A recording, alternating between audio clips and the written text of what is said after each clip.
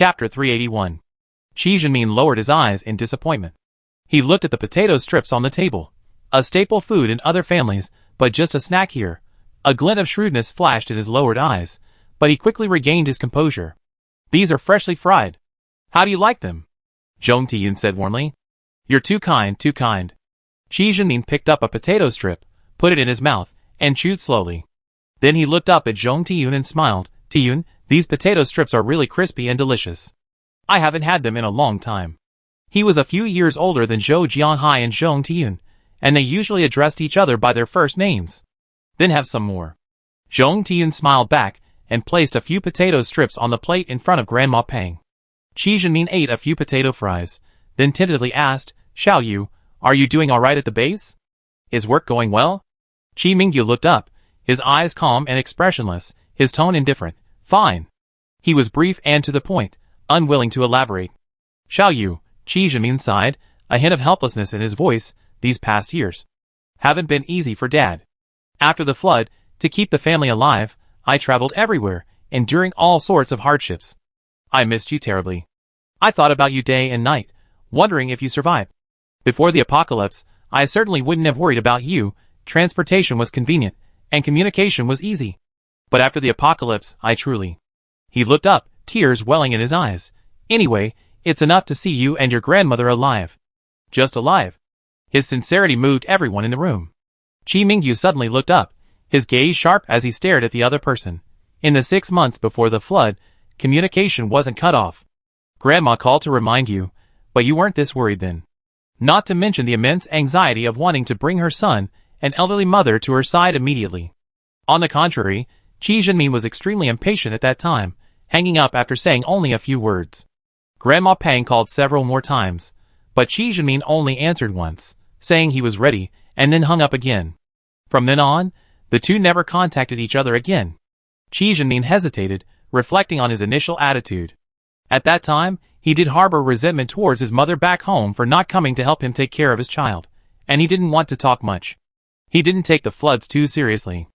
After all, with such advanced technology and their family's wealth, why would they worry about not having enough to eat?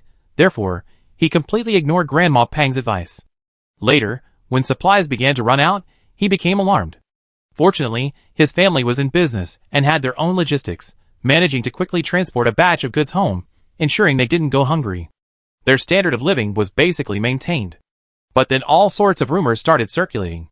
He had contacted people in the provincial capital government and heard some sensational information.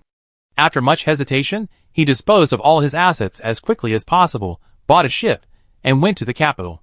At that time, he thought of his son in the army and his mother, who was alone in their hometown. But everyone has their own destiny. What could he do? In such a dangerous situation, to set off alone to find his mother, whose fate was unknown, any normal person would know what to choose. So, without any psychological burden, he took his beautiful wife and adorable children to the capital. If he hadn't unexpectedly seen Qi Mingyu while buying a house at the real estate department and discovered that Qi Mingyu seemed to hold a high position in the base, and hadn't inquired further, this scene of recognizing relatives would have occurred today. But of course, he wouldn't reveal any of this. He simply lowered his head dejectedly, and with self-reproach. Yes, I was such a fool back then. I really didn't expect the natural disaster to be so severe, separating our family, and keeping us apart for so many years before we could see each other again. Grandma Pang sighed softly. Zhenmin, seeing that you're still alive, and your 2 children are still alive, I'm relieved. May your family live a good life from now on. Don't worry about me here. Xiao Yu and Wan Wan will take care of me. Qi Zhenmin paused, then turned to Zhou Shuan sitting beside him, smiling kindly. Wan Wan, your uncle saw you when you were little. Back then, you were only this. So tall, and not very talkative. I never imagined you and Xiao Yu would be so destined to become family. Zhou Shuan smiled faintly. Yes, who can predict fate? But love and friendship can be chosen later, only family cannot be chosen. Regardless of whether our values align or our personalities are compatible, we can only endure and bear it. Therefore, Xiao Yu and I, and Grandma, are much luckier than him to become family. The implication in her words was too obvious. It was practically a direct insult to Qi Zhenmin, calling him immoral and incompetent, unworthy of being Grandma Pang and Qi Mingyu's family. Qi Zhenmin's expression changed, and he was about to speak when Qi Mingyu stood up, blocking Zhou Shuan's path, and said coldly, "It's getting late. We have other things to do. Please go back." Qi Jinmin's expression changed several times, and finally he said to Grandma Peng with a reluctant expression, "Mom, today was too rushed, and you're all busy too. I go now. I come see you and see you again next time." Grandma Peng's eyes were still red. She nodded, and didn't say anything. The rift between her son and grandson was too deep. Knowing the other was still alive, she finally felt relieved. "See you next time." Qi Jinmin nodded politely to Zhou Jianhai and Zhong Tian. "Okay, I see you out." Zhou Jianhai stood up. Qi Jinmin glanced again at Qi Mingyu, who stood like a mountain blocking Zhou Shuan's path, his expression complex and forlorn. Finally, he walked out without a word. Zhou Jianhai and Zhong Tian hurriedly saw him to the door. Regardless of Qi Jinmin's character, he was still Grandma Peng's son and Qi Mingyu's father, so they felt they had to be polite. After closing the door and returning, Zhou Jianhai looked at his daughter and couldn't help but scold her. "Wan, watch your words next time. What do you think your grandma and Xiaoyu will think?" Actually, their politeness towards Qi Jinmin was entirely out of respect for Grandma Peng and Qi Mingyu, otherwise, they wouldn't care if he died. Zhou Jianhai scolded his daughter, partly out of concern for the close bond between father and son. Although Xiaoyu appeared cold and indifferent to her father, what if she still harbored fatherly affection? Then Wan's words would be seen as creating conflict between the young couple. This scolding was also intended for Qi Mingyu's benefit. Before Zhou Shuan could reply, Qi Mingyu spoke first. "Dad, Wan is right, I agree. That's why we share the same values." Zhou Shuan smiled at him. Qi Mingyu smiled slightly, then got up and went to the bedroom. He needed some time to process what had just happened. Everyone knew he was upset. Zhou Jianhai and Zhong Tian both gave Zhou Shuan a look, signaling her to go and comfort him. Zhou Shuan nodded and followed him. Chapter 382. Zhou Shuan entered the bedroom and gently closed the door. The room was quiet, save for the faint sound of the howling wind outside the window. She walked to Qi Mingyu's side and took his hand. His large hand was dry and strong, his brows furrowed, as if he were struggling to suppress some emotion. Qi Mingyu returned the gesture, tightening his grip on her hand and pulling her into his embrace. Zhou Shuan nestled against his chest, feeling his strong heartbeat. The two embraced quietly, watching the snow scene outside. Sometimes, some words don't need to be spoken. A warm and tender embrace like this is the greatest comfort. After a long while, Qi Mingyu's emotions finally calmed down. He looked at Zhou Shuan, his attitude serious. "Wan, my father isn't as simple as you think. You need to be careful when you go out lately." Zhou Shuan was taken aback. "What, you think he harmed me?" Qi Mingyu shook his head. "Businessmen never do anything without profit. Especially someone like him who's always striving for fame and fortune and climbing the social ladder. The reason he was able to find us must be because he thinks we can profit from us." Zhou Shuan slowly nodded. "That's right. The people from the capital base have only been in our base for 2 or 3 days. The fact that he was able to find us so quickly shows that he knows your identity in the base. Everyone in the base knows that Qi Mingyu is the captain of the security team. Later, when General Zhao is in charge of assisting with base security, anyone who is interested will find out who Qi Mingyu is with a little inquiry. He's a very cunning and clever person. He knew that if he made demands right away, it would definitely offend us, so he didn't make any requests. Instead, he only talked about family reunion. If Grandma or I were a little soft-hearted, we might have agreed." Qi Mingyu sneered. "But he doesn't know that a wounded heart is hard to heal." Zhou Shuan looked at him with heartache. "We don't care how he's doing. We won't let him take advantage of us. Not even a little bit," she said imperiously. Qi Mingyu couldn't help but laugh, knowing she was saying this on purpose to make herself feel better. He gently took her hand, smiling. "All right, who told you to be our family's head of logistics? You say no, and that means no." Zhou Shuan laughed. "Let's go see Grandma. She must be feeling even worse right now," Qi Mingyu said, his brow furrowed with worry for his grandmother. "Okay." Zhou Shuan nodded, and walked out of the bedroom with him.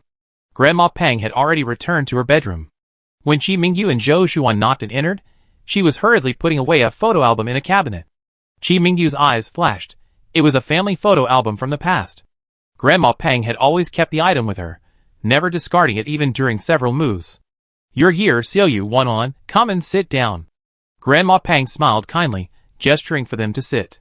"Grandma, Xiaoyu was worried about you, so she came to see you," Zhou Shuan said with concern.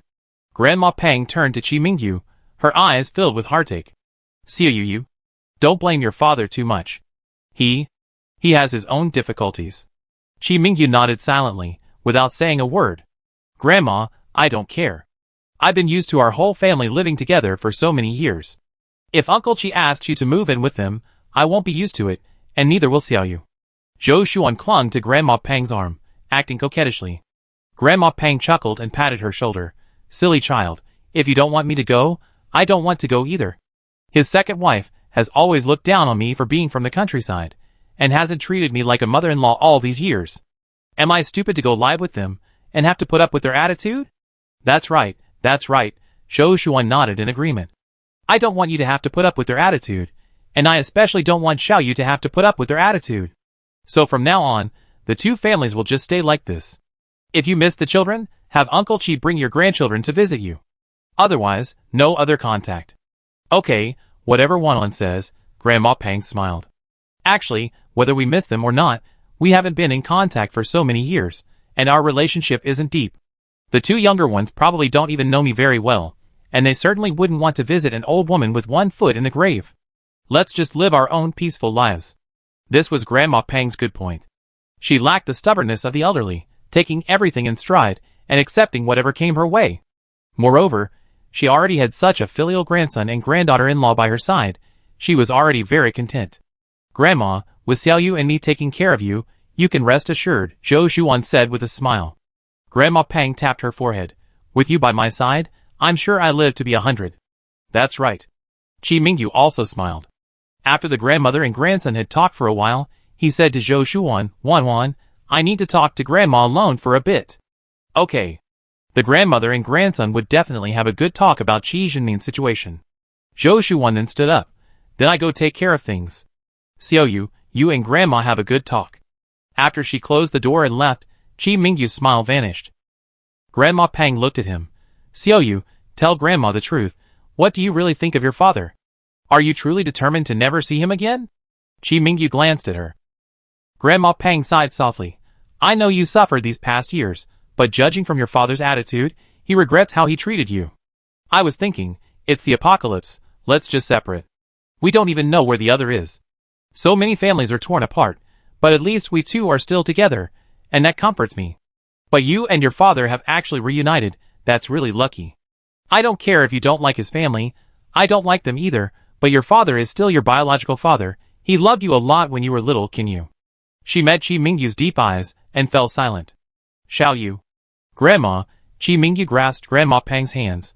Wanwan was right just now, it's best if we keep a respectful distance. Haven't you wondered why he's come looking for us now? Grandma Pang was taken aback. Qi Mingyu looked directly at her. Grandma, there's something we all know, but don't talk about. Our living conditions are much better than everyone else's.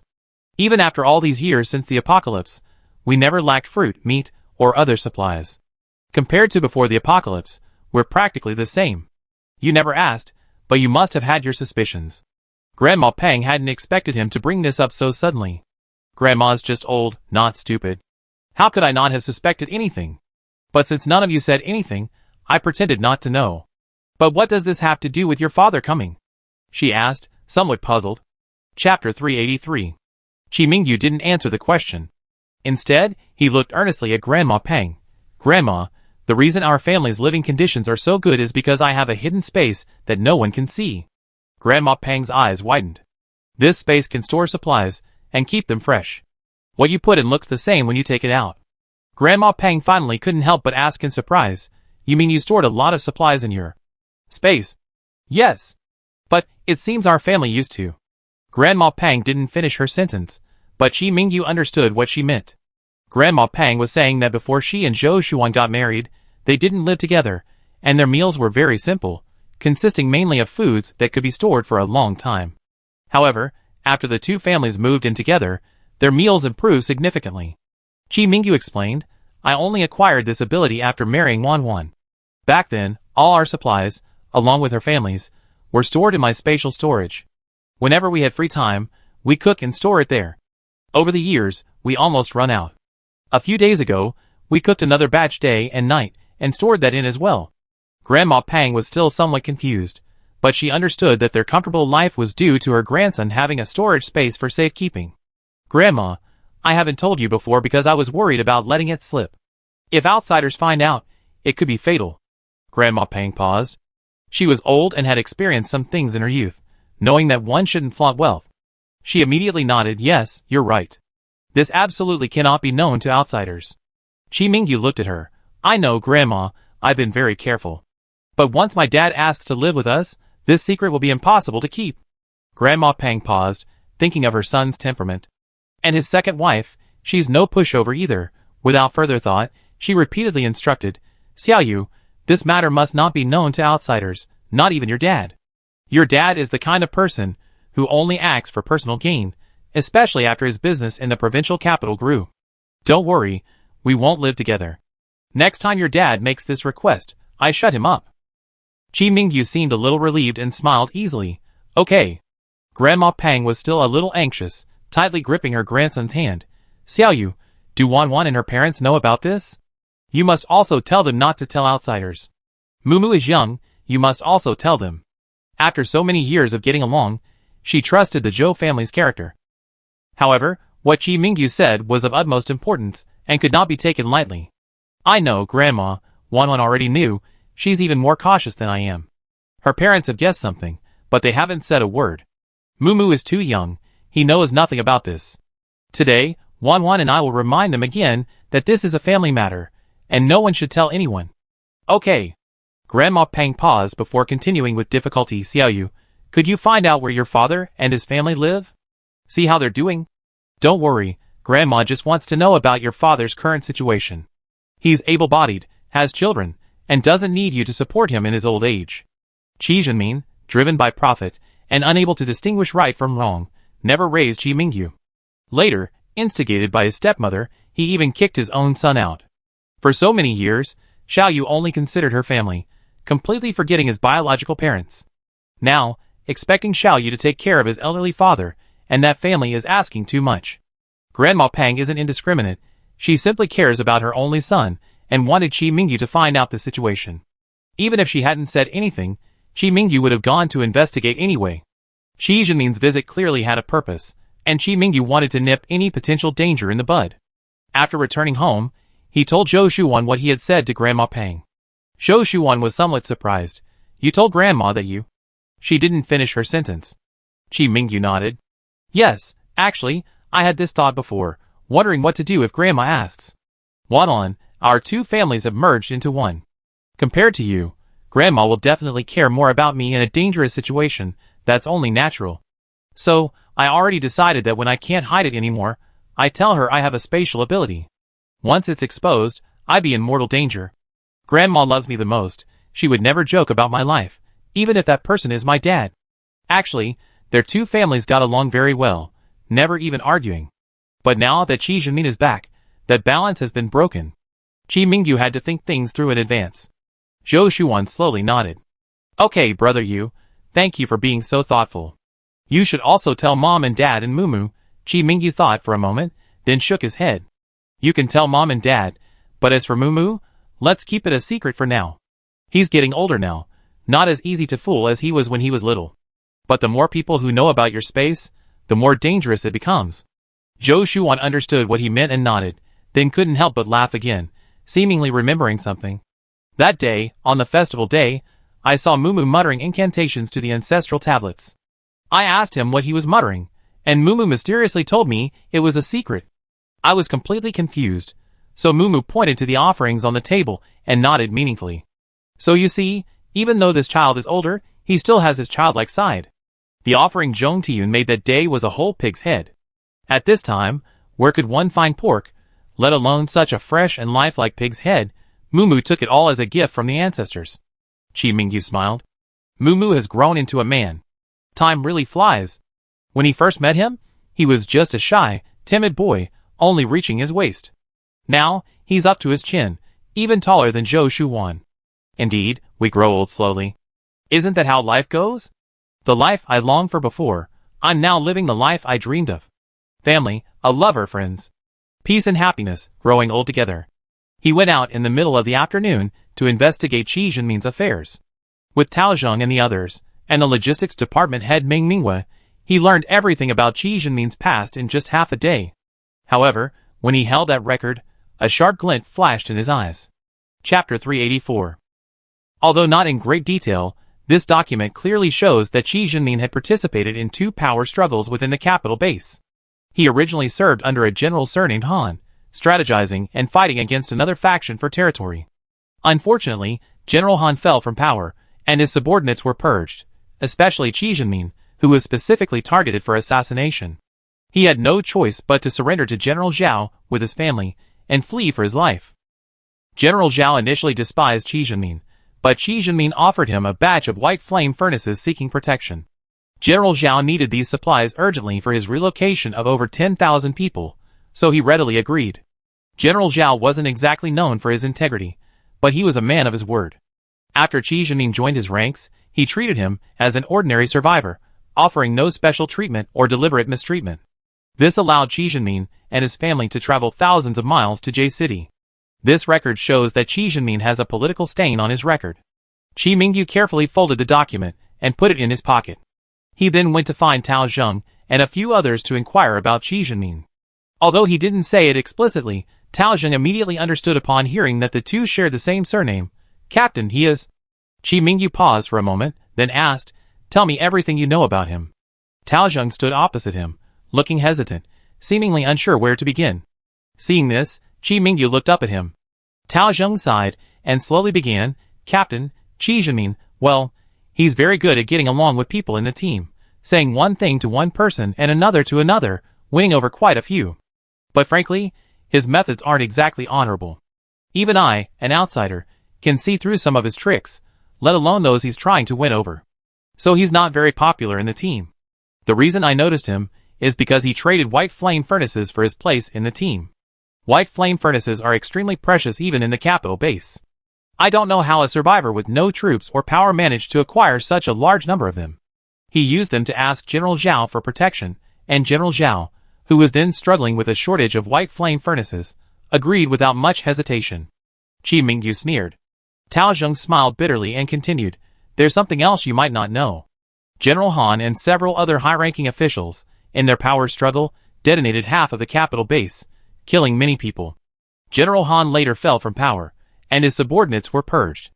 Qi Jinmin was under General Han at the time, helping with the planning and participating in that struggle. But we don't know his specific role. We only know that he was later targeted and hunted down, which is why he fled to General Zhao's side." Qi Mingyu's gaze sharpened, his voice low and cold. "He dares to meddle in everything." Tao Zheng sighed, a hint of helplessness in his voice. "Captain, this guy, you better be careful. He's too calculating and unreliable. Although we don't know his specific situation at the capital base, the fact that he managed to get his hands on the white flame furnace means there's definitely something fishy going on behind the scenes." Qi Mingyu was silent for a moment, a complex emotion flashing in his eyes. After a long pause, he slowly loosened his fist and exhaled softly, "I understand, thank you." Tao Zheng nodded, hesitated for a moment, and then said, "Captain, if you need anything, feel free to contact us anytime. Xiao Lu, Sangzi, and I will all help you." Qi Mingyu smiled, his eyes softening. "All right, we're brothers. Since you say so, then I really need to trouble you with something." "Go ahead. I've been busy lately, and I might be a little overwhelmed. Could you please keep an eye on my dad's situation for me?" "Sure. It's no big deal." Tao Zheng nodded. "When he first joined the team, the general also told us to keep an eye on him." "Thanks. Come over for dinner sometime." Qi Mingyu patted the other person on the shoulder and left. Back home, Qi Mingyu only told Zhou Shuan about it, calmly relaying Tao Zheng's words.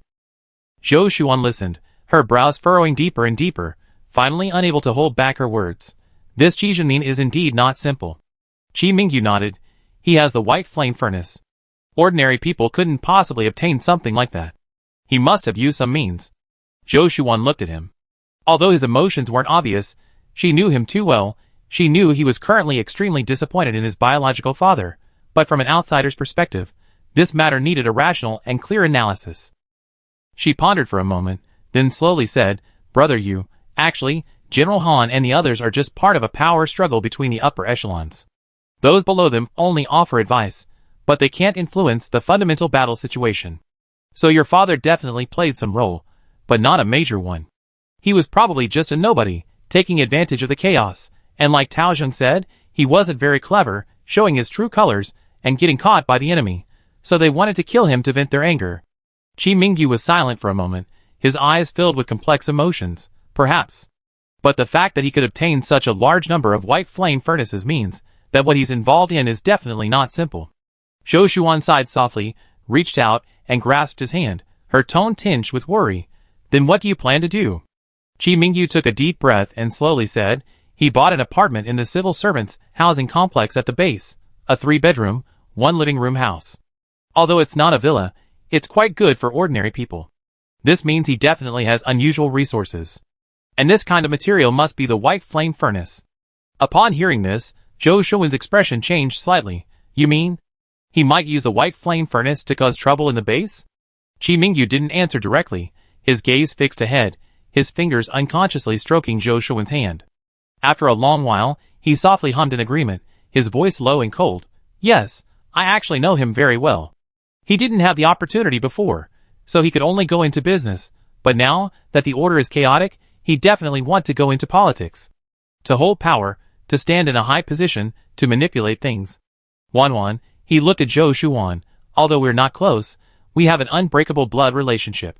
No matter how much trouble he causes, what I'm worried about is that he disrupt our peaceful lives. Although Chi Mingyu is now the captain of the security team, he's only responsible for training and maintaining order at the base. He doesn't concern himself with anything else.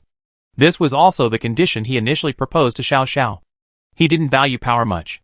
He accepted the job initially partly to help a friend, and partly because his family was all at the base, and his position as the head of the security team would better help him protect them.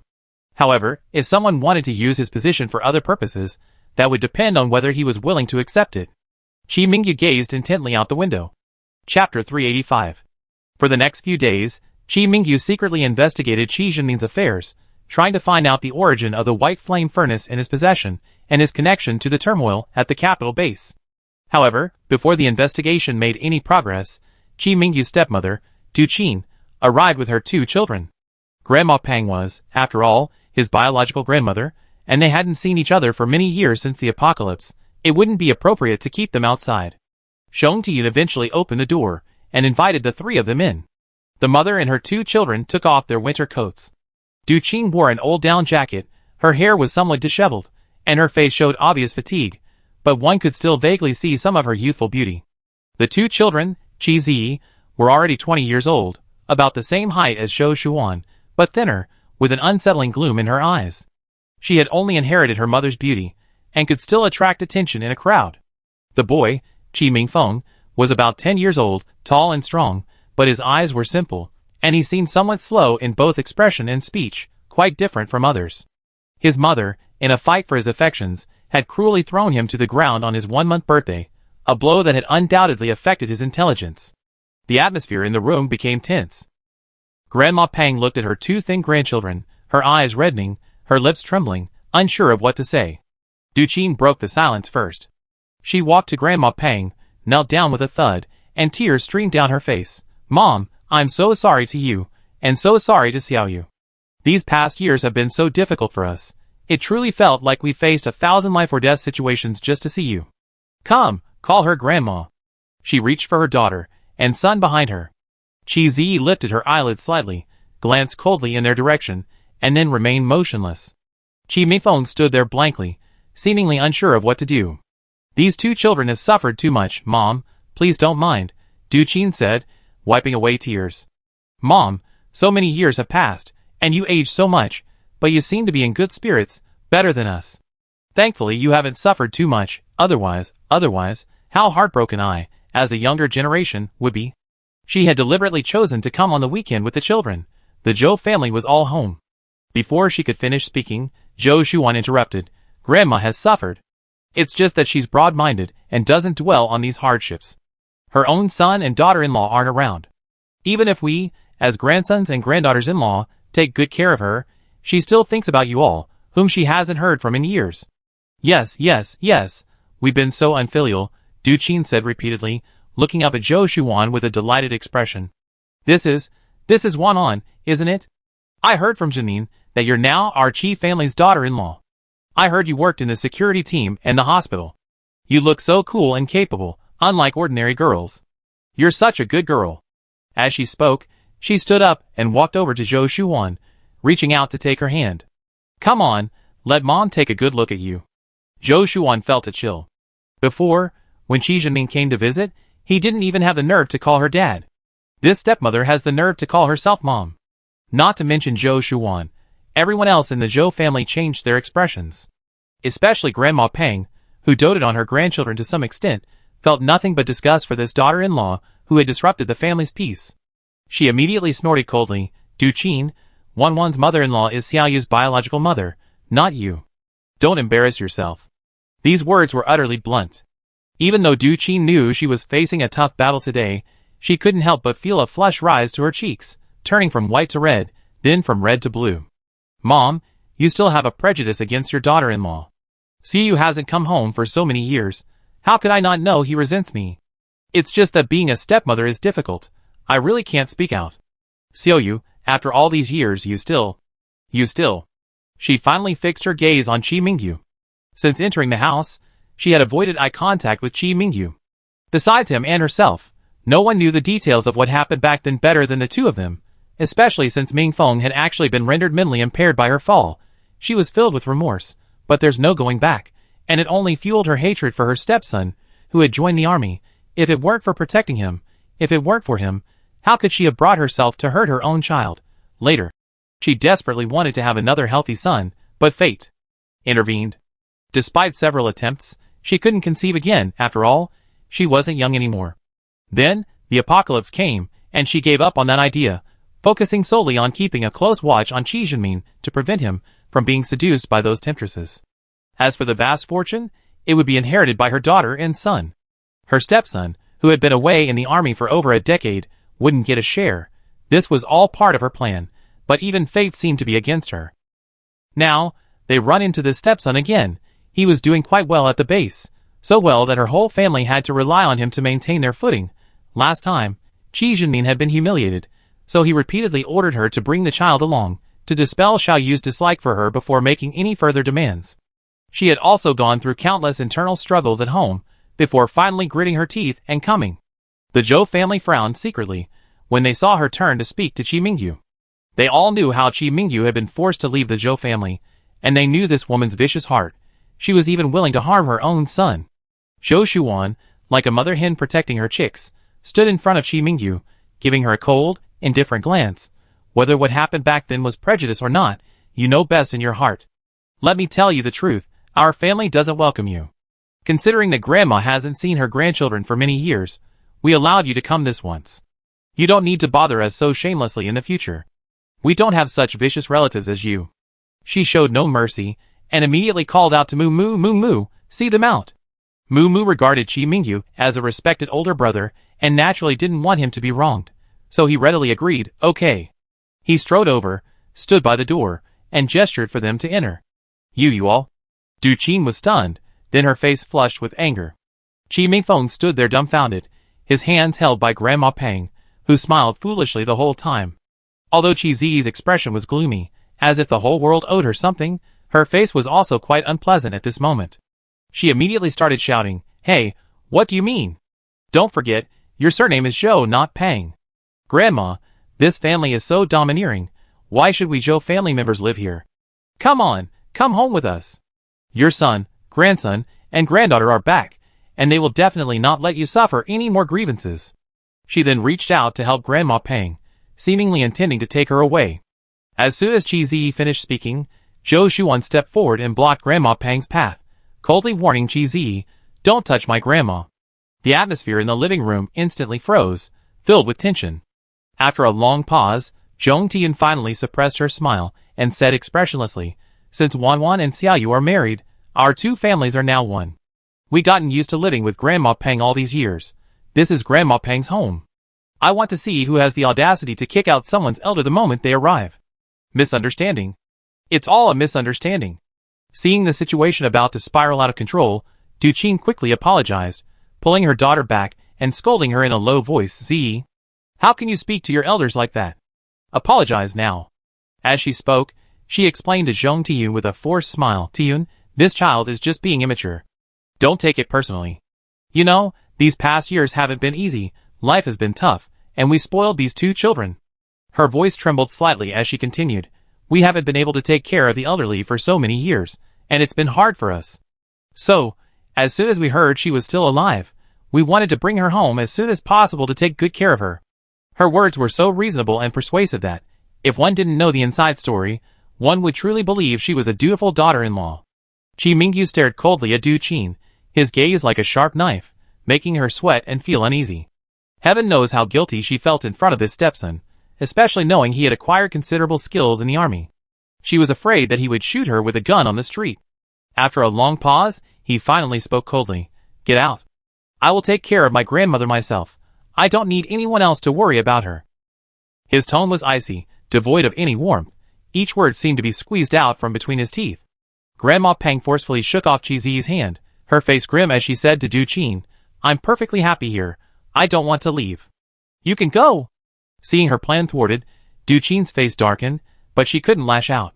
She could only suppress her anger and force a smile. Mom, don't be angry. We were just worried about you. Since you don't want to, we come again next time. With that, she dragged Chi Zi out. Chi Mingfeng continued grinning foolishly, completely oblivious to the tense atmosphere around him, letting Du Qin forcibly pull him out of the Zhou family's gate. The gate was slammed shut behind them without hesitation. Du Qin trembled with rage. She glanced back, then grabbed her daughter's arm and said, Let's go. She left without looking back. Chi Zi staggered. She glanced back at the tightly closed Zhou family gate, a flash of resentment in her eyes. Mom, are you just going to let this go? After walking a short distance, Chi Zi finally couldn't contain her anger. She shook off Du Qin's hand, her voice filled with deep resentment and bitterness. Du Qin stopped and turned to look at her daughter, a sharp glint in her eyes. Otherwise? She said in a low, icy voice. Didn't you see Chi Mingyu's expression? He clearly doesn't want us near that old woman. Chi Zi bit her lower lip, her face full of resentment. But, she tried to say something more, but Du Qin interrupted her. But what? Du Qin said impatiently, Do you think I'm willing to give up like this? In the current situation, we have no chance of winning. Our family is barely surviving at the base. Chi Mingyu's side is the only one we can rely on. We can only endure and wait for an opportunity. As she spoke, Du Qin patted her daughter's shoulder, a fierce glint in her eyes. Don't worry, I won't let this go. What belongs to us, no one can take away. Chi Zi looked at her mother, the resentment in her eyes gradually disappearing, replaced by a secret pleasure. She understood her mother's unspoken meaning. Her stepson was quite capable, managing to acquire such a large villa within the base, indicating he possessed considerable resources. Add to that his current status and connections within the base. It'd all be ours in the future. Let's see how Mom and Dad use their methods to seize it all. She finally felt much of the anger she suffered at the Zhou family's house today dissipate. Back at the Zhou family's house, Zhou Jianhai finally let out a heavy sigh after closing the gate. Inside, Grandma Peng's face remained grim. She tightly gripped Zhou Shuan's hand. Wan, Grandma won't go to their house, won't go anywhere else. I stay with you and Xiaoyu. Zhou Shuan nodded. Yes, Grandma, don't worry. Even if you want to leave, none of us will let you go. Chi Mingyu walked to Grandma Peng's side, gently took her hand, and said in a deep voice, Grandma, don't worry, I take care of everything. His tone was firm, and his eyes were full of strength, making Grandma Peng feel at ease. Grandma Peng gently patted his back, her eyes welling up with tears. Grandma, let me pour you a glass of hot water. Zhou Shuan stood up, giving the grandmother and grandson some space. What the Qi Zhimin family was planning was clear to everyone, even if it wasn't clear at first. Zhou Shuan knew that Qi Mingyu and Grandma Peng must have a lot to say to each other right now. Let's go cook. Zhong Tiyun also quickly led Zhou Jianhai and Mumu away. The house was empty. Grandma Peng turned to look at Qi Mingyu. Xiaoyu, she said softly, her tone filled with complex emotions. What's the situation with your father and the others at the base? Qi Mingyu frowned slightly. Originally, he didn't want his grandmother to know these things, but now it seemed.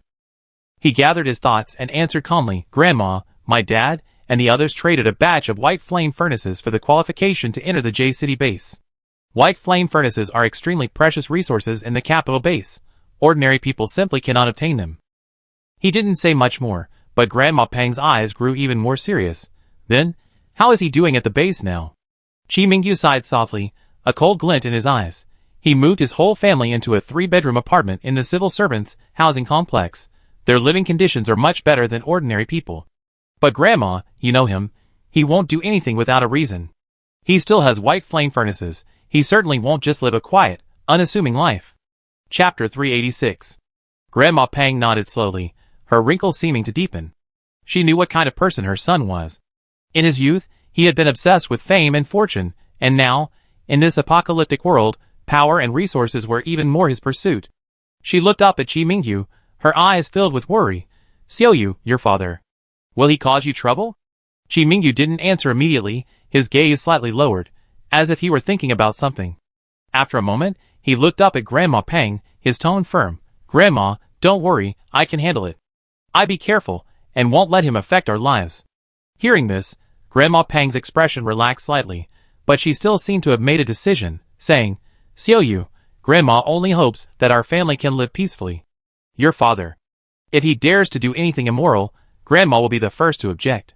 Chi Mingyu nodded, his eyes softening. Grandma, don't worry, I won't let him succeed. Grandma Pang sighed deeply, a hint of weariness flashing in her eyes, but more so a resolute determination. Xiaoyu, Grandma is getting old, and there are many things I can no longer do. But Grandma will never leave you in Shaowan. Our family will always be together. Although she missed her son, knowing he was safe and sound gave her an outlet for her longing, and she wasn't so worried anymore. Now, she was thinking more about how her family could maintain a peaceful life in the future. Like Zhou Shuwan and Chi Mingyu, she didn't want her family's peaceful life to be disturbed. Chi Mingyu smiled slightly, his voice gentle. Grandma, you're right. Our family will always be together. Du Qin, with her 2 children, stepped heavily into the house. Qi Zhenmin was sitting on the simple sofa, his brow furrowed, seemingly troubled by something. Seeing him like this, Du Qin's displeasure instantly surged. She slammed her bag down on the coffee table, her tone tinged with grievance and anger. Zhenmin, you have no idea how humiliated we were at the Zhou families today.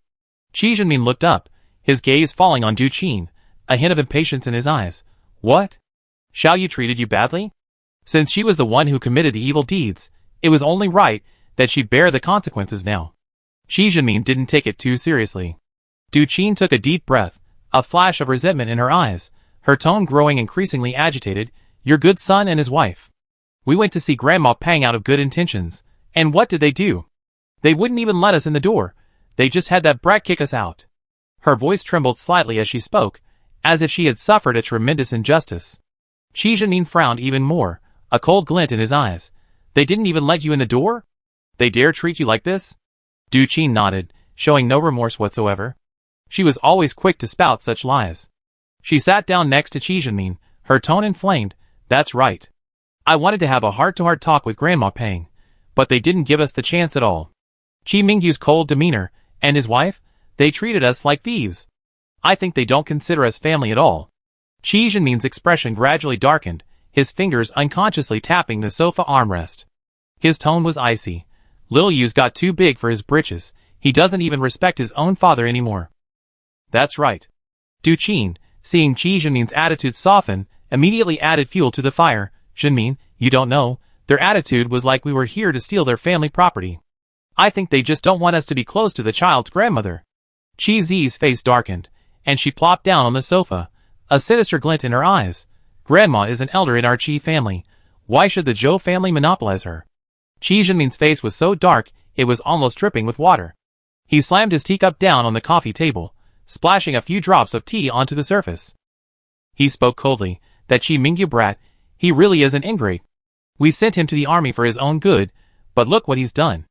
Now that he's all grown up, he doesn't even recognize his own father. Seeing Qi Zhenmin's anger, Du Qin's eyes flashed with smugness, but her tone remained indignant.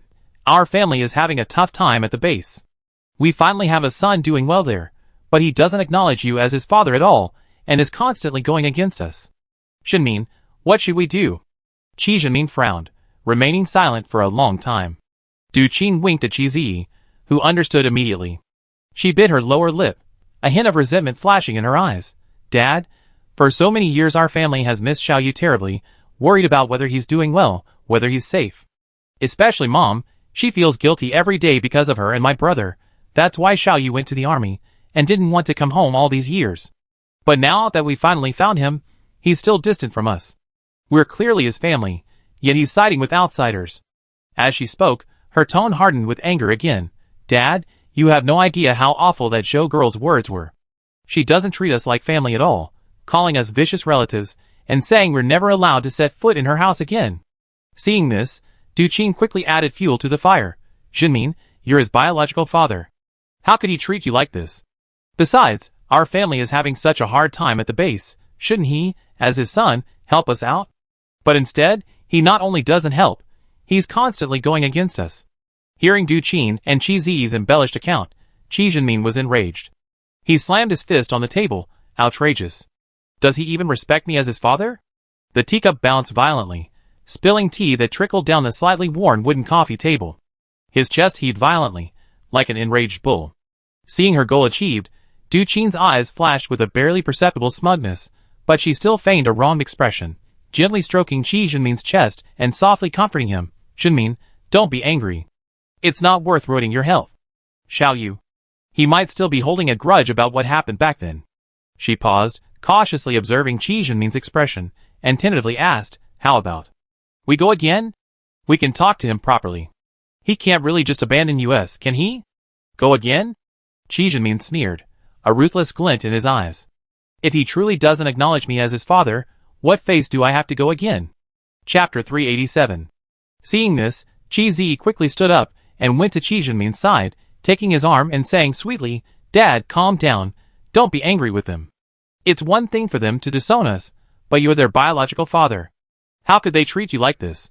At the Qi family home, fueled by the mother and daughter's embellishments, Qi Jinmin angrily stood up, grabbed his winter coat hanging on the wall, and was about to leave. Jinmin, where are you going? Duqin asked quickly upon seeing this. I'm going to find Qi Mingyu. I want to see if he really dares to disown me as his father. Qi Jinmin said angrily, his tone filled with uncontrollable rage. Duqin quickly grabbed Qi Jinmin's arm, her voice anxious. Jinmin, don't be impulsive.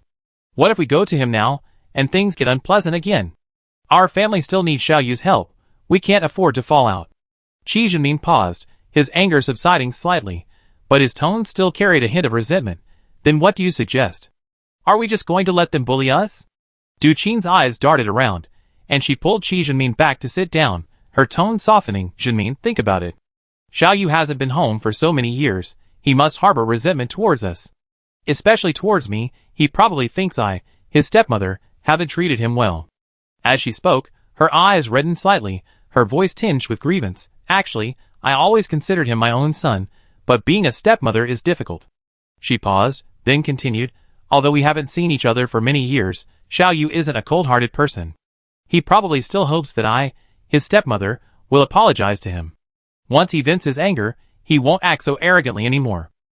Hearing Duqin's words, Qi Jinmin's anger gradually subsided, replaced by a sense of helplessness. He sighed and slowly said, Sigh, we're all family, why make such a fuss? But upon hearing the suggestion of an apology from his stepmother, he immediately sneered, tapping his fingers on the table with a crisp sound. You're his mother. What mother apologizes to her son? Besides, he did something terribly wrong, turning his younger brother into a lifelong mentally challenged person. Can he live with himself? He paused, his tone becoming increasingly stern. From now on, supporting our parents and caring for our frail younger siblings will all be his responsibility. I take the job. If he dares to shirk it, I go to the base leadership and complain about him, revealing the truth of what happened back then, and see if Qi Mingyu is scared. Duqin looked at Qi Jinmin, a fleeting smile in her eyes. She gently patted Qi Jinmin's shoulder and said softly, Jinmin, don't be angry. It's not worth ruining your health. Qi Jinmin waved his hand irritably. All right, I know. I handle this. Don't worry about it. He stood up and paced back and forth in the room, his brows furrowed, seemingly deep in thought. After a while, he went to a corner, took out several white flame stoves from a hidden spot, and carefully wrapped them in cloth. That evening, he took Qi Mingfeng to Xiao Xiao's place in the same residential area.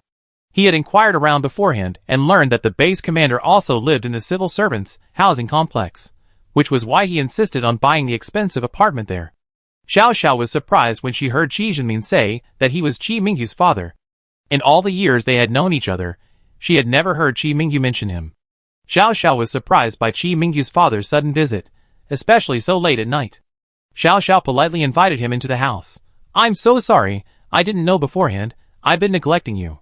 Following behind him was Qi Mingfeng, who appeared to have some mental disabilities. Qi Zhenmin enthusiastically introduced him. This is my youngest son, Mingfeng. He fell and hurt himself when he was little, and now his brain. He sighed helplessly. Alas, this child, his life is so hard. Looking at Qi Mingfeng's blank stare and slightly clumsy movements, Xiao Xiao understood. Xiao Xiao politely expressed her sympathy, gesturing for Qi Zhenmin and his son to sit on the sofa. She poured 2 glasses of hot water before sitting down opposite them. Under the dim light, Qi Mingfeng clutched a plush toy tightly in his hand, muttering incoherently. Xiao Xiao subtly observed the father and son, silently trying to guess their intentions. He initially thought the other party was trying to curry favor and secure a position at the base. Base Commander, I'm truly sorry to bother you today, Qi Zhenmin said, rubbing his hands together, his face beaming with a humble yet ingratiating smile. It's been so many years since I've seen Xiao Yu. Father and son have missed each other dearly. But Xiao Yu has always misunderstood me. I heard you two are close, so I come today to ask for your help in mediating. As he spoke, he took several white flame stoves from his cloth bag and carefully placed them on the coffee table. White flame stoves are very valuable. These are the only ones I have. I was worried that Xiao Yu and the others would be cold at home, but he firmly refused when I offered them to them. I had no choice but to come and ask you for help. Qi Zhenmin's attitude toward Xiao Xiao wasn't that of a base commander, but rather that of a friend of his son. Xiao Xiao glanced at him, then nodded calmly. All right, uncle, don't worry, I help mediate. There's no lasting grudge between father and son. His address to Xiao Xiao had changed to that of a junior addressing an elder. Qi Zhenmin, seeing his goal achieved, was filled with gratitude. Then I trouble you, base commander. Mingyu has always been stubborn, serving in the army for years without coming home to visit. His mother and I are terribly worried. Also, I can't let you help for nothing. You're so busy. 3 of these are for Xiaoyu. 3 are enough for their family. The remaining 3, base commander, please keep them as a token of my gratitude. Xiao Xiao raised an eyebrow. He truly couldn't refuse this kind of gift-giving. After a moment's hesitation, he looked up. Okay, thank you, uncle. Qi Zhenmin's cheeks flushed with joy, and he waved his hands repeatedly. No need to thank me. No need to thank me. I should be thanking you. Once my son and I are reconciled, I definitely treat you to a drink. All right. Xiao Xiao's attitude was calm, and she poured him another cup of tea. Qi Zhenmin, however, was a smart man. He knew he couldn't linger and annoy her. After explaining his purpose, he stood up to take his leave. Then I won't bother you any longer. I head back now. Base commander, please do me the honor of joining me for dinner another day. He pulled Qi Mingfeng out the door. After he left, Ming Mingwei, who had been in the bedroom, came out and asked in a strange tone, why didn't Xiao Yu mention that his father came to the base? That's the problem, isn't it?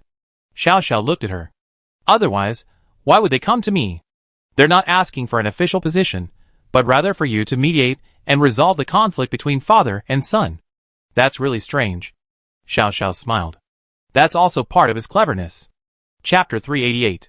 The next day, when Qi Mingyu arrived at work, Xiao Xiao had someone call him over. Upon arriving, he saw 6 small, exquisite white flame stoves on the coffee table. Qi Mingyu didn't quite understand their meaning. Xiao Xiao nodded, gesturing for him to sit down, and explained what had happened the previous night.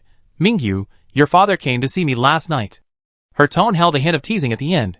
Your father said he was worried your family would be cold, so he specially brought these, but you refused to accept them.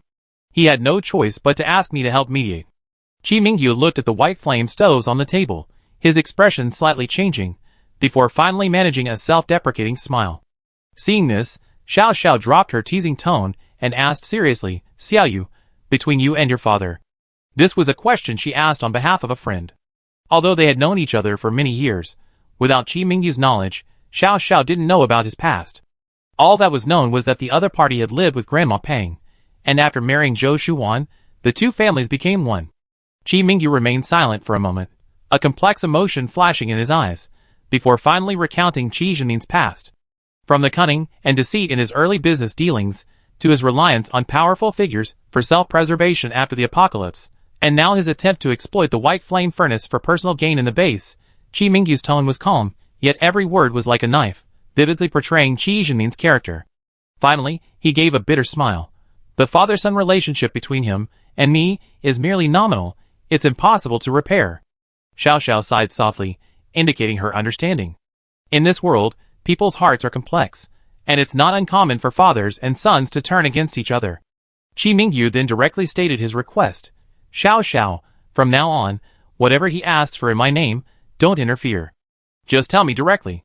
This was because he was worried the other party would feel awkward refusing Qi Jinmin's request out of consideration for him. Xiao Xiao laughed and joked with him. Okay, then I uphold justice even against family ties. What justice? Whose family? Qi Mingyu smiled helplessly. Even Mingyu's uncle and aunt work on the assembly line at a food processing plant. I don't know where he gets his confidence, thinking that just mentioning my name will guarantee him a position at the base. Xiao Xiao's family consisted only of her widowed mother and younger sister, who didn't work but stayed home quietly, unwilling to cause trouble for Xiao Xiao.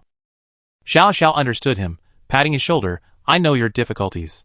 Your grandmother must miss your stepbrothers and stepsisters too. Qi Mingyu rubbed his forehead, smiling bitterly. After chatting with Xiao Xiao for a few more minutes, he left. He only took 3 white flame furnaces with him, leaving the other 3 behind despite Xiao Xiao's initial reluctance. Consider them as a way to calm your nerves. The word calm your nerves was used aptly. Xiao Xiao couldn't help but laugh, and after thinking for a moment, ultimately didn't refuse. Given his relationship with Zhou Shuwan and Qi Mingyu, there was no need to argue over a few white flame furnaces. Back home, Qi Mingyu told Zhou Shuwan everything that had happened at Xiao Xiao's place, as well as Qi Jinmin's act of giving her the white flame furnaces. After listening, Zhou Shuwan sneered. He's certainly playing a clever game. First, he's using Xiao Xiao to put pressure on you. Second, he's using this opportunity to build a relationship with the base commander, so he can make his move in the future. Qi Mingyu's face darkened. He knew Zhou Shuwan was right. Qi Jinmin was extremely cunning, calculating every step meticulously. So what do we do now? Zhou Shuwan looked at him. Qi Mingyu pondered for a moment, then slowly said, let's hold back for now. Let's see what he does next. Zhou Shuwan nodded. We still need to find a chance to return the white flame furnaces to them. Don't let them think that just because we accepted them, we can easily manipulate them. He given away 6 white flame furnaces in one go. Qi Jinmin had a considerable amount of supplies. It wouldn't be a problem to support his family at the base. However, if he always tried to take shortcuts, he might not end up well. The next afternoon, the sky was overcast, and a cold wind howled. Because everyone in the family had to go to work, only Grandma Peng and Mumu were at home. After finding out the details, Qi Jinmin, along with his wife Du Qin and their 2 children, went to visit again. Grandma Peng stood by the window, watching Qi Jinmin and his family of 4 standing in the cold wind outside. Although they had winter clothes, she still felt sorry for them. Although she had some reservations about her son and daughter-in-law's actions, she still felt sorry for her grandchildren. Mumu, go open the door, Grandma Peng sighed. We can't let them freeze outside. Mumu was a little reluctant, but she still turned and ran to open the door. Du Qin's face was full of smiles, carrying bags of gifts. Qi Zi looked reluctant, while Qi Mingfeng remained as dazed as ever. Mom, we're here. Du Qin smiled broadly, placing the gifts on the ground and rubbing her red, frozen fingers. Qi Jinmin nodded in agreement. Yes, Mom, we came empty-handed last time. We brought you some food. He glanced around casually, a hint of inquiry in his eyes. When she noticed the boy staring at them, she gave him a friendly smile. Mumu's expression was unfriendly, and she didn't respond at all. Qi Jinmin didn't take it seriously either. After taking off his winter coat, he went to help Grandma Peng. Mom, how have you been feeling these past few days? His family had a conflict with Qi Mingyu's family as soon as they arrived. After talking to the base commander, Qi Jinmin decided to change his strategy and try a more conciliatory approach. Grandma Peng looked at her son's family, her heart filled with mixed feelings. She sighed and said, please sit down. It's cold outside, taking the children out is torture. In the warm living room, the coal stove was burning brightly, crackling loudly. Qi Jinmin's family sat around the sofa, and Grandma Peng poured everyone a cup of hot water. Where are Xiaoyu and Zhou Shuwan? Qi Jinmin took the hot water, warming his hands, and asked casually. Grandma Peng replied indifferently, they all gone to work, they're not home. Oh, is that so? Qi Jinmin took a sip of hot water, his eyes flickering as if he were thinking about something. Then, Mom, is it just you and this child at home all the time? That won't do. He has no one to keep him company. How lonely. Du Qin said. Mumu's eyes narrowed. He was now tall and strong, with a handsome face, radiating the youthful vigor unique to young people. He usually had a fiery temper, but now he was patiently sitting beside them, enduring the scrutinizing gazes of the group. Grandma Peng frowned, and said coldly, "Although I'm old, I'm not senile. There's no need for the whole family to do nothing but stay home with me. If they all stay home resting, won't the whole family eat and drink? Or am I, an old woman, supposed to go out and find work?" "Mom, that's not what I meant, you misunderstood," Du Qin said with an awkward smile. Chapter 389. "I was just worried you'd be lonely at home alone," Du Qin quickly said with a smile.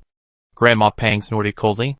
She had a bad temper, otherwise, she wouldn't have returned to her hometown years ago, when her later daughter-in-law needed her help taking care of the children, and never returned to the provincial capital. She really disapproved of Du Qin's behavior.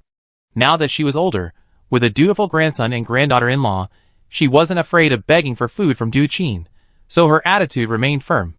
Du Qin's face flushed slightly, and Qi Zhenming gave her a wink. She then smiled and changed the subject. "Mom, Mingfeng and Zi miss you very much and have been saying they want to come see you." As she spoke, she reached out and patted Qi Mingfeng's head, who was sitting beside her. Qi Mingfeng continued to play with his toys, grinning foolishly, completely oblivious to his surroundings. Qi Zi, on the other hand, glanced around impatiently, seemingly indifferent to the scene before her. Grandma Pang looked at her grandson and granddaughter, sighed inwardly, and said, "You all grown up." Qi Zhenming seized the opportunity to suggest, "Mom, why don't you come home with us? We take good care of you." Grandma Pang resolutely refused. "I'm perfectly fine here. I'm not going anywhere." Du Qin's eyes lit up, and she said with a smile, "Mom, how about this? Mingfeng has had a mental disability since he was little, and I haven't taken good care of him. Seeing him like this now is heartbreaking. Why don't we let him stay with you for a few days, so he can show some filial piety?" As she spoke, she gently nudged Qi Mingfeng. Qi Mingfeng looked up blankly and grinned foolishly at Grandma Pang. To be fair, Qi Mingfeng was only a few years younger than Mu Mu, a very handsome young man with thick eyebrows, large eyes, and a delicate jawline. He even bore a striking resemblance to Qi Mingyu. Seeing her beautiful grandson end up mentally challenged for life, Grandma Pang felt a pang of sadness. Especially when he looked up and smiled at her, that smile was like a child's, so innocent. Indeed, he was only the mental age of a child of a few years old. Grandma Pang hesitated, but thinking of Du Qin's character, she ultimately refused. "Mingfeng needs someone to take care of him. I can't manage alone. You should take him back." Disappointment appeared on Du Qin and Qi Zhenming's faces. Qi Zi's expression froze for a moment, then she quietly got up and walked into the living room. Mu Mu, who had been secretly observing Qi Zi, immediately followed her, blocking her path. "Where are you going?" Mu Mu asked coldly, her tone tinged with wariness. Qi Zi was taken aback, then said fiercely, "Going to the toilet? No way."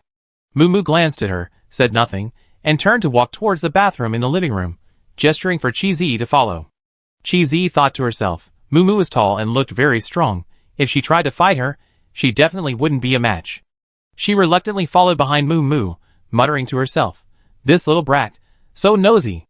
Grandma Pang also glanced in her direction, but said nothing. The living room bathroom wasn't big, and because of the extremely cold weather, the flush toilet was completely unnecessary. To cope with unforeseen circumstances, the Zhou family had placed a plastic bowl filled with cat litter in the bathroom. However, there were 2 bathrooms in the house. This one in the living room contained mud, just in case guests needed to use it, and wouldn't discover that the Zhou family still had cat litter available. Qi Zi frowned in disgust at the makeshift toilet, covering her nose as she asked, "This? How do you use it?" Mu Mu pointed expressionlessly to the shovel in the corner, and said, "Take care of it yourself." With that, he turned and left the bathroom, leaving Qi Zi bewildered inside. After leaving, Mu Mu pursed his lips, wondering what the other person was so arrogant about. He simply couldn't believe that after all these years, the other person still had access to a clean flush toilet. What was he pretending for? Qi Zi had endured countless hardships on her long journey, finally settling down at the base with her family, but she certainly couldn't expect an automatic flush toilet. However, she thought the Zhou family's large villa would offer more convenience, but it turned out to be just like their cramped 3-bedroom apartment in the civil servants' housing complex. It seemed to be all show and no substance. This damned apocalypse was truly unbearable. Qi Zi desperately missed her life before the apocalypse. Holding her breath, she relieved herself in the litter box, then disgustedly pulled up her pants. Dissatisfied, she didn't leave immediately after using the toilet, but instead rummaged through the bathroom, hoping to find some clues about the Zhou family's hidden supplies. However, after searching for a long time, she found nothing and had to return to the living room dejectedly. Just as she reached the door, she accidentally kicked a bucket of water placed in the corner. With a crash, the bucket fell to the ground, spilling dirty water everywhere. The murky water stains spread across the floor, mixing with the dirt from behind the house, instantly turning the bathroom into a mess. Moo heard the noise and immediately rushed into the bathroom. Seeing this, his face immediately darkened, and he scolded her harshly. "What's wrong with you? So clumsy." Chi Zi, already feeling guilty for getting nothing, was further enraged by Moo's harsh reprimand. She retorted defiantly, "Mind your own business. I didn't do it on purpose." As she spoke, she deliberately stepped on the dirty water, splashing a few drops and soiling Moo's trouser leg. Moo's face darkened even more. He pointed at the dirty water and angrily said, "You. What you? You little brat." Chi Zi glared back defiantly. "You?" Moo's face flushed red with anger, his finger trembling as he pointed at Chi Zi. The two argued back and forth, their voices growing louder and louder. "What's all the noise about? What kind of behavior is this?" Grandma Peng came over after hearing the commotion, and her face darkened when she saw the mess in the bathroom. "How old are you? Still acting like a child. Z, what's wrong with you?" She went to the toilet and made such a mess of someone else's room. Chi Zi pouted indignantly, but dared not say anything more. Qi Zhenmin and Du Qin also rushed over upon hearing the commotion. Seeing the scene, both their expressions changed.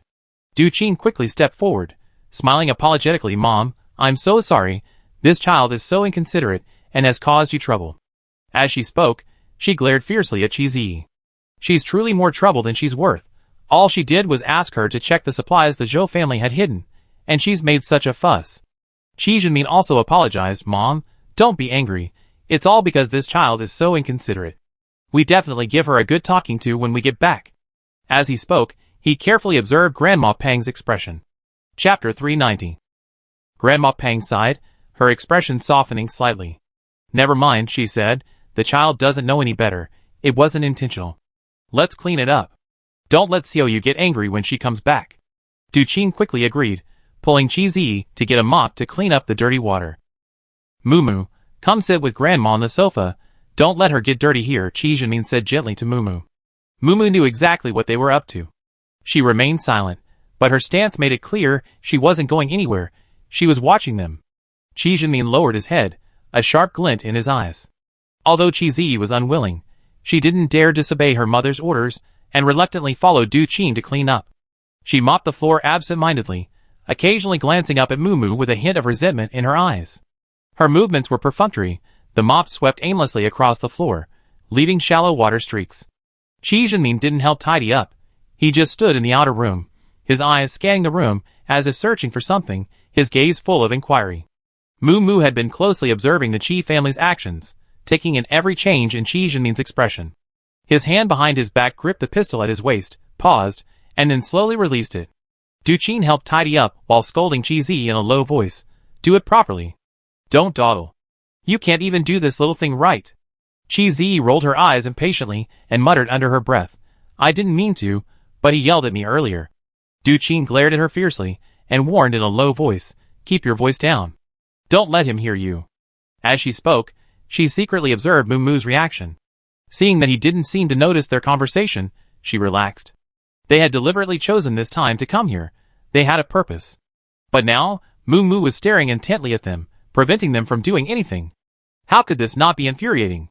Qi Zhenmin looked around, then pretended to suddenly remember something and walked out. Moo immediately called out, "Uncle Qi, where are you going?"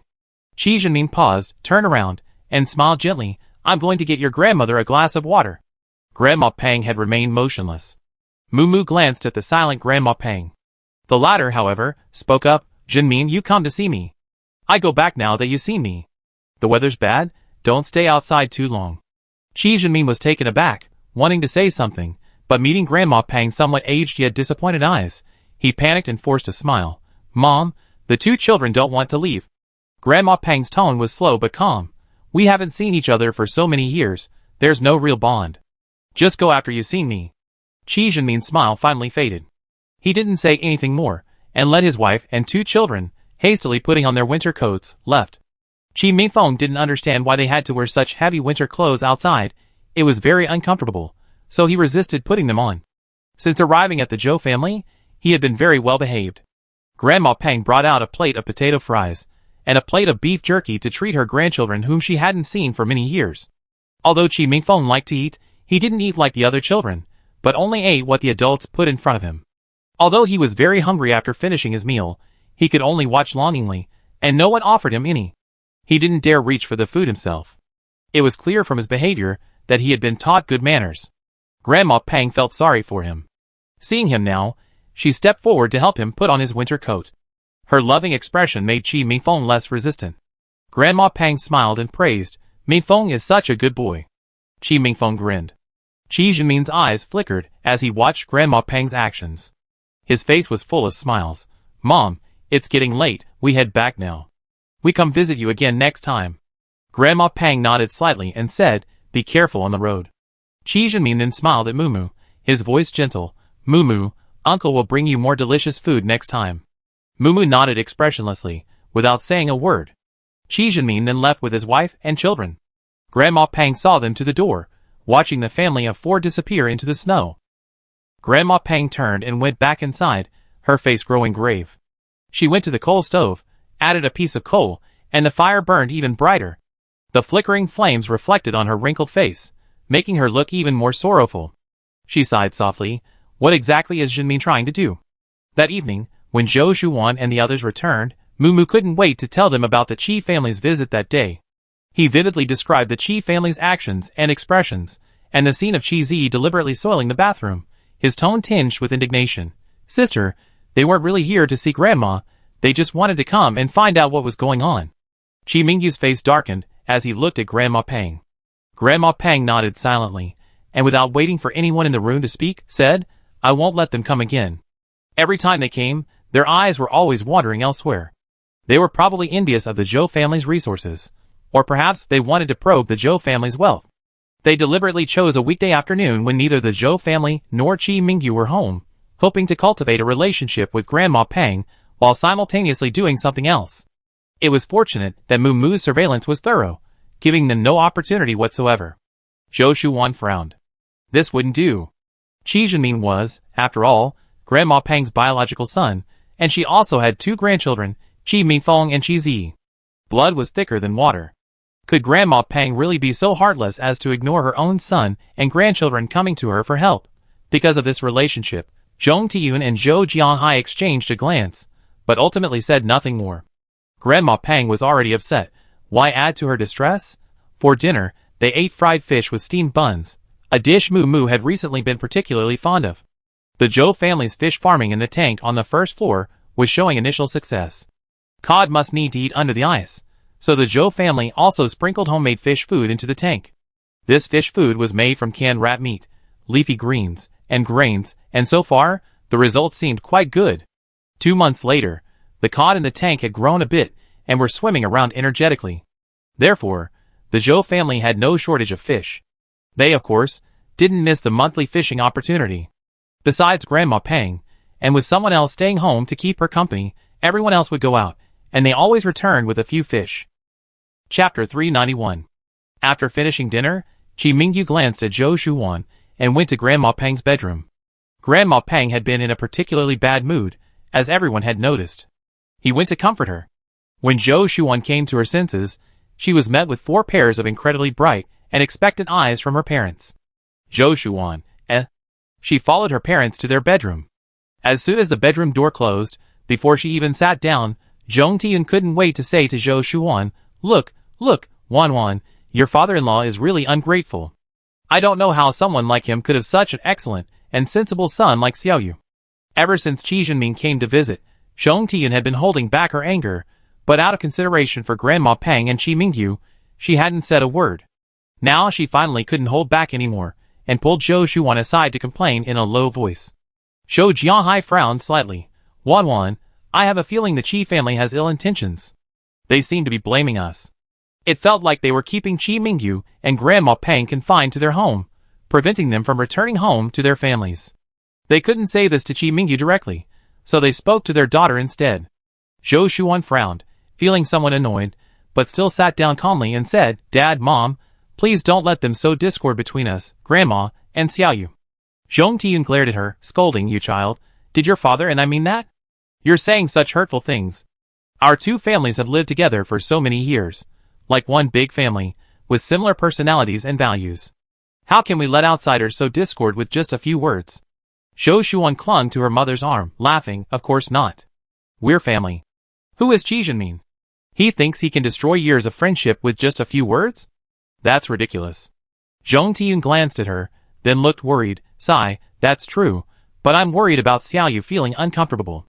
The Zhou family is large, while the Qi family only consists of Qi Mingyu and Grandma Peng, so they usually refer to themselves as the Zhou family.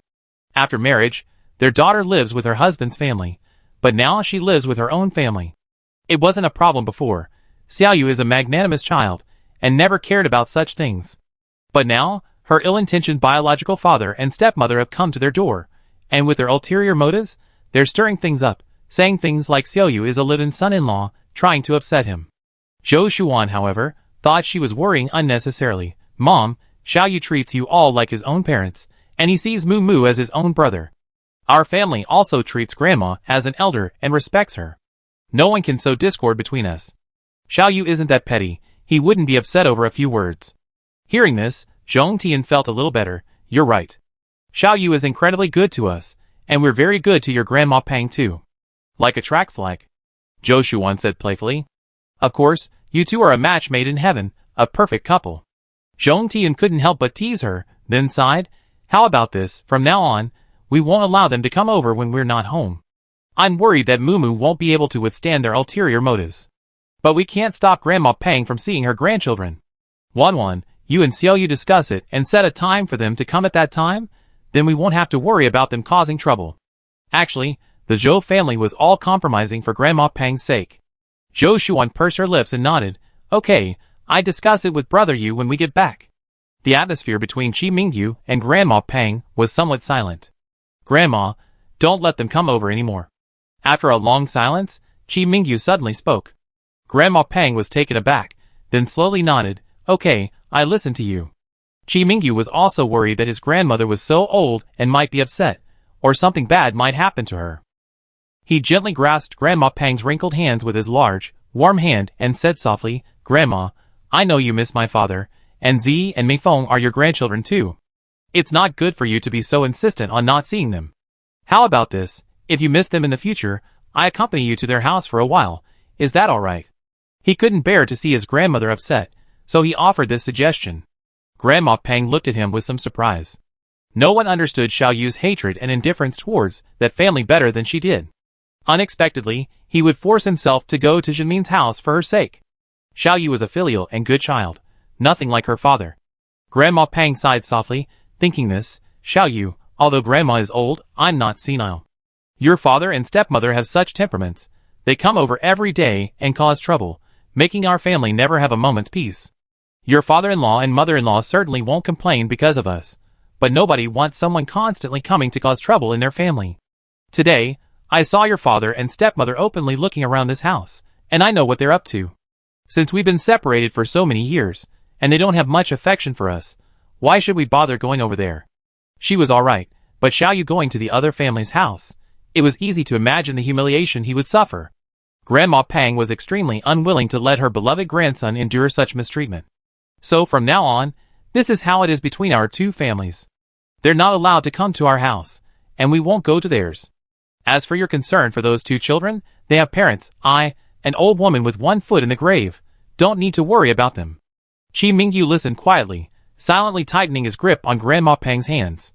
When Qi Mingyu told Zhou Shuan what Grandma Pang had said, the latter was astonished. Then she told him the result of their family's agreement. Qi Mingyu smiled, the gloom on his handsome face dissipating considerably, and said softly, Of course, my parents love me. Aside from the affection he received from his grandmother, when he was young, he had always lived under the roof of others, struggling to survive under his stepmother's rule. The pain of being ignored, mistreated, and falsely accused had always haunted him. After enlisting, he found comrades he could trust with his back. Now, he has met the love of his life and his family. Is there anyone in this world more fortunate than him? No. Zhou Shuan knew that Qi Zhenmin had been in a bad mood ever since he came to their door. She embraced him with utmost tenderness and pity, her voice muffled as she spoke, her mouth and nose pressed against his chest. There's nothing we can do. Those people are related to you and Grandma by blood. Even if we don't care about them, we have to keep our distance. Chapter 392. Why? The voice above was cold. Zhou Shuan looked up at him in surprise. His face seemed shrouded in endless coldness, as frosty as ice. Isn't that why they act so recklessly? He took a deep breath, then said softly, Wan, Grandma and I have already agreed that from now on, they are strangers. They are not allowed to come to our house. Zhou Shuan pondered for a moment, then said, I think Grandma is actually quite worried about Mingfeng. The others were one thing, they had hands and feet, and could always make a living. But Qi Mingfeng, whose intelligence was only equivalent to that of a 7 or 8-year-old child, was still pitiful. Having such a mother had essentially turned him into an idiot.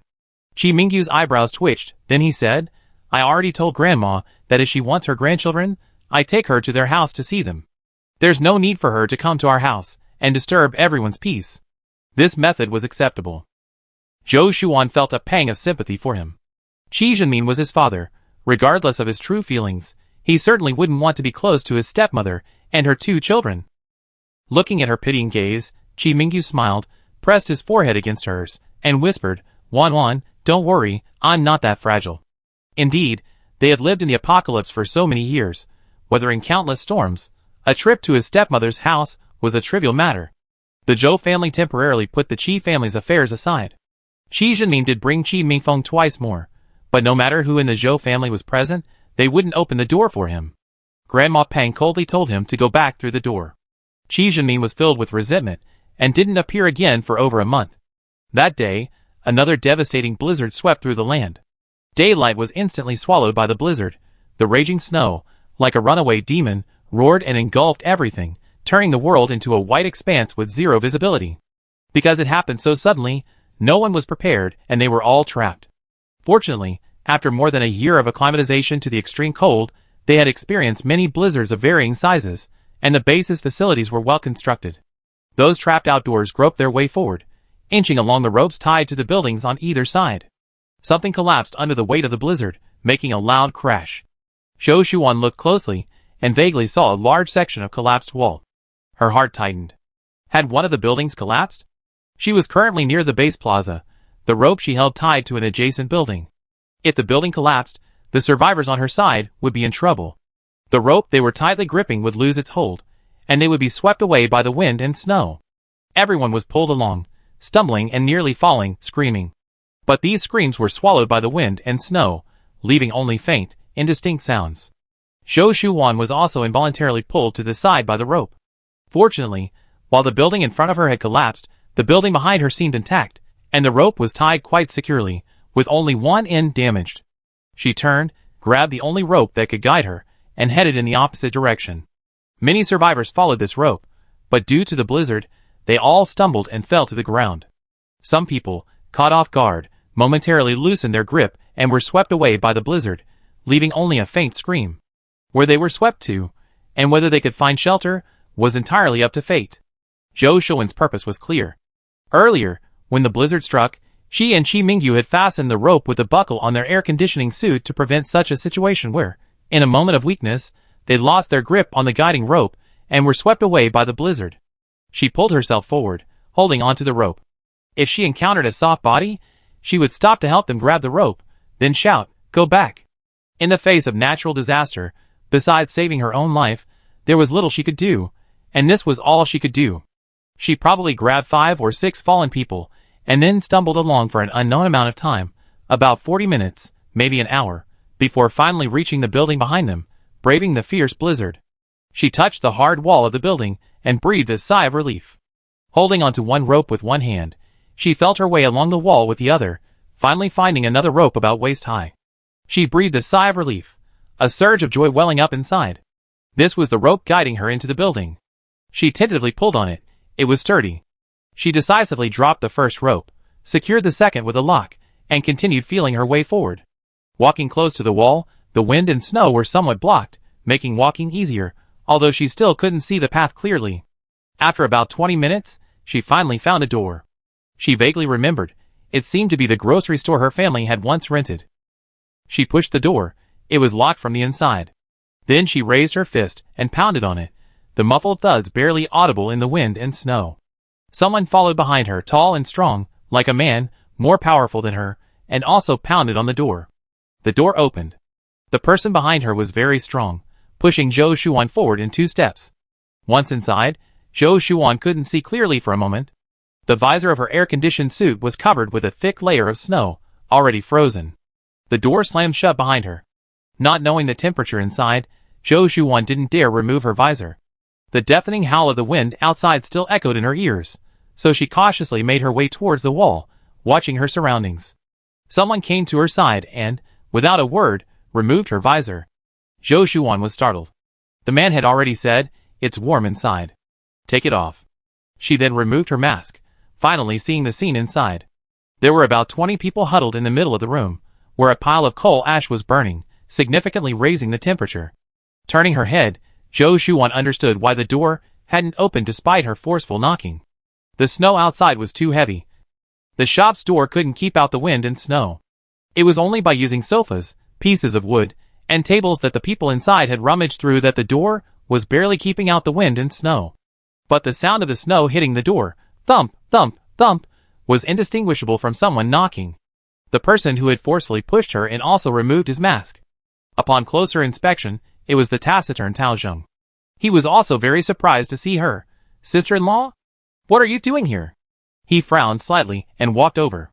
Zhou Shuan smiled bitterly, unsure whether she should lament her bad luck. Chapter 393.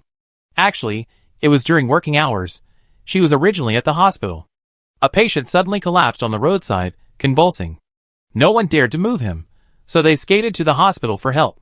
She happened to be on duty in the emergency room all week, so she brought a nurse with her. When the blizzard struck, she reacted the fastest, rushing to a rope, quickly securing her harness, and holding on tightly.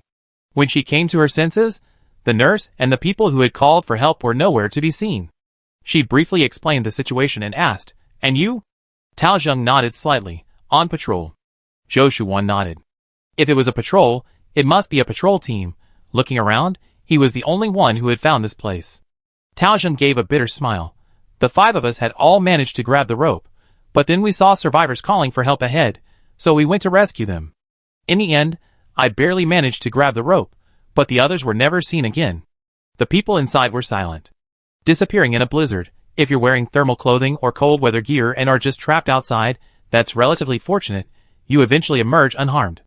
But if you're injured, or your clothing is torn, a person can hardly survive long in the extreme cold. Most of the time, all that's found is a corpse. This shop was originally a general store rented by the Zhou family. After the cannibalistic gang leader was captured, the Zhou family closed the store. Later, a coal shop rented it, and business boomed, with a constant stream of customers. Judging from the current situation, it seems like a sudden blizzard has struck.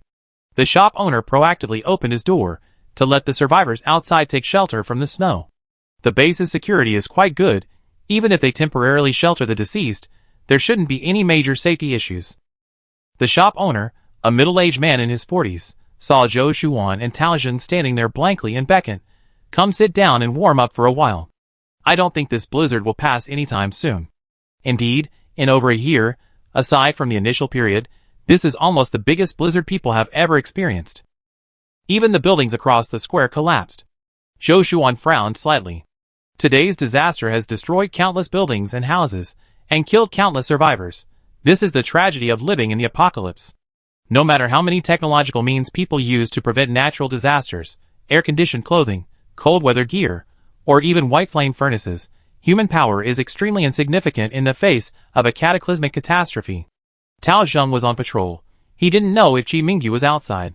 However, given his skills and awareness of danger, protecting himself before any real harm happens shouldn't be difficult. Mom is definitely still at the fungal culture base. The factory area is currently the safest and warmest place in the base, so there's no need to worry about her. But Dad's situation is uncertain. The maintenance department occasionally goes out on fieldwork, for example, to hospitals, factories, or other base departments when electrical circuits or heating systems break down, requiring repair workers to go out and fix them. And then, there's Mumu and Grandma Pang at home. Mumu is clever and capable. Hopefully, she can protect herself and Grandma. Zhou Shuan looked unwell. Like her, the other survivors were worried about the weather outside and their loved ones back home. Nearly 2 hours had passed since the sudden blizzard, and Zhou Shuan had struggled for an hour to cover that short distance. Suddenly, something was slipped into her hand. Startled, Zhou Shuan looked up to see Tao Zheng had quietly placed a compressed biscuit in her hand. She realized then that it was lunchtime. She had expended a great deal of energy outside. She was hungry too, so she didn't refuse and smiled at him. There were over 20 people in the room, burning 2 fires for warmth. Zhou Shuan was in a corner against the wall. She turned back and quietly broke the biscuit into small pieces and put them in her mouth. The others were also quietly eating. After so many years in the apocalypse, every survivor was no longer a naive newbie. They had all developed their own experiences in fighting natural disasters. For example, during the acid rain season, people are forced to go out to work or search for supplies due to survival pressures, so they carry acid rainproof clothing or various umbrellas, basins, and other items to protect themselves from acid rain. In extremely cold weather, in addition to wearing cold weather clothing, they also carry some dry food to quickly replenish their energy if trapped, while waiting for rescue. The compressed biscuits were very dry, so Zhou Shuan took out 2 bottles of water from her first aid kit, handing one to Tao Zheng. The latter raised an eyebrow, looking at the first aid kit slung across her shoulder. Unexpectedly, despite its small size, it contained a lot of items. The shop owner over there had observed the interaction between the two, and after staring intently at Zhou Shuan's first aid kit for a while, he walked over with a smile. "You're a doctor, aren't you?" "I knew it." Seeing Zhou Shuan nod, his smile deepened. "Doctor, it seems the people sheltering from the snow in my shop have used my rooms and coal, so they need to pay a fee." "You?" Zhou Shuan paused, then chuckled. Just moments ago, she thought this shop owner was a rare kind soul in the apocalypse, offering warm rooms to survivors. Unexpectedly, it was all for profit. The others remained silent. Clearly, they had also paid a fee to sit here peacefully. Tao Zheng hesitated for a moment, then asked, "What do you need?" "Anything is fine, food, warm clothing, or first aid supplies." His gaze fell on the first aid kit at Zhou Shuan's waist. This first aid kit was essential for medical personnel when going out. It didn't contain much: bandages, cotton swabs, alcohol, and other quick treatment supplies for wounds. However, now that people living in the base could generally guarantee food and water, those who were more luxurious could even eat fish, meat, and mushrooms every few days. Therefore, what's truly lacking is first aid supplies. Zhou Shuan smiled and said, "This first aid kit belongs to the hospital. I can't make that decision. However, this bottle of alcohol can be used as payment, but it's not just for me, it's for both of us." The alcohol Zhou Shuan took out was a small 35 milliliters bottle. The shop owner, a shrewd businessman, hesitated, his eyes flashing. Zhou Shuan didn't say much, casually pulling a dagger from her waist, deftly twirling it a few times between her fingers, the sharp blade flashing a few cold lights. "Oh, of course. That's enough." Seeing her wielding the dagger with such skill, the shop owner guessed she probably knew some martial arts. He just wanted to take advantage of the situation, and didn't want to cause trouble, so he quickly nodded. Zhou Shuan glanced at him indifferently, and tossed the bottle to him. Chapter 394. The force was light and effortless, but the shop owner caught it just in time. He glanced again at Zhou Shuan's elegant and refined appearance, thinking, "No wonder such a pretty girl dares to go out alone. She must be skilled in martial arts." Although the base had published self-defense techniques and arranged instructors to teach willing survivors self-defense and archery, not everyone has the talent for martial arts. At most, they can handle some crises more easily than before the apocalypse. Zhou Shuan, without saying a word, simply demonstrated her skill, which showed that her martial arts were definitely not weak. Zhou Shuan's outing today was very urgent. Carrying an emergency kit meant she couldn't carry a bow and arrows, but she had her spatial storage, so she wasn't worried about weapons. Tao Zheng frowned slightly, and seeing that Zhou Shuan hadn't suffered any loss, he remained silent. Only when everyone was no longer paying attention to them did he quietly thank her. The snowstorm continued to rage, and Zhou Shuan, Tao Zheng, and the others had been trapped in the general store for several hours, the atmosphere oppressive. But the snow showed no signs of stopping, especially on the roof and surrounding areas, with occasional muffled thuds, as if heavy objects were falling on the building. The shop owner's expression grew worried. The shops in the base square were all individual storefronts built outside the main buildings for easy management. But this also meant there were no other buildings to share the burden of the snow. Today's snow was so heavy that the shop owner feared the building might collapse at any moment. Tao Zheng also looked up at the roof. The thick snow was indeed worrying. He pondered for a moment and said to the owner, "Bring more coal from the back to raise the indoor temperature and try to melt the snow on the roof." It was a clumsy method, but better than going outside and being swept away by the wind. Upon hearing this, the shopkeeper, though distressed about the loss of his coal, knew that if the house collapsed, his life would be in danger. He quickly agreed and turned to move coal from the back. Several strong young men followed to help. With the coal brought in, the fire burned brighter, and the temperature inside rose slightly. The anxiety among the crowd temporarily subsided. Time ticked by, but the wind and snow showed no signs of abating. In the late afternoon, a loud crash rang out, and a window frame was blown off by the gale, instantly flooding the room with howling snow. The crowd turned pale, gasping and retreating to avoid the flying sawdust and snow. The temperature inside plummeted, and the fire was extinguished by the wind and snow, leaving only a few stubbornly burning coals emitting a faint red glow. "Quickly put on your air-conditioned clothes," Zhou Shuwan shouted decisively. Fortunately, people were cautious. They simply removed their masks and turned off the temperature control inside their air-conditioned suits. They just needed to put the masks back on and turn the switches back on. Everyone hurriedly put on their masks and turned on their air-conditioned suits. Warm air blew out from inside the suits, dispelling the chill. Tao Zheng organized people to repair the window. "Any more planks?" he shouted to the shop owner in the wind and snow. The shop owner, his lips trembling, pointed to a few planks piled in the corner. Just these few." Without thinking, everyone frantically nailed the planks to the window. Fortunately, the window was small. 4 or 5 planks were used, nailing 3 layers in total, which temporarily held off the blizzard. Although the wind and snow had temporarily stopped them, everyone's hearts were not entirely at ease. The wind howled outside the window, as if it might break through the thin wooden planks at any moment. Moreover, they were worried that the thick snow would collapse the roof. Tao Zheng frowned, discussed the matter briefly with Zhou Shuwan, then nodded, walked to the shop owner, and said in a deep voice, "Do you have any sturdy nylon rope?" Yes. The shop owner nodded hurriedly, rummaging under the counter, and pulling out a bundle of sturdy nylon rope, handing it to Tao Zheng. Tao Zheng took the rope and began to wrap it around his waist, tying a tight knot. He then tied the other end to a pillar inside the room, using a military-style rope-tying method for maximum safety. He looked at everyone and said firmly, "I go out and try first. If I can, a few strong men can come out and shovel the snow off the roof." The shop owner, upon hearing this, turned pale with fright and waved his hands repeatedly. This is too dangerous. The snowstorm is so strong, going up will get you blown away." Tao Zheng shook his head. "Don't worry, I be careful. Do you have a long stick or a shovel?" The shop owner quickly found a shovel in the back storeroom and handed it to Tao Zheng. Tao Zheng took the shovel, put on his mask, and said to everyone, "After I go out, close the door tightly to minimize heat loss from the house." With that, he took a deep breath, pushed open the door, and resolutely walked out. The fierce wind, carrying snowflakes, instantly engulfed him. Zhou Shuwan and the others stood anxiously at the door, unable to see him through the snow-blurred windows.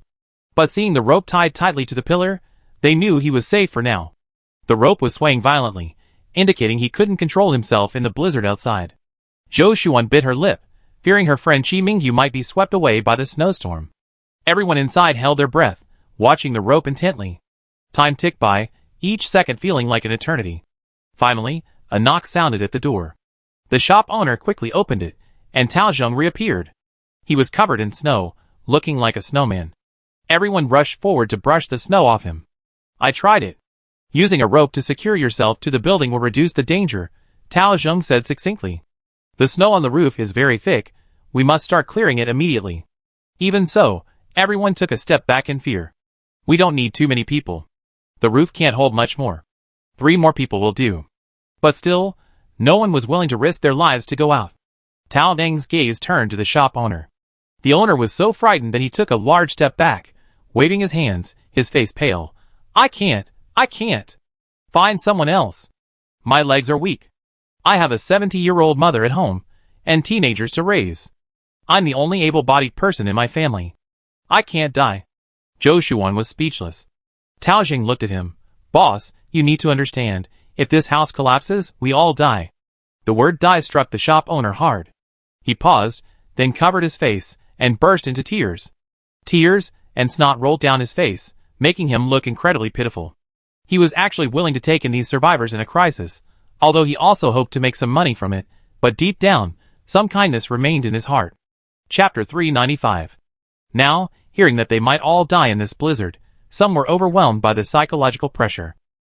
Zhou Shuan spoke, her tone calm. "I go out with you." The others were first startled, then overjoyed. Tao Zheng frowned, staring at her. "I don't agree." Zhou Shuan's brow furrowed. "Why?" Tao Zheng said, "You're a woman, your strength is limited. Letting you go out will only take up a spot and delay our snow-clearing progress. Time is precious, we can't waste it." His words were blunt, but everyone present understood the implication. Zhou Shuan, though small in strength, was willing to go, but the grown men present were cowards and dared not go. In the silence, two young men in their 20s also tremblingly raised their hands. "I go." Tao Zheng glanced at them and nodded. "Okay." Like Qi Mingyu, he was a former Special Forces soldier, highly skilled. Most of the people trapped here were ordinary civilians. To ensure their safety, Tao Zheng gave the two young men a brief training session. He taught them some basic walking techniques in the snow, and how to save themselves if they fell. He repeatedly reminded them to remain calm in the blizzard, and to look out for each other to ensure their safety. Then, using nylon rope, he found 3 pillars in the room and connected the 3 men together, securing them to each other. This way, if one of them had an accident, the other 2 could rescue them immediately. With everything prepared, Tao Zheng led the 2 young men, carrying shovels and wooden sticks, opened the door, and disappeared into the snowstorm. A fierce wind, whipping up snowflakes, instantly engulfed the 3 of them. Outside the door, a vast expanse of white obscured their figures. Zhou Shuan and the shop owner waited anxiously, the atmosphere heavy. 3 ropes, taut and taut, swayed violently in the wind and snow. The shop owner rubbed his hands together, pacing back and forth, muttering, "God help me, God help me." He glanced frequently at the precarious roof, then at the door, his eyes filled with worry. Zhou Shuan thought she heard the sound of snow being shoveled from the roof, but the blizzard was too loud, making it seem unlikely. Suddenly, one of the ropes swung wildly. Zhou Shuan recognized it as Tao Bing's rope and knew something was wrong. She shouted, "Quick, grab this rope." There wasn't much they could do. They could only try to control the rope's swing.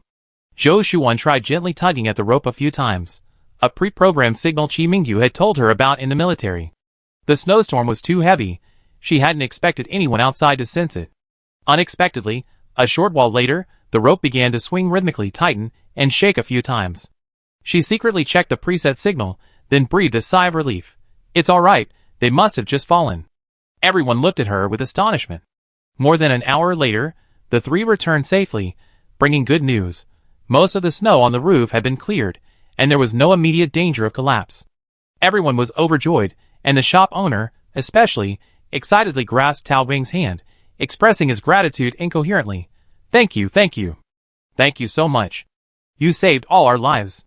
After a brief cheer, Zhou Shuan's gaze fell on Tao Zheng. She noticed his pale face and purple lips. He seemed to be in considerable pain. Her heart tightened, and she immediately stepped forward, asking with concern, "What's wrong? Are you feeling unwell?" Tao Zheng shook his head. Before he could speak, another short, stout young man said, "It's my fault. I almost fell off the roof just now, and he caught me. Doctor, please check him quickly. Is he injured anywhere?" Fine beads of sweat appeared on Tao Ming's forehead. Zhou Shuan immediately knelt down to examine his injury. She gently lifted his trouser leg, and saw that his ankle was swollen, and had an unnatural bluish-purple hue. She pinched the bone. It seemed fine. "Just a sprain," Tao Jing said softly. "Yes, it needs to be treated quickly." Zhou Shuan took out medicine from her first aid kit, and skillfully treated his injury. An ankle sprain requires immediate ice application, but fortunately, it's extremely cold weather, and there are plenty of ice blocks outside, so there's no need to prepare anything extra.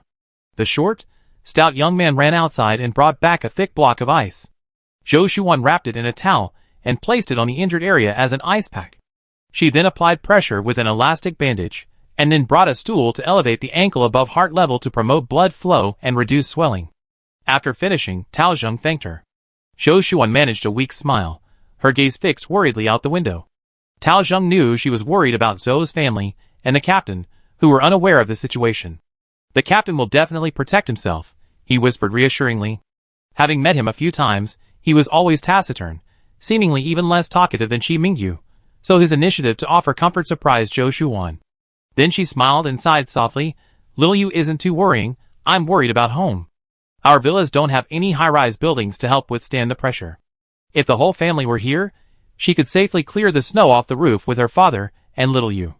But with everyone at work, only Grandma Pang and Moo Moo are left, making snow removal extremely difficult.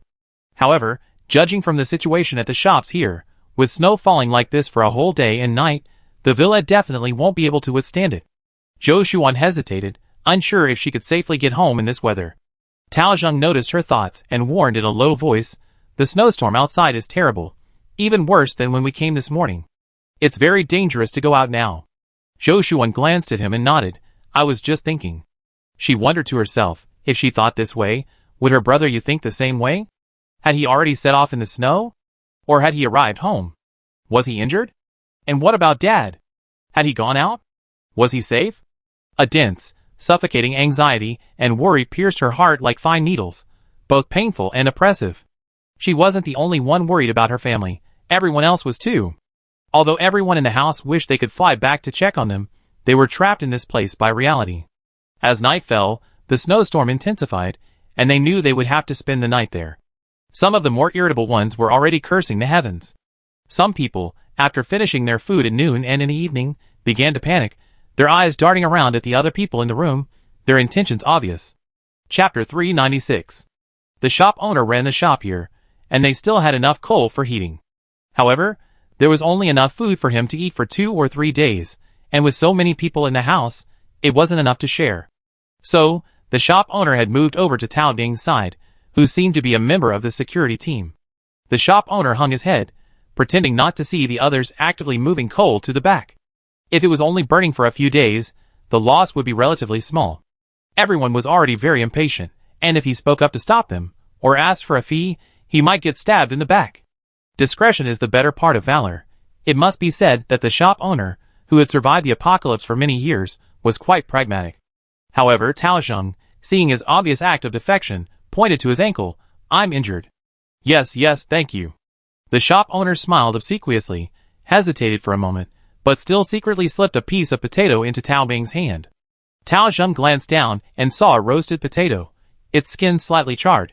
He wondered when the other person had cooked it. He hesitated for a moment, then discreetly placed the potato in Zhou Shuan's hand.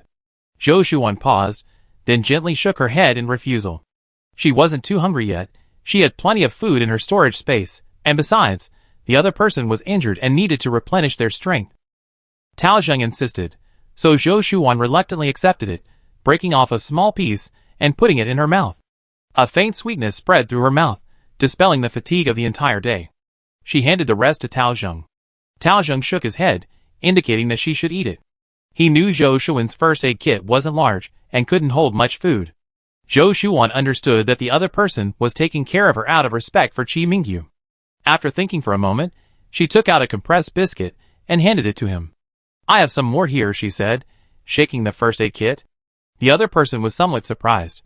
The first aid kit was small, it contained first aid supplies, but how much food could it hold? However, he didn't refuse and quietly ate the compressed biscuit. After finishing the roasted potato, Zhou Shuan felt her strength returning and her stomach warming up.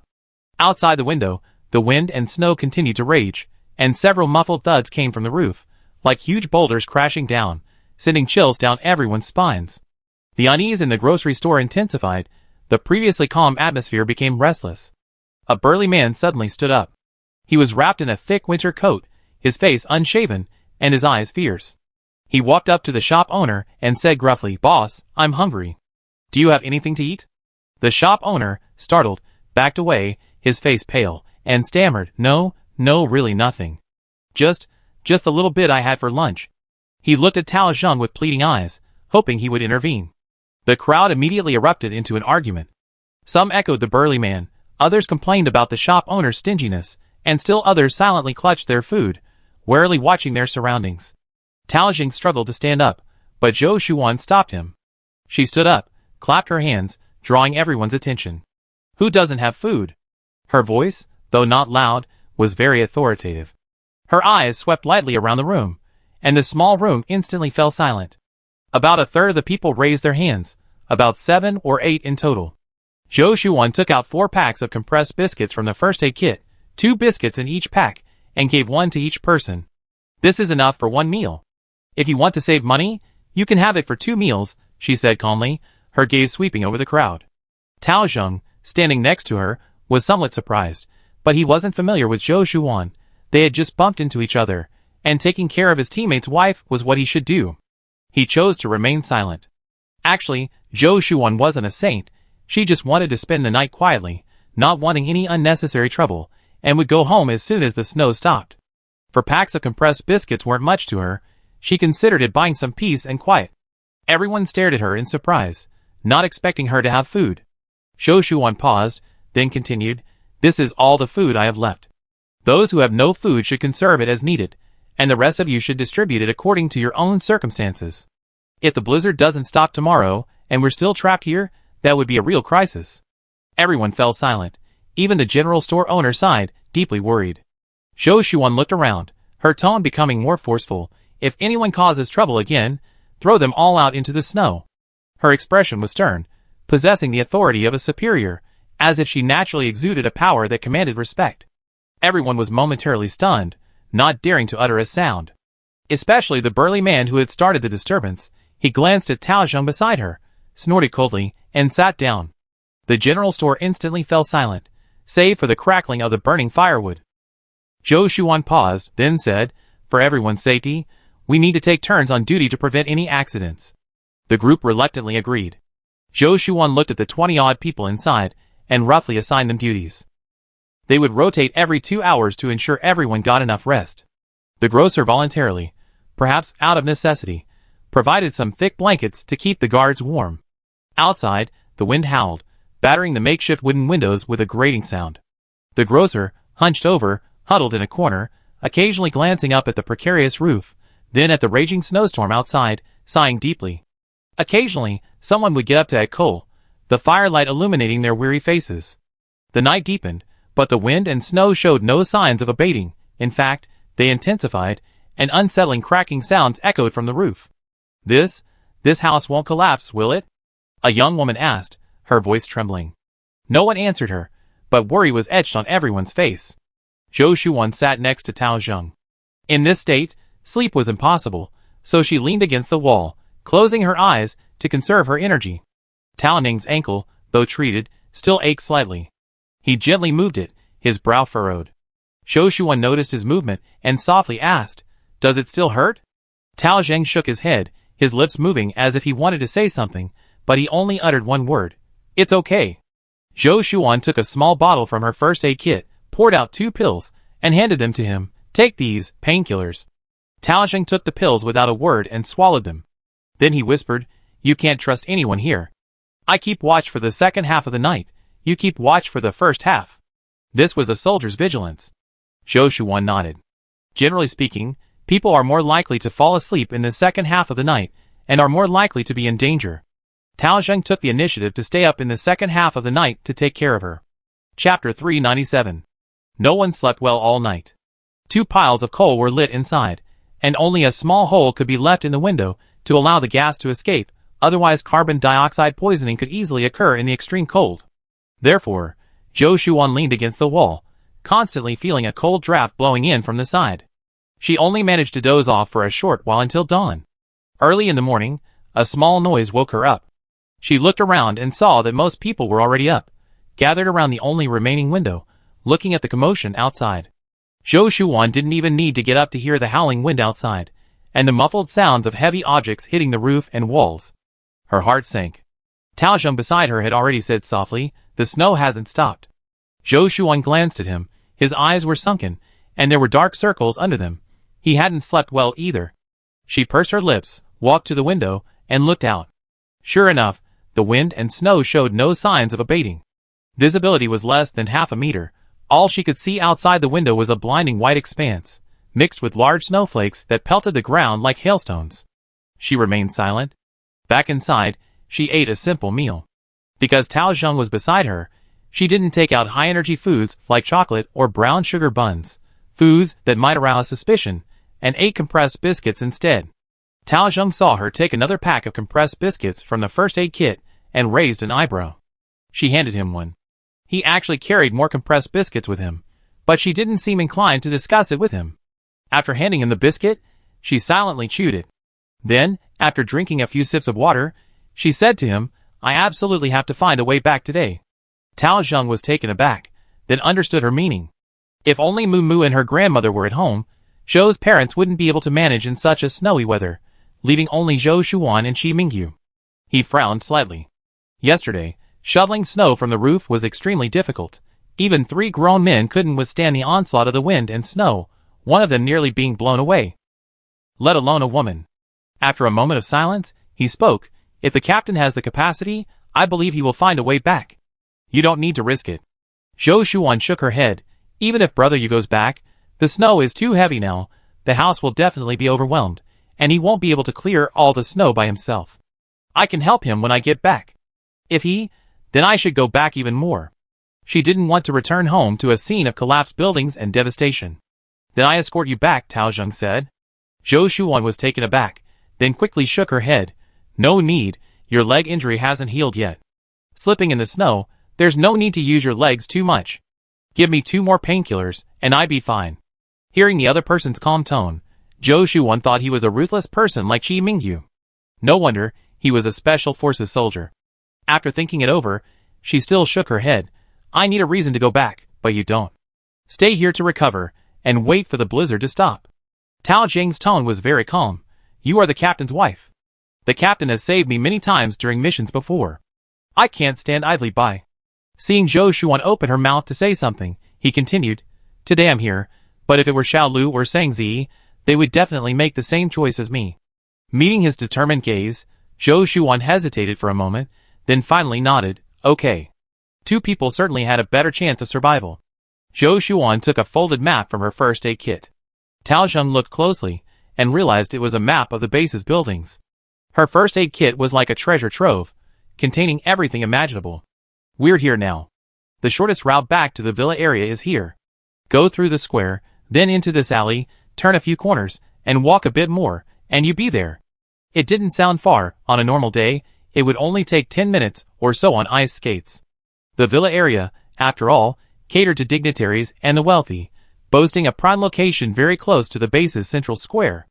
But now, in the blizzard with visibility of only half a meter, navigating the alleys to get there was significantly more difficult. Yesterday, it took Zhou Shuan over an hour just to return from the opposite side of the square. But in a blizzard, you can't see anything, and it's easy to get lost on side paths. I'm hesitating about whether to take the main road. It doesn't have many turns, and there are several fixed ropes, Zhou Shuan said. Tao Zheng stared at the map for a long time, then shook his head. I suggest we take the alleys. Although there are more turns, there are buildings on both sides that can help protect us from the blizzard. That made sense. Zhou Shuan considered it carefully and nodded. Okay, let's do it your way. They then began preparations. Actually, there wasn't much to prepare. Everyone had been forced to come here for refuge, and besides air-conditioned clothing, they were only wearing other gear for extremely cold weather. The shop owner, realizing they were about to leave, hurriedly tried to stop them. The snowstorm outside is too heavy. It's too dangerous for you to go out. You should stay here and wait. Zhou Shuan shook her head. I'm sorry, we have to leave. Her expression left no room for negotiation.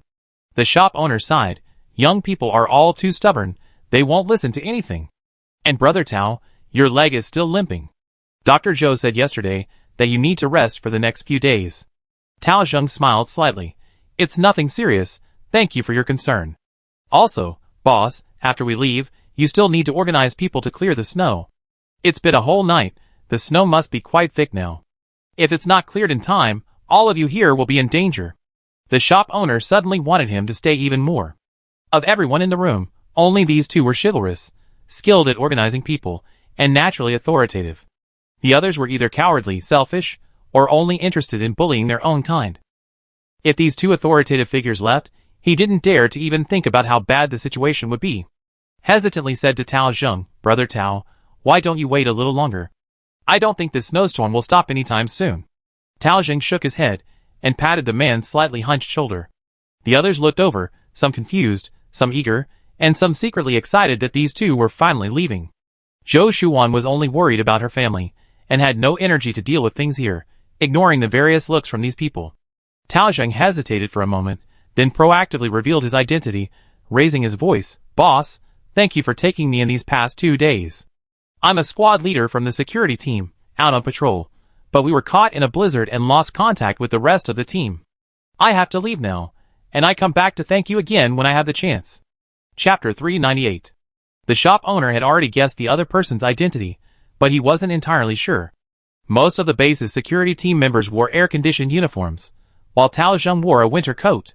The winter coat and the air-conditioned uniform were clearly different in appearance. Now, hearing that the other person was a squad leader in the security team, he was overjoyed. The base's security team wielded considerable power, completely controlling the base's security. Knowing such a squad leader would be extremely beneficial. The shop owner's smile became even more obsequious. Oh, all right, don't be so polite.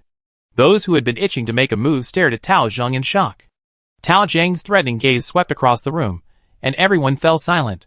He and Zhou Shuan turned and left, thinking as they went that this was the only thing he could do at the moment, hope that the shop owner would be safe under the protection of the security team's name. He and Zhou Shuan were fully prepared. Besides wearing air-conditioned suits and cold-weather gear to maintain body temperature, they also wore gloves with embedded tungsten carbide anti-slip studs, essential equipment for members of the security team. Tao Zheng had originally planned to lend Zhou Shuan one pair and keep one for himself. Unexpectedly, Zhou Shuan reached into her gloves and found he already had a pair. In addition to the anti-slip gloves, they each carried a pair of crampons, which allowed them to grip the ground from the opposite direction when moving, providing better stability in the extremely strong winds.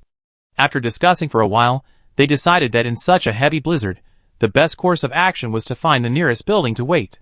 However, if they absolutely had to go outside, crawling on the ground would be safer and easier. Not easily blown about by the wind, they maintained their balance. Tao Zheng was in front, Zhou Shuan behind. Initially, there was a distance between them, and the rope securing them to the building, requiring them to lengthen the buckles on their air conditioning suits. However, the heavy snowfall over the past day and night had raised the ground level by about half a meter, eliminating the need for lengthening. The two fastened the buckles to the ropes above, then tied themselves together with nylon rope.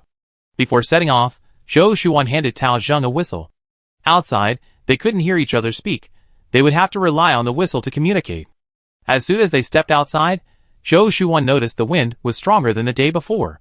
Clinging tightly to the rope, she could barely stand, so she took the opportunity to lie down.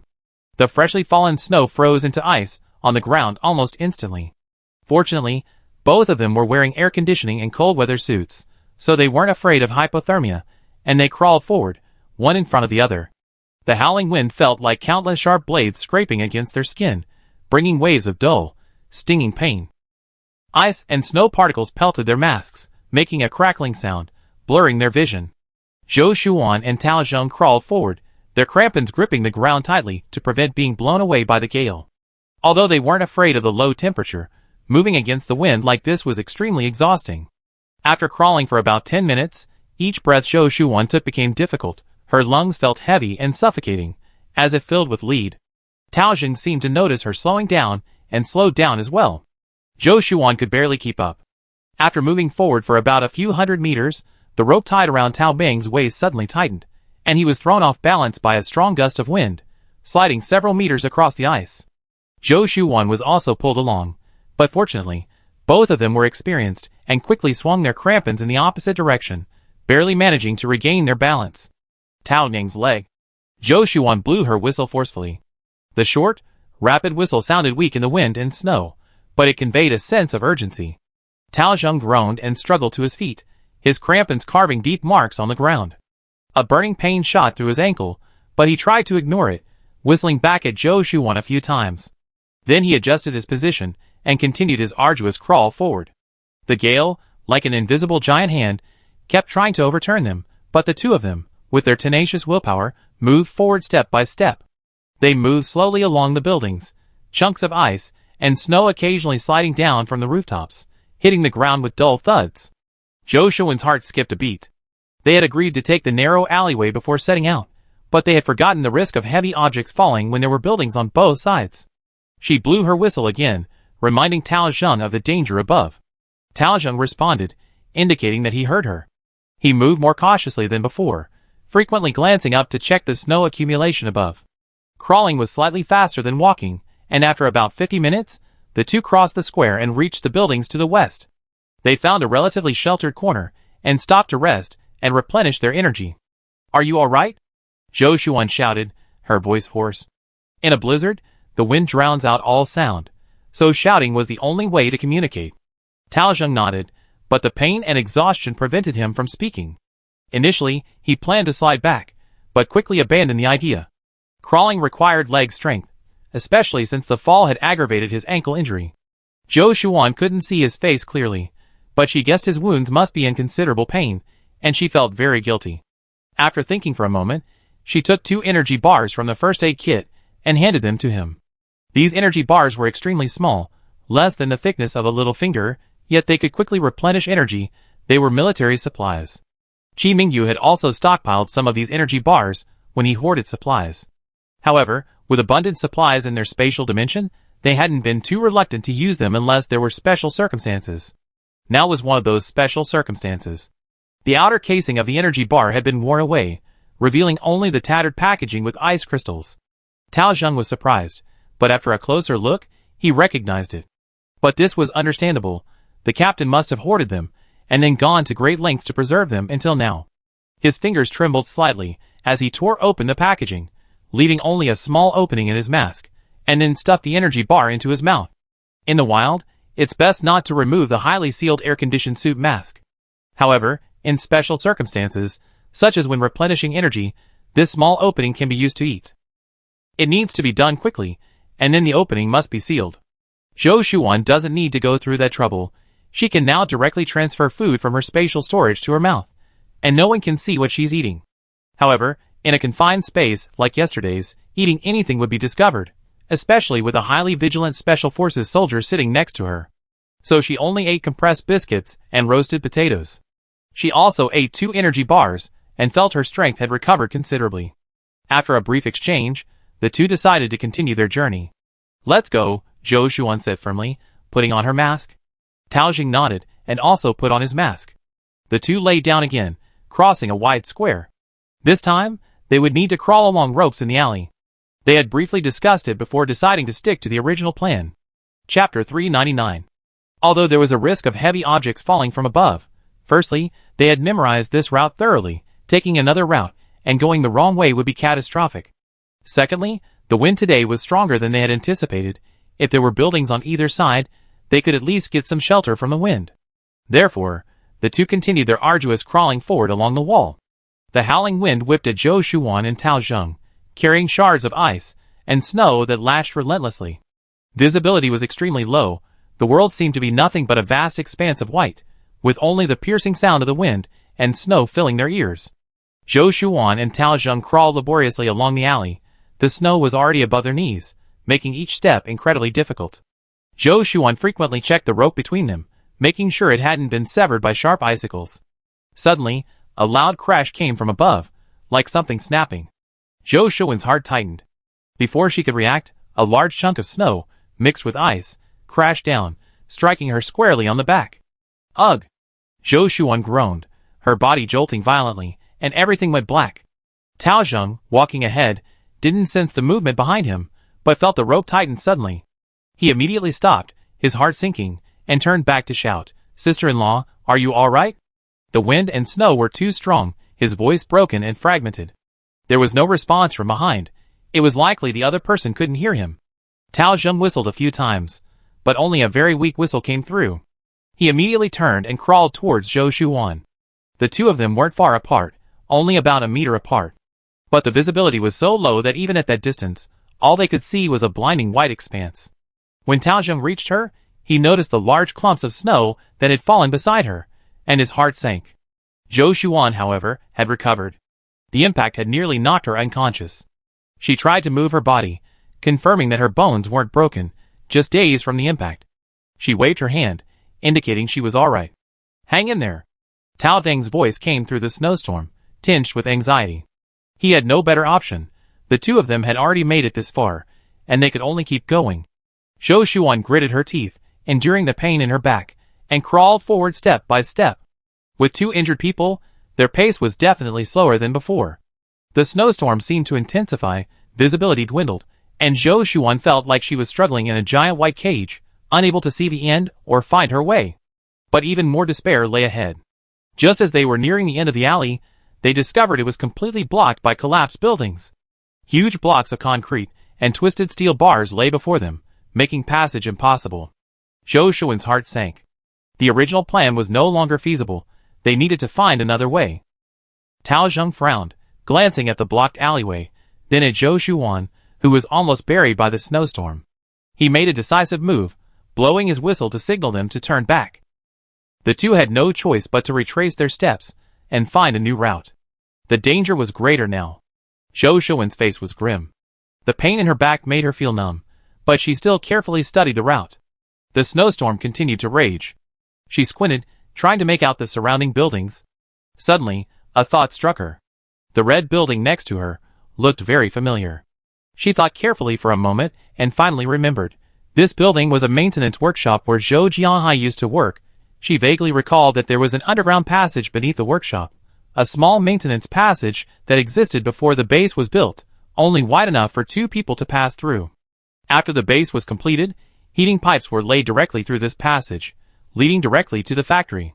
This was why other residential areas couldn't guarantee heating, but the factory area had 24-hour uninterrupted heating. The heating pipes were underground and directly connected to the passage, so the flow was fast and the heat loss was minimal. And coming out of the factory meant getting even closer to the villa area. Zhou Shuan had come with her father to repair the heating pipes, and only then discovered the entrance beneath this inconspicuous building. Otherwise, she would have missed it entirely. This was a chance for survival. Zhou Shuan immediately blew her whistle. 3 short whistles followed by one long one.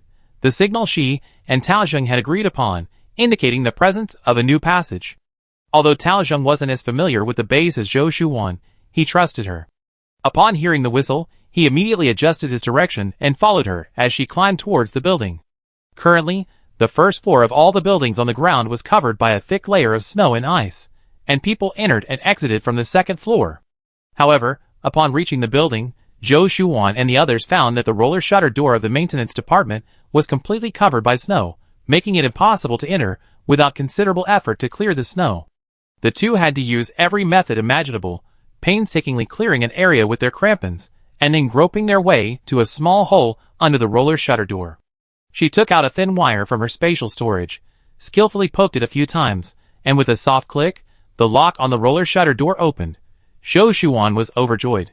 Together with Tao Zheng, they pushed the roller shutter door open a crack and squeezed inside. Phew!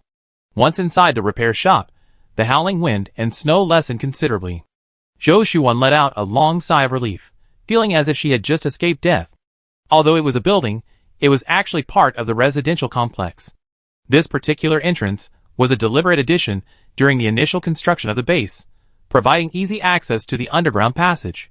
Therefore, there was only anyone here when the heating equipment broke down and needed repair. Otherwise, it was deserted. The repair shop was pitch black, filled with the smell of dust and dampness, and as cold as an icebox. Zhou Shuan took out a flashlight, illuminating the surroundings, and then briefly explained the underground passage to Tao Zheng. Tao Zheng nodded. This way. Zhou Shuan pointed in a direction, the entrance to the underground heating system. She hesitated, glancing at Tao Zheng's leg. Can you move your leg? After standing up, Tao Zheng felt his leg injury worsen, but perhaps due to the temperature, he only experienced a dull numbness. He nodded without hesitation. I can move. This was a small space of less than 10 square meters, without even any usable flammable material. Leaving him here alone was too dangerous. It was better for the two of them to go together. Zhou Shuan nodded, noticing several shovel handles in the corner. After the apocalypse, the economy had declined, resources were scarce, and iron tools, like shovels, were becoming increasingly rare. Therefore, for convenience, the maintenance staff would remove the handles from shovels and other tools, and take them with them. These handles were left here for future use. Chapter 400. She picked up 2 handles, giving one to Tao Zheng and keeping one for herself, using them to walk. Both were injured, one with a leg injury, the other with a back injury. They were truly brothers in misfortune. Let's go! Tao Zheng took the handle, tried it out, and found it relieved some of the pain. He followed Zhou Shuan, and the two descended the narrow stairs. Upon reaching the entrance to the underground heating duct, a rusty iron door blocked their way. Zhou Shuan used a wire to unlock the iron door again. They pushed it open, and a wave of warmth rushed towards them. Below were the heating pipes, so the temperature was very high, around 30 degrees Celsius. The heat was lost during transmission, and by the time it reached the homes, it was only around 10 degrees Celsius. Compared to the outside, this was paradise. Finally warm. Zhou Shuan sighed, removing her mask and turning off the air conditioning. Tao Zheng responded, his tense emotions slowly relaxing. He glanced at Zhou Shuan and asked, "How's your back?" Zhou Shuan smiled wryly and shook her head. "It's probably just a minor external injury, the bones are fine." She was a doctor, and her judgment was more accurate than his own. "The temperature is suitable now. You have a first aid kit, right? Do you want me to treat your wound first?" Tao Zheng said casually.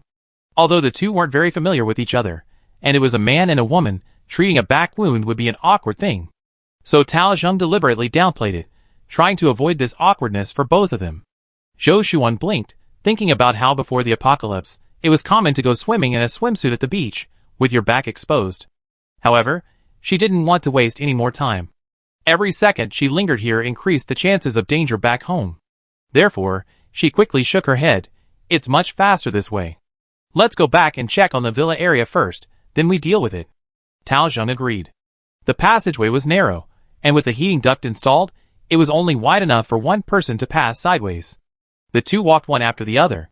The passageway was quiet, with only the slight hum of the heating pipes. After walking for about half an hour, the view suddenly opened up. They had finally reached the end of the heating duct. The exit was also a rusty iron gate. Zhou Shuan pushed hard, and the iron gate opened slowly with a screeching sound. "We're here." Zhou Shuan breathed a sigh of relief. "This way." She stepped out first.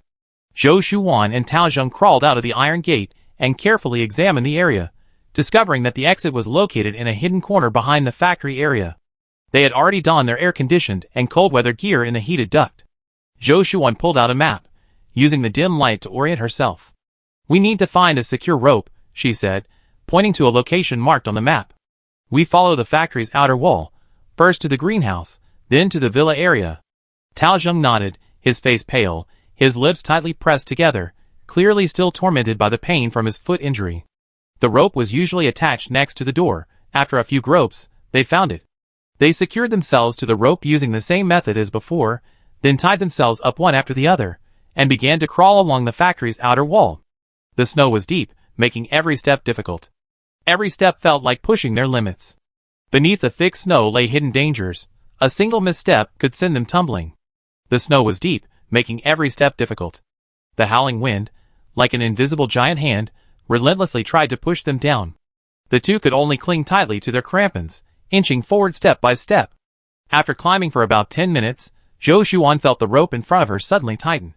Startled, she looked up and saw that the snow in front of Tao Zheng had suddenly collapsed, forming a bottomless ice hole. Caught off guard, Tao Zheng plummeted downwards with a muffled groan. "Hold on!" Zhou Shuan shouted, her voice torn apart by the wind and snow. In the instant of his fall, Tao Zheng instinctively gripped the snow wall with his crampons, leaving several deep scratches. His face was deathly pale, and beads of sweat rolled down his forehead, soaking his mask. Zhou Shuan gritted her teeth and pulled upwards with all her might, while Tao Zheng cooperated, using his crampons to grip and climb inch by inch. Finally, with Zhou Shuan's help, Tao Zheng climbed out of the ice hole. He collapsed onto the snow, panting heavily, his face frighteningly pale. The fall had worsened his leg injury. He could barely stand, slumped on the snow, his body trembling slightly. Zhou Shuan quickly supported him, calling out, "How are you? Can you walk?" Tao Zheng nodded, gritting his teeth. Zhou Shuan looked around, estimating they were nearing the entrance to the greenhouse, and said, "Hang in there, almost there. I treat your wound once we're inside." The outside temperature was too low, and the air-conditioned suit had to be airtight, so the wound couldn't be treated immediately. Tao Zheng nodded. This time, Zhou Shuan walked in front, and he followed behind, inching forward. This time, Zhou Shuan was much more cautious, checking the snow's compaction before each step. The wind and snow, whipping up icy fragments, stung her face. Zhou Shuan squinted, struggling to discern directions. The factory's outer wall stretched far, almost circling the entire factory area. They needed to find the previously marked path leading to the greenhouse. A vast expanse of white stretched around them, nothing but the howling wind and the crunching sound of their footsteps on the snow.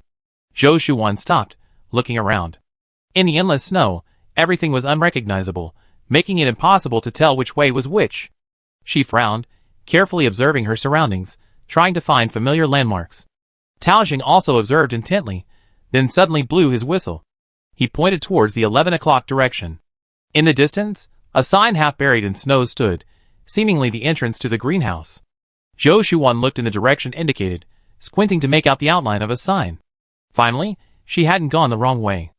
A hint of joy flashed across her face as she whistled loudly in response. The two supported each other, struggling forward in the direction of the sign. The wind and snow intensified, visibility decreased, and they practically groped their way forward. Fortunately, the journey was relatively smooth. After another 10 minutes or so, they finally saw a faint light ahead. Zhou Shuwan jumped for joy. They had arrived, the entrance to the greenhouse. Climbing to the door, Zhou Shuwan knocked forcefully. The thump thump thump was barely audible in the howling snow. Fortunately, the greenhouse was guarded by a patrol team, and someone quickly opened the door.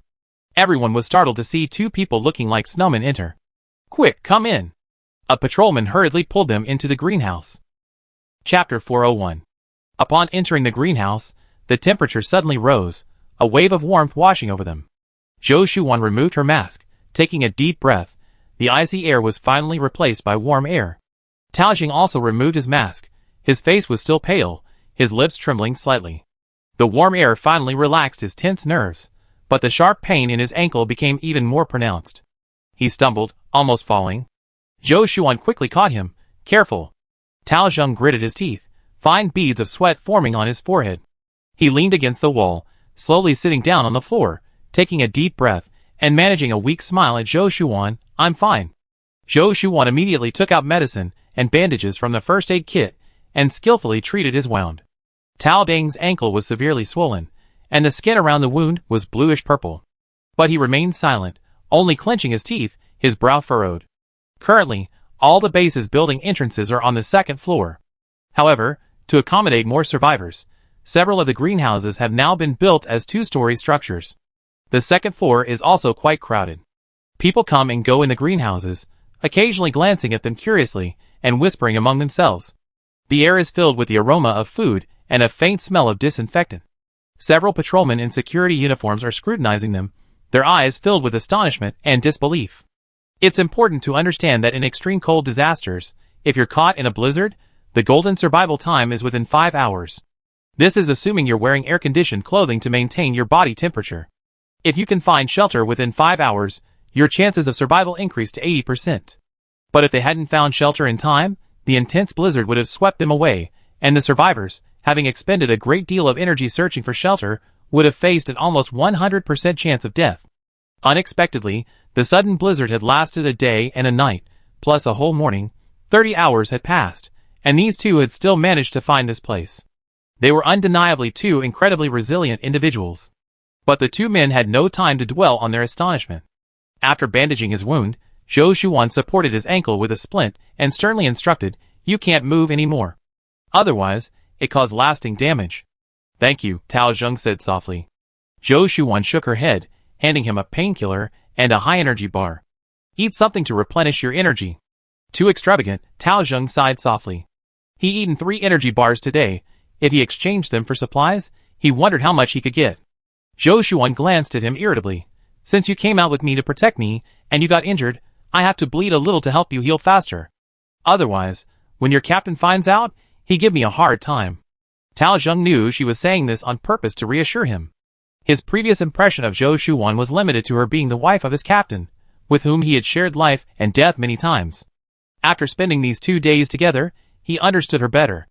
It wasn't surprising that his usually quiet and opinionated captain had fallen for her. He smiled, his bruised face improving somewhat, and slowly put the energy bar in his mouth, chewing it carefully as if savoring a delicacy. Zhou Shuwan also took out some food and ate a little something. One of the patrol members, seeing that they had recovered somewhat, inquired about the details. Zhou Shuwan gave a brief explanation. Before she finished speaking, a voice interrupted her. "Wan Wan!" A figure quickly weaved through the crowd, rushed to Zhou Shuwan, and hugged her tightly. It was Zhong Tian. "Mom!" Zhou Shuwan was startled, then realized. "Yes, The passageways between the greenhouses were connected, and the fungal culture base was also in the greenhouses, so it was normal for Zhong Tiyun to be here.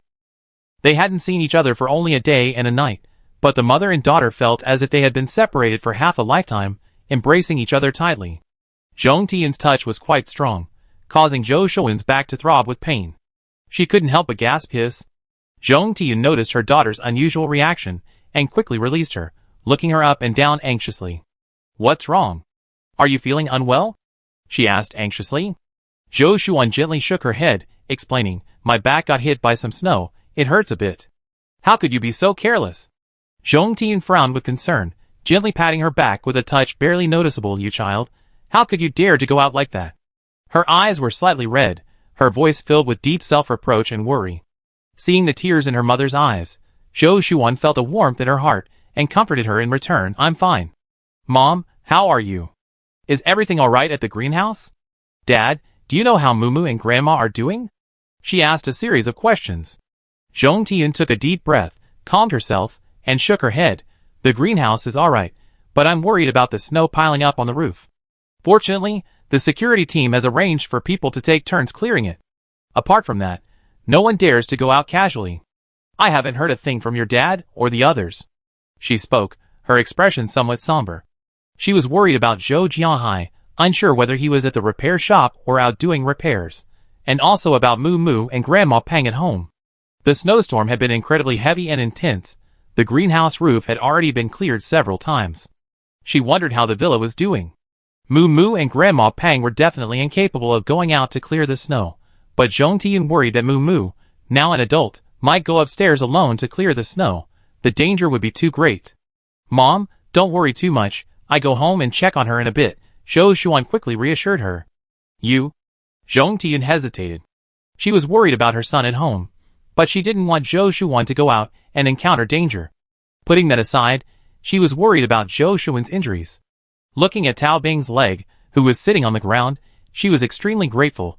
"Tao Zheng, thank you for protecting Wan Wan and bringing her back." "Thank you so much." Tao Zheng waved his hand. "Auntie, don't mention it. The captain's business is our business. It's what we should do."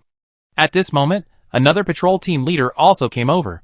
He recognized Zhou Shuan at a glance, greeted her respectfully, and after learning the situation, quickly borrowed a wheelchair to take Tao Zheng to the medical room on the second floor.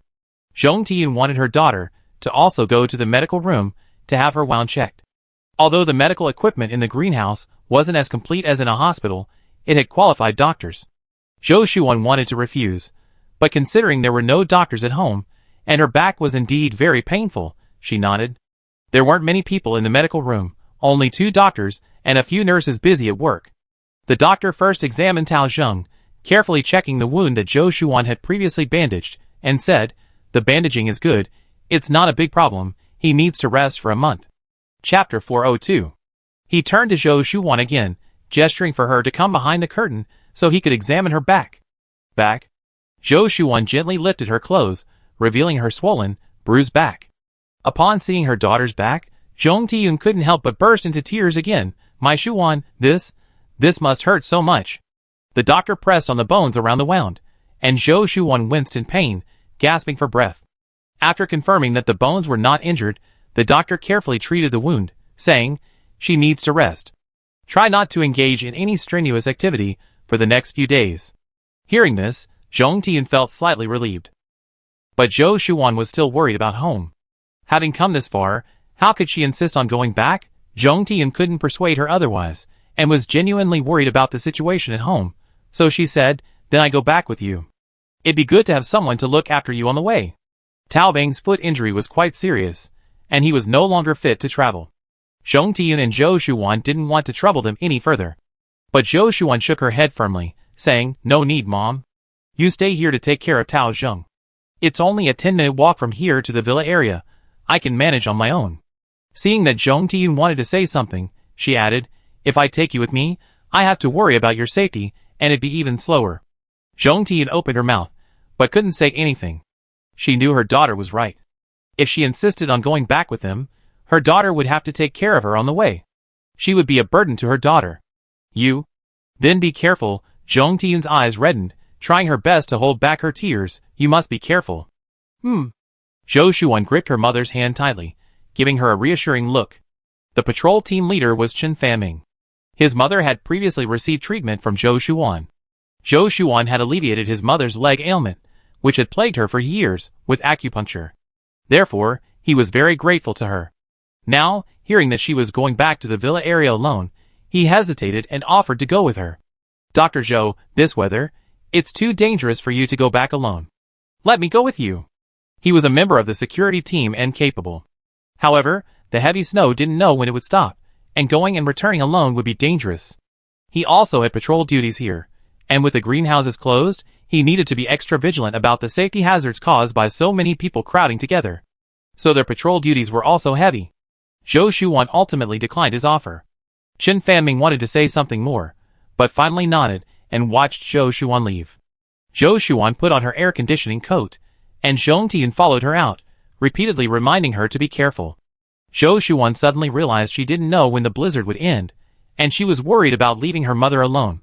She moved aside to a secluded corner and whispered, "Mom, I'm leaving you some supplies and medicine. Keep them safe so no one finds them." Zhong Tian replied, "My backpack is still here, it has everything. It won't make a difference. Let's go to your office. I feel more at ease leaving you with more things." Zhong Tian shared a small office with another group leader. It wasn't large, but it could fit a bed. In situations like this, they could temporarily stay in the heated room. The office was empty. Zhou Shuan took out a black backpack containing high-energy foods like compressed biscuits, chocolate, and energy bars, as well as some alcohol, painkillers, and anti-inflammatory drugs. "Mom, be careful," Zhou Shuan instructed. "Sigh."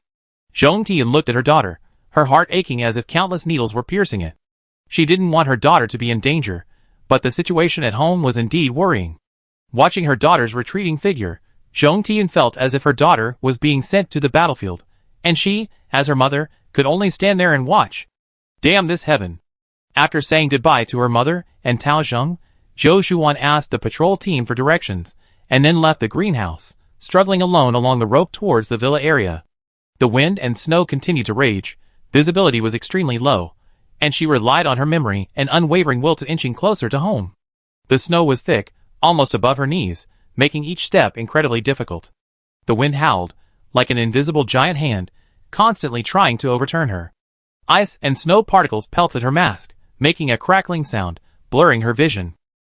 Zhou Shuan could only rely on her crampons to move forward step by step. Along the way, she noticed a patch of snow that was unusually soft, and based on experience, she judged that there might be a cavity below. She stopped and gently probed the area with her crampons a few times, and sure enough, she felt that it was empty below. She carefully avoided this dangerous area and continued crawling forward. Her heart pounded, as if it would burst out of her chest. More than an hour later, Zhou Shuan finally reached the villa area. She let out a long sigh of relief, feeling as if she had just escaped death. The entrance to the second floor of the villa was completely blocked by snow. The thick snow, like a white wall, blocked her way. With no one around, Zhou Shuan took out a shovel and other tools from her spatial storage and began laboriously clearing the snow. The shovel struck the frozen, hard snow, making a dull clang sound, barely audible in the wind and snow. But Qi Mingyu, who was clearing snow from the villa's roof, suddenly looked up. He was clearing snow from the roof with Moo. The wind whipped up snowflakes, howling and lashing at them. Moo, imitating her brother-in-law, secured herself to the roof with a rope and laboriously swung the small shovel. Qi Mingyu turned his head towards the doorway. Although it was snowing heavily everywhere, and the wind was howling, he couldn't see anything. But his intuition told him it was Zhou Shuan returning. He suppressed his emotions, quickly went to Moo, and gestured for her to come down. Moo was confused, but still carefully slid down from the roof, landing right at the bottom of the third-floor stairwell. After reaching the second floor, Qi Mingyu instructed, "I think someone's outside. Moo, look after Grandma. I go check." Moo was also surprised. In such heavy snow, could it be his sister returning? Grandma Peng waited anxiously on the second floor. As soon as Moo came down, she hurriedly grabbed his hand. "Are you hurt?" Moo shook his head. "Grandma, I'm fine." "Who came?" Grandma Peng was hard of hearing and had poor eyesight, so she had no idea what was going on. Qi Mingyu opened the door and, feeling for the rope in the house, went to the yard. Closer, he could hear more clearly. It was indeed the sound of someone shoveling snow. He had only returned last night, and hadn't paid any attention to the snow piled up at the door. He cleared away the snow inside, and managed to open the door, vaguely revealing a figure, wearing a white air-conditioning suit. The person noticed the commotion, looked up, and froze. Chapter 403. Zhou Shuan was still staring blankly at the figure, when he stepped forward, one hand protecting her back, the other pulling her arm, carefully lifting her down from the half-height ice. He shielded her from the fiercely swirling snow with his body, then went inside. She had to admit, with him in front of her, she finally felt a little better. Closing the door, the sound of the wind and snow outside finally subsided a bit. Qi Mingyu took off his own mask before going to get hers. Zhou Shuan blinked, about to speak, when Grandma Pang and Mu Mu surrounded her. Wan Wan. Sister, why are you back? It was too dangerous. Are you all right? Grandma, let me see. She was surrounded by the two women, who looked her over. Grandma Pang scolded again. You silly child. Xiao Yu and Mu Mu are at home. How could you run back alone in this heavy snow? Thank goodness you're all right. Sister, how did you get back? Are you hurt? Is anything bothering you? Mu Mu looked at her with great concern. Qi Mingyu just looked at her, remaining silent. Zhou Shuan glanced at him, not wanting her family to worry, so she didn't mention her injury. It's nothing serious. My return was quite smooth. I set off this morning and now? She looked up at the clock on the living room wall. It was already 2 in the afternoon. Including their treatment in the greenhouse, it had taken a full 9 hours. It's only been a few hours, she said. Qi Mingyu frowned slightly, stepping forward to gently grasp her shoulder. Zhou Shuan's expression changed slightly, as if she were in pain. He had noticed when he brought her into the house that her back was stiff, and her right arm seemed unable to extend properly, as if she were injured. Your back is injured? Where? He asked in a deep voice. What happened? Is it serious? Grandma Pang asked anxiously, her face full of concern. Zhou Shuan quickly replied, It's nothing serious, it was bandaged in the greenhouse. Come to the bedroom, let me see. Time was of the essence. They had to clear the snow off the roof as soon as possible. Qi Mingyu, while leading Zhou Shuan by the wrist to the bedroom, turned back to Mu Mu and said, Mu Mu, get ready, we go back up to the roof later. Okay. Once inside the bedroom, and the door closed, Qi Mingyu began to undress Zhou Shuan. Seeing his serious and unsmiling expression, Zhou Shuan obediently stood there without moving. Having been married for many years, she could easily tell he was unhappy. Underneath her air-conditioned coat, Zhou Shuan wore a black down jacket, a sweater, and thermal underwear. Qi Mingyu first helped her remove her air-conditioned coat and down jacket. As he raised her arms, Zhou Shuan gasped. The painkiller she had taken before leaving the greenhouse had worn off. Her back burned like fire. Qi Mingyu paused, his movements becoming even gentler. After removing the down jacket, the bruises on Zhou Shuan's back were clearly visible through her sweater. Qi Mingyu's heart trembled.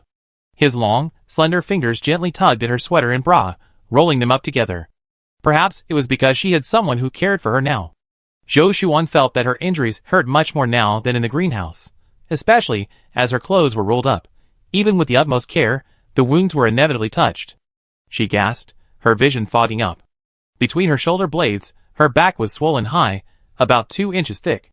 Although it was bandaged, the dark blue-purple edges were still visible, which showed how shocking the area covered by the bandage must have been. Even though Qi Mingyu had mentally prepared himself, his heart still skipped a beat when he saw such severe injuries. He couldn't help but reach out, as if to touch the wound, but immediately withdrew his hand. He asked, You came from the greenhouse? What happened? Did you see a doctor? What did the doctor say? Are your bones okay? Qi Mingyu was always gentle, considerate, and tolerant in front of her. His sudden change in expression really made Zhou Shuan uncomfortable. She quickly recounted her and Tao Bing's journey. First, they went to the first aid station, but got stuck halfway, then went to the general store, and then went home with Tao Zheng. But an accident happened halfway there, and they went down to the greenhouse from the repair shop. Qi Mingyu had been listening quietly, and upon hearing this, asked, What accident happened? The building in that alley collapsed, blocking the way. I was actually hit by a piece of ice falling from the sky. Tao Ding's injury is much more serious. He sprained it twice, and his ankle is swollen to the height of a steamed bun. The doctor strictly forbade him from walking again, otherwise he would have insisted on coming with me. Brother you have to thank him properly later. As she finished speaking, she raised her eyelashes, her large, almond-shaped eyes filled with a hint of pleading and coquettishness. Chi Mingyu suddenly felt a pang of sadness. She risked her life, struggling for 7 or 8 hours through a blizzard, just to get home as quickly as possible. How could he blame her for disregarding her own safety? How could he bear to let her, injured as she was, have to put up with his bad mood? He lowered his head, pressed his forehead against hers, and slowly exhaled, his expression softening. Just lie on the bed and don't move. Let Grandma take care of you. After Mumu and I clear the snow, we take a good look at your injury. His tone was gentle, filled with deep pity. Zhou Shuan hesitated. Mumu, is he okay? I'm already back, so why don't I go too? More people will speed things up. Why can't he? He's 18. He's not a child anymore. Chi Mingyu looked at her intently. When I was 18, I was already in the army, and I'd done all sorts of missions. Zhou Shuan could tell he was unhappy again, thinking, this guy is so irritable today. Best to avoid him. She smiled slightly. You're the best. Mumu should learn from you. Chi Mingyu sighed softly, suppressing the anger, worry, affection, and frustration bubbling up inside him, then said gently, Wan, what I mean is, in this family, as long as Mumu and I are here, you don't need to charge into battle and risk your life, nor do you need to protect everyone like an iron lady. Mumu and I will stand in front of you, and you, Mom, Dad, and Grandma can just hide behind us. Understand? Zhou Shuan was taken aback. Chi Mingyu had already pulled back the covers and carefully helped her lie down. I have Grandma take care of you. I be back. He planted a light kiss on Zhou Shuan's smooth forehead, said nothing more, and then got up and left. When Grandma Pang came in with a plate, Zhou Shuan was still dazed. Wan, come, drink some hot water. Your lips are all chapped. Grandma Pang wouldn't let Zhou Shuan get up, put a straw in a cup, and held the hot water to her lips. Zhou Shuan was indeed incredibly thirsty. Although the journey hadn't been long, they had faced too many dangers. She and Tao Zheng had faced death several times, so they had expended a great deal of energy. If Grandma Pang hadn't said anything, she wouldn't have paid much attention. Chapter 404. She drank most of a cup of hot water in one gulp. Grandma Pang smiled affectionately. Slow down, Grandma will pour you more when you finish. Zhou Shuan suddenly remembered something and asked, Grandma, when did brother you come back? He should be at the police station. The police station is farther from the villa area than she is. But judging from his appearance, he seemed to have returned quite some time ago. Grandma Pang said, he came back in the dark last night. Mumu and I were discussing how to clear the snow when we heard the front door slam open, which startled us. It seems he was preparing to return sometime yesterday morning or noon. Zhou Shuan thought back to what Chi Mingyu had said earlier. With him and Mumu around, she didn't have to shoulder all the responsibility herself like she did in her previous life. But actually, it was different. Zhou Shuan lay there, her eyelashes drooping, thinking quietly. In this life, she has family. Her mission, and her sole purpose, is to protect them. She would gladly pay any price for it. So what is a little injury? After Zhou Shuan finished her water, Grandma Pang brought a towel and carefully wiped the sweat and dust from her face. The towel was soft and warm, gently brushing against her cheeks, as if carrying away all her weariness. Zhou Shuan closed her eyes slightly, enjoying this moment of tranquility. Grandma, thank you, she whispered, her voice filled with deep dependence and gratitude. Grandma Pang smiled and shook her head, gently patting the back of her hand. Silly child, why thank Grandma? I'm relieved you're back safe and sound. After saying this, Grandma Pang stood up, preparing to go to the kitchen to make something for Zhou Shuan. As she walked towards the kitchen, she muttered, You've been running around all day, you probably haven't eaten properly. Grandma will cook you something hot to warm you up. Zhou Shuan was indeed hungry. Since leaving in the morning, she had only eaten a little high-energy food, and the fatigue and hunger had already overwhelmed her. She smiled and replied, Okay, Grandma. She watched Grandma Pang leave, then slowly closed her eyes. Although her body was extremely tired, her mind was far from calm. She was worried about Chi Mingyu and Mumu's safety, yet she couldn't get up to help. Time passed by, the room so quiet that only the howling wind and snow outside the window could be heard. Zhou Shuan's thoughts drifted away, her consciousness becoming somewhat blurred. Suddenly, she vaguely sensed a shadow blocking her way. Opening her eyes, she saw Chi Mingyu. Chi Mingyu and Mumu spent over an hour clearing the snow from the roof before rushing over. Zhou Shuan immediately woke up. Finished cleaning? Chi Mingyu nodded, walked to the bedside, and casually took off his coat, draping it over the back of the chair. He gave a brief reply, then looked at Zhou Shuan, his gaze lingering on her face for a moment, as if checking her condition. How about you? How are you feeling? Zhou Shuan smiled, her tone relaxed. I'm fine, just a little tired. I just took a nap. Qi Mingyu frowned slightly, gently brushing aside the stray hairs from her forehead, his movements tender and meticulous. His fingertips were slightly cold, bringing a cool sensation to her skin. Shall I put some ice on your back? He asked softly. Zhou Shuan nodded. Her back was indeed burning with pain, though she hadn't thought about it earlier. Qi Mingyu went to the restaurant's refrigerator and got 2 ice packs, which he placed on Zhou Shuan's back. Then, he patiently and gently tucked her in. Seeing the weariness in her eyes, he guessed she hadn't rested well these past 2 days, feeling dizzy and unwell. His slender fingers rested on her temples, gently massaging them. He had also studied traditional Chinese medicine for a while, but lacked Zhou Shuan's talent, and eventually gave it up. However, his foundation from his studies remained, and this massage, neither too light nor too heavy, was very comfortable. Zhou Shuan couldn't help but sigh comfortably, lying there with her eyes closed, like a lazy kitten basking in the spring sun on the balcony, all sharpness gone, without a trace of aggression. Looking at her like this, Qi Mingyu's heart softened even more. Brother Yu, are you angry with me today? Zhou Shuan suddenly asked in the relaxed, quiet atmosphere. Qi Mingyu paused before replying with a soft As soon as he looked down, he met her suddenly widened eyes, like a lazy cat instantly becoming alert. Qi Mingyu lightly flicked her forehead and said softly, What? You came back covered in bruises, disregarding your own safety, and you won't let me be angry? Shouldn't I be worried about you? Zhou Shuan muttered. I am worried about you, but I'm also angry. You still don't trust me.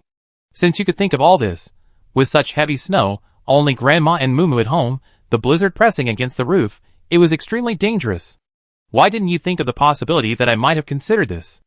I'm the pillar of this family. Would I just sit and wait to die? His voice was soft, even tender and gentle. But that phrase, wait and see, clearly expressed his dissatisfaction and worry. Zhou Shuan was speechless. Meeting his deep gaze, she could only explain softly, Of course I thought of that, but you might be trapped outside because of a mission, maybe not as close as me, not as convenient for me. Besides, with so many years of experience in the apocalypse, I believe in my abilities. But I worry, I'd be afraid. Qi Mingyu looked directly at her, his voice gentle. Wan, you must first protect yourself, then protect us. Then, try to trust us a little more. Zhou Shuan couldn't describe her emotions. She only felt a bittersweet, astringent, and numb feeling surging within her, making her feel incredibly happy, yet also so bitter she wanted to cry. She looked at him with tears in her eyes, and nodded earnestly. This blizzard lasted for another 5 days, making it 7 days in total, including these 2 days. The force and destructive power of the storm were unprecedented. Everyone was trapped in their homes, or temporary shelters, unable to leave.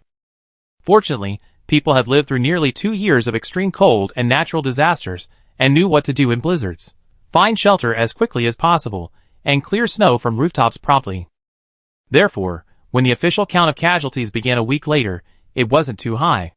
After returning home and resting for 2 days, Zhou Shuan began helping Qi Mingyu and Mumu clear snow from the roof.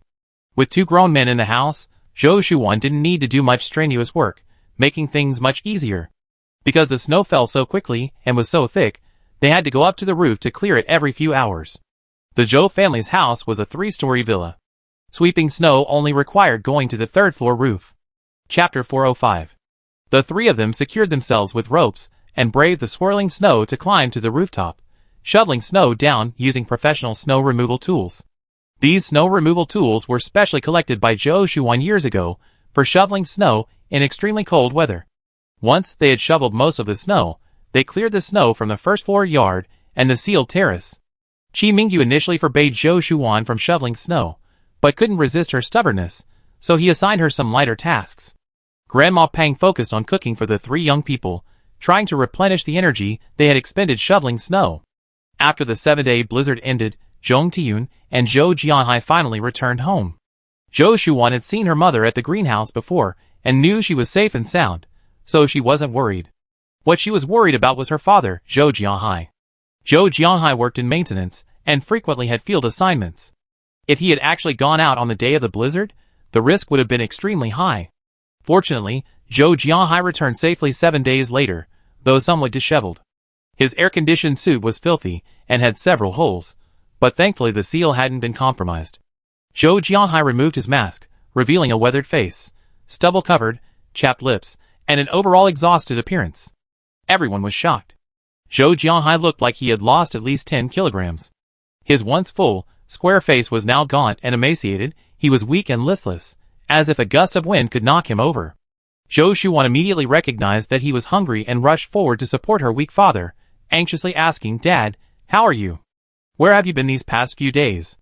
Mu Mu rushed forward to help him. The siblings helped Zhou Jianhai sit down on the sofa. The whole family looked at him with concern and worry. Zhou Jianhai leaned weakly against the sofa, his eyes closed, and said listlessly, "Don't worry, I'm fine. I just been hungry for a few days." He raised his hand to rub his temples, as if trying to massage away the fatigue of the past few days.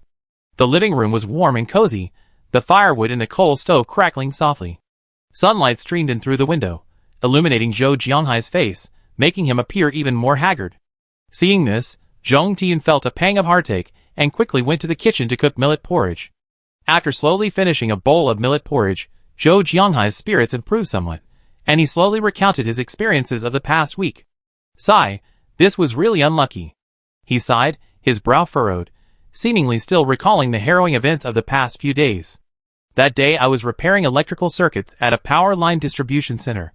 When the blizzard hit, I took shelter inside, so I didn't need to brave the snowstorm to find a building, but—" He paused, seemingly hesitant to speak. "My backpack is missing." The backpack Zhou Jianhai was referring to was one that the whole family always carried when going out, precisely to prevent such situations. Zhou Shuan only took a first aid kit that time because she had her own space. The first aid kit could provide some cover.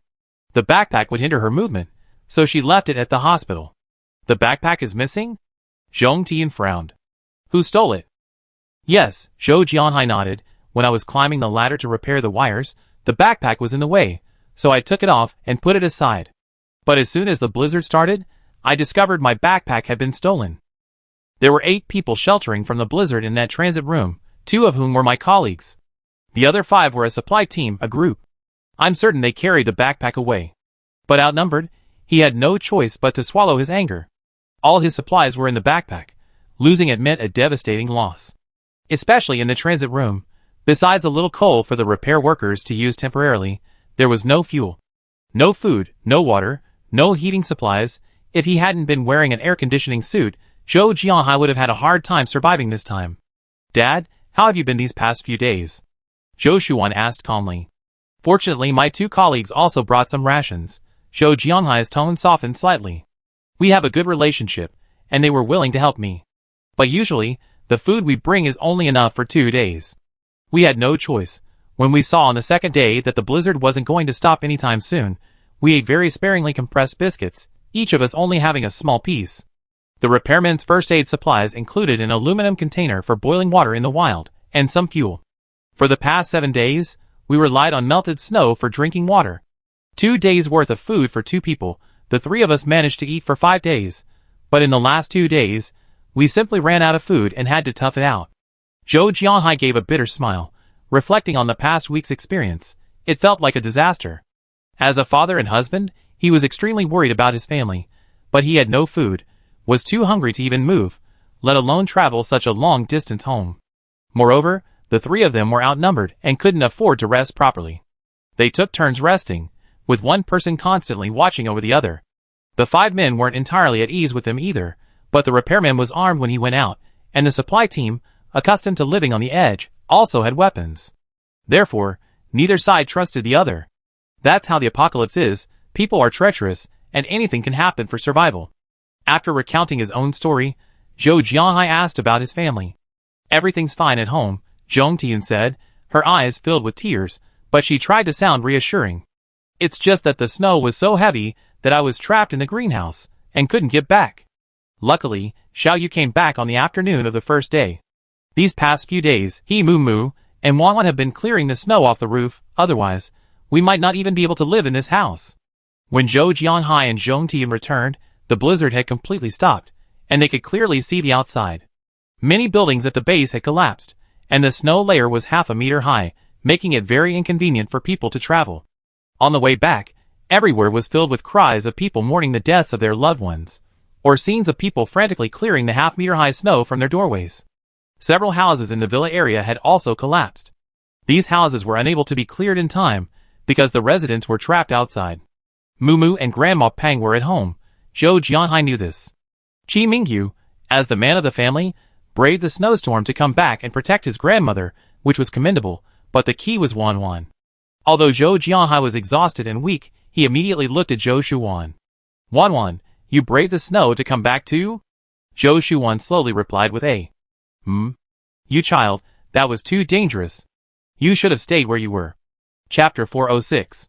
Without food, Zhou Jianhai and his colleagues had discussed whether to brave the snowstorm and rush back, but after preparing to go out, they felt the violent blizzard was almost enough to sweep them away. They had no control over their bodies. Feeling the terror of nature, they immediately retreated, no longer daring to leave. Now, hearing that his beloved daughter had braved the heavy snow to return, Zhou Jianhai knew without asking the details how much hardship and suffering she had endured. Zhou Jianhai felt both heartache and worry, his rough hands tightly gripping Zhou Shuwan's.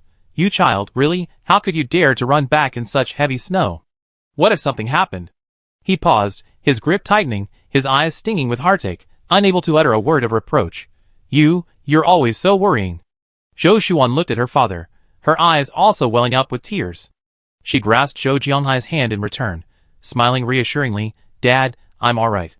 Tao Zheng and I came back together. The journey was dangerous, but we're safe in the end. Zhou Jianhai looked at his daughter, a pang of sorrow in his heart. He knew that although his daughter said she was alright, she must have suffered a lot inside. He sighed and gently patted the back of his daughter's hand. It's good that you're alright. It's good that you're alright. Seeing the tense atmosphere, Grandma Pang said, Tiyun, take Jianhai to take a good bath, and get rid of that musty smell. Wan An, Xiaoyu, let's cook. Today is a day for our family reunion, so we should have a good meal. These past few days, although they were at home, Zhong Tiyun and Zhou Jianhai had been away, and they were worried sick, they hadn't had time to think about food. Now that everyone is back safe and sound, they should have a good meal to soothe their souls. Zhou Shuan smiled and nodded, helping Zhou Jianhai to his feet. Dad, come on, let me help you take a bath. Zhou Jianhai's face was still a little pale, but his spirits were noticeably better. He smiled and patted his daughter's hand. Good girl, Dad's fine, no need for help. Zhong Tiyun led Zhou Jianhai to the bathroom. The hot water washed away Zhou Jianhai's fatigue and travel-worn clothes, and also cleansed the gloom from his heart. The rising steam blurred his vision, but it made him feel an unprecedented sense of ease and warmth. Zhong Tiyun had already noticed several frostbite patches on his body, waxy and inelastic, like clumps of dead flesh. She paused in her work of scrubbing his back. Zhou Jianhai followed his wife's gaze, glanced at the wound, and waved his hand dismissively. It's frostbite. In the transit room, we had to keep the air-conditioned clothing on while eating and drinking, and it wasn't airtight enough. I got chilled after a while. Zhong Tiyun felt a pang of heartache, pursing her lips without saying a word. After showering, she took out some ointment and carefully applied it to the frostbite spots. Put some ointment on first, and have your daughter check it out when we get out. Frostbite isn't a serious illness, but it can be troublesome if it gets severe. Zhou Jianhai felt a surge of warmth in his heart, grasped her hand, and nodded firmly. Back in the living room, Grandma Pang, along with Zhou Shuwan and Qi Mingyu, had prepared a sumptuous dinner. The aroma was irresistible, making everyone's mouths water. Braised pork, steamed fish, stir-fried vegetables, cold dishes, and steaming rice, all common dishes before the apocalypse, now extremely precious. Dinner's ready. Grandma Pang greeted everyone with a smile. The family sat around the dining table, the atmosphere warm and harmonious. During the meal, Zhong Tiyun brought up Zhou Jianhai's frostbite. Zhou Shuan took it very seriously, looking at Zhou Jianhai. Dad, I take a look after we eat. Frostbite is divided into several degrees. Mild frostbite isn't a big deal, but once it exceeds level 2, the skin will experience severe pain and swelling during rewarming, and may even leave behind skin sensitivity or pigmentation after healing. But these are all mild frostbite cases. Truly severe frostbite may require amputation. Zhou Jianhai nodded and reassured them. It's alright. Dad works in the maintenance department, and I've seen quite a few people these past 2 years. Most people living in the base have some degree of frostbite, but it doesn't affect their lives much. The Zhou family supplies and protection are among the best in the base. With their spatial abilities, They can generally handle any natural disaster with ease. However, most survivors are not so lucky. No matter how well prepared they can only wait to die in the face of nature's powerful destructive force. How are you all? Have you gotten frostbite? Grandma Peng had rarely gone out since the extreme cold, and wasn't really aware of these things. Hearing this, she anxiously asked Qi Mingyu and the others. Qi Mingyu shook his head. Grandma, Wan Wan and I are fine. Zhong Tian added, Grandma Peng, don't worry. I've been staying in the greenhouse office, with plenty of food and drink. Aside from worrying about you, I haven't suffered at all. Grandma Peng nodded in relief, and then reminded Zhou Jianhai to speak up if he felt unwell. Zhou Jianhai smiled and agreed. Zhou Shuan looked at the happy family, lost in thought. There was something she'd been keeping to herself for a long time, and it was time to bring it up. After dinner, Zhou Shuan carefully examined her father. Fortunately, it was only second-degree frostbite. Rewarming would cause some unbearable pain, but overall it wouldn't have a major impact. Zhou Jianhai waved goodbye, returning to his long-missed home. Seeing his family, he didn't care about anything else. Zhou Shuan prescribed some medicine for her father to improve blood circulation, reduce swelling, and relieve pain, instructing him to take it on time. Zhou Jianhai readily agreed. After this snowstorm, the base suffered extensive damage, many buildings collapsed, and countless people were killed or injured. Zhou Shuan took this opportunity to ask for leave for both her mother and father, allowing them to rest and recuperate at home. Qi Mingyu's importance to the security team was self-evident, especially in post-disaster rescue and supply transport, which relied heavily on the team's coordination and command. Qi Mingyu couldn't take leave. He went to work quickly. Zhou Shuan's back hadn't fully recovered, the large lump wouldn't subside for at least 2 months, so she also took leave.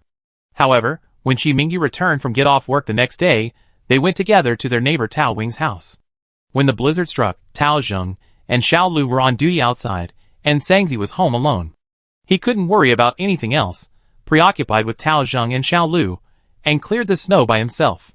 Yesterday, Zhong Tian told Zhou Shuan and the others that Tao Zheng had been resting in the greenhouse for a few days. After the blizzard ended, the survivors who had been trapped for days rushed home, and the patrol team also took Tao Zheng home. Because he was too busy yesterday, Qi Mingyu specially accompanied Zhou Shuan today to express his gratitude. Chapter 407. Zhou Shuan and Qi Mingyu walked slowly along the main road of the villa area. The ground had risen another half-meter, and although it had only been a few days, it was still frozen solid, making it extremely slippery. Fortunately, people now possess basic survival skills. Using ice skates was standard practice. Zhou Shuan looked around. Most of the buildings along the road were covered in snow and ice, resembling giant silver-white statues shimmering in the sunlight. In the distance, the remains of some collapsed houses had not yet been cleared, standing out starkly against the white snow. Qi Mingyu frowned slightly, his deep gaze fixed ahead. As they walked, he instinctively shielded Zhou Shuan on the inside, away from the roadside, afraid she might slip. Zhou Shuan pulled her air-conditioned coat tighter. It was a new one she had changed into. Her air-conditioned clothing was far more worn than Zhou Jianhai's. After crawling on the ground for 7 or 8 hours, the outer layer had been completely worn away, hanging in tatters, like a beggar's garment. However, she had a few extra air-conditioned clothes at home, so Zhou Shuan not only changed into a new one for herself, but also brought one for Tao Zheng. If Tao Zheng hadn't been worried about her, he could have waited comfortably at the general store, but despite his injured ankle, he escorted Zhou Shuan out. Zhou Shuan felt obligated to accept this favor. Upon reaching Tao Wing's house, they saw Xiao Lu and Sangzi clearing the snow from around the house and the terrace. They had moved in a hurry, and the terrace and yard of their 3-story house weren't fully enclosed, resulting in snow piling up almost half the yard, making it difficult to clear. Xiao Lu was laboriously wielding a shovel, clearing the thick snow to one side, while Sangzi was sweeping the scattered snowflakes together with a broom. Both were wearing winter coats, but beads of sweat were clearly visible on their foreheads, and their breathing was somewhat rapid. Seeing Zhou Shuan and Qi Mingyu arrive, Xiao Lu and Sangzi immediately stopped what they were doing, their faces lighting up with surprise. "Captain, sister-in-law, what brings you here?" Xiao Lu spoke first, his voice tinged with excitement. He put down his shovel, brushed the snow off his hands, and quickly walked over to the two. After the blizzard, every household was busy clearing snow from their own yards. This was the busiest time. So Xiao Lu was very happy. Sangzi followed closely behind, greeting them shyly. "Captain, sister-in-law?" Qi Mingyu then inquired about Tao Zheng's situation. Xiao Lu said, He's inside. I think his foot injury is quite serious. He probably need another month or two to recover. He looked at Zhou Shuwan with admiration in his eyes. Sister-in-law, you truly are a heroine. Many special forces soldiers like us, who have undergone rigorous training, might get injured or go missing in a blizzard, but you actually made it home safely. Her endurance and stamina are truly impressive. No wonder she's the captain. She's incredibly strong herself, and her wife is just as strong. Zhou Shuwan shook her head helplessly. I had no choice. Xiao Lu, Sangzi, I go inside and check on Xiao Tao. Qi Mingyu then said, Wan, you go first. I help them clear the snow. The later they clear it, the deeper the snow will freeze, and the harder it will be to clear. Especially on the terrace, it might cause leaks. Zhou Shuwan nodded. I come out and help in a bit.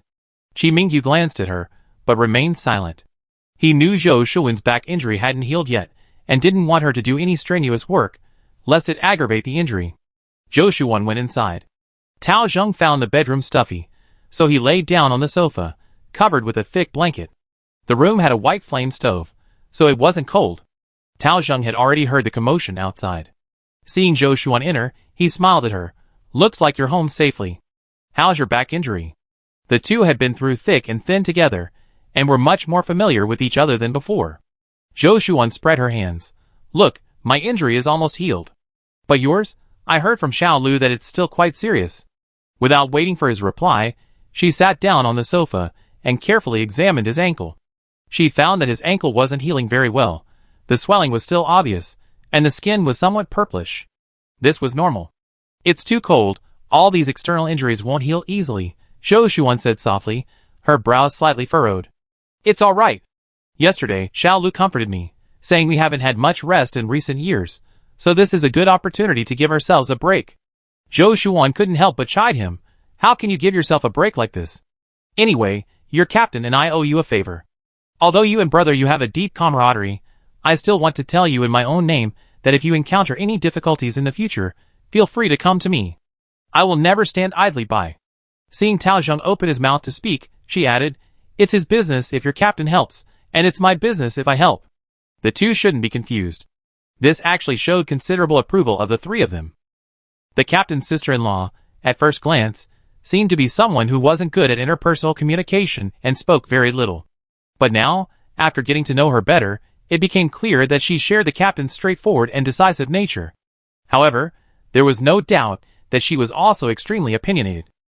The captain probably had to show weakness in front of her many times. Tao Zheng's smile deepened. Okay, then I won't be polite, thank you, sister-in-law. What are you thanking me for? You helped me, and I haven't thanked you yet. There's no need for thanks between us. Zhou Shuwan took out some new ointment and bandages from her backpack and skillfully rebandaged him. These are the new medicines I prescribed for you. Take them on time. These 2 boxes are for sprained ankles. The base hospital doesn't have any right now, so use them sparingly, and don't show them off to avoid unnecessary trouble. Medicines are extremely expensive these days. Tao Zheng hadn't seen these 2 boxes of ointment since the apocalypse.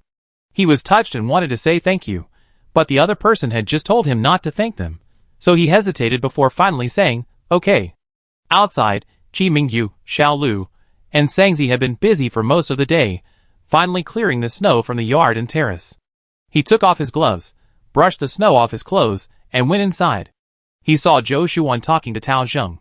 He walked over to Tao Zheng, patted him on the shoulder, and solemnly thanked him. Tao Zheng, thanks to you this time, Zhou Shuwan was able to return home safely. Thank you. Tao Zheng quickly replied, Captain, it's what I should do. He still held Qi Mingyu in deep respect. Remembering something, Tao Bing's gaze fell on Zhou Shuwan's back, and he asked with concern, Sister-in-law, how's your back injury? Zhou Shuwan subconsciously touched her back and said casually, It's nothing, it's much better now. Qi Mingyu noticed Zhou Shuwan's action, a hint of heartache flashing in his eyes. Chapter 408. Zhou Shuwan smiled at Qi Mingyu's expression. She knew he was still worried about her. Not wanting him to remain immersed in worry, she changed the subject. Speaking of which, Xiao Yu and I have found that many parts of the base have been damaged to varying degrees, especially near the edges. The accumulated snow has collapsed many buildings. The situation isn't good. Tao Zheng nodded, his tone heavy. Yes, the blizzard's destructive power is too strong. Our buildings simply can't withstand that kind of snow pressure. Also, I heard from Xiao Lu yesterday that General Zhao's situation isn't good either. Mentioning General Zhao, Qi Mingyu's expression instantly became serious, his brows furrowing slightly. Frowning, his gaze deep, he asked, "What's wrong with General Zhao?" Tao Zheng sighed, a hint of helplessness in his voice. Xiao Lu went to see General Zhao yesterday and came back saying that General Zhao is in very poor condition. He brought his troops from the capital, hoping to make a difference here, but now he only holds a nominal position as a staff officer in the security department. His elite troops have been scattered to various places, with no use for their skills. General Zhao has devoted himself to the military and civilians these past few years, but now he can only hold a sinecure, so it's no wonder he's somewhat dejected. Qi Mingyu listened, a complex emotion flashing in his eyes. He remained silent for a moment before slowly saying, "I try to visit him when I have some free time these next few days." Tao Zheng nodded. "Okay, the general has been talking about you a lot. He'd be very happy if you go see him." Zhou Shuan and Qi Mingyu stayed at Tao Bing's house for a while, as dusk gradually fell. Xiao Lu called out to everyone, "Captain, sister-in-law, dinner's ready, let's eat." Tao Zheng, holding onto the sofa armrest, slowly stood up and said with a smile, "Since you're here, why don't you stay and have a meal with us? Our place may be simple, but at least we have something hot to eat." Zhou Shuan glanced at Qi Mingyu, and seeing him nod, she smiled and replied, "Okay, then we be in your way." Zhangzi waved her hands hurriedly beside her. "No problem at all, no problem at all. We're overjoyed that the captain and his wife are staying for dinner." The group sat around the dining table, which held a plate of canned meat stir-fried with potatoes, a plate of stir-fried vegetables, and a pot of steaming potato rice. Although the meal was simple, in the apocalypse, being able to eat such food was a rare treat. While serving everyone rice, Xiao Lu excitedly said, "Captain, sister-in-law, you wouldn't believe it. Although our conditions here are a bit poor, the vegetable seeds you sent last time have all sprouted. This bok choy is the first batch, so you're lucky to have caught it. And all the hatching eggs and incubators have hatched too, and the chicks are growing well." Zhou Shuan picked up a piece of bok choy with her chopsticks and smiled upon hearing this. "I have to go check on the chicks later." "Of course." Tao Zheng smiled and continued, "Although our resources aren't as abundant as yours, with these vegetables and poultry, we can gradually become self-sufficient. It's all thanks to the supplies you sent last time, otherwise, we wouldn't even have enough bok choy to eat." Qi Mingyu nodded, his tone approving. "That's good. In the apocalypse, self-sufficiency is the long-term solution." Zhangzi smiled shyly. "Yes, things will get better with time." The group chatted and ate in a relaxed and pleasant atmosphere. After dinner, Xiao Lu invited Zhou Shuan and Qi Mingyu to see their chicks. Zhou Shuan nodded, "Sure, I'd like to see them too." Xiao Lu led them into the bedroom. Each floor of the villa had 4 bedrooms. Like the Zhou family, Tao Zheng and his group opted to stay on the second and third floors, only living on the second. 3 people, 3 bedrooms, leaving one for planting and raising chicks. Entering the room, they saw a cardboard box in the corner, crammed with about 30 fluffy, pale yellow chicks, clustered together like soft cotton balls. The chicks chirped sweetly, their clear voices melting hearts. Xiao Lu squatted beside the cardboard box, gently stroking the chicks' heads, his face full of affection and excitement. "Look how cute they are. When they grow up, we won't have to worry about eggs and chicken to eat." Well, his affection wasn't for the chicks' cuteness, but rather for the delicious-smelling chicken meat. Zhou Shuan couldn't help but chuckle. When Zhangzi came out of the bedroom, she was carrying 2 white flame stoves and said with a smile, "Captain, sister-in-law, this is a small token of our appreciation. Please take it back and use it." Zhou Shuan and Qi Mingyu exchanged a glance and quickly waved their hands to refuse. "How can we accept this? You can use the white flame stoves yourselves. How can we accept them?" Tao Zheng, sitting on the sofa, also said with a smile, "Captain, sister-in-law, please accept them. You helped us so much, and we have nothing to repay you with. Please don't refuse this small token of our appreciation." Xiao Lu chimed in, "Yes, Captain, please don't be so polite. Although our conditions here are poor, we still have some white flame stoves. We plan to replace them with a gasoline generator in the future, so we only need the white flame stoves when we go out. We won't be short of these too. Please take them back and use them." The Zhou family only had 3 gasoline generators, which they couldn't possibly give away as gifts, so Zhou Shuan felt it was a bit too much to accept this gift. She thought for a moment and said, "Well then, we can't accept it for nothing. Let's exchange it for supplies." Xiao Lu immediately said, "How can that be, sister-in-law? This is something we sincerely want to give." Exchanging it for supplies would be treating us unfairly. Zhou Shuan said in a reassuring tone. Xiao Lu, to be honest, we really lack white flame furnaces and want to stock up on more. If there's another blizzard like the one a few days ago, these are lifesavers. But if our two families want a long-term friendly relationship, exchanging some daily necessities is fine, but white flame furnaces are really too precious. We already received 2, we can't accept these 2 for nothing. Sangzi also quickly added, no. It's a waste of money. The deputy captain still has the medicine you just delivered. That was a thank you gift to him. One thing at a time. Qi Mingyu spoke up, making the final decision. Alright, listen to your sister-in-law, let's do it this way. Tao Zheng and the others exchanged glances, and Xiao Lu reluctantly nodded. Okay. Zhou Shuan smiled, clearly in a good mood.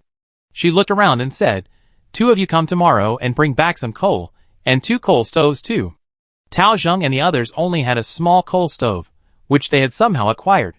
It was old and broken, and since their house didn't have heating, burning coal alone wasn't enough.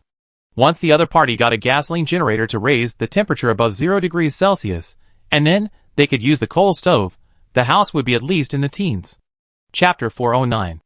Xiao Lu and Sangzi both looked at Tao Zheng. Coal, while not as valuable as the white flame furnace in the apocalypse, was still a very precious resource. Tao Zheng didn't hesitate for long before nodding. In that case, we gladly accept. Qi Mingyu and the others laughed, the atmosphere becoming harmonious. Zhou Shuan gently patted Qi Mingyu's arm. Brother Yu, it's getting late, let's go. Qi Mingyu nodded, okay. He turned to Tao Zheng and the other 2, then we head back first. Take care. Remember to come visit me tomorrow. Okay, Captain, be careful on your journey. Sangzi and Xiao Lu also said, Captain, sister-in-law, goodbye. Zhou Shuan and Qi Mingyu turned and left. Tao Zheng, Sangzi, and Xiao Lu stood at the door, watching them leave. Xiao Lu watched Zhou Shuan and Qi Mingyu's departing figures, his face gradually darkening. Sangzi, go check if the chicks need feeding. Sangzi was shy and usually quiet. Hearing this, she nodded and turned to go to the bedroom. After watching him leave, Xiao Lu's gaze fell on Tao Zheng, who was sitting on the sofa. Are you really going to do this? His tone was somewhat urgent and dissatisfied. Tao Zheng didn't answer immediately. He placed his hands on his knees, his eyes lowered, seemingly deep in thought. After a long while, he slowly spoke. Based on my help to Zhou Shuan, the captain should trust me enough by now, right? Xiao Lu's expression changed, his tone tinged with anxiety. Do you really think that's enough? You know the captain's personality, he's always been meticulous and doesn't easily trust anyone completely. Tao Zheng raised his head, his gaze calm as still water, a faint smile playing on his lips. Trust takes time to build, especially with someone like him. I helped Zhou Shuan in a time of extreme danger, he won't easily forget that favor. Xiao Lu stared at Tao Zheng for a long time, his eyes filled with complex emotions, before finally sighing, his tone tinged with helplessness. So many years of struggle, so many fallen comrades, I'm weary. I'm satisfied with my life now. Do as you please. Tao Zheng didn't speak, his gaze turning to the window. Snowflakes danced in the wind, the white expanse seeming to hold only endless cold. Seeing Tao Zheng fall silent, a flicker of sadness crossed Xiao Lu's eyes. He took a small step back, turned, and left. His hand had just touched the doorknob when he suddenly stopped, turned to look at Tao Zheng, and said coldly, the captain saved my life. I don't care what you want to do, but if you dare to harm him, I fight you to the death. Tao Zheng still didn't respond, only lowering his eyes, seemingly not hearing Xiao Lu's words at all. Xiao Lu stared at him for a few seconds, finally letting out a cold snort and pushing the door open.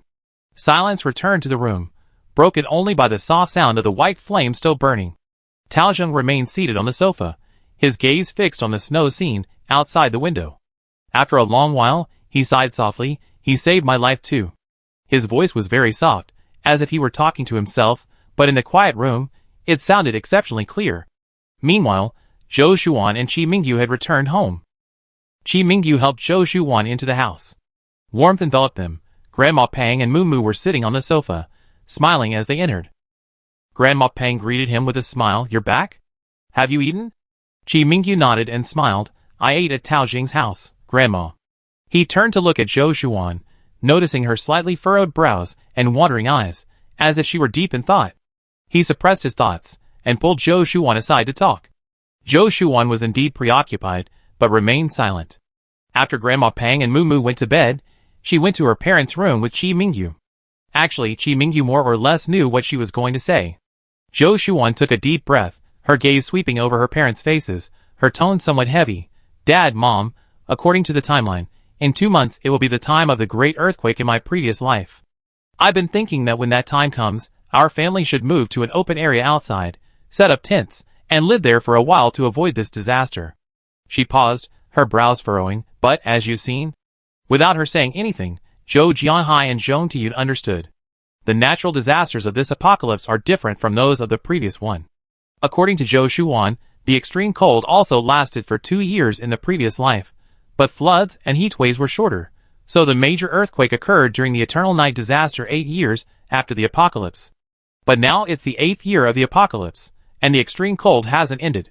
They weren't sure if the major earthquake would also be delayed. If it wasn't delayed, where should they hide in this blizzard? If it was delayed, when would it arrive? Zhou Jianghai's expression turned serious after listening. He remained silent for a moment before speaking. Shuan, do you mean that if the major earthquake is delayed, we have to wait in constant fear?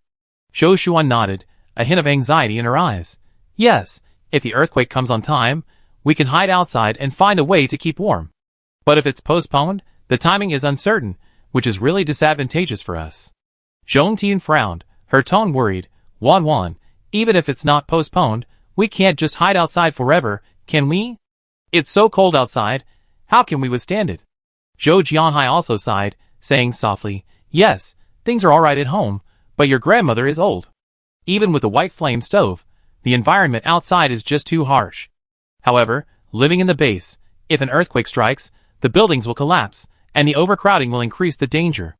Living alone in a wide open area outside would offer a greater chance of survival. Zhou Shuan looked at Chi Mingyu. Brother Yu, what do you think? Zhou Jianhai and Zhong Tiyun also looked at him. He was now the pillar of the family, everyone trusted him, and believed in his abilities.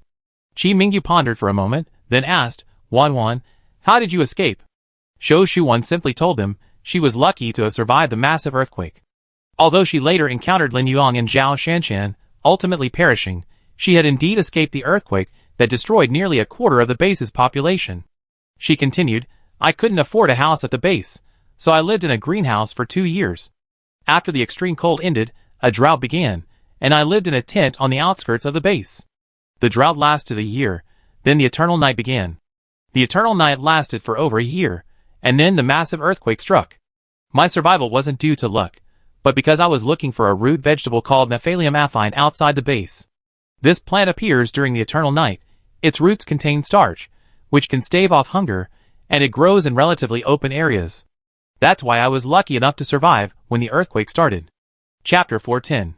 Even after so many years, hearing her daughter recount what had happened, Zhong Tiyun couldn't help but grip her hand tightly, her eyes filled with pity and sorrow. Zhou Jianhai thought for a moment and asked, what about the people living inside the base? Zhou Shuan shook her head. Very few people survived. The earthquake came too suddenly. The ground shook violently in an instant, leaving no time to react. Not to mention that most of the survivors lived in apartment buildings at that time. Running downstairs was simply impossible. Zhong Tiyun's heart clenched. Zhou Shuan continued, but there's something else that concerns me. Chi Mingyu also thought of it, and looked at her. You mean drought? Yes, the reason for droughts in our past life was that since the floods began, both surface and groundwater have been polluted. Clean water sources available to humans have become increasingly scarce. When the extreme cold began, although blizzards were frequent, the moisture in the snow was also contaminated, which is why droughts occurred. But now, we solved the water pollution problem. As long as we can melt all the snow at this time and store it, then there won't be a drought problem. Yes. Zhou Shuan nodded. Therefore, without a drought period, the timing of earthquakes becomes even more uncertain. The group fell silent for a moment. Chi Mingyu slowly walked to the window, looking through the frosted glass at the vast white snowfield outside, his brow furrowed, seemingly deep in thought. A moment later, he turned around, his gaze fixed firmly on Zhou Shuan and Zhong Tiyun. Zhou Jianhai said, since we can't be sure whether the earthquake will arrive as expected, we must prepare for both possibilities. On the one hand, we need to store necessary supplies in case of an earthquake. On the other hand, we need to find a suitable location outside the base and build a shelter in advance. Upon hearing this, Zhou Jianhai's brows relaxed slightly, but his tone still carried worry. But the outside temperature is so low, building a shelter probably won't be easy, will it? And even if we do build one, how will we keep warm inside? We can't rely on the white flame stove forever, can we? We won't have enough fuel. Chi Mingyu pondered for a moment, then replied, Dad, you're right, extreme cold is indeed a big problem. But we don't necessarily need to use reinforced concrete to build shelters. Living in tents will also work. General Zhao and his 10,000-strong force trek for half a year, living in tents and using white flame stoves. With a gasoline generator, they should be able to survive for a while. White flame furnaces are rare, but General Zhao and his group brought a batch. As long as the price is right, exchanging some shouldn't be a problem. They're also very portable and perfect for keeping warm in the wild. Zhong Tiyun's eyes flashed with hope upon hearing this, but it was quickly replaced by worry. But if we really go outside and live in tents, it won't be very safe. We definitely have to quit our jobs. What will we say to others? Won't people suspect something? Zhou Shuan pondered. That's indeed a problem. The video she had posted online said that a major earthquake would occur after the eternal night, roughly 8 years after the apocalypse, but she hadn't given a specific date. However, the extreme cold hadn't ended yet, and the eternal night was still unknown. They hadn't heard anything similar at the base, indicating that Xiao Xiao and the others subconsciously believed the earthquake wouldn't happen now. Therefore, at this time, it would be ridiculous for them to go out and live alone, and it might even arouse suspicion. But if they managed to leak this information to the base, how would they accommodate so many people? How long would they have to stay outside? The survivors at the base, having finally settled down here, would they be willing to travel to the extremely dangerous outside world and endure a long period of instability for a vague prophecy? Zhou Shuan suddenly remembered something and looked at Chi Mingyu. What about the prophet you captured back then? Chi Mingyu was taken aback, immediately understanding Zhou Shuan's meaning. Speaking of which, since seeing General Zhao and Tao Zhang arrive at the new base, Chi Mingyu had been filled with admiration and joy, completely forgetting about the existence of the female prophet. He pursed his lips. I asked Tao Zhang and Xiao Lu. Zhou Shuan nodded, looking at her parents. Dad, Mom, I thought about it these past few days. Leaving aside the hardships our family suffered after the sudden blizzard, especially Dad, you look much older these days. When we worked at the base, earning supplies was one thing, but the most important thing was accumulating survival experience. It's been 2 years now, and we learned what we needed to learn. I think you two can both quit your jobs.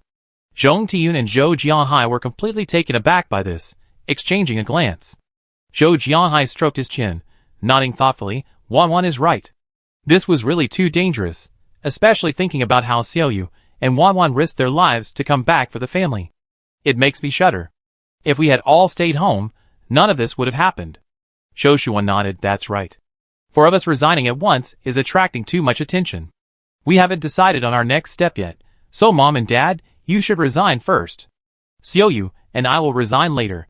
She wasn't anyone particularly important at the hospital.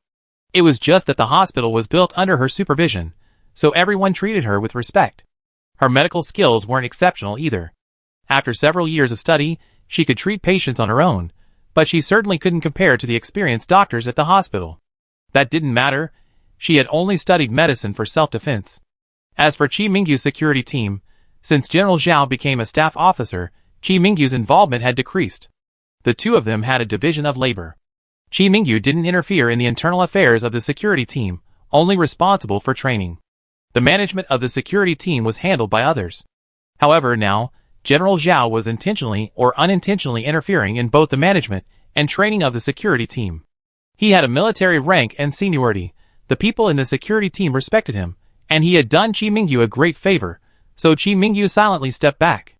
Zhou Shuan had also considered that if Chi Mingyu was caught in the middle, it might be better for him to simply come home. With him at home, she would feel more at ease. Chi Mingyu's loyalty to General Zhao remained, and he worried that resigning would make the general uncomfortable, so he disagreed. However, now the time had come to make a decision. Chi Mingyu looked at Zhou Shuan, a gentle light flashing in his dark, deep eyes, and nodded. I understand, Wan. Chapter 411. The next morning, although the blizzard had stopped, the cold wind was still biting. Chi Mingyu stood by the window, looking at the thick snow in the yard, his brows furrowed slightly. Since last night, the whole family had been heavy-hearted. Whether or not to move outside the base was a difficult question. Zhou Shuan came out of the bedroom, holding a thick pajamas, and handed it to Chi Mingyu. Brother Yu, are you going to General Zhao's today? Qi Mingyu took the pajamas, put them on, and glanced at her. Wan on, your back injury hasn't healed yet. Rest in bed for a while, don't come out. Zhou Shuan smiled and shook her head.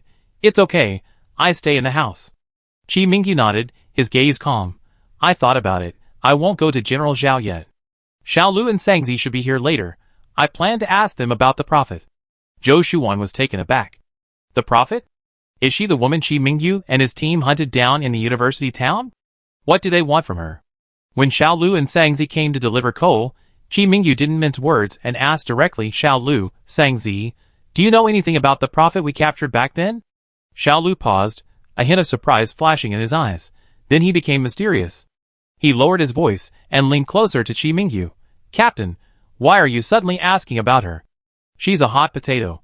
Nobody wants to touch her now. Now? Is she also at the base? Qi Mingyu's eyes flickered slightly, but his tone remained calm. I just want to know about her current situation.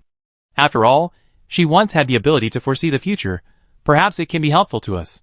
Xiaolu scratched his head, his expression complicated.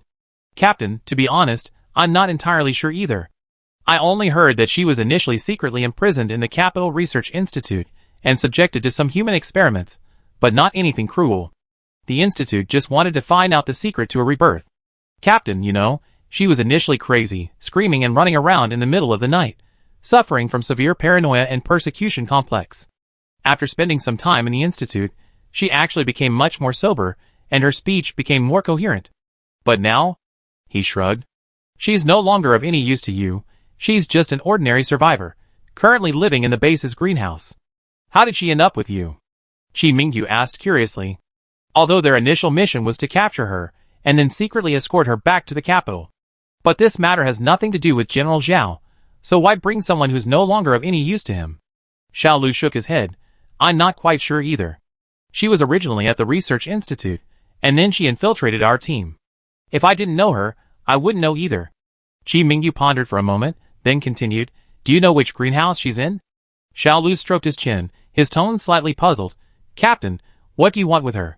Although the other party had the ability to foresee the future, the natural disaster she predicted only ended at extreme cold, and she didn't predict the drought and major earthquake that would follow. On the contrary, the prophecy video online, with hundreds of millions of views, was much more detailed. They all privately speculated that there must be another reborn person in this world, only smarter than this prophet, who used the internet to release all the events that were going to happen. This shows that the other party is also a kind-hearted person. It is precisely because of such a prophecy that the government made various preparations in advance to minimize human casualties. Qi Mingyu's expression remained unchanged, his tone calm. Wan heard me mention her prophecy, and is somewhat curious, wanting to meet her. Xiaolu's gaze swept across Qi Mingyu and Zhou Shuan's faces, his lowered eyes flickered, but quickly returned to normal. He smiled. All right, since sister-in-law is interested, then I tell you. She's in the greenhouse of base number 4, where many survivors from the capital are now living. She should be among them. Qi Mingyu nodded. Okay, thank you. Xiaolu waved his hand and smiled. Captain, you're too kind. When did we become so formal? He called Sangzi to turn around and load coal. No one saw a thoughtful glint in his eyes. After Xiaolu and Sangzi left, Qi Mingyu stood in the courtyard, calmly watching their receding figures until they pulled the cart and disappeared into the vast snow. He withdrew his gaze, turned and went back inside, saying to Zhou Shuan, who was organizing medicine, Wan, I'm going to the police station to see General Zhao. Zhou Shuan looked up, her eyes slightly upturned, a hint of concern in them. Be careful on the road, the snow just stopped, the roads are slippery. Qi Mingyu nodded, put on his heavy air-conditioned coat, and stepped out of the house. The snow on both sides of the street had been mostly cleared, but the destructive power of the blizzard was still evident. Some roofs had collapsed under the weight of the snow, broken planks and bricks scattered on the snow-covered ground. Qi Mingyu's steps were steady, the snow crunching under his feet. His thoughts drifted unconsciously to General Zhao. Since General Zhao arrived at the base, their relationship seemed to have become somewhat delicate. General Zhao had once been his superior, someone who had shown him great favor, but now General Zhao's position within the base was somewhat awkward. Indeed, as Zhou Shuan had said, he was now caught in the middle between General Zhao and the base, a rather awkward situation. But a strange shadow lingered in his heart, preventing him from simply resigning and ignoring everything. He just had to take it one step at a time. The security department was located in the center of the base, a 3-story building. While its exterior was simple, its interior was fully equipped. Chi Mingyu pushed open the door, and the warmth that greeted him made him relax slightly. The lobby was bustling with people. The security team staff were busy handling various tasks. Seeing him enter, they all greeted him respectfully. "Captain Chi." Chi Mingyu nodded, then went straight to General Zhao's office and knocked on the door. "Come in." General Zhao's voice came from inside the door, deep and powerful. Chi Mingyu pushed open the door and entered. General Zhao was sitting behind his desk. Seeing him, a smile appeared on his face, and he greeted him. "Mingyu, how's everything at home? What brings you here?" "The base is currently undergoing post-disaster reconstruction work, and the security department is extremely busy. However, Zhou Jianhai and Zhou Shuan from the Zhou family both had an accident, so Chi Mingyu had taken 2 days off and wouldn't be back until tomorrow." Chi Mingyu sat down and nodded slightly. "Everything's fine at home. We cleared most of the snow in the last couple of days. I came specifically to see you. Have you been alright these past few days?" Chapter 412. General Zhao waved his hand, his tone relaxed. "I'm fine. When the blizzard hit, I was handling some matters at the security office and didn't have time to go home. But you? I heard Wanwan was injured." Chi Mingyu then recounted Zhou Shuan and Tao Zheng's journey back together. General Zhao exclaimed with admiration, "Your wife is very capable. Although there are many female soldiers in our unit with excellent physical and mental qualities, your Wanwan is no less impressive. Although she hasn't received formal training, her courage and ability show she has top-tier talent, just like you." But Chi Mingyu knew that Wanwan wasn't. Her current abilities stemmed from the 8 years of experience she had gained beyond everyone else in later generations, and from her relentless training over the years. Chi Mingyu didn't reply, only smiled slightly, his gaze gentle. "Wanwan is indeed very hard-working. She's always been independent, and doesn't want to burden anyone." General Zhao nodded, then changed the subject, his tone becoming casual. "Speaking of which, I heard your father and stepmother are also in my unit, and they even reunited?" Mentioning his father, Chi Mingyu's expression remained calm. "Yes, I met them twice. I didn't know then, so I didn't take good care of them." General Zhao seemed somewhat regretful. Upon hearing this, Chi Mingyu chuckled softly, his tone frank. "General, my relationship with my father has never been good, you don't need to worry about it. We haven't had any real feelings for each other for a long time. We only maintain a superficial connection because of my grandmother." General Zhao thoughtfully said "oh," then added, "Well, at least it's a reunion, something to be happy about."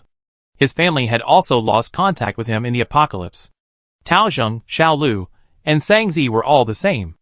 Although they were among the first to know about the impending apocalypse, and had stockpiled supplies to inform their families, making ample preparations, these soldiers had missions to fulfill, and couldn't leave their posts to go home. Later, too much time passed, and they completely lost contact with their families, never hearing from them again. "Did your father and the others get through the blizzard?" General Zhao asked with concern. Chi Mingyu shook his head, indicating he didn't know.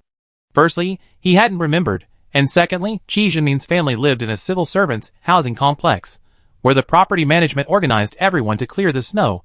Many hands make light work. And 2 days had passed since the blizzard, and he hadn't heard from them, so they must be alright. Seeing the others' indifferent attitude when the topic of family came up, General Zhao didn't continue the conversation. Since Chi Mingyu had come to visit, he certainly wouldn't have come empty-handed. He had brought 2 fish and some fresh vegetables. General Zhao chuckled and changed the subject. "Your family has even started farming and raising livestock? That's truly a survival strategy in this apocalyptic world. I heard Xiao Lu and the others mention it before. Your family is now self-sufficient. That's impressive. I heard they're also planning to start a livestock business at home. I have to try the chicks when they grow up." Chi Mingyu laughed. "We also raise chickens. Next time I come, I bring you 2 more." General Zhao laughed heartily, his tone cheerful. "Alright, I'd be waiting. With some snacks, let's have a good drink." "Good." General Zhao nodded in satisfaction, then took 2 white flame stoves from his desk drawer and handed them to Chi Mingyu, his tone gentle. "Your family is large, so I can't help much, but if something like this happens again, at least the whole family will have some heating equipment outside, so they won't suffer." Chi Mingyu looked at the 2 white flame stoves, his heart filled with mixed emotions. He silently accepted the stoves, his voice low. "Thank you, General." General Zhao nodded, a satisfied smile appearing on his face. "Alright, go back now. Be careful on your journey." Qi Mingyu nodded slightly, turned, and left the office. After leaving the security office, Qi Mingyu pondered for a moment, then went directly to Greenhouse Number 4. Greenhouse Number 4 of the base was located on the edge of the factory area, providing temporary accommodation for outside survivors. Although the conditions were rudimentary, at least there was heating, which could ward off the harsh cold outside. The prophet was named Zhao Wenya, a very beautiful woman. In the post-apocalyptic world, where everyone was generally haggard and emaciated, her beauty was extremely rare. Therefore, it was easy to inquire about her. Hearing that the prophet lived on the far west side of the greenhouse, he went there. Several rows of simple tents were neatly arranged, and people were bustling about. As Qi Mingyu approached, he saw several survivors busily working. Some were drying fish, others were repairing damaged shacks. His gaze swept across the crowd, quickly spotting a familiar figure. It was a woman, slender, wearing a thick coat, her long hair casually tied back, bending over with the others to dry cod caught from the lake.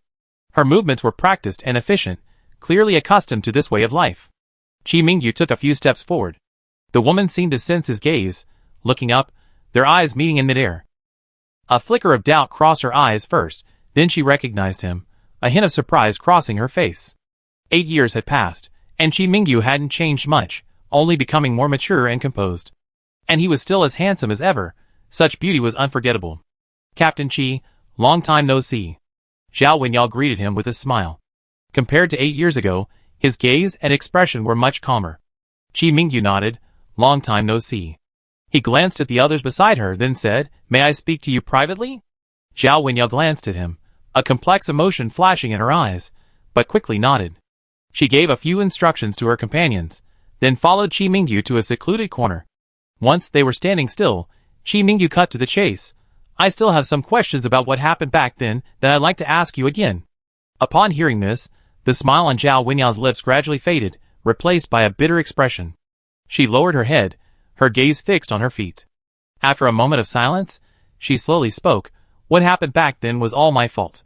I suffered from a severe mental illness at the time, and I couldn't control myself, blurting out things I shouldn't have said. As a result, I was imprisoned for 7 years, only being released last year by General Zhao's troops. A hint of self-mockery lingered in her voice. After I got out, I begged General Zhao not to reveal my identity, and he agreed. I came here with the troops, and lived a normal life for a year, and I think it's been quite good. When she was arrested, Qi Mingyu and the others, while keeping a strict watch on her, also showed compassion and pity for a patient, treating her kindly. She appreciated this, so her attitude towards him remained relatively gentle. Chapter 413. Looking at Qi Mingyu, her eyes held a hint of pleading. So, I hope you can understand, I just want a peaceful life now, and I don't want to be involved in those things anymore. Qi Mingyu understood her implication. She didn't want him to interfere with her life. She was a reborn person. In the novels and TV shows she watched countless stories of reborn heroines, who wielded immense power, crushing villains and leveling up. It was incredibly satisfying. But when it came to her, she first suffered from a severe mental illness, going insane and revealing her true nature, and was then imprisoned in a research institute for 7 years. She couldn't bear to think about it. Just thinking about it made her feel suffocated. Qi Mingyu nodded slightly, indicating understanding. I understand your situation. Don't worry, I will keep my mouth shut. I came to see you mainly to ask about the natural disasters following the extreme cold. You predicted the extreme cold disaster, and now it has lasted for 2 years. What kind of natural disasters will follow? When will the apocalypse end? There are rumors online that a massive earthquake will wipe out humanity. Are you aware of these things? Zhao Wenyao's eyes darkened slightly, then she shook her head, her tone tinged with helplessness. Actually, the so-called prophecy. It was just my experience in my past life. In my previous life, I only lived until the 7th year of the apocalypse, dying during an unprecedented massive blizzard in the extreme cold. I knew nothing about the natural disasters that followed. She sighed softly, until later, I saw that widely circulated video online, and I realized that there were others, like me, who had been reborn. However, that video contained far more of what I had experienced. I only learned about the massive earthquake through it. Qi Mingyu frowned slightly. So, you don't know what will happen next? Zhao Wenyao nodded. It's the natural disaster that followed, which I didn't experience. I have no idea what the world will be like after the extreme cold. Qi Mingyu was silent for a moment before asking a question that had been lingering in his mind. When we arrested you, I wanted to ask you this. Your accent sounds like a local, but your household registration is from another province. Are you also a local? Zhao Wenyan was slightly taken aback by the question, then smiled. Actually, I'm from another province, but I grew up in the provincial capital.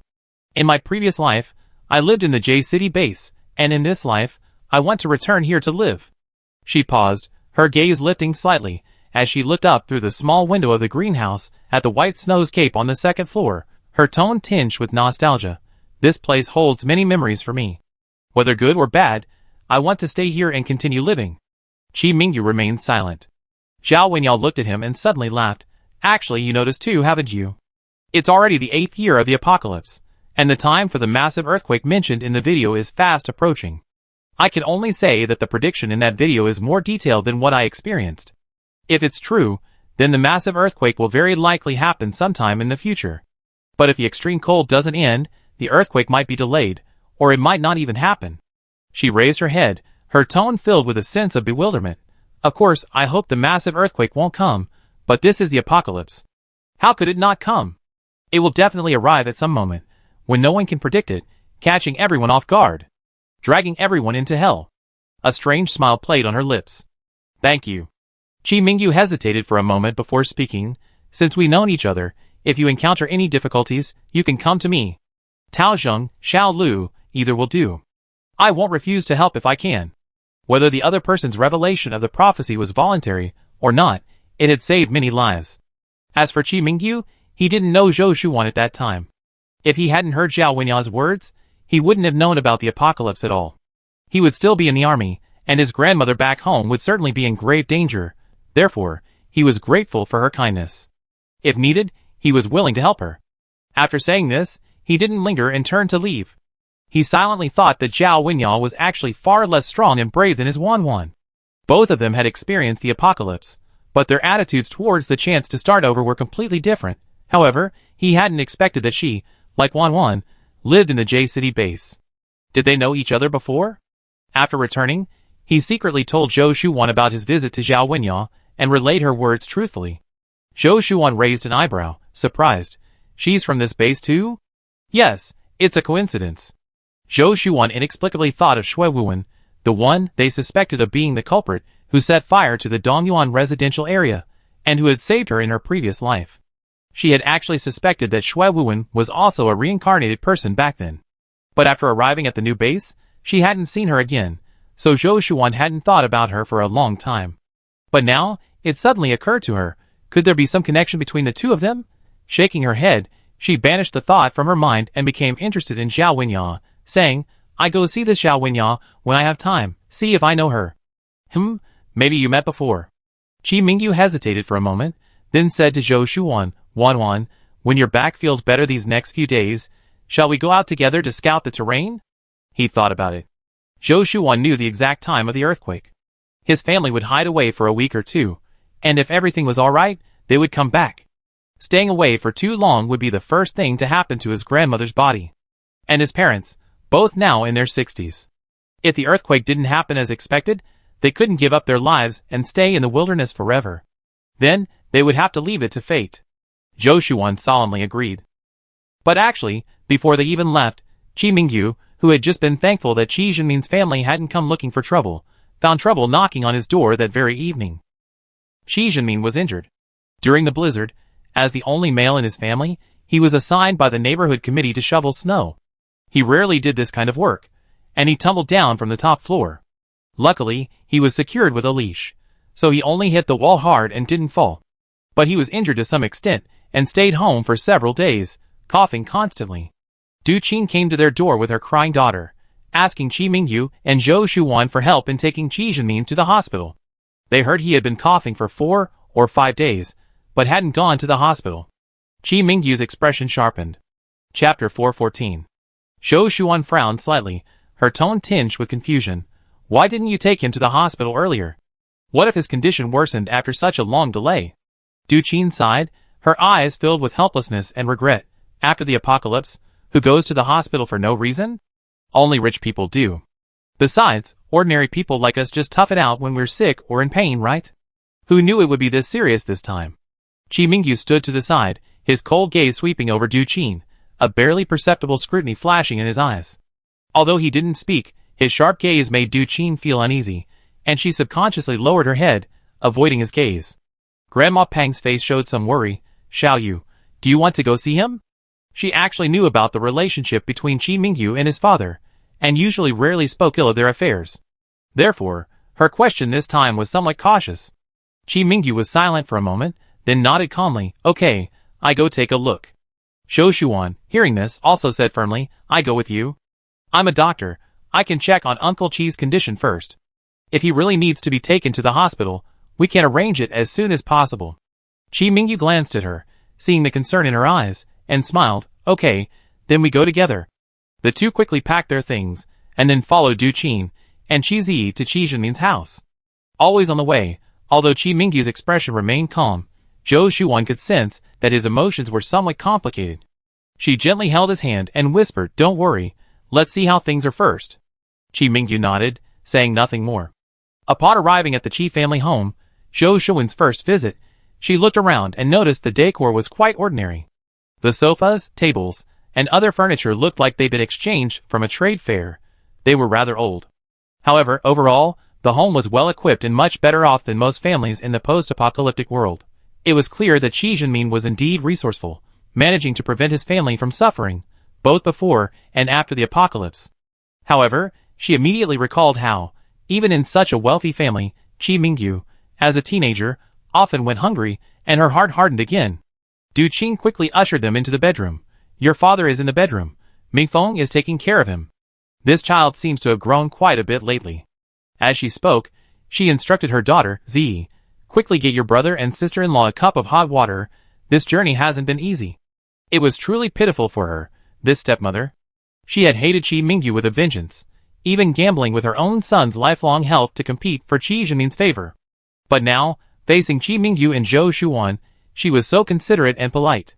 Truly, she could be both humble and assertive. Unfortunately, while she, as a mother, was being considerate and smiling, her daughter hadn't mastered the art of persuasion. She glared at Zhou Shuan and Qi Mingyu. It's just a short walk. How could we be dying of thirst? So dramatic. With that, she turned and left, not even bothering to look at her father, going straight back to her room. She felt somewhat aggrieved. Although it took them half a year to reach the new base in J City, they were protected by her father and General Zhao's troops. The journey was arduous, but they were very safe.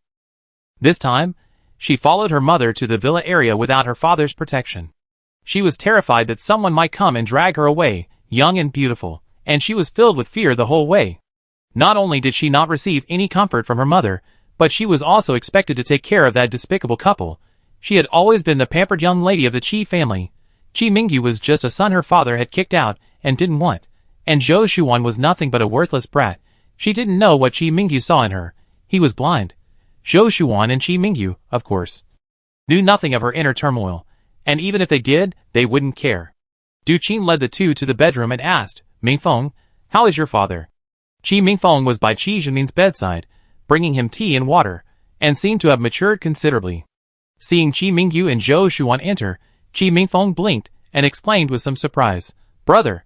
He had been to the Zhou family twice, and his parents had both told him that this person was his brother. Qi Mingyu didn't say much, only nodded, then walked to the bedside and looked down at Qi Zhenmin.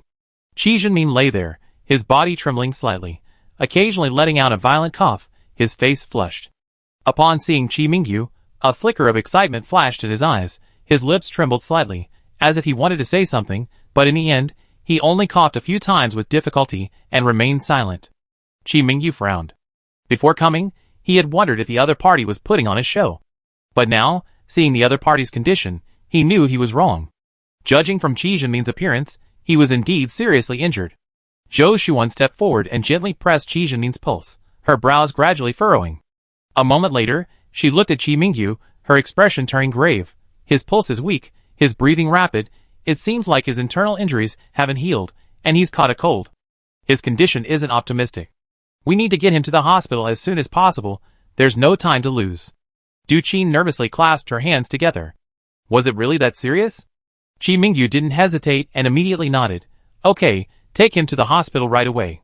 No matter how worried Du Qin was, hearing his words, a look of relief appeared on her face, As if she had finally breathed a sigh of relief. We wanted to take him to the hospital too, but neither your sister nor I can carry your father. Meifeng is in such a state, I can't let him go. Before she could finish, she met Qi Mingyu's slightly mocking smile, and abruptly stopped. Qi Mingfeng's current state is all because of that fall she made years ago. But actually, she felt incredibly wronged. How could she have known that such a light fall would turn her youngest son into a mentally challenged person? Thinking of this, she felt a surge of resentment. Qi Mingyu didn't pay much attention to her emotions, nodding to Zhou Shuan. Wan, help me move him onto my back. They were preparing to carry him to the hospital. Qi Mingfeng blinked, and quickly ran to the side to start packing. Zhou Shuan watched coldly, thinking that among the family, only Qi Mingfeng, with his childlike mind, was truly sincere towards Qi Zhenmin. Qi Zi didn't even glance in their direction. Du Qin, though also very attentive, ran to Qi Zhenmin with tears in her eyes. Zhenmin, please don't let anything happen to you. What if something happens to you, leaving me and the two children behind? Tears streamed down her face, but she didn't extend a single hand. Qi Zhenmin was a grown man, and quite tall. It was a bit difficult for Zhou Shuan to help him up.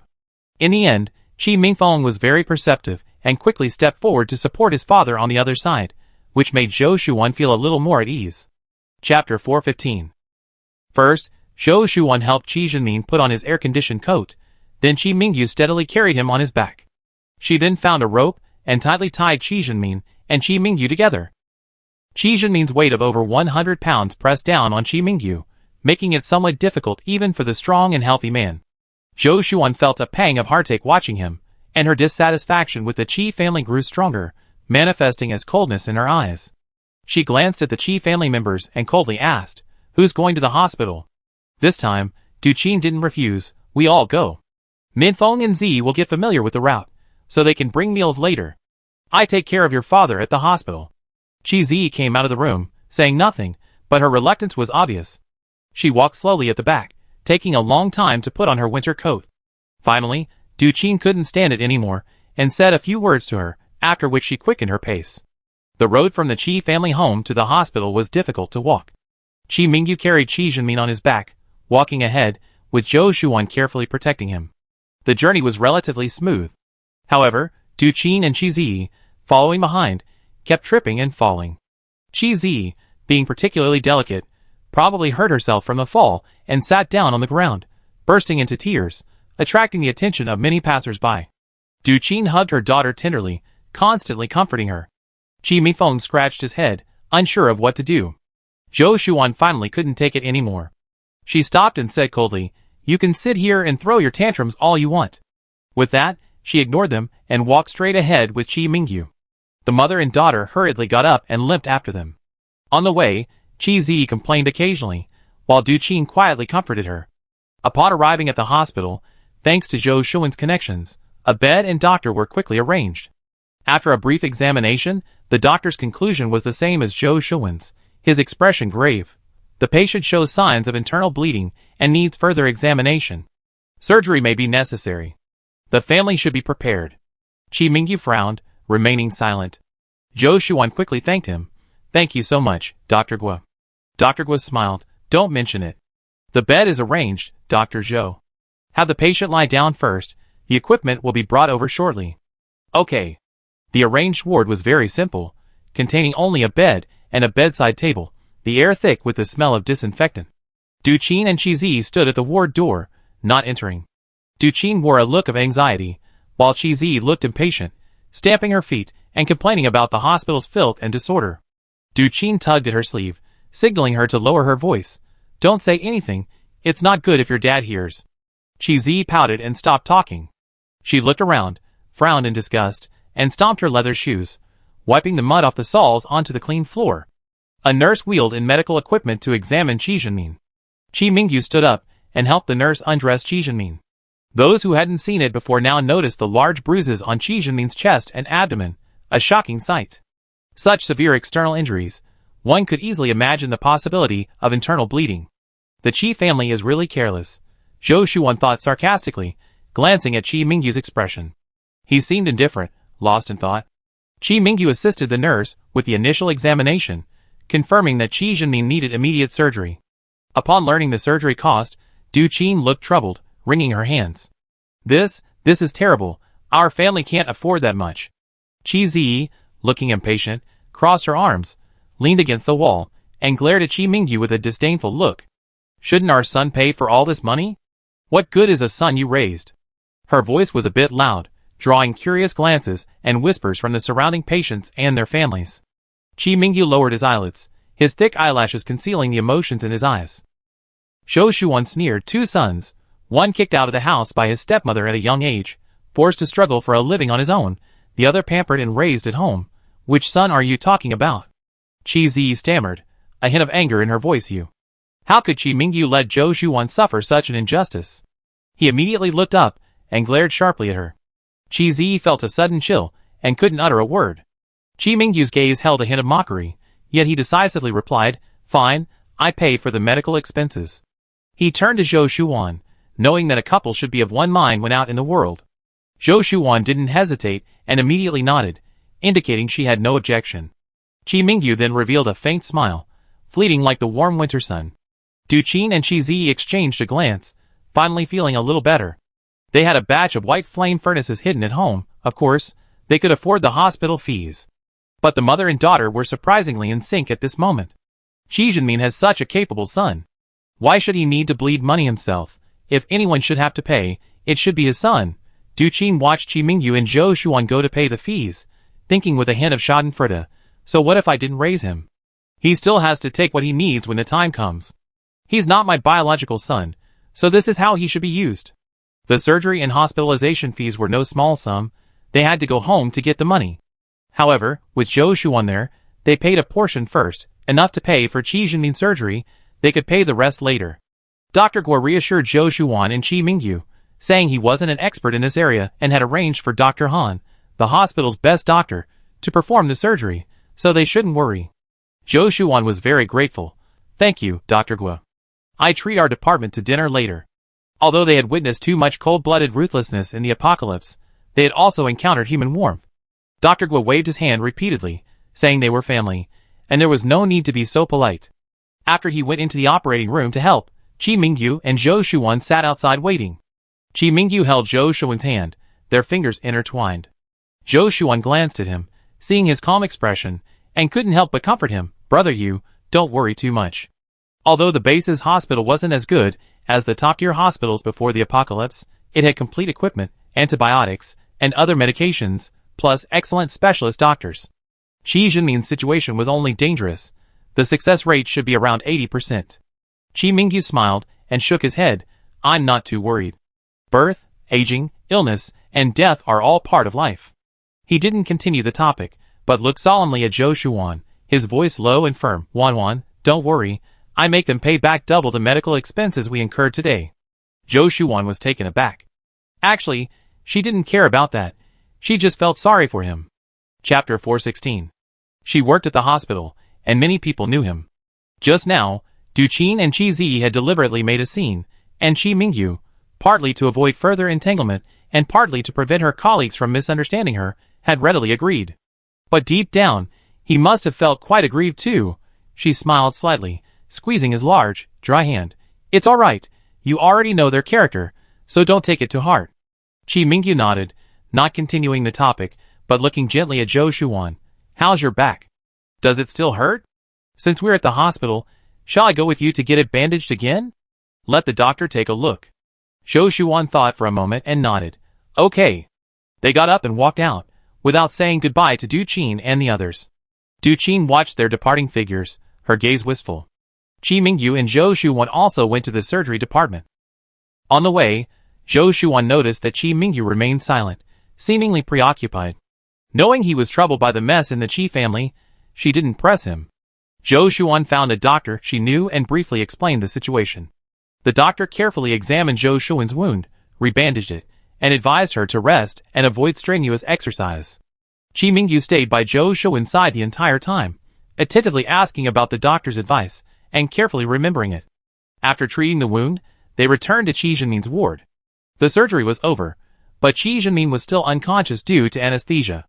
Du Qin, Chi Zi, and Chi Mingfeng were anxiously waiting in the ward. Seeing Chi Mingyu and Zhou Shuan enter, Chi Zi immediately adopted a sarcastic expression, saying sarcastically, "Oh, you finally arrived. Your own father is having surgery, while your son and daughter-in-law are off enjoying themselves somewhere." So unfilial. Because of Zhou Shuan's connections, Qi Jinmin was arranged to have a two-person ward, a rare privilege in the post-apocalyptic world where medical resources were scarce. At this moment, the patient and their caregiver in the next bed also looked over curiously, making the atmosphere in the ward somewhat awkward. Zhou Shuan, who had been holding back her anger, could no longer contain herself. Qi Mingyu was a retired soldier and didn't want to argue with a woman, but she wouldn't tolerate Qi Zi. She abruptly shook off Qi Mingyu's hand, strode up to Qi Zi, looked down at her with a sharp gaze. "What did you just say?" "Say it again." Qi Zi was startled by Zhou Shuan's imposing manner, involuntarily shrinking back. But she quickly recovered, stubbornly retorting, "Did I say something wrong? My surname is Qi. I'm a legitimate member of this family. Who do you think you are? An outsider. You dare touch me." Slap. A crisp slap echoed in the ward. Without hesitation, Zhou Shuan slapped Qi Zi hard across the face. Qi Zi covered her face, staring blankly at Zhou Shuan, her eyes filled with disbelief and grievance. Du Qin was also stunned, unable to react for a long time. Qi Mingfeng, fearfully hiding behind Du Qin, bit his lip and trembled. Seeing this, Qi Mingyu quickly walked to Zhou Shuan's side, his brows slightly furrowed, his tone tinged with worry. "Wan, don't get angry, your injury was just bandaged." Zhou Shuan took a deep breath, trying to calm her anger, turned to look at Qi Mingyu, and said calmly, "I'm fine." She glanced again at Qi Zi, who was covering her face with tears in her eyes, and said coldly, "This slap is to teach you to speak properly. Xiao Yu is a grown man, he can't hold it against you, but I'm not. I don't have such a good temper. If there's a next time, I won't be polite." Du Qin seemed to finally realize what was happening. Her bright and clever daughter was the apple of her eye. How could she bear to see her suffer such injustice? She immediately rushed over. You heartless woman." But before she could even touch Zhou Shuan's clothes, the latter swiftly turned around, not hitting her, but slapping Qi Zi across the face. Qi Zi staggered halfway onto the hospital bed, almost collapsing onto her father. You dare," she stammered, trying to speak, but she was too dizzy and her ears were ringing. She opened her mouth several times, but couldn't utter a word. Zhou Shuan's slap was incredibly powerful, showing no sign of lessening its force. Du Qin rushed to Qi Zi's side, pulling her into a tight embrace, calling out with concern, Zi, are you alright? How are you? Can you still speak?" Zhou Shuan rolled her eyes. It was just a slap, not a punch. Du Qin looked up, glaring fiercely at Zhou Shuan. "How could you hit someone? Don't you have any manners?" Zhou Shuan sneered. "Manners? What manners do I need with someone who spews filth?" She looked coldly at Du Qin. "I've been patient for days, all for the sake of brother Yu and grandma. You don't know me. If you really push me too far, I show no mercy." Zhou Shuan and Du Qin glared at each other, the air thick with tension, as if a fierce argument was about to erupt. Du Qin was furious, but she also remembered what she had heard earlier. This woman before her was quite capable. When the base was under construction, she and Qi Mingyu were both in the security team, overseeing their training. Later, for some reason, she ended up at the hospital. Qi Jinmin had said back then that their family, one in the security team, one in the hospital, one in the planting department, one in the maintenance department, were all in important positions at the base. They shouldn't be underestimated. Du Qin swallowed her anger. Seeing her back down so quickly, Zhou Shuan raised an eyebrow, vaguely knowing that the other wouldn't dare confront her easily. She smiled mockingly. Qi Mingyu quickly checked Zhou Shuan's palms, seeing they were a little red, knowing she had used force, and was venting her anger for him. His expression instantly turned icy. Qi Zi covered her cheeks, tears streaming down her face, crying out, "Mom, look at her. She actually hit me. You must take me to get a medical examination. I'm going to sue her for intentional assault," she cried as she pointed at Zhou Shuan, her eyes filled with venom. Du Qin hugged her daughter tenderly, gently stroking her cheek, and softly comforted her. Okay, Mom will take you to get a medical examination right away. We call the police and make her pay." She looked up, avoiding Zhou Shuan's gaze, and directly at Qi Mingyu, her tone firm. "Qi Mingyu, you must give us an explanation today."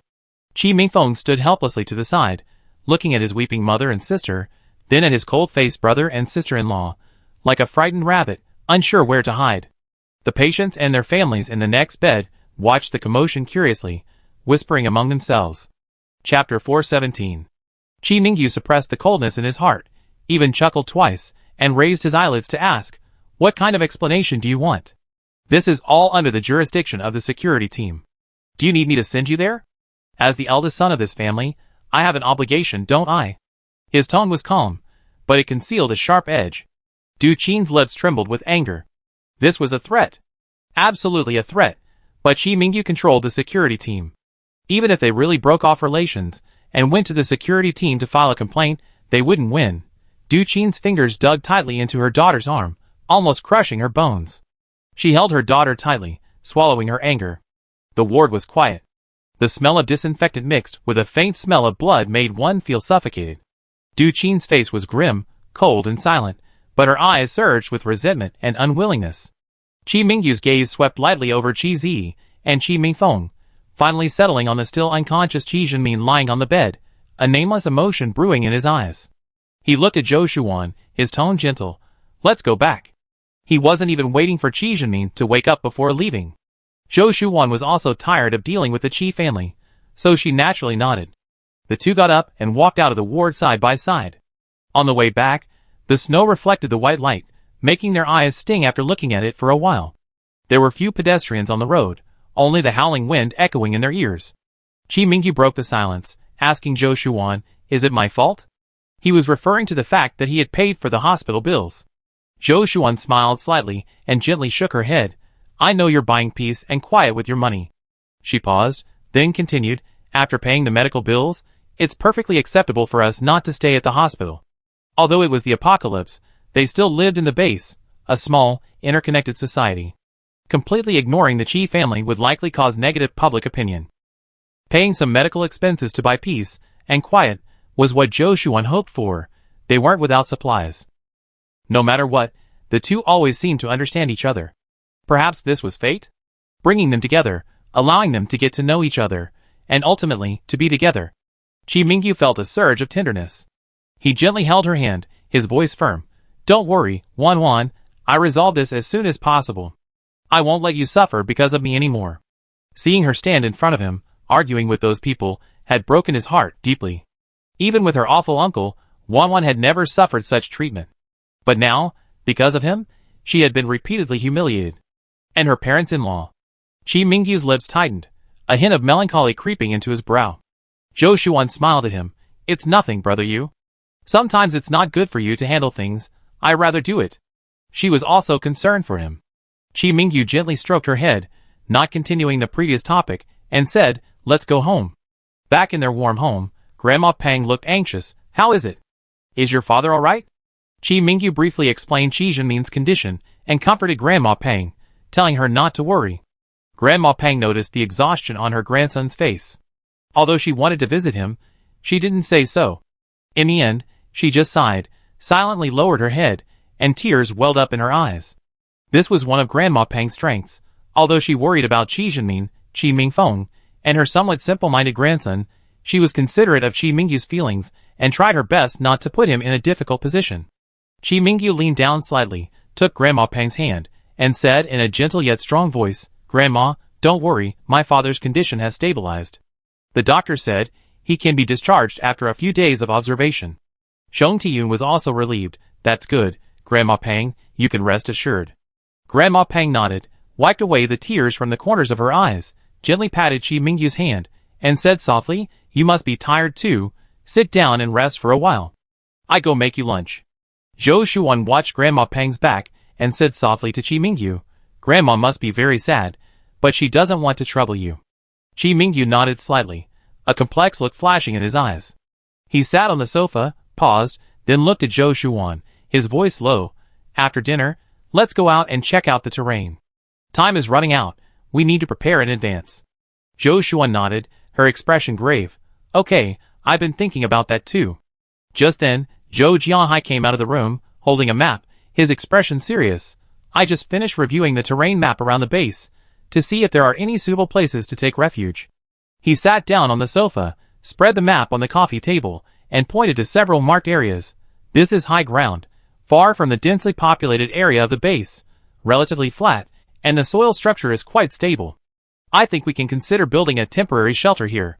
Chi Mingyu leaned closer to the map, examined it carefully, and frowned slightly. These places are a bit far from the base. If an earthquake really hits, we have to get there in advance. However, the terrain is indeed quite suitable. Zhou Shuan agreed. We decide after we conduct an on-site inspection. But we still need to consider how to build temporary shelters. Because of the blizzard, even living in tents wouldn't guarantee complete safety. If only we had prefabricated concrete houses in advance, Zhou Jianhai remarked wistfully. But this kind of concrete is too specialized. It's generally not available in their small city, so they have no way to collect it. Chi Mingyu pondered. I go to Tao Wing's and Xiao Lu's houses later, and ask them what methods they use to secure their tents along the way. Also, we need to let them know about the earthquake. Zhou Shuan nodded. All right, we can't just stay out of it anyway.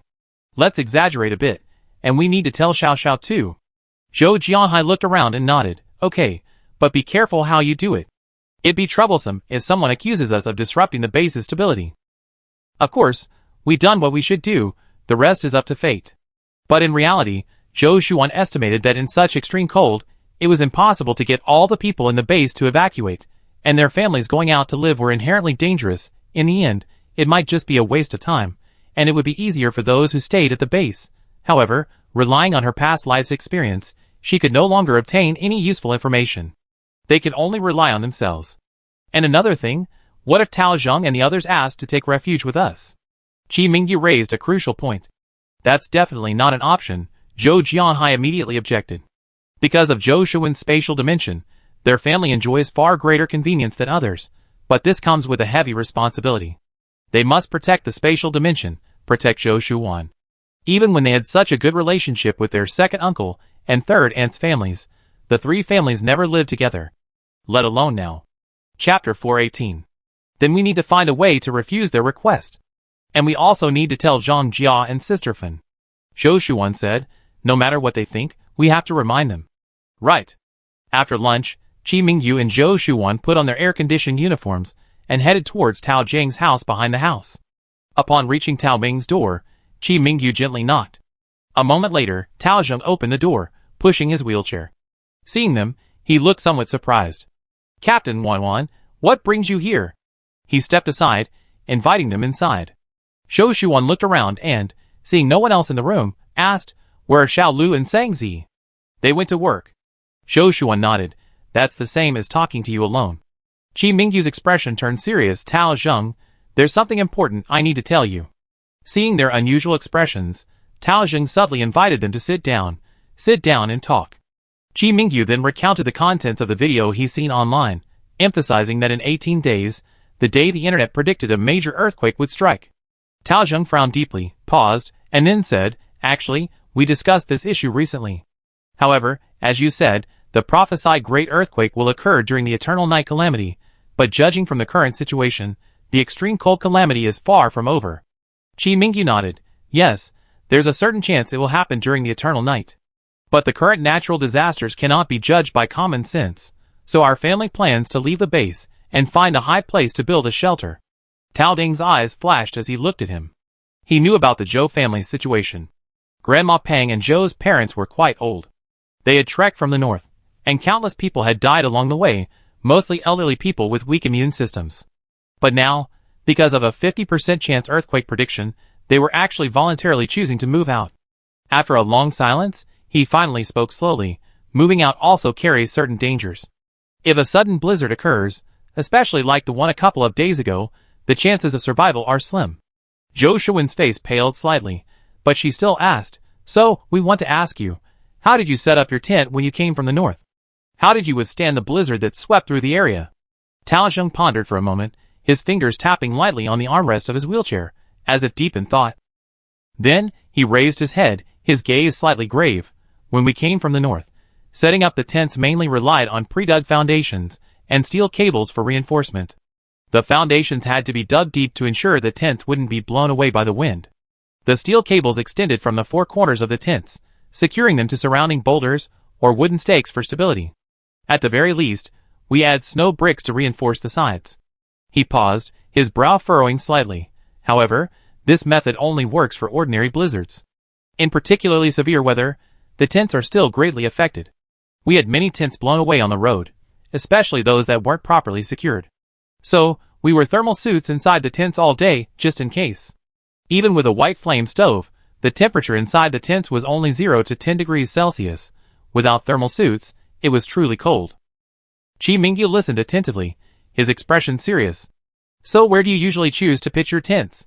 A sheltered hillside is the best choice. The wind is weaker there, and the hillside's terrain makes the tents less likely to be blown away.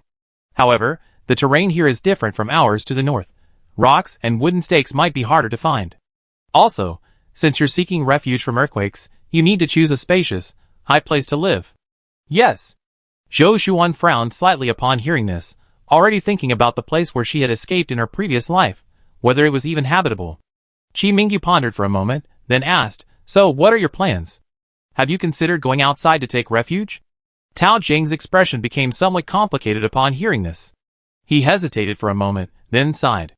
Actually, we've been considering this. However, Xiao Lu and Sangzi feel that the base has buildings, making it relatively safer than outside, so they prefer to stay at the base. In reality, it's because the eternal night calamity hasn't arrived yet, so people naturally assume the earthquake will also be delayed. A hint of understanding flashed in Zhou Shuan's eyes, as she softly said, everyone has different ideas, and there are indeed many factors to consider when seeking refuge. Chi Mingyu's tone was tactful. You should think it over carefully, and make preparations as soon as possible. If Tao Zheng and the others ignored the others, they would have an advantage. 3 special forces soldiers had a higher chance of survival in the wild than others. Tao Zheng smiled and nodded seriously.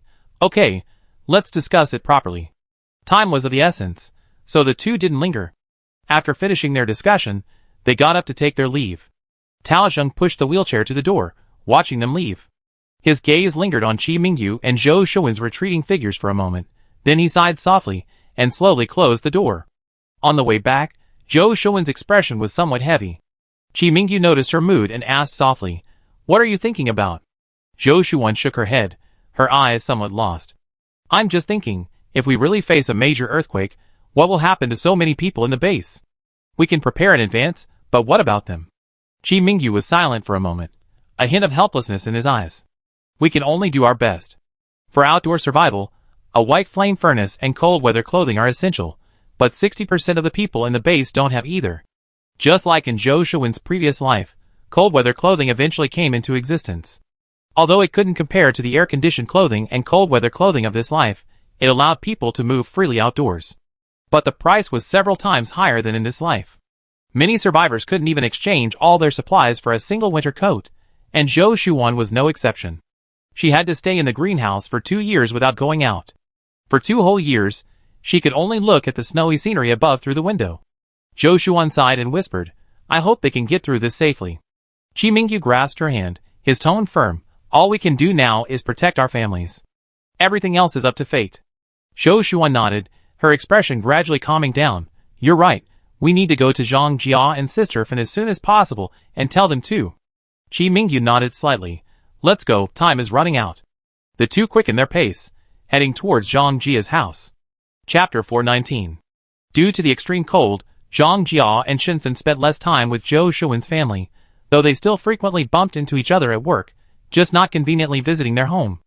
Zhang Jia was originally the captain of the convoy, but after the extreme cold, the convoy was no longer suitable for fieldwork, so it temporarily moved to the supplies exchange center, where Zhang Jia remained the captain of one of the squads. The work was busy, but the pay was decent.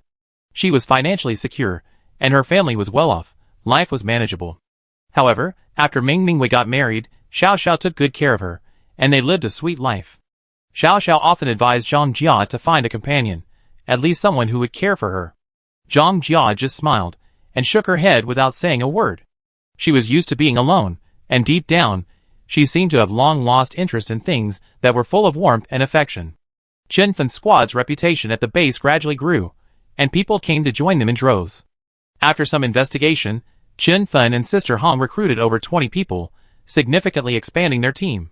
Zhang Jia lived next to Chen Fan's team. Being all women, it was relatively safe, and they could help each other, making it a comfortable place to live.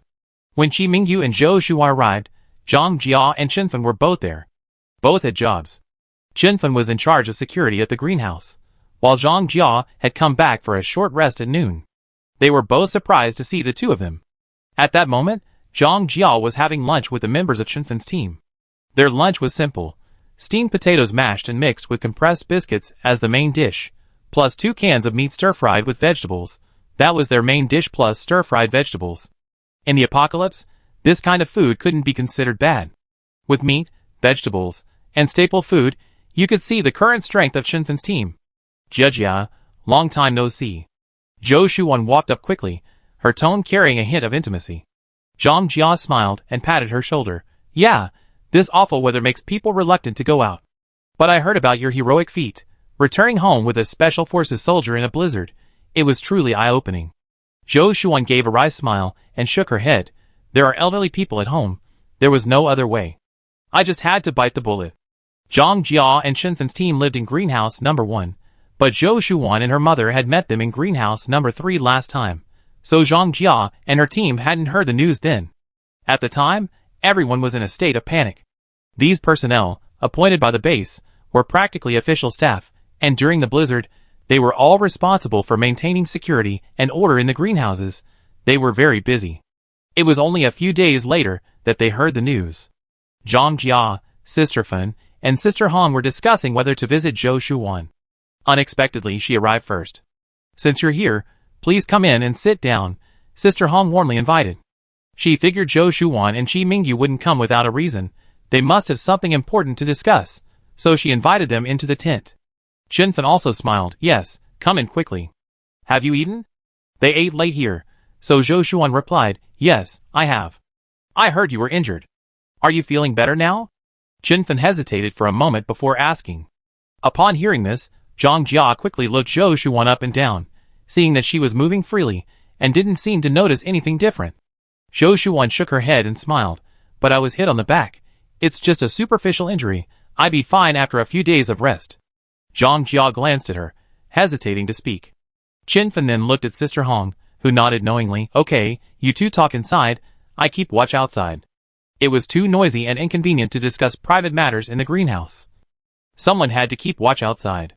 Once Sister Hong left, Zhou Shuan's expression became serious. Jia, Sister Fen, we come to tell you something important. Qi Mingyu nodded and added, it's about the major earthquake. The atmosphere in the room suddenly became heavy. Everyone knew about the earthquake prediction, but because the extreme cold and natural disasters hadn't ended, many people believed the earthquake would also be delayed.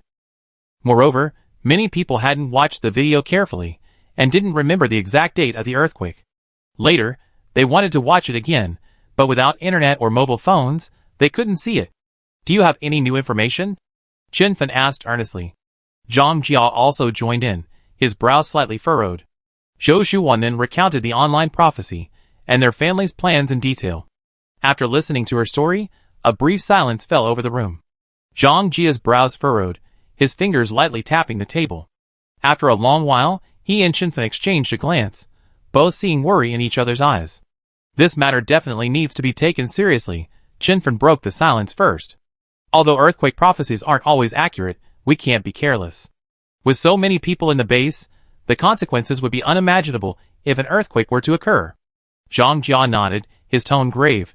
Yes, we need to prepare in advance. Xiao Yu Wanwan, are you really going to move out? A blizzard is too dangerous. We plan to build a shelter on higher ground outside the base, Zhou Shuan said. We're going to scout several locations, choosing ones that are relatively flat and far from densely populated areas, where they'd be safer. When are you planning to leave? Zhang Jia asked. We start in the next few days, Qi Mingyu replied. We also suggest you go out to take shelter. After all, it's safer outside than inside the base. Zhang Jia and Chenfen's team exchanged glances, and for a moment, no one spoke. While taking shelter outside seemed safer, outdoor survival in the extreme cold was fraught with danger. Let's discuss it, Zhang Jia finally said. This is no small matter, we need to think it over carefully. Okay, make a decision as soon as possible, Zhou Shuan said. Time is running out. And since there are many of you, if you're going to stay outside, you need sturdy tents, cold weather clothing, and a white flame stove for heating. Coal could also be used, but for a lightweight and simpler trip, the white flame stove, a newer energy source, was the most convenient. We could scrape together a few dozen air-conditioned suits. Besides, not everyone in our team might want to go out. The last blizzard was so powerful, it still sends chills down our spines. Yes, Even staying outdoors for a few days is very dangerous. So whether we go out or stay at the base, we need to be fully prepared. If there's no earthquake, great, but if there is, how do we escape? What kind of first aid supplies do we carry? How do we treat injuries? These are all things we need to consider. Zhang Jia and Chinfen both nodded solemnly. Chapter 420. After leaving the greenhouse, Qi Mingyu first took Zhou Shuan home, then went to Xiao Xiao's place to tell him about the incident. Xiao Xiao listened, gave a wry smile, rubbed his temples, and said wearily, "I've been thinking about this for the past few days." Given his position, he couldn't possibly be unaware. In other words, even if he didn't know the best time predicted online for a major earthquake, someone would remind him. Xiao Xiao's tone was filled with helplessness. But relocating over 30,000 people out of the base is tantamount to sending them to their deaths. Qi Mingyu knew his dilemma. After a moment of contemplation, he offered two suggestions. First, organize earthquake drills for everyone as soon as possible and train them in first aid. Second, distribute the information so people are mentally prepared. Those who are able and willing to leave can take shelter outside. Those who are unable or unwilling to leave should also prepare in advance. Xiao Xiao nodded, "You're right. Remaining silent about this is inaction. But for something this big, the worst thing we can do is remain silent." He uttered a phrase that was almost a tongue twister, but Qi Mingyu understood it perfectly. "Xiao Yu," Xiao Xiao looked at him, "I have another favor to ask of you. Once the message is sent out, it will definitely cause turmoil at the base, and order will certainly be disrupted. At this time, the security team needs to manage the situation single-mindedly. I arranged for General Zhao to be in the security team, and I believe you understand what that means. I hope you can put aside personal feelings and consider the issue from the base's perspective. If there is any unusual activity, report it to me immediately." Qi Mingyu's eyebrows did not move. His gaze met Xiao Xiao's, and he sighed deeply in his heart, but nodded calmly on the surface. "Okay." Xiao Xiao smiled easily. She knew Qi Mingyu's personality well. Since he had agreed, he would definitely do his best. "By the way, I haven't asked you yet. I heard Wanwan was injured a few days ago. How is she now?" Qi Mingyu's eyes flickered, and he brought up the topic. "She suffered some minor injuries. Nothing too serious, but she still needs to rest for a while." Xiao Xiao smiled. With Wanwan's temper, making her rest is harder than killing her. Thinking of Zhou Shuan's occasional stubbornness, a faint smile appeared on Qi Mingyu's lips. He paused, then continued, "Xiao Xiao, since we come this far, I won't hide the rest from you. Wanwan was injured because the blizzard trapped her elsewhere. She was worried about her family, so she forced herself to return in the heavy snow. Her back was hit by snow and heavy objects falling from tall buildings. Luckily, she didn't break any bones. But every time I think about it, I'm terrified. If she had been a little off course, it would have hit her spine." Qi Mingyu gave a bitter smile. "You know her, she's incredibly strong-willed and resilient. She's alright this time, but next time she definitely won't wait in the same place. And my parents-in-law, this blizzard separated us all, and it was truly agonizing. My father-in-law was trapped in a place without fuel or food. When he returned, he looked almost 10 years older. Because of all this, our family discussed it and decided that we should all quit our jobs and go home. Even though it's simple food, at least we'd be reunited as a family." Xiao Xiao guessed what he was going to say as soon as she heard Zhou Jianhai sound old. Sure enough, he resigned the next moment. Actually, Zhou Jianhai and Zhong Tiyun from the Zhou family had already resigned. So next, it would be him and Zhou Shuan who had to resign, right? A wave of reluctance washed over Xiao Xiao. Taking over the base was difficult. From the initial construction to the power grab and consolidation of order, Qi Mingyu and Zhou Shuan were indispensable. Although they were superior and subordinate, they were also close friends who understood each other. He often thought that meeting such friends in the apocalypse was his good fortune, but he also knew that the Zhou family had always been prepared to withdraw at any time. Although Qi Mingyu was the captain of the security team, he was basically only responsible for training and maintaining order, and didn't participate in anything else. Zhou Shuan was the same. Originally, she was in charge of supervising the construction of the hospital. After its completion, she could easily have become a vice president or something in management, but she only applied to be a doctor, just to gain experience. The Zhou family owned mines, and didn't lack resources. This was a consensus reached long ago among those around them. Their family wasn't power-hungry or greedy. Although everyone had a job, as Qi Zhenmin said, one was learning medicine at the hospital, one was learning agriculture in the planting department, one was learning repair in the maintenance department, and one was training in the security department. all to lay the foundation for better survival in the apocalypse. In other words, these weren't jobs to make a living, nor were they that important. If they affected their family's safety, then they would be let go. Thinking of this, a hint of sadness crossed Xiao Xiao's eyes. I will continue working until the time before the great earthquake mentioned in the prophecy arrives, but we must make it a promise that the whole family will evacuate. At that time, I probably won't be able to help much. Qi Mingyu spoke frankly, without any concealment.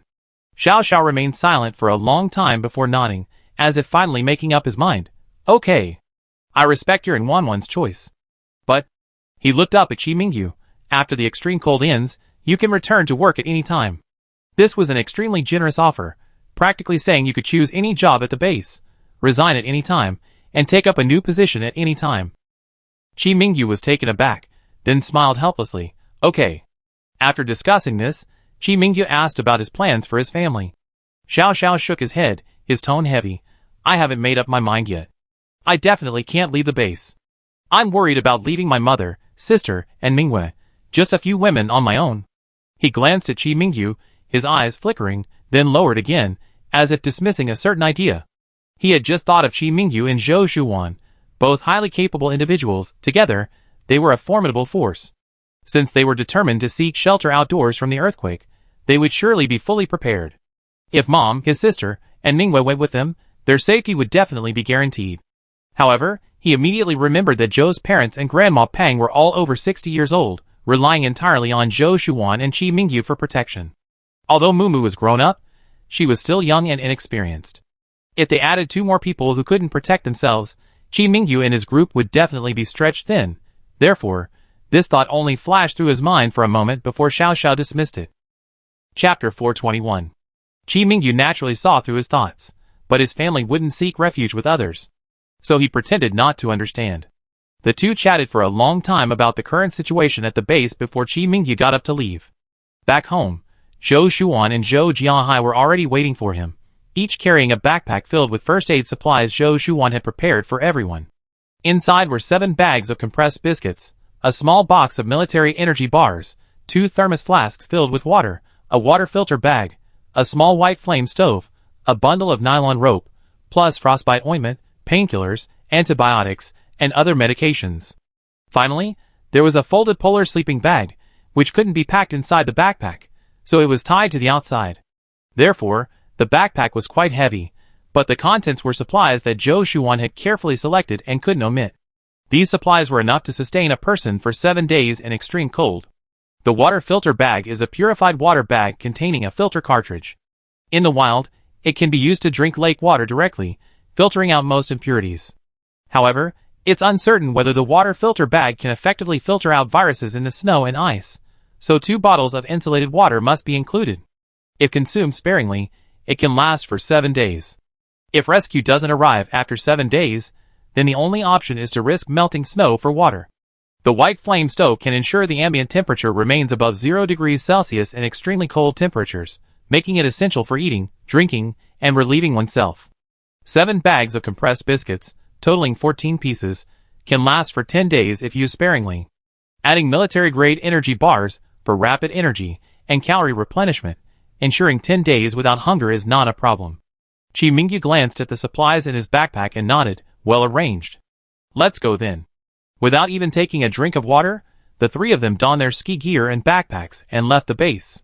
Wearing thick winter clothes and carrying heavy backpacks, they glided across the snow on their skis. They searched several spots, but none were quite satisfactory. As evening approached, they finally found a relatively flat and open valley, sheltered by mountains. Zhou Shuwan carefully examined the terrain and exclaimed happily, "This is it. In my past life, after the great earthquake, I came here to rest." Back then, survivors also sought out high, open areas. The group's spirits lifted upon hearing this. Since Zhou Shuwan had sought refuge here in her past life, it meant the earthquake hadn't affected this area. This was currently the safest place they knew of. Qi Mingyu looked around and nodded in agreement. This place is indeed excellent. Sheltered from the wind and facing the sun, it's easy to defend and difficult to attack. It's a good location for building a shelter. Zhou Jianhai carefully observed the surroundings and agreed. The mountain behind can block some of the wind and snow, and the higher elevation makes it less likely to be buried by snow. Having made their decision, they decided to waste no more time. They took out tools and materials from their spatial storage and began setting up tents and reinforcing their defenses. The tents they used were all-season tents, stable in structure, snowproof, with good insulation, and very durable. They could adapt to various extreme climates, especially extreme cold. They could even withstand blizzards of force 8 or higher. Before the apocalypse, researchers used these same types of tents when conducting polar expeditions. However, these tents are quite expensive, generally costing around 10,000 yuan. Zhou Shuan hadn't initially bought one, but later, while gathering supplies, she specifically stockpiled a few for use in extremely cold weather. Now they come in handy. To avoid the blizzard, they deliberately chose a sheltered hillside, firmly securing the tent to the ground, even using an automatic drill and cutting machine. Zhou Jianhai and Qi Mingyu worked together to embed the carbon fiber poles used to anchor the tent beneath the snow and ice. They built as solid a foundation as possible. Finally, they used ropes to connect the tent to the surrounding mountains, so that even if the tent were swept away by strong winds, they could find their way using the ropes. To withstand the extreme cold, Zhou Shuan took out a white flame stove from her spatial storage, placed it inside the tent, and turned it on. The white flame illuminated the dark tent with a warm light. Setting up the tent and reinforcing the fortifications took them a considerable amount of time.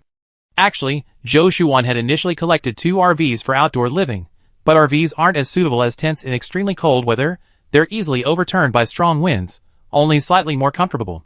However, with 6 people in the Zhou family, it was impossible for everyone to live in the RVs. Therefore, Zhou Shuan weighed the options and decided to stay in the tents. Since they were already there, they decided to spend the night there and test the waters. So, as night fell, the valley was silent, with only the howling wind echoing in their ears.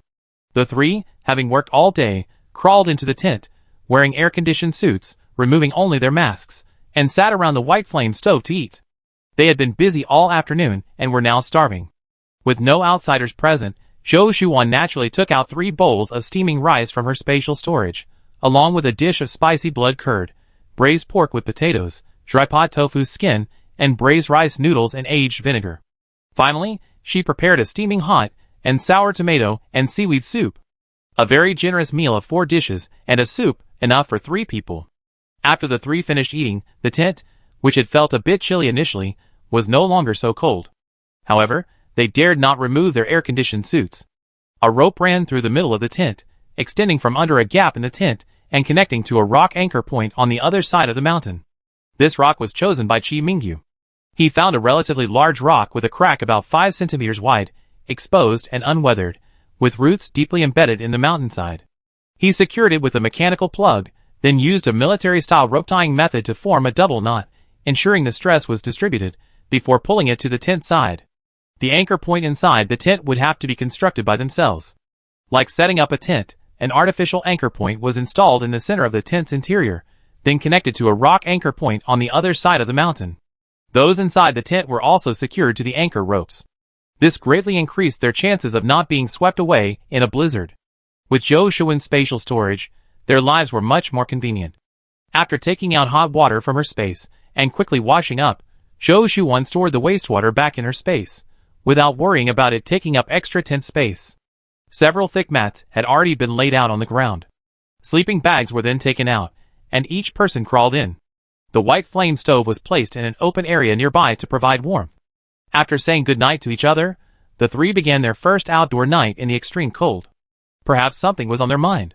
Chapter 422. Perhaps something was on her mind. Zhou Shuan didn't sleep well. The tent wasn't as sturdy as a house, and the howling wind outside seemed almost right next to her ears. Zhou Shuan tossed and turned for a long time before finally drifting off to sleep. The next morning, just as dawn was breaking, Zhou Shuan woke up. She lay there, momentarily disoriented, as if in a past life. In her past life, she had almost always stayed in tents, but there hadn't been such a soft mat beneath her, nor such a warm sleeping bag. After a brief moment of confusion, she immediately became alert. Looking around, it was still early. Qi Mingyu and Zhou Jianhai were asleep on either side of her, seemingly still asleep. So she remained lying there. The winter morning was dim and quiet inside the tent, the white flame of the stove casting a soft glow, dispelling the chill within. Zhou Shuan felt a moment of peace. A moment later, a slight movement came from beside her. Zhou Shuan turned her head, and saw that Qi Mingyu was awake. Seeing her, he asked in a low voice, "What time is it?" Zhou Shuan raised her hand to look at the luminous hands of her wristwatch. "It's still early, a little after 5. Qi Mingyu gave a soft hum, leaned out of his sleeping bag, put on his coat, and picked up the water bottle beside him, taking a sip. The warm water flowed down his throat, dispelling the morning chill. Zhou Jianhai was still asleep beside her. He turned to look at Zhou Shuan and asked in a low voice, "Did you sleep well?" Zhou Shuan nodded, a slight smile playing on her lips. "Not bad." "The wind is very strong outside," Qi Mingyu said, moving to a corner of the tent to look out. This was a deliberately left-behind transparent area to observe the situation outside. In the gray sky, snowflakes danced, and the wind howled, enveloping the entire valley in a blanket of white. Upon closer inspection, he realized it wasn't snowing. The snowflakes were simply due to the strong winds, causing the tiny ice crystals on the ground to rise back into the air. He turned to Zhou Shuan and said, "Looks like the weather isn't good today." Zhou Shuan sat up, put on her coat, and said, "Let's go out and take a look." "Okay." The two donned their gear, unfastened the harnesses to the securing ropes, linked together, held hands, unzipped the tent, and stepped outside. A biting wind, carrying a light blizzard, swept over them. Zhou Shuan shivered involuntarily. Even in her thick winter coat, she could feel the piercing cold. The valley was quiet, save for the echoing sounds of the wind and snow. Zhou Shuan and Qi Mingyu walked around the valley, confirming there was no danger nearby. It must have snowed last night, though not heavily. The snow piled up thickly before freezing, almost knee-deep, making each step difficult. "There's a lake over there," Qi Mingyu said, pointing to a spot not far away. The two walked over and found the lake already covered with a thick layer of ice and snow, resembling a white plain. "Let's go take a look," Zhou Shuan said. Qi Mingyu nodded, took her hand, and the two helped each other to the lakeside. Qi Mingyu had Zhou Shuan take out an ice axe from her spatial storage, chisel a hole in the ice, and then examine it. He shook his head. "This lake won't do. There's no water at the bottom, and no fish. Perhaps because the lake is very small, only about 300 square meters, roughly half an acre. The bottom is very shallow, and the water temperature is extremely low." Zhou Shuan nodded. "This lake isn't deep enough either, and the water temperature is too low for fish to survive." Qi Mingyu looked around and said, "However, this place is open and accessible on all sides, making it a good location for a camp." Zhou Shuan agreed, "Yes, besides where we're camping, this place is also good. If..." She paused, swallowing the rest of her words. Qi Mingyu glanced at her, knowing she wanted to talk about his second uncle and third aunt, but so many years had passed without any news of them. They both knew in their hearts that they were likely dead. After learning about his second uncle's family, they immediately sought help from Xiao Xiao, who did indeed have the convoys they sent out keep an eye on the gang. But soon after, the extreme cold weather arrived, all the convoys returned, and the matter was dropped. Qi Mingyu gently patted her shoulder to comfort her. Zhou Shuan glanced back at him, smiled, and said lightly, "I know, brother Yu, no matter what, as long as we're together as a family, that's enough. Even in peacetime, not every family can stay together, let alone in this apocalyptic world where people are dying every day." Looking at the sky, it was already past 7 o'clock. Estimating that Zhou Jianhai would wake up soon, the two of them held hands and returned to the valley. Zhou Jianhai was indeed up, dressed neatly, and sitting by the white flame stove roasting 3 potatoes, some food that Zhou Shuan had placed in the corner of the tent the night before. Although food is best preserved in her spatial storage, so there's no worry about spoilage, some still needs to be kept outside in case of unforeseen circumstances, if she's not there and the others have no food. Even at home, she would always fill the refrigerator, freezer, and storage cabinets to the brim when Grandma Peng and Moo Moo weren't around. After getting up, Zhou Jianhai rinsed his mouth with water from a thermos, washed up quickly, and then took a few potatoes to the stove to grill. Seeing them return, his previously impatient expression softened. He complained, "You went out without a word, and when I woke up and didn't see you, I was startled." "It's nothing, Dad, we just went for a walk." "Did you find anything?" "A blizzard could come at any time, you need to be careful." Zhou Jianhai was still worried. "Yes." Zhou Shuan told her father what she had seen and heard. "Speaking of which, this area has quite a lot of water."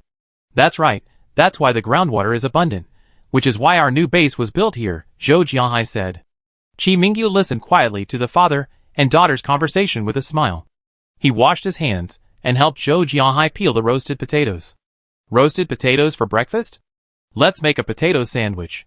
Zhou Shuan took out a small piece of foie gras she had prepared earlier, along with a few lettuce leaves. She had the roasted potatoes, spread a layer of foie gras on them, added lettuce, and the delicious and hearty potato sandwich was ready. After finishing the sandwich, she took out 3 bowls of egg drop soup. Worried that her father and Chi Mingyu might not have enough to eat, she also took out a few meat buns. Zhou Jianhai ate a bun and drank a bowl of hot soup, feeling very satisfied. Staying here last night was fine. If there's no blizzard, staying in the tent won't be a problem for warmth. Chapter 423. Chi Mingyu nodded, eating an extra steamed bun and a bowl of soup. He pointed to the tent. These tents are very warm and airtight, but you have to be careful about condensation. You need to clean them every 1 to 2 days. That's not much trouble. What do we do here every day? Nothing will happen, Zhou Jianhai said dismissively. These all-season tents are perfect for researchers visiting the base. In a sealed environment, the moisture from multiple people breathing inside easily condenses into frost, requiring about 1 or 2 liters of condensation to be cleaned daily. Now, with only the 3 of them here, it's only been a dozen hours since last night, so there's not much condensation. Yes. If all 6 of us stayed here, the space would be a bit cramped, but it's the safest way, Chi Mingyu said. Well, there's nothing we can do then. Zhou Jianhai pointed to several areas inside the tent. You two are young, so just pull up the tent for cover. You stay over there, and your mother, Grandma Mumu, and I will stay here. We can put away our sleeping bags during the day, there's enough space. Zhou Shuan and Chi Mingyu both nodded. After breakfast, they still had things to do. Since they were going to stay here for a while, besides dealing with natural disasters, they also needed to prevent man-made harm.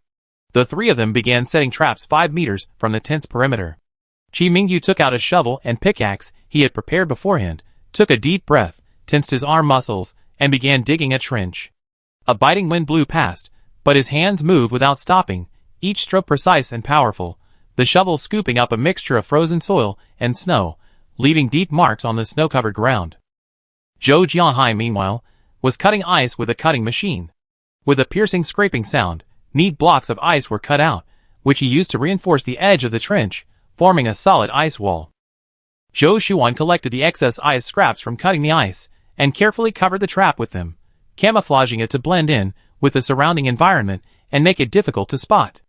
After the trap was completed, Chi Mingyu had Zhou Shuan retrieve an alarm device from his spatial storage.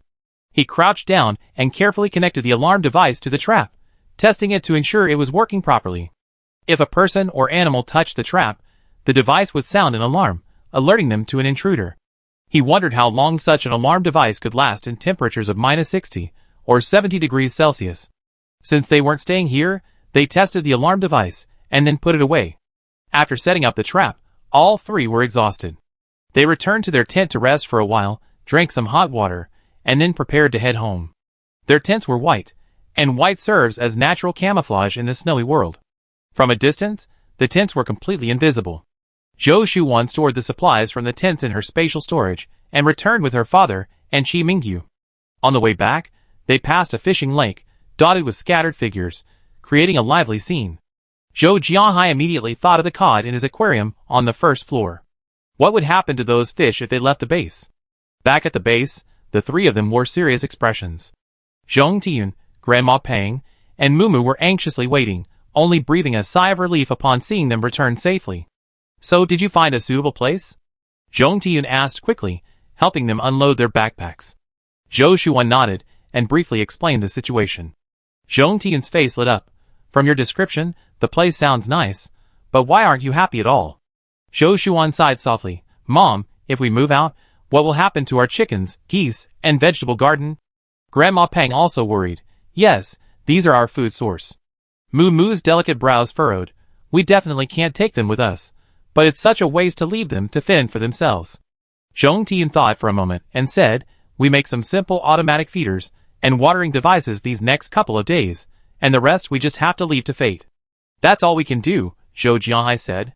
Grandma Pang said, then we need to harvest all the vegetables in the garden recently, pick everything edible, so as not to waste them. And the fish we keep downstairs, we just have to turn them into an automatic feeder and put in plenty of fish food. But if it really is a major earthquake... Grandma Pang didn't finish her sentence. Everyone else fell silent. The atmosphere in the room was heavy. If it were all a false alarm, that would be for the best. After all, who doesn't want a peaceful life? Although it's still a natural disaster, they gotten used to the extreme cold, and they're quite content in their small, self-sufficient homes. But if an earthquake strikes, the ground shakes, buildings collapse, countless people die, and everyone who survives will have to consider how they live. It's alright, we have eggs, chickens to hatch them, vegetables, and grain seeds. Even if a major earthquake really hits, as long as we survive, we have a chance to rise again. Zhou Shuan's tone was calm. But her words immediately filled the whole family with confidence. Yes. As long as we can survive, these things are secondary, nothing to worry about. We don't lack supplies, Zhong Tian encouraged everyone. Grandma Peng finally smiled, her face full of wrinkles. A few days later, after several rounds of meetings, the higher-ups discussed the matter extensively, with differing opinions. Some believed the earthquake warning should be immediately released to the public, while others thought the news should be temporarily suppressed to avoid panic. But Xiao Xiao felt that while the base was worried that releasing the information would cause panic, he should trust the wisdom and strength of the masses. Only by letting them know the truth could they better cope with the disaster. So he made the final decision, revealing the exact time of the major earthquake predicted in the video. The survivors at the base immediately panicked. Rumors spread rapidly within the base, causing widespread panic. Meanwhile, the base's intention was clear: earthquake drills must be conducted immediately. Those who could should consider living outdoors for shelter. Those who couldn't should try to relocate to sparsely populated, open areas the day before an earthquake. As mentioned earlier, the second point was difficult to achieve. Because 60% of the base's personnel lacked air-conditioned or cold-weather clothing, forcing them to move freely in minus 60 degrees Celsius temperatures was tantamount to sending them to their deaths. Qi Mingyu was slightly surprised upon hearing this news, but then realized something. Sure enough, in the following days, Xiao Xiao visited General Zhao several times, discussing the matter privately. She used most of the supplies and a position at the base to exchange for a batch of cold-weather clothing, outdoor tents, and a white flame stove. Chapter 424. Although General Zhao had his own ideas, in the face of this major disaster, he still stood on the side of the people and generously lent out his supplies. He led over 10,000 people south, and it was impossible for him to only have a few sets of winter clothing. This time, he took out 2,000 sets at once. While 2,000 sets of winter clothing was only a drop in the bucket, combined with what others in the base already had, they could gather 17 or 18,000 sets. This was enough for everyone in the base to use in rotation. Xiao Zhao's plan was to evacuate half the people the day before the major earthquake, then transport the winter clothing and air conditioning suits back, and evacuate the other half as well. Of course, this approach carried certain risks. For example, a sudden blizzard might sweep away the tents, and those without winter clothing might freeze to death. But that would be the question of how to reinforce the tents. Upon hearing the news, Zhou Shuan thought for a moment, and then said to Qi Mingyu, "I still have over a dozen sets of winter clothing in my storage space, all spoils from previous battles. Since the base needs them, we keep 2 for ourselves and lend the rest to the base. It'd be a way of helping out." Qi Mingyu gave her an appreciative look, took her hand, and gently squeezed it. The rest of the Zhou family had no objections. Although the winter clothing was expensive, lending it out for free seemed like a loss, but in the face of human lives, these things seemed insignificant. The Zhou family had enough survival supplies themselves, and didn't intend to exchange these winter clothing for profit, so lending them out for a while wasn't a problem. As for whether they could be retrieved later, that depended on how many people survived the disaster. General Zhao's act of lending out a large number of winter clothes, white flame stoves, and tents greatly enhanced his prestige within the base. At the base meeting, Xiao Xiao proposed appointing General Zhao as deputy base commander, a proposal that received majority support and was successfully passed. After the base issued a notice regarding the earthquake prediction, panic gripped the base. Some residents began hoarding supplies, causing already high prices to skyrocket beyond the base's control. Fortunately, planting and animal husbandry at the base had continued uninterrupted, with dedicated personnel managing the operations.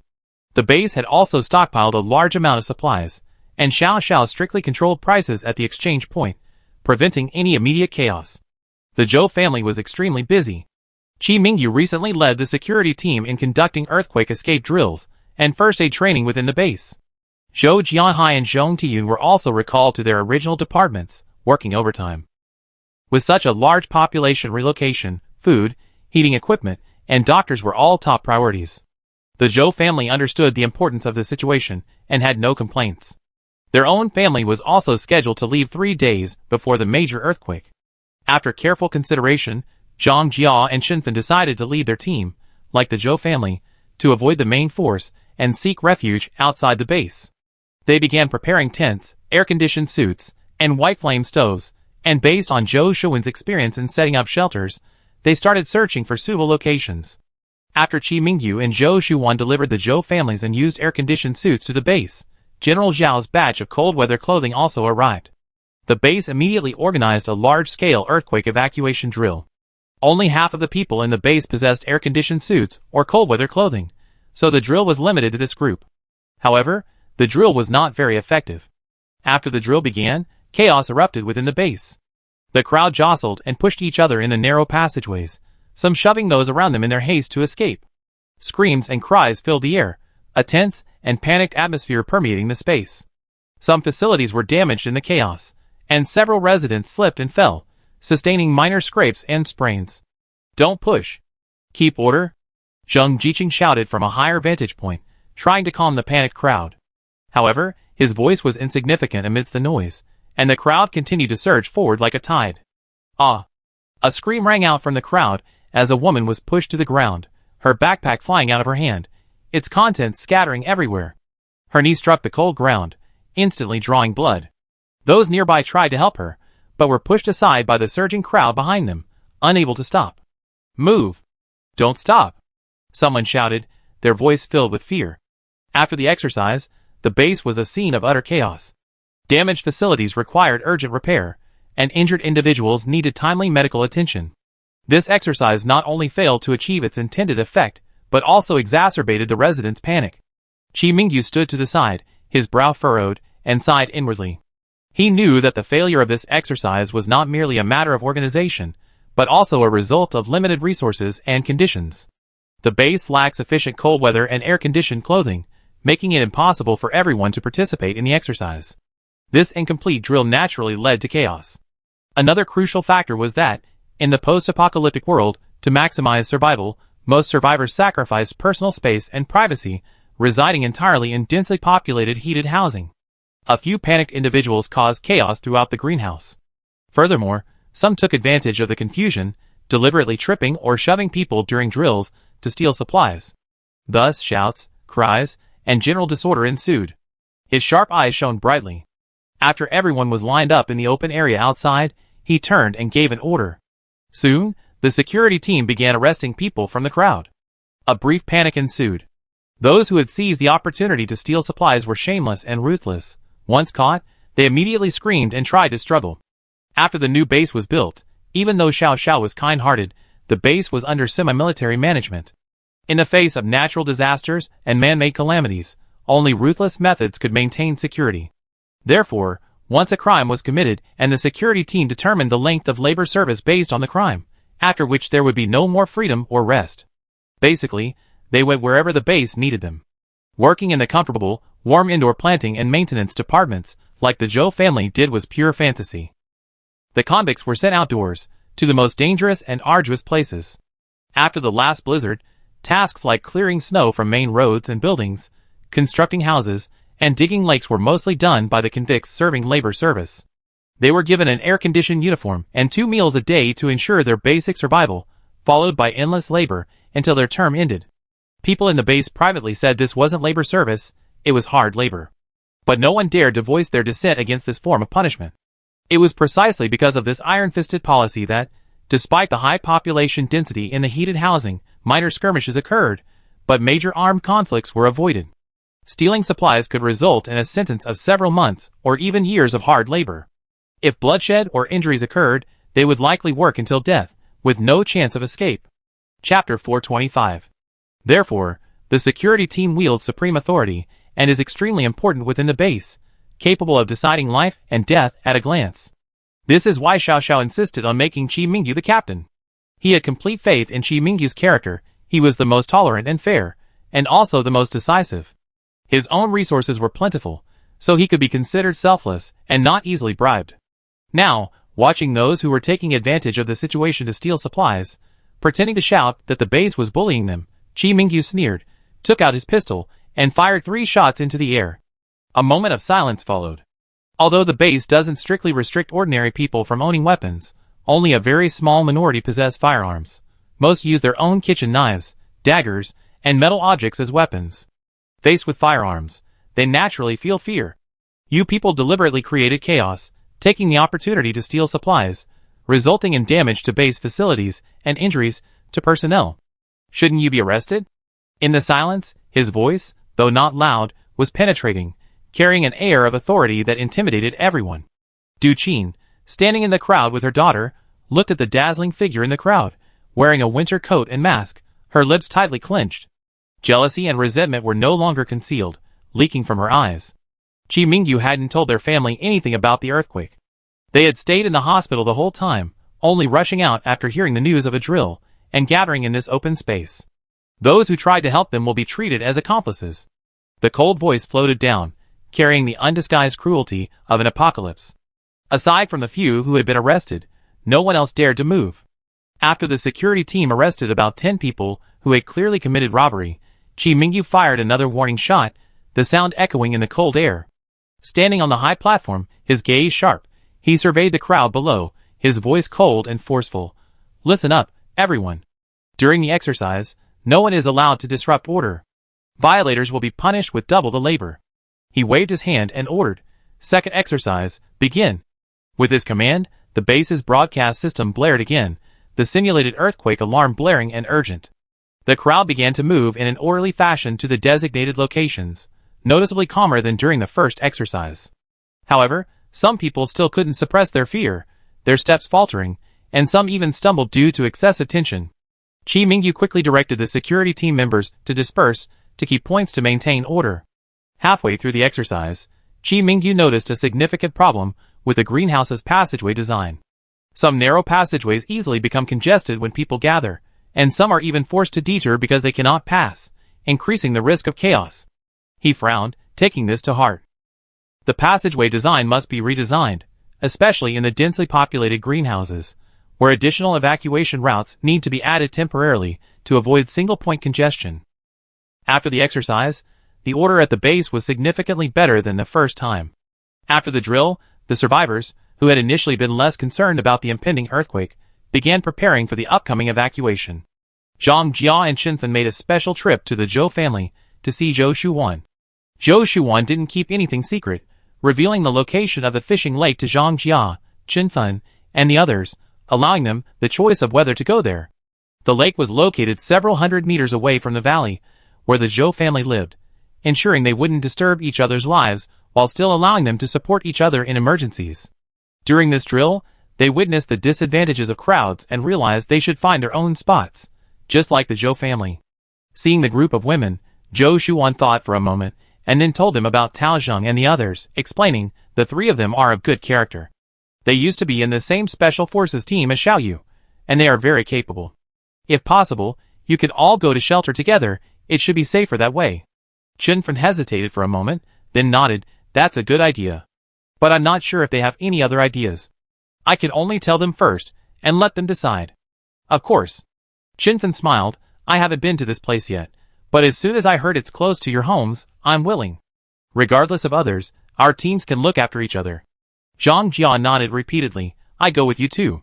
Most of the people in the convoy were originally single, but some had gotten married in the last 2 years and had families. They would definitely want to stay with their loved ones. Okay. The three women looked at each other and smiled with relief.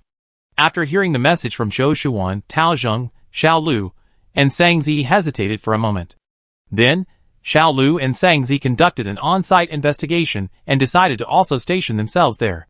Tao Zheng originally intended to stay by General Zhao's side, but his foot injury wouldn't fully heal for another 2 months, and he was currently confined to a wheelchair.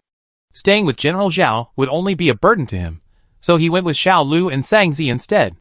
Xiao Lu and Sang Zi were loyal to General Zhao, but not exactly confidants. After completing their security duties, they could find their own refuge.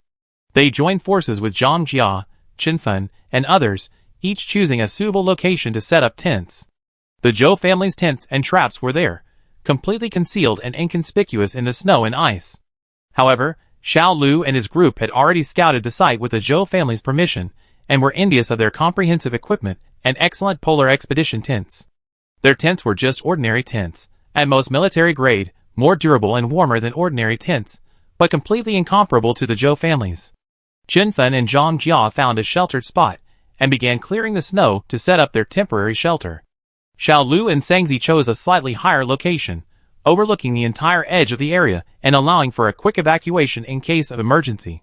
Then, together, they set up simple traps around the tents. Chenfen's team was quite large. At least 4 large tents were needed to accommodate everyone. If they don't evacuate with the base, the white flame furnace will have to find its own solution. Xiao Xiao has already made plans. Based on the principle of voluntariness, all survivors seeking shelter outdoors will be divided into 2 groups. The base and the survivors will work together to provide tents and set up camp in open areas. Each tent needs to accommodate at least 20 people, requiring at least 1,500 tents. Each tent will be equipped with 1 white flame furnace, which will guarantee warmth for a month. Because General Zhao and his group traveled south, they have the most tents. Therefore, while the base was initially short of tents, their support from the other side should be sufficient. Chapter 426. White flame furnaces are extremely precious. There are currently over 1,000, but distributing them to just 1,500 tents is difficult enough. Those who have evacuated to other places can't be accommodated. Therefore, these people need to find their own way to exchange for white flame furnaces. The price of white flame furnaces is already astronomical, and after the recent earthquake drills, it has increased 20-fold. Chenfen went through tremendous effort to exchange for 2 white flame furnaces. When Zhou Shuan found out, she promised to lend one from her own family. Her family had already exchanged over a dozen white flame furnaces, which were stored in their spatial storage. Xiao Lu also had one. Having spent a short time with Chenfen and Sister Hong, he admired their ability to provide shelter for vulnerable women, so he also offered to lend one. Chenfen was so moved, she didn't know what to say. Fortunately, she was a very straightforward and cheerful retired female soldier. After accepting the offer, she solemnly promised to help each other in the future. Every day thereafter, drills were conducted at the base. At Qi Mingyu's request, several temporary passageways were opened in the greenhouses for the survivors to escape. Through training, the survivors went from initial panic and confusion to eventual calm and order. After a few exemplary cases, looting of supplies largely ceased. After being neglected by Qi Mingyu for some time, the Qi family finally couldn't take it anymore. Du Qi knew the Zhou family didn't like her, but she couldn't care less. Her husband, Qi Zhenmin, was bedridden and unable to move, so she had no choice but to swallow her pride and bring Qi Mingfeng to their home. The shadow of the earthquake loomed over the base. She wanted to ask Qi Mingyu how he planned to accommodate them before the earthquake struck. She deliberately chose a daytime, when everyone was away. The Zhou family had been very busy lately, especially Qi Mingyu, who was often away from home, only returning at night. Du Qing claimed to be looking for Qi Mingyu, but actually she was there to get Grandma Pang's support. Mu Mu stood by the door, coldly watching Du Qin and Qi Mingfeng stand outside, his brows furrowing slightly. Mu Mu, let them in. Grandma Pang's voice came from behind, her tone indifferent, revealing neither joy nor anger. Mu Mu opened the door, glancing at Du Qin. Seeing her clutching a handkerchief, tears still glistening in her eyes, looking pitiful, he felt even more disdain. He stepped aside to make way, and Du Qin pulled Qi Mingfeng into the house. Qi Mingfeng, still acting like a child, held a toy and played by himself. Seeing Grandma Pang, he did greet her, "Hello, Grandma." Grandma Pang smiled faintly, and told Mu Mu to bring him some potato fries. Mu Mu glanced at Du Qin indifferently, then turned and went to the kitchen. As soon as Du Qin entered the house, tears streamed down her face, like a broken string of pearls. She sobbed, wiping away her tears. "Mom, you have to help us. Shenmin, he's in the hospital now. He had surgery for internal bleeding, and the doctor said he can't do any physical labor for 6 months. I have my whole family to support, and when I heard the earthquake was coming, I was so worried and scared. I really had no choice but to come to you and Xiao Yu. Only our family will help us." Grandma Pang sat on the sofa, her attitude somewhat indifferent. "Just follow the base's arrangements. What's there to panic about? We survived so many years of the apocalypse." Mu Mu brought out a bowl of fries, inwardly sneering. "Now you know how to beg for help. When you made things difficult for my sister and brother-in-law, where was the slightest bit of remorse?" Du Qin seemed surprised by her words, glancing at her with astonishment before feigning pitifulness. "Mom, Shenmin is physically disabled and can't even get out of bed yet. What will he do if we follow the base's arrangements? Mingfeng, Zi, and I can't carry him. That's one issue. Secondly, none of us in the family know how to fight. What if our supplies are stolen if we follow so many others to safety? Before she could finish, Grandma Pang lifted her eyelids and said calmly, "So you want Xiaoyu and Wan Wan to protect you for free?" Du Qin's face stiffened, forcing a smile. How can it be considered free protection? We're a family. Don't bring up family. Even if it really is. We're family. But Xiaoyu and his father are related by blood. You, the stepmother, and your 2 children, when you framed him to join the army, you had no relation whatsoever. Xiaoyu is only taking care of you out of respect for me. But you taken advantage of me, causing a huge scene at the hospital last time, making me feel guilty even in front of Xiaoyu. I come to terms with it now. What's the point of family ties? In this apocalypse, countless lives are lost in the blink of an eye. I just need to survive with my grandson. I don't want to worry about anything else, and I don't want my children to suffer your mistreatment. She said all this in one breath, essentially venting everything she'd been holding back. She showed no mercy. If Qi Zi were here, she would have jumped up in anger. But this was the shrewd Du Qin. Her expression shifted several times before she finally managed a sorrowful smile. I know I'm not welcome here, but I'm only doing this for the children. My 2 children are so pitiful. She knew Grandma Pang had disliked her from the start, and now she could only offer her 2 children, hoping the other woman would soften her heart. No matter what, these were Grandma Pang's own granddaughters and grandsons, especially the innocent and pitiful Ming Feng. She refused to believe that Grandma Pang would truly feel no pity for this simple-minded and innocent grandson. Grandma Pang indeed hesitated. She disliked Qi Zi's temper. She was selfish and sharp. But after spending time with her, she found Ming Feng to be a good child. His clear, innocent eyes and his childlike yet caring words often softened her heart. Du Qin's face remained sorrowful, but inwardly she smiled smugly. Moo Moo stood tall and imposing to the side, watching Grandma Pang's hesitant expression, her eyes deepening with a hint of something more. Grandma Pang finally let out a long sigh. I told you, I'm old, I can't manage many things anymore. I'm still relying on Xiaoyu and Wan Wan to make a living. Talk to them about it. It's no use talking to me. Du Qin's expression changed. Grandma Pang didn't look at her again, but instead instructed Moo Moo, Moo Moo, see them out.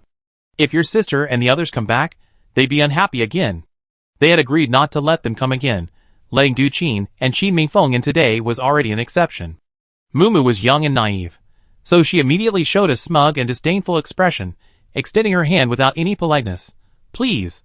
Du Qin gritted her teeth several times, finally swallowing her resentment. Last time at the hospital, they almost broke ties with Qi Mingyu. Now, they absolutely couldn't afford to fall out with Grandma Pang again. Chapter 427. She covered her face and hurriedly left with Qi Mingfeng. Grandma Pang watched Qi Mingfeng's retreating figure with a sorrowful expression, thinking, if she had been there when Du Qin gave birth, would that incident have been avoided? Now Qi Mingfeng is healthy and intelligent, and Xiaoyu wouldn't have had to leave home at such a young age and suffer so much. She closed her eyes and sat there motionless for a long time. That evening, when Qi Mingyu and the others returned, Moo Moo quietly recounted what had happened.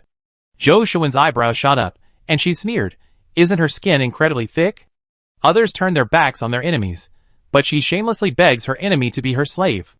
Her voice wasn't low, and Zhong Tian quickly made a shushing gesture towards Grandma Pang, who was feeding the chickens and geese on the terrace, signaling her to be careful not to let Grandma Pang hear and feel bad. Having spent so many years with Grandma Pang, she sincerely treated her like her own grandmother, so Zhou Shuan lowered her voice, though her tone remained listless and somewhat impatient. We're busy with important matters right now. Can they please stop coming to cause trouble? Exactly. Moo Moo nodded emphatically. Qi Mingyu then said, I go comfort Grandma. We eat later. He had long since let go of that family. Nothing Zhou Shuan said affected him. He also felt that Grandma's attitude towards Du Qin had become harsher today, perhaps because of what happened at the hospital last time, making Du Qin feel wronged. Qi Mingyu walked to the terrace, where Grandma Pang was standing by the chicken coop, slowly scattering feed into a basin. Several chickens and geese lowered their heads to peck at the food, making soft clucking sounds. A cold winter wind swept across the terrace, ruffling her silver hair and making her appear somewhat frail. Qi Mingyu stepped forward and softly called out, Grandma. Grandma Pang turned around, her face showing a hint of weariness. Seeing it was Qi Mingyu, her eyes softened. Little Yu's back. Yes, just got back. Qi Mingyu took a step closer, bent down slightly, and took the feed can from her hands. Let me do it. It's cold outside, you should go inside and rest for a while. Grandma Pang didn't insist, handing him the feed can and standing aside watching him skillfully scatter the feed evenly on the ground. Several chickens and geese immediately crowded forward from their cages, vying for the food. Grandma Pang's gaze fell on Chi Mingyu's face, hesitating to speak. Grandma, I heard about what happened today from Mumu, Chi Mingyu said calmly. Don't overthink it. I know what's going on with the Chi family. Grandma Pang sighed and nodded. Alright, since you say so, Grandma will let it go. We're not just living here now. One's parents and their family are also living with us. We have to consider their feelings. Your stepmother is no pushover. I just feel a little sorry for Mifeng. Chi Mingyu remained silent. Grandma Pang didn't say anything more, only nodded. Alright, you can handle it yourself. Grandma won't interfere. Chi Mingyu held her hand and said softly, Grandma, come inside, it's cold outside. Grandma Pang smiled, turned and walked into the house. Okay, come inside. That evening, Chi Mingyu and Zhou Shuan returned to their bedroom. While making the bed, Zhou Shuan casually asked, What did Grandma say to you today? Chi Mingyu smiled faintly, turned from the window, and sat down beside her. Do you remember what I told you at the hospital last time? Zhou Shuan paused, then remembered something. Last time, Chi Mingyu had told her at the hospital that he would have the Chi family return the medical and surgical fees they had advanced. So, the reason Chi Mingyu hadn't contacted them during these days of earthquake preparation was because of this. Zhou Shuan blinked, then smiled. I knew you wouldn't let them off so easily. The supplies are a small matter, but you've been wronged, and I have to make it up to you. Chi Mingyu reached out and pinched her cheek, his eyes filled with apology and affection. Zhou Shuan smiled slightly, but didn't say anything more. She shared Grandma Pang's opinion on this matter. Chi Mingyu was caught in the middle and couldn't escape. No matter how he handled it, their whole family would support him. Chi Mingyu chuckled and pulled Zhou Shuan into his arms. Sleep, we be busy tomorrow. Du Qin, having been rebuffed by Grandma Pang, was annoyed but helpless. She knew Grandma Pang always favored Zhou Shuan and Chi Mingyu, and now that she had seriously offended Chi Mingyu, relying on Grandma Pang for help was impossible. Chi Mingyu hadn't been to the hospital even once these past few days. How could Du Qin not know how badly she had offended him last time?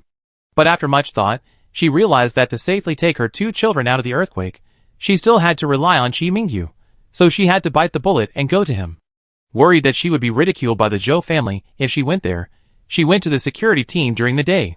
At the security team, Chi Mingyu was discussing the security maintenance plan during the earthquake with Zheng Jiqing. After all, at least half of the security team members would go home to be with their families, and the survivors would be more crowded and chaotic than ever before. They needed to find a solution that satisfied both sides. When Du Qin arrived, the security team's compound was bustling with people preparing for the impending earthquake. She saw several team members moving supplies, and asked where Chi Mingyu's office was. The team member pointed to an office on the second floor. Du Qin thanked him, and went up the stairs. The second floor corridor was quiet. Du Qin reached Chi Mingyu's office door, and gently knocked. Come in, Chi Mingyu's voice came from inside. Du Qin took a deep breath, and pushed the door open. Chi Mingyu and Zheng Jiqing were discussing something using a map. Seeing Du Qin enter, they both stopped. Zheng Jiqing glanced at her, then tactfully stood up. Captain, I go back to work. He nodded slightly to Du Qin, and left the office. Du Qin coughed a few times, walked in, her face stiff, and forced a smile. Xiao Yu busy? What's up? Chi Mingyu showed no intention of trying to establish a connection with her, his tone cold, his gaze fixed on the map on the table, not looking at Du Qin. Du Qin had considered this decision for a long time before coming today. Ziyi was a hothead, easily provoked, so she definitely couldn't bring her. Mei Feng, though innocent and naive, would surely remind Chi Mingyu of what she had done in the past, so he absolutely couldn't be brought along either. Qi Zhenmin was still in the hospital, so she had to come alone, swallowing her pride. She gritted her teeth and finally said, Xiao Yu, your father? He's still in the hospital. The doctor said he can't do heavy work for 6 months, and he can't even walk properly yet. With the earthquake coming, I really had no other choice but to come to you. Chi Mingyu finally looked up, his gaze sharp as he looked at Du Qin. So? Chapter 428. Du Qin felt uneasy under his gaze, but still forced herself to speak. Xiao Yu, I know I was wrong before. I shouldn't have treated you like that. But now Zhenmin, he really needs your help. The earthquake has come, and we're just a widow and her child. What are we going to do? As she spoke, she began to wipe away tears, looking pitiful. Qi Mingyu watched her act and sneered inwardly. He paused for a moment, then spoke. The base has made arrangements. Everyone will be properly cared for. Just follow the base's instructions. Du Qin panicked upon hearing this, but Jimin is immobile. There are so many people at the base. What if something happens to our whole family? Qi Mingyu looked at her coldly. The base has a dedicated medical team that will take care of the wounded. As for safety, the security team will maintain order and ensure no one is harmed. Du Qin wanted to say something more, but Qi Mingyu interrupted her. If you have any further questions, you can go to the base's leadership. I have work to do. He then lowered his head, continuing to study the map, ignoring Du Qin. Seeing his resolute attitude, a flash of resentment crossed Du Qin's eyes. She hadn't expected Qi Mingyu to be so heartless, showing no regard for their father-son bond. But what she didn't know was that in Qi Mingyu's heart, the concept of father-son affection had long since vanished. Looking again at Qi Mingyu, who remained indifferent, Du Qin gritted her teeth and said, Xiao Yu, I felt really bad about asking you to come up with your dad's hospital and surgery fees last time. We haven't helped you much over the years. How could we let you come to collect these things? Hospitalization is expensive now, and most survivors can't afford it. Their supplies are barely enough to survive. But the Qi family isn't like that. Luckily, Qi Jinmin is shrewd. Before the apocalypse, he used all the money in his bank account to buy supplies. Then, with those supplies, he cultivated relationships with powerful figures in the provincial capital and the capital city, diligently building connections. So, even though they fled to J City in dire straits, they still possess some valuable supplies. Hospitalization fees are a bit painful to pay, but not unaffordable. Qi Mingyu looked up from his desk, giving her a half-smile. Du Qin felt a surge of anticipation. To his surprise, the other party simply said, Let me ask Wan first. She's the one in charge at home now. Oh, of course, Du Qin said dryly. Xiao Yu, you know how to cherish your wife. Qi Mingyu's lips twitched slightly in response. Then he nodded. The security team is very busy right now. Please go back and don't bother us unless it's important. Then about the earthquake? Du Qin asked hesitantly. Qi Mingyu glanced at her, finally relenting. I think about how to arrange things for you two in the next few days. Okay, thank you Xiao Yu, thank you Xiao Yu. Du Qin grinned. But Qi Mingyu suddenly added, but there's a condition. He looked up and stared intently at Du Qin. Even though the room was heated, Du Qin felt as if she were immersed in an ice cellar, shivering with cold. Please explain to my father why Mingfeng became an idiot back then. Du Qin left in a daze, not even knowing how she got back to the hospital. Once inside the hospital, she suddenly realized her mistake. Her legs felt as heavy as lead, and she could barely move. She stood in the corridor, her fingers clenched into fists, her nails digging into her palms. Her mind was a jumbled mess. Qi Mingyu's demand was like a knife, stabbing deep into her heart. How could she let Qi Jinmin know what happened back then? Once the truth was exposed, she would have no place in the Qi family. Without Qi Jinmin's protection, she wouldn't survive a single day in this apocalypse. She reached the ward door and, through the glass window, saw Qi Jinmin lying in bed. Taking a deep breath, she pushed the door open and went inside. Aside from still being somewhat unable to get out of bed, Qi Jinmin seemed to be in good spirits. Seeing her, he hurriedly asked, How is it? What did Xiao Yu say? Du Qin suppressed her panic and forced a smile. Xiao Yu said he's been very busy lately, and might not be able to take care of us. He told us to follow the base's arrangements. Qi Jinmin frowned, clearly dissatisfied with the answer. He's just giving you this perfunctory answer? I'm his father, after all. Doesn't he care at all? Du Qin lowered her head, her voice tinged with grievance. You know, Xiao Yu's focus is all on the Zhou family right now. He doesn't have time for us. We can only rely on ourselves. She tried her best to remain calm, looking directly into Qi Jinmin's eyes, afraid he would see through her. Qi Jinmin looked at her suspiciously. Really? Du Qin then feigned anger. You raised such a good son. Don't you know his temper yourself? Why are you asking me? I endured more humiliation than I ever experienced in my life these past few days. Seeing her angry, Qi Jinmin dared not ask further, and sighed. My son is being raised by someone else. It's so unfair. Du Qin looked down at the ground, remaining silent. She knew Qi Jinmin was always bothered by Qi Mingyu living with the Zhou family. He held on to old-fashioned ideas. In his view, after marriage, the bride's daughter should live with the Qi family. But because they weren't around to help Xiao Yu and Grandma Peng, the Zhou family had taken advantage of the situation, forcing Xiao Yu into becoming a live-in son-in-law. He just couldn't say anything directly in front of Qi Mingyu and his mother. Qi Zhenmin sighed deeply for a long time, then said nothing more. Du Qin took the opportunity to walk to his side, tucking the blanket around him gently, and said softly, "Don't worry, I thought it through. We talked to the doctors and nurses beforehand, they take care of us. We rent you a wheelchair first, so you can stay with the group. It won't be a problem. It was just that so many people crammed together would definitely be uncomfortable." Qi Zhenmin nodded, his eyes weary. "That's all we can do." Seeing that he didn't press further, Du Qin felt a slight sense of relief. Over the next few days, Du Qin began frequently visiting the doctors' and nurses' offices. She gritted her teeth, took out 2 white flame furnaces, and gave them to them. White flame furnaces were scarce resources in the apocalypse, especially with the impending earthquake. Who wouldn't want to stockpile a few?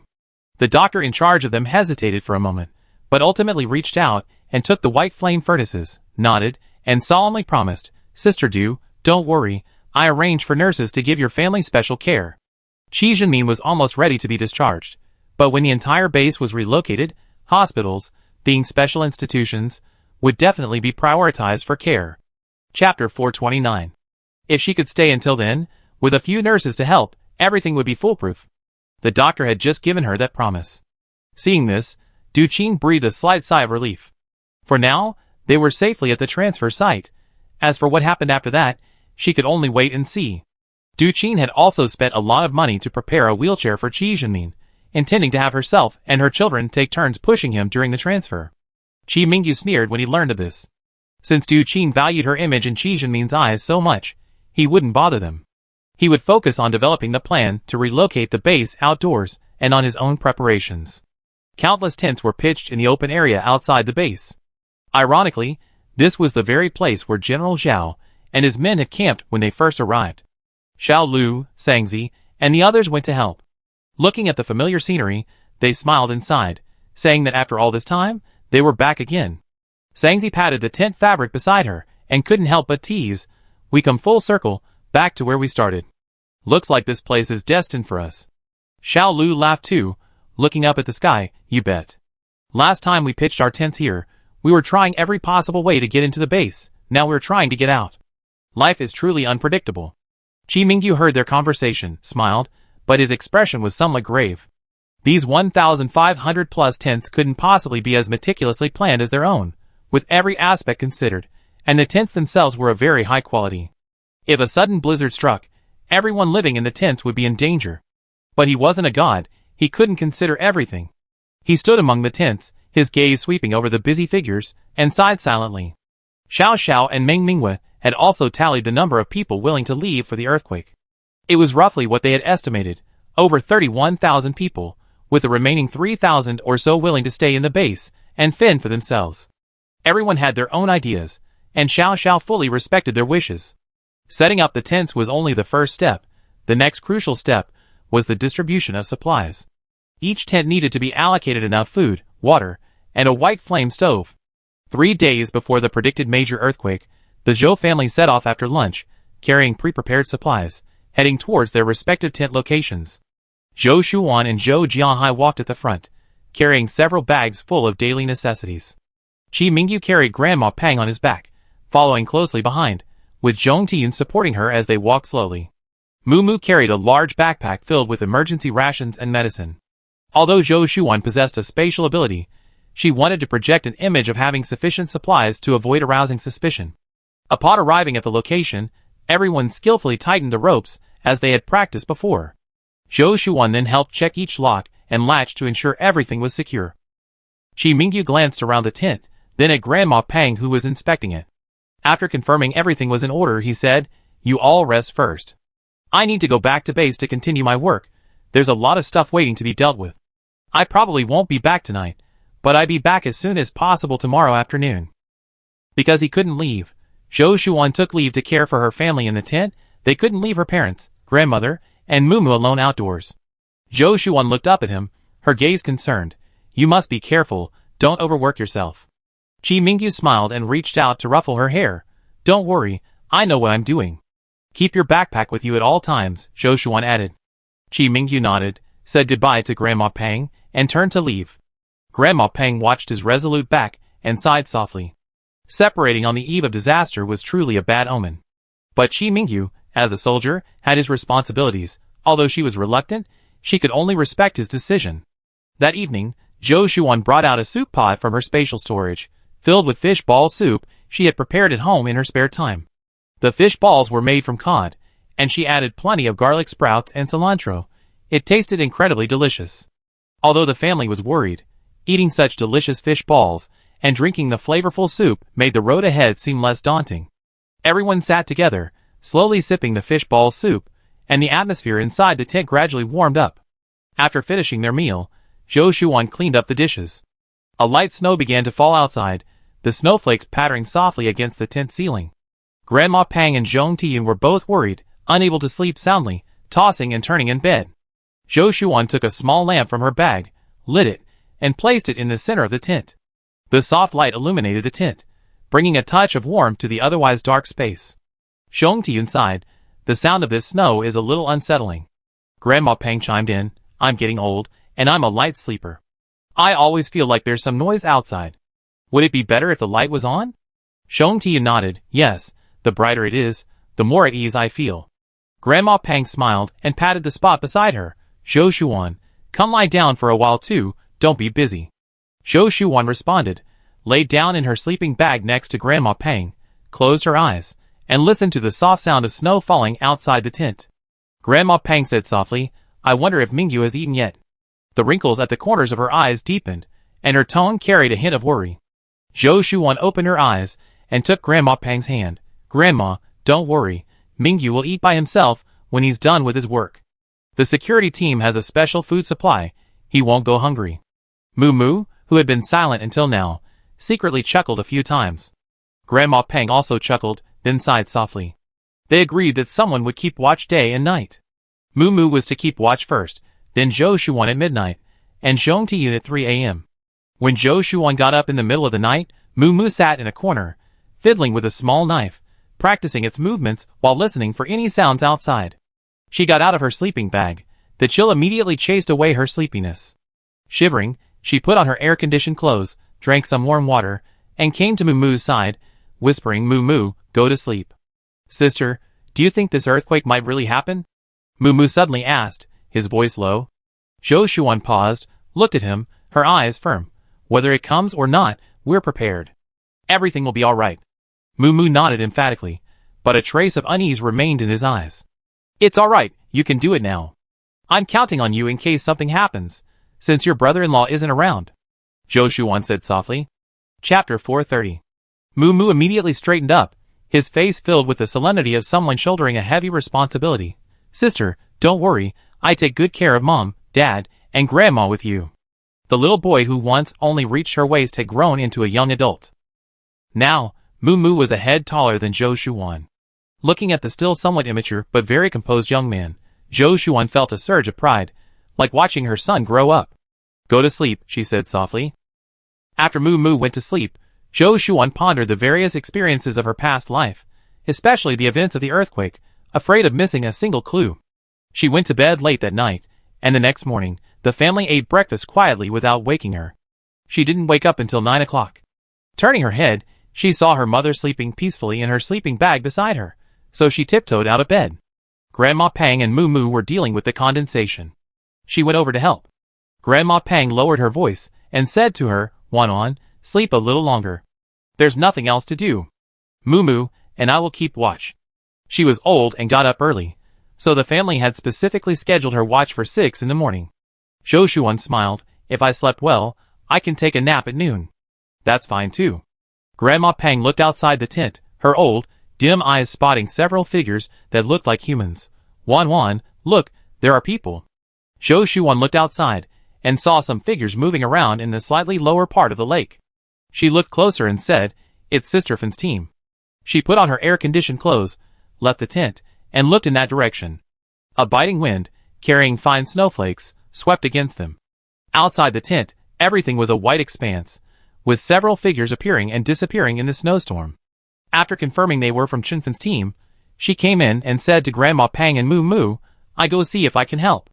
Put on your weapons, Moo Moo quickly reminded her. Zhou Shuan smiled and agreed, taking the bow and arrows Moo Moo had brought and slung them over her shoulder. She then unzipped the tent and stepped into the snowstorm. Walking through the thick snow, Zhou Shuan made her way towards Chinfen's team. Half of Chinfen's team had come this time. They didn't have enough air-conditioned uniforms for their team, and half were busy with security work, so they had come first. The remaining half would arrive on the last day. Chinfen, the security team leader, was still maintaining order at the base. Here, Sister Hong was in charge. Sister Hong saw Zhou Shuan and immediately came to greet her. The wind was so strong that both of them raised their voices. Wan, why are you all out in this cold weather? Zhou Shuan smiled. I saw some people coming, so I came out to see. How many of you are there? She looked over and saw about 30 people, all carrying heavy supplies, linked together by ropes, making it difficult for them to walk. Fortunately, the tents had been set up by Xiao Lu and the others the other day. Since they knew each other well, Sister Hong immediately asked, Wan, can I borrow your tools? Being new here, there were still some details to work out. Sure, wait here. Zhou Shuan readily agreed, turning back to her own tent to retrieve her toolbox and return to help as well. The wind was strong, but being women, 3 women make a scene, and everyone was very enthusiastic about their work. Laughter and cheerful voices frequently came from the tents. Zhou Shuan, busy with stockpiling supplies and preparing for a major earthquake, had heard many rumors about the base. At noon, Sister Hong insisted on having lunch in her tent, as a way of thanking Zhou Shuan for lending her tools. These days, hardware items are quite valuable. Wrenches, hammers, and other tools can be used as weapons. The Zhou family owned a hardware store, and they hadn't sold the warehouse items, storing them in their spatial storage for use after the apocalypse. The meal was simple, roasted potatoes. Perhaps because Zhou Shuan had been invited to stay, an extra can of meat was added, which she ate directly as a dip. After lunch, Zhou Shuan headed home. It wasn't until the afternoon that Qi Mingyu returned, looking exhausted. He had been busy for a day and a night, his lips were cracked and bleeding, and he looked extremely tired. Zhong Tian felt a pang of heartache and quickly placed the pot of fishball soup on the white flame stove to warm it up. Xiao Yu, are you starving? Mom's keeping the fishball soup warm for you. Do you want some noodles? Qi Mingyu nodded, walked to the white flame stove, sat down, and rubbed his stiff face. Once the noodles were cooked, he wolfed down 2 large bowls before finally recovering. Grandma Peng sat beside him, watching her grandson state, feeling a pang of sadness, thinking he had suffered greatly. Zhou Shuan waited until he finished eating before handing him a glass of warm water and asking, how's the situation at the base? Qi Mingyu took a sip of water, moistened his chapped lips, and nodded. Both groups of people have arrived. He briefly described the situation on the road and the unexpected incidents. Yesterday, the first group encountered some minor trouble on the way. Several people in air-conditioned suits, perhaps due to lack of use, had cracked ceiling strips, causing frostbite on their hands. Because it happened so suddenly, the injured people panicked, shouting and running, causing many in their vicinity to fall and sustain injuries. Paramedics rushed to the scene but couldn't handle the situation, so they had to stop the group and have some younger, stronger people carry these people back to the hospital for treatment before they could join the second group. Zhou Shuan frowned. An accident had indeed occurred. There must have been quite a few complaints, right? Qi Mingyu smiled. Of course there were. But as long as the situation is under control, everything's fine. Zhong Tian was also stunned, asking a question. How could these problems occur with the air-conditioned uniforms? This was a logistical issue. Qi Mingyu shook his head. I imagine there was a batch of air-conditioned uniforms stored in the base's logistics warehouse. They hadn't been used for a long time, and the temperature was too low, so they froze. This time, they were all used at once, and some couldn't withstand it, causing the problems. It was unavoidable. Air-conditioned uniforms were too expensive, half the base's population couldn't afford them. Such a large base definitely needed to stockpile supplies. Air-conditioned uniforms were essential in extremely cold weather, so having surpluses wasn't surprising. But the fact that problems occurred indicated a flaw in the storage of the supplies. And Ming Mingwei was in charge of the logistics department. Thinking of this, Zhou Shuan hurriedly asked, how about Mingwei? Is she alright? Qi Mingyu pondered for a moment and said, we can't worry about these details right now. But once things settle down, the logistics department will probably have to do a review. Zhou Shuan didn't continue the topic, nodded, and then carefully examined him. Maintaining order must be tough. Are you injured? If anything goes wrong, Qi Mingyu will definitely be the first to step in and stand at the forefront. Chapter 431. Chi Mingyu shook his head and chuckled. It's not that exaggerated. Aside from the air-conditioned uniform issue, everything's been going smoothly. It's just that we have earthquake drills at the base tonight and tomorrow. The predicted earthquake time is tomorrow. But I was worried about you, so I asked Xiao Xiao for my resignation. Xiao Xiao understood and didn't try to stop me. That's good. Zhou Shuwan then asked, what about the families of Xiao Xiao and Mingwe? Both of them are very busy at the base. They certainly can't just take leave and resign as easily as they do. Chi Mingyu said, as the base commander, Xiao Xiao certainly can't back down in the slightest. The lives of 30,000 people are in his hands. However, we chatted a bit on the way, and he meant that once we arrive at the base, Mingwe should stay with their families. Mingwe is also a former soldier. She's skilled and adaptable. With her there, things should be fine.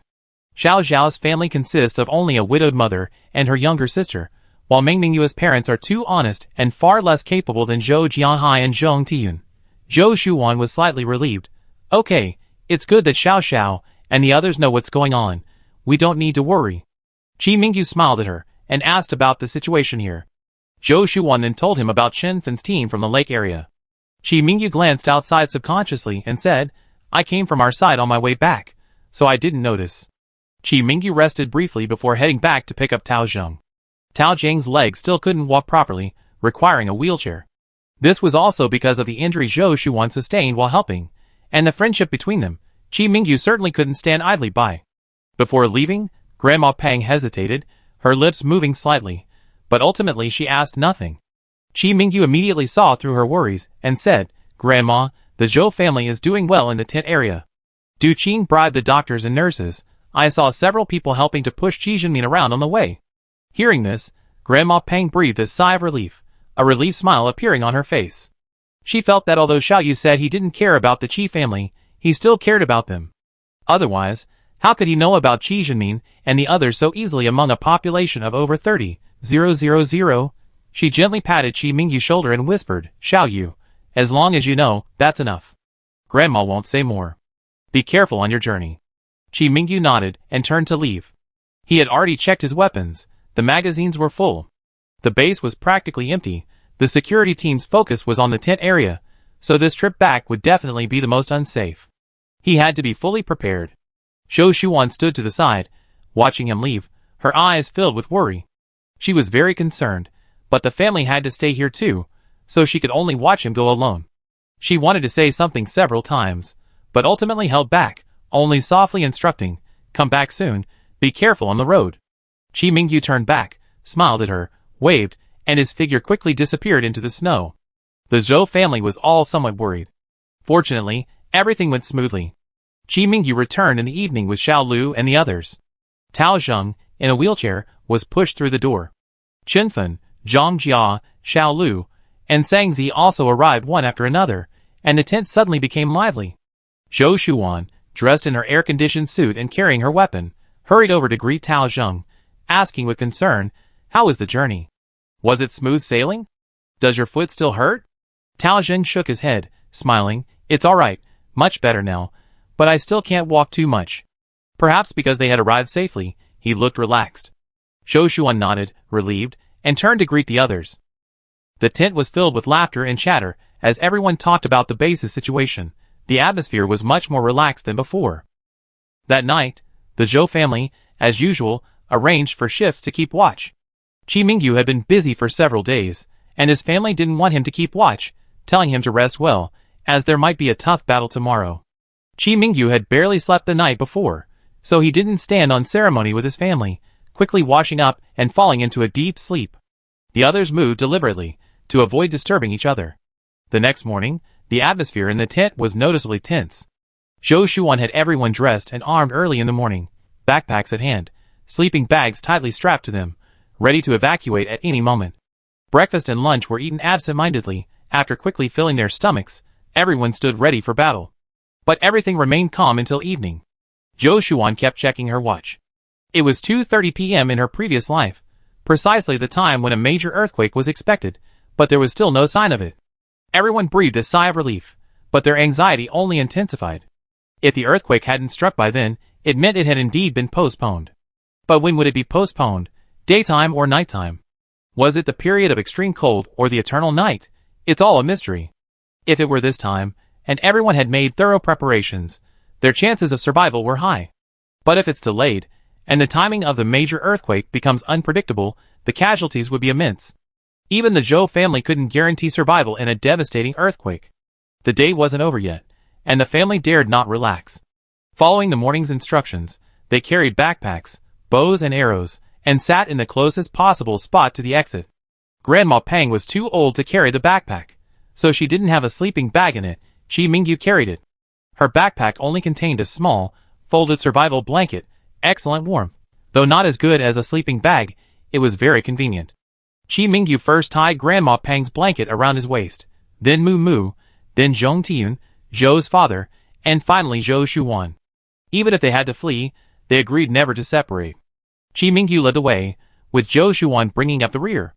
They remained on high alert until nightfall, but still nothing happened. Half of the pent-up frustration from the day dissipated. The dark clouds overhead hung heavy, their time uncertain, but life had to go on. Not in the mood to cook, Zhou Shuwan sent out several bowls of porridge from her spatial storage, along with steamed buns and boiled eggs, filling her stomach. Looking outside, she could only vaguely see a few lights peeking from tents overlooking the lake. The people there were quiet, probably as vigilant as they were. When it was time to sleep, Zhou Shuwan and Chi Mingyu discussed it, and decided not to take off their air-conditioned suits. Their sleeping bags remained tied to their backpacks, and they slept half-reclined like that. Chi Mingyu volunteered to take the night watch at dawn. Chapter 432. They redistributed the night watch shifts. Zhou Shuwan went to a nearby storage box, and took out the batteries from the air-conditioning suits, giving everyone a fully charged one. They had been wearing the suits for 2 or 3 days, and the batteries were definitely low. Just in case, they were given new ones. Zhou Jianhai sighed, "It's good that we have plenty of spare batteries at home, but the base doesn't have that. It shows how tough it is to escape in this kind of weather." Each person also had a spare battery in their backpack. Zhong Tiyun said, "We can only be thankful that it's been cloudy these past 2 days, without snow. If it were another blizzard like before, we'd be completely helpless." Thinking about it with a grain of salt, they were relatively lucky. After chatting for a while, they went to sleep. Mu Mu was still on duty for the first stop. Chi Mingyu was on duty for the second stop. Around 2 a.m., Zhou Shuwan was asleep when she suddenly felt a slight shaking. She was always very alert, and with something on her mind, she wasn't a sound sleeper. The shaking immediately woke her. Chi Mingyu jumped up, shouting, "Get up! Everyone get up! Run outside!" The family was all wearing air-conditioned suits, their masks off. Zhou Shuwan quickly rolled over, shouting and pushing Zhou Jianhai and Zhong Tiyun in front of her. Mu Mu was the third to get up, still sleepy, but quickly woke up. Zhong Tiyun and Zhou Jianhai also woke up with a start, and immediately got up. Chi Mingyu had already helped Grandma Pang up. He glanced around and, seeing everyone was up, quickly said, "Let's go!" Although it seemed like a long time, only 5 or 6 seconds passed from the shaking to the family getting outside. They had not only participated in the earthquake drills organized by the base, but had also practiced many times since arriving here. They hadn't spent much time running out, and as they reached the tent, another earthquake struck. This time, it was stronger than the previous one. Grandma Pang and Zhong Tiyun lost their balance and swayed to one side. Fortunately, Chi Mingyu caught Grandma Pang in time. Zhou Jianhai and Mu Mu supported Zhong Tiyun, one in front and one behind. Zhou Shuan gritted her teeth. "Quick, everyone crouch down." The family crouched down together. This shaking was also short, lasting about 20 seconds. Then Chi Mingyu instructed everyone to stand up and run to an open area. Each of the 6 people wore a headlamp, the light sweeping across the darkness. They could hear movement coming from the opposite side. It must have been an earthquake there too. Their place was already in an open area. Running a short distance further would be enough. Because they had run at their fastest speed ever, Grandma Pang was panting heavily when they stopped.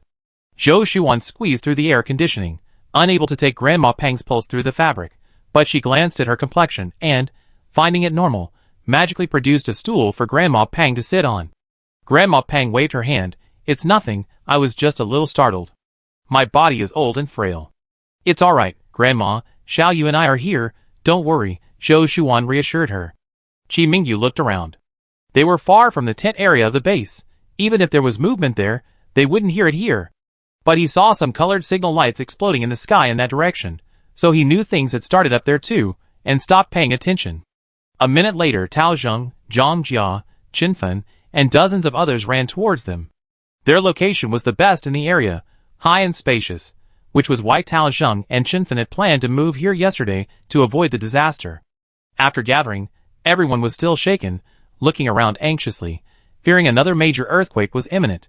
Xiao Lu, having asked Zhang Zi to look after Tao Zheng in his wheelchair, came over and hurriedly looked at Qi Mingyu. "Captain, it seems the prophecy was correct." Qi Mingyu nodded, his brow furrowed, carefully observing the surroundings, not relaxing at all.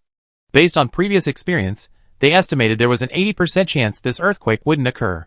Even if an earthquake did happen, it should be like the one Zhou Shuwan remembered from her previous life, a massive earthquake, with mountains shaking, landslides, and the sky turning upside down. But although 3 minutes had passed, the earthquake that occurred in those 3 minutes could only be called a minor one. Before he could speak, his expression suddenly changed, his pupils contracted sharply, and he realized something was wrong. He shouted, "Get down." He quickly bent over, shielding Grandma Pang beneath him. Everyone reacted swiftly, immediately dropping to the ground. The ground trembled violently, and the distant roar of collapsing buildings echoed, as if the end of the world had arrived.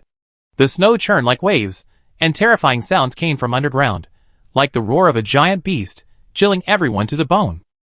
Then, the earth suddenly split open with a massive fissure, like the gaping maw of an abyss, swallowing everything around it. Countless smaller cracks appeared around it, spreading out like a spiderweb. Zhong Tiyun gripped Mu Mu and Zhou Jianghai's hands tightly, her face pale, her lips trembling, but she couldn't utter a single word. Zhou Shuan pursed her lips, raised her hand, and fired 2 flares into the sky, instantly illuminating the surrounding darkness. They stared in terror at the cracking earth ahead, hearing the increasingly loud rumbling and the deafening roar of an avalanche. The only saving grace was that their location was still relatively safe. The massive fissure was at least several hundred meters away.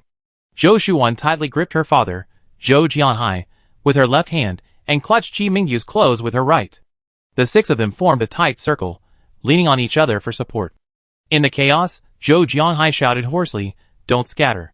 His voice was distorted with fear. The others trembled, staring at the enormous fissure.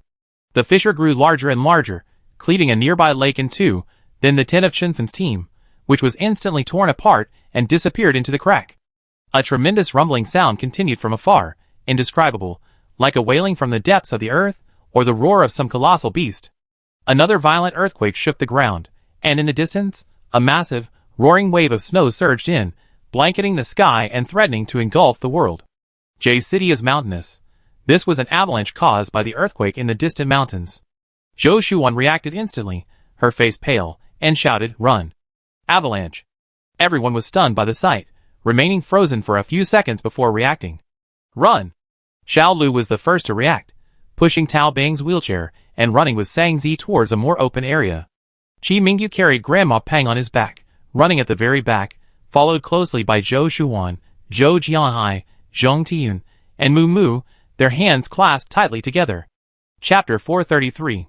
Chen Fen and Sister Hong were also protecting the children in their group, but their pace was slow, and they were quickly falling behind Zhou Shuan and the others. Xiao Lu turned his head and shouted, "Go north! Go north!" Chen Fen made a decisive decision, and dozens of people stumbled and changed direction. A huge wave of snow followed closely behind them. The group ran quickly, the ground trembling violently, each step feeling like walking on a knife's edge. Qi Mingyu, with a backpack slung in front of him and Grandma Pang on his back, struggled to run, but he gritted his teeth and persevered, daring not to slacken in the slightest. Zhou Jianhai leaped out from behind, supporting Grandma Pang's back. "Hurry!" Finally, they narrowly avoided the impact of the avalanche and stopped, panting heavily. The tremors continued for nearly 3 minutes before gradually subsiding. Qi Mingyu gently put Grandma Pang down, letting her sit on a relatively flat rock. Everyone looked around in shock, only to find flames shooting into the sky and thick smoke billowing from the direction of the base. They were baffled as to why it was on fire. "The base," Zhou Jianhai murmured, his voice trembling. Zhou Shuan looked towards the base, her brow furrowed. "It looks like the fire started on the outer perimeter of the base. Only a small number of people remained at the base, either in heated rooms or self-sufficient in heating, but these were likely wealthy enough to live in villas or government housing complexes. Apart from that, no one else lived there. But why would the fire start on the outer perimeter of the base, the least likely place to live?" She looked worriedly at Qi Mingyu, who also stared intently in the direction of the fire. "Xiao Yu Wanwan, What do we do now? Grandma Pang grabbed Qi Mingyu's hand, her voice trembling. Qi Mingyu took a deep breath, trying to remain calm. He looked around, his eyes resolute. Let's wait here and see how things go. There were too few of them. Besides him, Wan Wan, and Mu Mu, the other three needed care. They couldn't possibly risk fighting the fire themselves. Now they could only hope that Xiao Xiao would send people from the tent area. However, they didn't know the situation there, whether the earthquake had caused them any damage. Zhou Shuwan and Qi Mingyu stood side by side, looking in the direction they had come from. The flares were military grade and upgraded, now providing 15 minutes of illumination. Only 5 minutes had passed since the earthquake struck. Therefore, everything around them was clearly visible. Nothing could be hidden. A deep crack had appeared in the distance, stretching to the lake, like a giant beast opening its bloody maw, tearing the earth apart. Chen Fen's team and Tao Bing's group's tents were situated directly on this side of the lake. The fissure mercilessly parted them, dividing the previously adjacent tents into two worlds. The fissure extended for over 10 meters in front of Zhou Shuan's group before stopping, as if an invisible giant hand had drawn a line between life and death. The fissure was over 2 meters wide, its depths unfathomable, like a horrifying wound torn open in the earth's chest. Besides this, countless smaller fissures, like a spiderweb, crisscrossed the area, causing the previously 2-meter-high layer of frozen ice to crack and emit a teeth-grinding cracking sound. The entire ground seemed to have been brutally leveled by an invisible giant hand, the terrain becoming undulating, with ice holes and fissures everywhere. One wrong step and your foot would sink in and disappear into the icy abyss. Zhou Shuan's family's tent was buried by the avalanche, with only a few fragments vaguely visible. This was a sight Zhou Shuan had never witnessed in her previous life. In her past life, it was an earthquake during the eternal night, a massive collapse leaving the ground devastated. But now, an avalanche had joined the blast, however. Zhou Shuan's brows furrowed, her gaze fixed intently on the massive crack. Qi Mingyu, perceptive as ever, immediately looked at her. What's wrong? With only family around, Zhou Shuan lowered her voice and whispered, It's too small. What? Qi Mingyu suddenly realized. Zhou Shuan meant the earthquake was too weak. Did she mean there would be aftershocks? The kind that could destroy the world? He suddenly gripped Zhou Shuan's hand tightly. Zhou Shuan forced herself to calm down, her eyes quickly scanning her surroundings, mentally assessing the situation. The fires at the distant base seemed to have grown even larger. Zhong Tiyu and Zhou Jianhai, their faces deathly pale, muttered to themselves, if the base is burned down and the extreme cold hasn't ended, what are we going to do? Are we just going to live outdoors forever? Not only were they terrified. In the midst of the crisis, Xiao Lu and Sangzi had carried Tao Zhang on their backs and desperately fled, now standing on the other side of the crevice, about 100 meters from Zhou Shuan. Chen Fen and the others were too slow and had turned around. They were now to the northwest of Zhou Shuan's group, still shaken, but their numbers didn't seem to have decreased. However, the distance between the two sides was considerable, at least several hundred meters. Fearing aftershocks, no one dared to rest, they just stood there. 10 minutes later, the flares went out. But the surroundings weren't truly dark. The light from the surrounding snow and the distant firelight from the base created a hazy, half-lit atmosphere.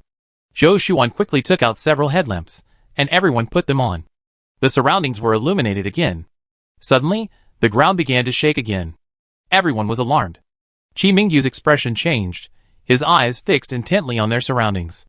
Their current location was higher and temporarily safe, but the ground around them continued to shake, and new cracks could appear at any moment.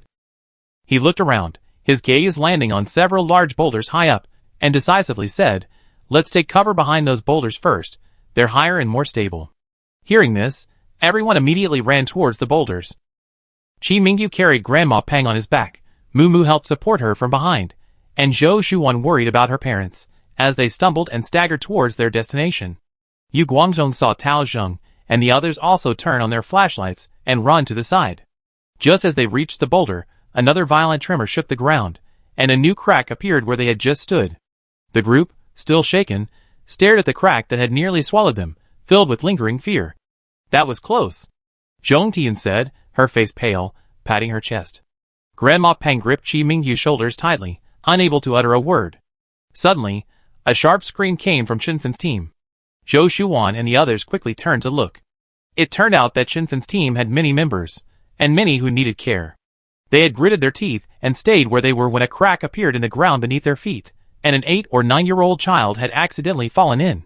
Fortunately, his mother was secured with a harness around her waist and on her body, and while screaming, she pulled him up, finally managing to get him out.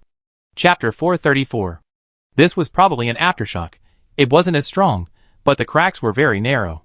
An adult wouldn't fall in, but a child could easily get stuck. That child from earlier must have been one of them.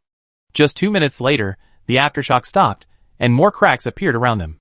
Tao Zheng and Xiao Lu also escaped to higher ground, further away from them. Chen Fen and the others hadn't moved initially, but when cracks appeared beneath their feet, they desperately ran towards higher ground. Although it was somewhat dangerous, there were no casualties so far. This was already a very fortunate outcome. The next aftershock could come at any time, and with people around, Zhou Xuan couldn't very well take out another tent in front of everyone. So she pretended to take a small folding stool from her backpack, unfolded it, and placed it on the ground for Grandma Pang to sit on. "Grandma, please sit and rest for a while. Who knows what tonight will bring?" Qi Mingyu gave her a brief smile. "Thank you," and carefully helped Grandma Pang sit down. Zhou Xuan went to Zhou Jianghai and Zhong Tiyun, pretending to reach into their backpacks, and taking out 2 small folding stools. She unfolded them, and invited them to sit down. Although only 20 minutes had passed since the earthquake began, everyone was exhausted and wanted to rest as much as possible. Qi Mingyu and Mu Mu didn't sit, they stood beside Grandma Pang, Zhong Tiyun, and Zhou Jianhai, warily watching their surroundings. Because Grandma Pang and Mu Mu were present, Zhou Jianhai and his wife had to be discreet even if they wanted to ask Zhou Xuan about her past life, so they opened their mouths, but then closed them again. As time passed, the fire at the base grew larger, and thick smoke could be seen billowing from one side. Qi Mingyu clenched his fists, his gaze fixed on the direction of the towering flames. He was responsible for the base's security, it was his duty. But now, with the sudden fire, and his family's safety on his mind, he couldn't leave. This feeling of helplessness was like a sharp knife, piercing his heart. Zhou Xuan walked to his side, gently taking his hand, feeling the coldness of his palm. She gently shook her head, softly comforting him. "Brother Yu, don't worry too much. Xiao Xiao should be able to organize people to put out the fire. It's just that there was another earthquake, which slowed their progress." Qi Mingyu took a deep breath, trying to suppress his anxiety, and nodded slightly.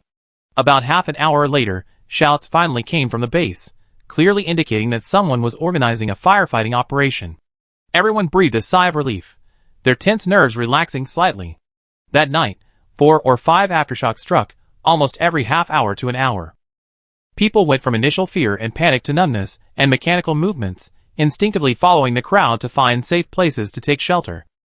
Once temporarily safe, they would seize the opportunity to sit down and rest, conserving their energy for the next aftershock. The Zhou family did the same.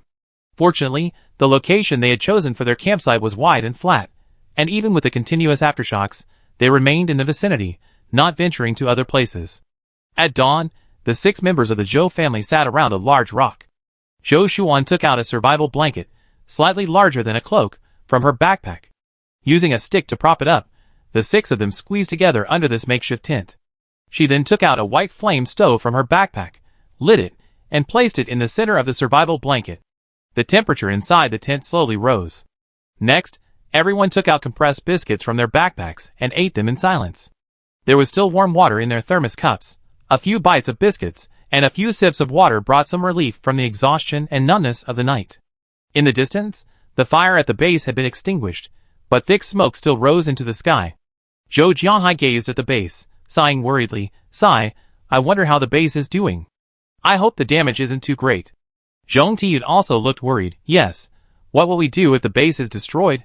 Grandma Pang, the most optimistic, patted Zhong Tiyun's hand, comforting her. "Don't worry, good people are always protected by heaven, everything will be alright." Grandma Pang's words reassured Zhong Tiyun slightly, but the worry lingered on her brow. Mu Mu silently ate his cookies, saying nothing, his little face filled with a maturity and worry beyond his years. He occasionally looked up in the direction of the base, a hint of confusion in his eyes. After finishing the cookies, Zhou Xuan packed her things and put them back in her backpack. She looked up at the sky. It was overcast, as if it was about to snow again. Her heart sank. If a blizzard struck under these conditions, it would truly be a death sentence.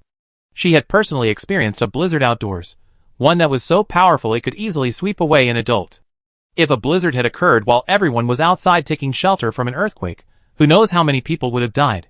Suddenly, she heard a noise from the other side, and turned to look. It turned out that Xiao Lu and Sang Zi were taking turns carrying Tao Zheng, carefully stepping across the crack in the ground to reach them. Sang Zi kept glancing back at the bottomless crevice, swallowing hard with lingering fear. The three of them also reached the boulder, and Zhou Jianghai offered his small stool to Tao Zheng. Tao Zheng thanked them profusely. Tao Bing's ankle was mostly healed, but he still couldn't put weight on it. He slowly sat down on the stool. Zhou Shuan squatted down and moved his right ankle with both hands, causing him to gasp. Zhou Shuan sighed and shook her head. I was badly injured last time. I still need to rest properly and avoid moving around as much as possible. Tao Zheng, however, was quite optimistic, nodding. Luckily, Xiao Lu and Sangzi are helping me. Zhou Shuan then handed her another strip of painkillers from her backpack. If there's any emergency, use the painkillers to save your life first. Thank you. Tao Zheng sincerely thanked her. Zhou Shuan shook her head with a wry smile. You don't need to thank me. You injured yourself to save me. I should be thanking you. Qi Mingyu patted Tao Wing's shoulder. We should both thank you. Alright. Why all the sentimentality? Xiao Lu quickly interrupted, having carried Tao Zheng all the way here. The man, weighing over 150 pounds, was already panting. Now, what we need to do is figure out what to do next. Sangzi nodded. This earthquake is much smaller than the predicted major earthquake. Indeed. Qi Mingyu pondered. According to the prediction in the video, this earthquake's intensity is far too weak. He turned to look at Zhou Shuan without changing his expression. Zhou Shuan understood his meaning and gently shook her head, indicating she didn't know the reason either. Chapter 435. She lowered her eyes, concealing the worry within. The earthquake in her previous life occurred during the eternal night. There were no avalanches, only landslides and earthquakes, leaving behind devastation. While this earthquake also caused immense damage, its scale was significantly smaller than she remembered. Could it just be a foreshock? Zhou Jianhai asked hesitantly. Zhong Tian quickly interjected. Pa, what nonsense! She looked around nervously. Don't let it be a foreshock. This is bad enough already. Whether it's a foreshock or not, we can't let our guard down. Tao Zheng coughed lightly and looked at the group. What are your plans? What's next? Qi Mingyu pondered for a moment, then looked up at Tao Zheng. And you, what are your plans? Tao Zheng glanced around and slowly said, generally speaking, earthquakes last for several days, or even longer. We can't stay here indefinitely, without tents and accommodation. It's inconvenient, lacks supplies, and isn't a long-term solution. He paused, his gaze falling on the still smoking base in the distance. My suggestion is to find the main force first, re-establish our tents, and get through this together. I agree, Xiao Lu immediately chimed in, stretching his stiff shoulders. Many hands make light work, and it'd be good to have someone to help us. Sangzi nodded in agreement. There was a makeshift small tent at the Zhou family's place. Although it was cramped, at least the heat from the white flame furnace hadn't dissipated. Taking off their masks to eat and drink there wouldn't cause frostbite. He pulled a deflated water bottle from his backpack, unscrewed the cap, and sighed in disappointment. I'm running low on water. Tao Zheng and Xiao Lu nodded in agreement. After a night of running and hiding, their food and water supplies were severely depleted. Qi Mingyu hesitated for a moment, then said tactfully, our family might not be able to easily follow the main force. Grandma is old and can't handle the strain. Following the main force, if something unexpected happens and causes chaos, it would be even more dangerous. Since an earthquake had occurred, they would need to stay outside for at least 5 more days until the aftershocks completely subsided before returning home. Staying with the main force day and night would be too inconvenient. Tao Zheng then asked, so, will you be sleeping outdoors these next few days? The tents are destroyed. Not only the Zhou family's tent, but their own, Chinfen's, Zhang Jia's, and others' tents had all been swallowed by cracks and heavy snow, leaving only scattered fragments. Zhou Shuan said, the backpack Xiaoyu is carrying contains a tent. It's not as big as before, but it's enough for us when unfolded. Actually, this was just an excuse to avoid the family having to produce another tent, which would raise suspicion and make it difficult to explain their origin. Tao Zheng nodded knowingly. All right, it's good for you to camp separately. Be careful. Xiao Lu then said, let's go ask Chinfen's team and Zhang Jia. If they're willing to come with us to find the main force, then we can go together. Like them, most of Chinfen's team's tents were broken. Even if only 1 or 2 remained, they couldn't accommodate everyone, so they also needed to find new accommodations. They couldn't sleep outdoors at night. Okay. Chen Fen's team and Zhang Jia were several hundred meters away from them. Although not too far, the ground was riddled with large cracks and fissures, and it would be too dangerous for so many people to cross. So, they could only watch from afar, knowing each other was safe. Xiaolu meant that he would help these women and get them to the main force. Originally, all three groups had intended to take shelter separately, but plans couldn't be changed. Their camp was also affected by the tremors, damaging many tents and supplies. Seeing that they couldn't stay alone, they went to check on the main force. But the most dangerous moment had passed last night, so their preparations hadn't been in vain. I wonder if they had time to pack their belongings after last night's sudden turn of events. Xiaolu, this is the food we prepared ourselves, take some with them, especially the children. Chen Fen's team had 7 or 8 children in total, 2 of whom were 12 or 13 years old, and the rest were younger. Zhou Shuan had always admired people like Chen Fen, who single-handedly provided a safe haven for vulnerable women and children. They had Grandma Peng and her parents, both over 60, on their side. There wasn't much she could do, just offer some food, which was her small token of appreciation. As she spoke, she took out some compressed biscuits from her backpack, put them in a plastic bag, and handed it to Xiaolu. A quick glance revealed about 10 packs of compressed biscuits, totaling around 20 yuan. Xiaolu hesitated for a moment, his eyes scanning the backpacks on the backs of the 6 people. Each backpack was bulging, indicating they carried a lot of supplies. He then took the bag and nodded solemnly. Okay, we definitely deliver it to Captain Chen. Do you have enough supplies? Zhou Shuan asked. The 3 of them also each carried a large backpack, similar to the Zhou family's equipment, except that when one of them was carrying Tao Zheng, another person took his backpack. Not much, but enough for us to eat and use, Tao Zheng said. Okay, be careful on your journey.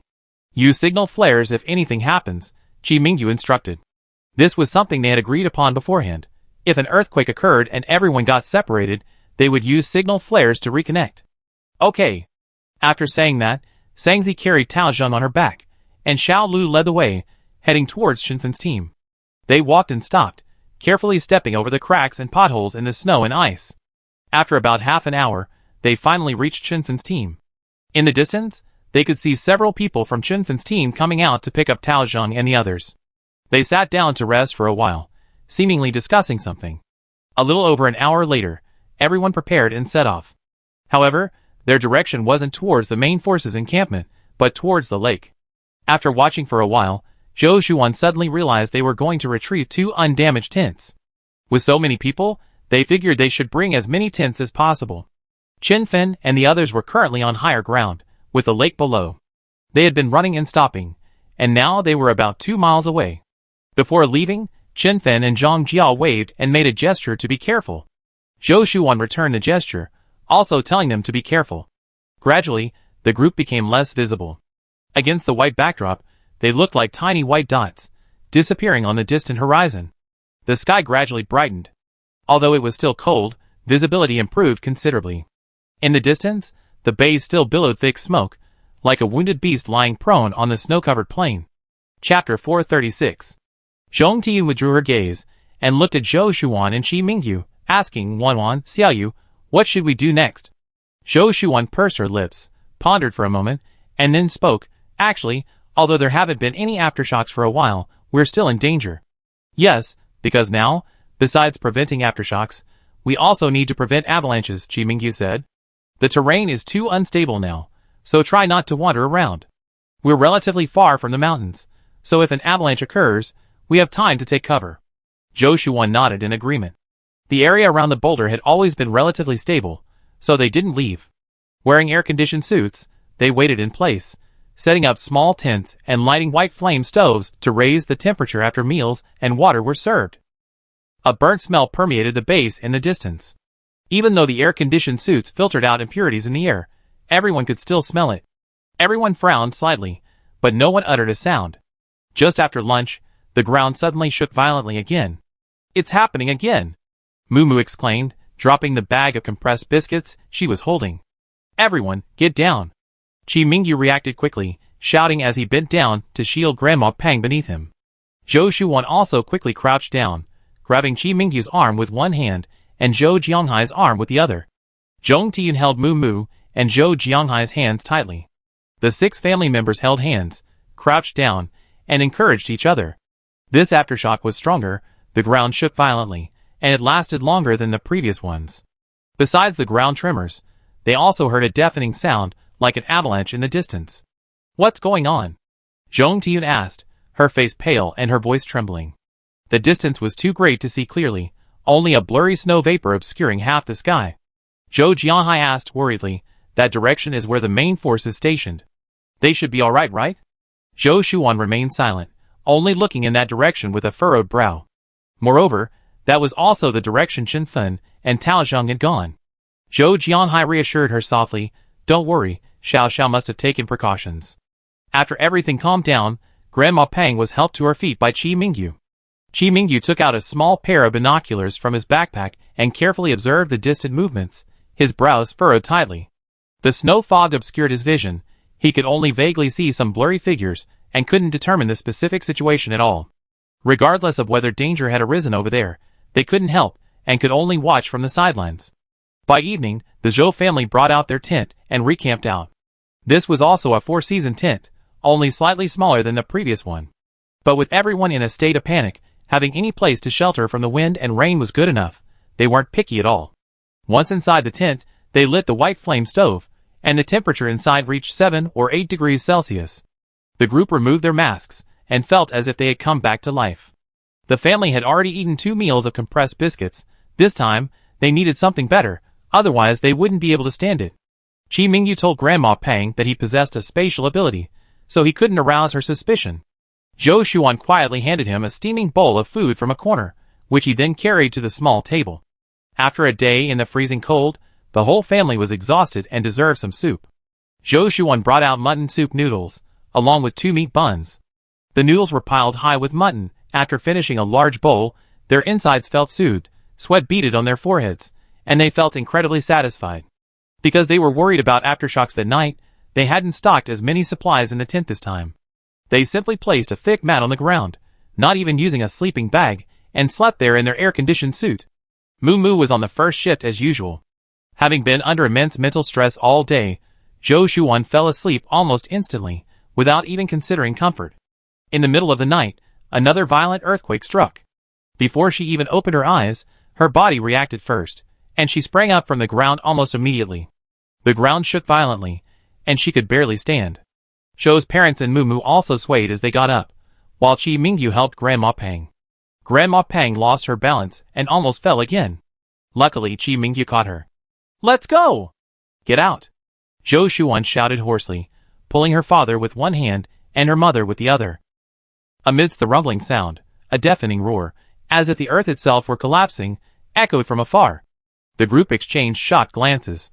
This commotion was much greater than yesterday's. Not daring to think further, after everyone had exited the tent, Zhou Shuan touched the tent and stored it, along with everything inside, into her spatial storage. Yesterday there were too many people. It wouldn't have been appropriate to do that. But Zhou Shuan truly felt the pain of losing those supplies. They stood on the vast snowfield, gazing blankly into the distance. Qi Mingyu took a flare from his backpack and fired it into the sky. The blinding white light pierced the night sky, illuminating everything around them. A tremendous roar came from afar, the ground trembled violently, and cracks spread towards them at a visible speed. Reflected in the ghastly light, Qi Mingyu saw Zhou Shuan's face turn deathly pale instantly, her lips trembled, and her eyes widened as if she had seen something terrifying. His heart tightened. Without thinking, he decisively picked up Grandma Pang and ran in the opposite direction of the cracks. "Go!" Zhou Jianhai and his wife followed closely behind with Moo Moo, while Zhou Shuan brought up the rear. After running for a while, they looked back. The place where they had just stood had collapsed, revealing a huge, bottomless pit, like the gates to hell. The flare's beam illuminated the jagged edges of the crater, reflecting a chilling light. Meanwhile, not only here, but everywhere around them, the earth shook violently. The ground undulated like waves, countless cracks spreading like a spider web, as if the earth had been torn into countless fragments. In the distance, the deafening roar of collapsing buildings echoed, mingled with the muffled screams of terror. The entire world was plunged into chaos.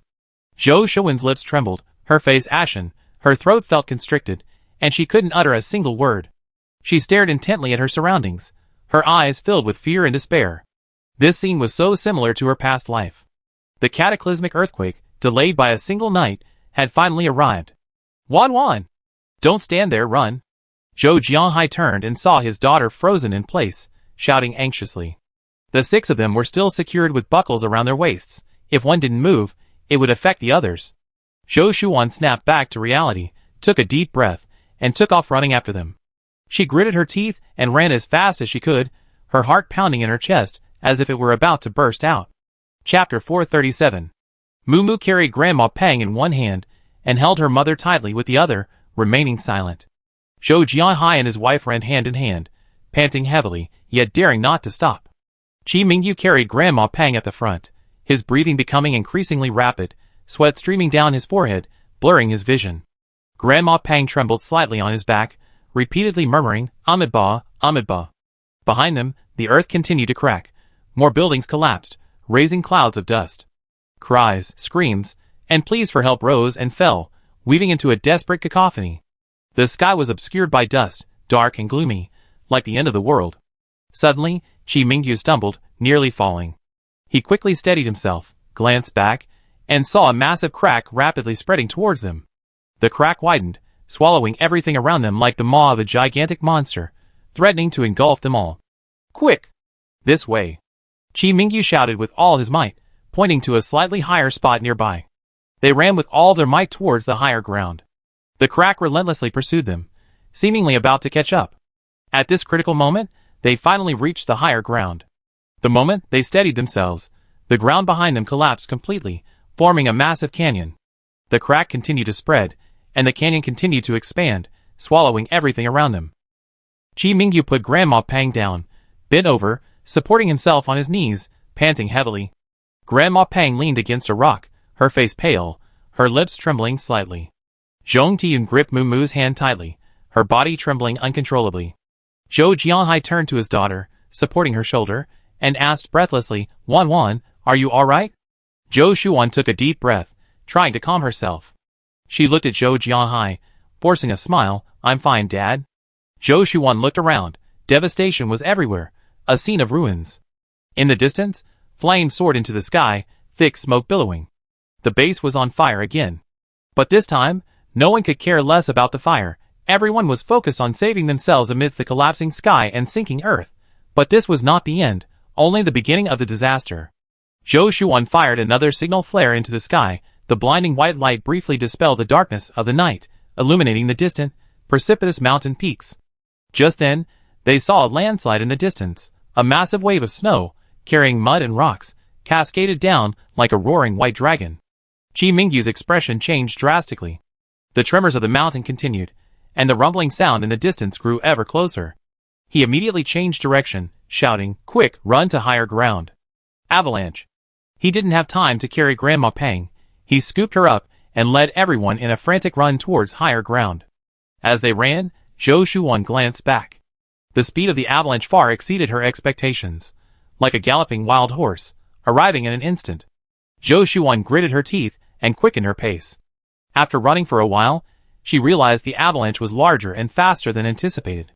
The mountains on both sides slid down simultaneously, like two giant white pythons encircling them. They were trapped on a relatively safe earthen slope, but the slope wasn't large, and the surrounding escape routes were blocked by the avalanche. What do we do? Zhou Jianghai's voice trembled as he gripped his wife and daughter's hands tightly, his eyes filled with terror. Zhong Tiyun held Mumu tightly, her face pale, her lips trembling, unable to utter a word. Mumu was also terrified, his face deathly pale, but he kept his lips tightly pressed together, remaining silent. Grandma Pang, in Qi Mingyu's arms, felt the violent jolts, her hands gripping Qi Mingyu's clothes tightly, repeatedly chanting, Amitabha, protect us, protect us. Zhou Shuan looked at the approaching snow waves, a deep sense of helplessness welling up inside her. The great earthquake in her previous life occurred during the eternal night, but it didn't trigger such a large-scale avalanche. But now, the extreme cold combined with the earthquake, and now an avalanche, truly a cataclysmic start. She still had a helicopter in her spatial storage. If she could find a flat spot to get her family off the ground, their safety would greatly increase. She took a deep breath, trying to remain calm, her eyes fixed on the surrounding terrain, searching for a glimmer of hope for escape. Just then, the earth trembled violently again, and the mountain they were on collapsed without warning. A massive wave of snow, like a rolling beast sweeping in. Ah! Zhong Tian screamed. In the instant the snow wave was about to engulf them, Qi Mingyu tightly shielded Grandma Peng in his arms, using his own body to block the impact. The massive snow wave instantly engulfed everyone, the world spun, everything went white, and they could see nothing clearly, their ears filled with deafening roars and howling winds. Zhou Xuan felt herself being swept up by a tremendous force, rolling and colliding involuntarily. She lost her sense of direction, and her consciousness began to blur. Wan Wan! Xiaoyu? Mumu! Jianhai! Tiyun! Amidst the chaos, she heard her family's heart-wrenching cries, but she was powerless to respond, forced to let herself be mercilessly swallowed by the snowstorm. After an unknown amount of time, the snowstorm finally subsided. Zhou Xuan felt herself crash heavily onto a snowdrift, her body racked with pain, but she was still alive. She struggled to open her eyes, but all she could see was a vast expanse of white. She couldn't see anything clearly. The clasp around her waist was completely broken, and everyone else was nowhere to be found. Her heart sank. She had lost contact with her family. But all their supplies were on her. Without her by their side, they would surely suffer. Thinking of this, she quickly stood up. Her ankle ached slightly. She must have sprained it, but she didn't bother checking the wound, only looking around. Everything was white. Apart from the distant, faintly visible collapse of a snow-capped mountain, she could see nothing else. The place she found herself in was unfamiliar. She had no idea how far she had been swept away by the avalanche. Zhou Xuan belatedly noticed warm liquid dripping from her forehead. Looking closer, she realized she had injured her forehead. At the same time, she felt a dull ache in her waist, back, and legs. The force of the avalanche had been immense. She must have been injured. Undeterred, Zhou Xuan looked around again, but still couldn't see anything. She was now in a flat area exposed by the avalanche, surrounded by a mixture of pebbles, mud, and snow. She set up her tent, quickly pitched it, and then crawled inside, lit the white flame stove, and checked her condition. Her air conditioning suit was torn in several places, exposing the wiring and equipment underneath. Fortunately, the tears weren't completely soaked through, so she wasn't frostbitten. Chapter 438. She took out another air-conditioned suit from her spatial storage, took it off, and saw severe abrasions on her waist, back, and legs, with blood seeping out. The wound on her forehead was slightly larger. She felt dizzy and disoriented. She forced herself to apply medicine, took antibiotics, put on the air-conditioned suit, and then fell into a deep sleep in the tent. She didn't know how much time had passed when Zhou Xuan awoke with a start.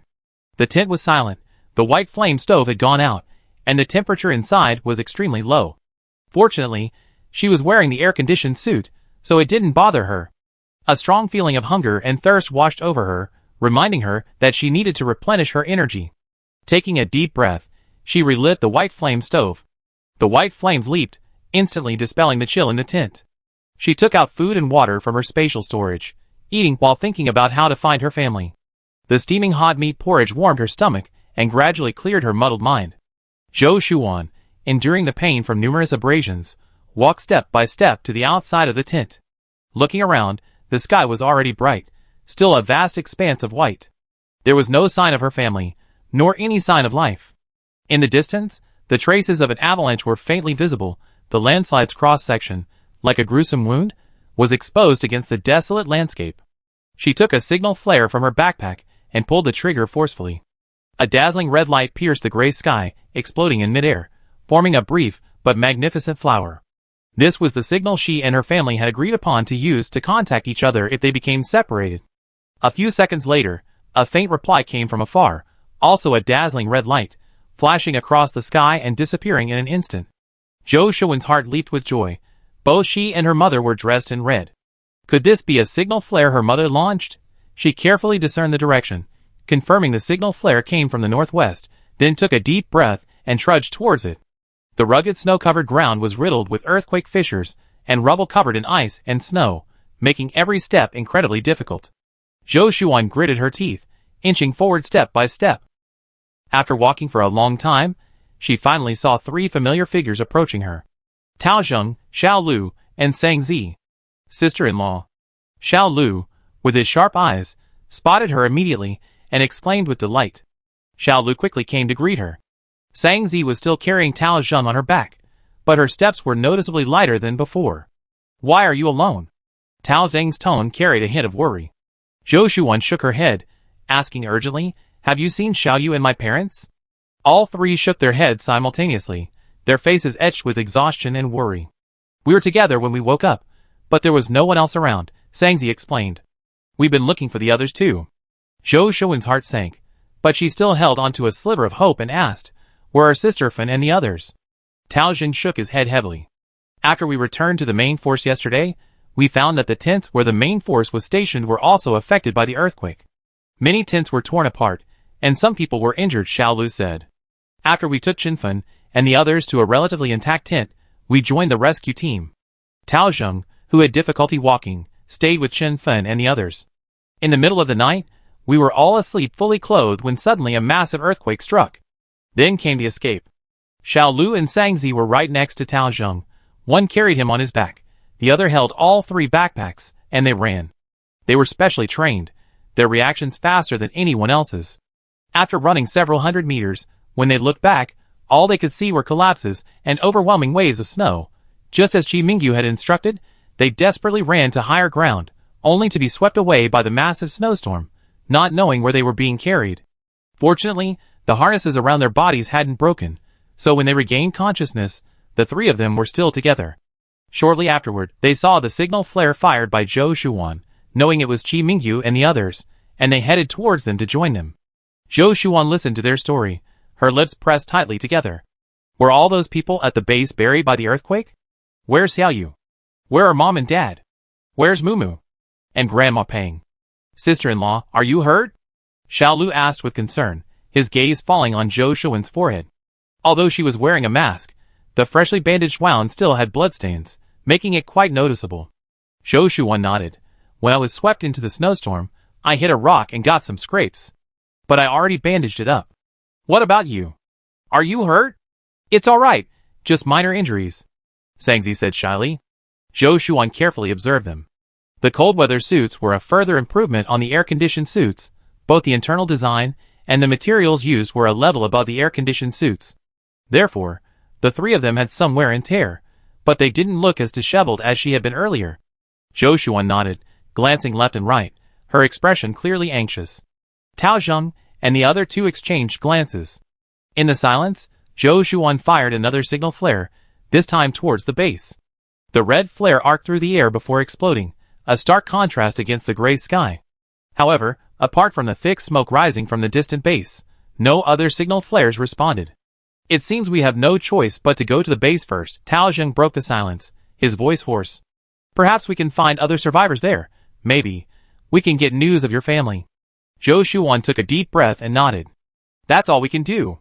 She turned to Xiaolu and Sangzi. What about you? Can you walk? Xiaolu and Sangzi nodded, helping Tao Zheng to his feet. So, the four of them set off towards the base. The snow was thick, making progress extremely difficult. Xiaolu and Sangzi took turns carrying Tao Zheng, advancing step by step. Zhou Shuan walked at the front, using her trekking poles to probe the path, occasionally looking back to make sure no one had fallen behind. After walking for about an hour, they spotted several figures moving in the snow ahead. People? Xiaolu pointed ahead, his voice tinged with excitement. It was a group of people Zhou Shuan didn't recognize, about 30 or so, supporting each other, also heading towards the base. Later, they encountered two more groups, about 20 or 30 people in total. They didn't seem to know each other well, having only met along the way and joined forces. Seeing Zhou Shuan's group, they didn't pay much attention and continued walking. As they approached the base, Zhou Shuan saw several familiar figures ahead, followed by a few children stumbling along behind. Chapter 439. After quickening their pace, Zhou Shuan clearly saw Qinfen and Zhang Jia leading the way, each leading two children, followed by Sister Hong and several other team members, each carrying a heavy backpack, trudging through the snow. Sister Fen Jia, Zhou Shuan called out. Hearing the call, Qinfen and Zhang Jia looked up sharply, their faces lighting up with joy upon seeing Zhou Shuan and the others. Wan, you're still alive. They quickened their pace, their gaze sweeping over Zhou Shuan and Tao Zheng. Zhang Jia's voice was heavy. Wan, where are your parents? More than 10 hours had passed since midnight yesterday, but she had absolutely no trace of anyone else. She tried her best to control her panic, not wanting to think about anything uncertain. Seeing Zhou Shuan remain silent, Tao Zheng quickly shook his head, briefly telling them what he knew, and asking if they had seen Qi Mingyu and the others. Chinfen and Zhang Jia all shook their heads. Chinfen's expression was filled with despair. The earthquake struck suddenly last night, the ground collapsed, and I saw countless people fall underground. I only managed to grab 2 children and escape. Along the way, we encountered some of our people, but now there are only about 10 of us left. She didn't finish her sentence. But everyone present knew that most of those they hadn't yet encountered were likely dead. We're also heading to the base. Tao Zheng broke the silence, saying, "Why don't we go together? It'd be good to have someone to look after us on the way." Chinfen readily agreed. So, the 2 teams merged into one and continued towards the base. Upon arriving at the base, the scene before them shocked them.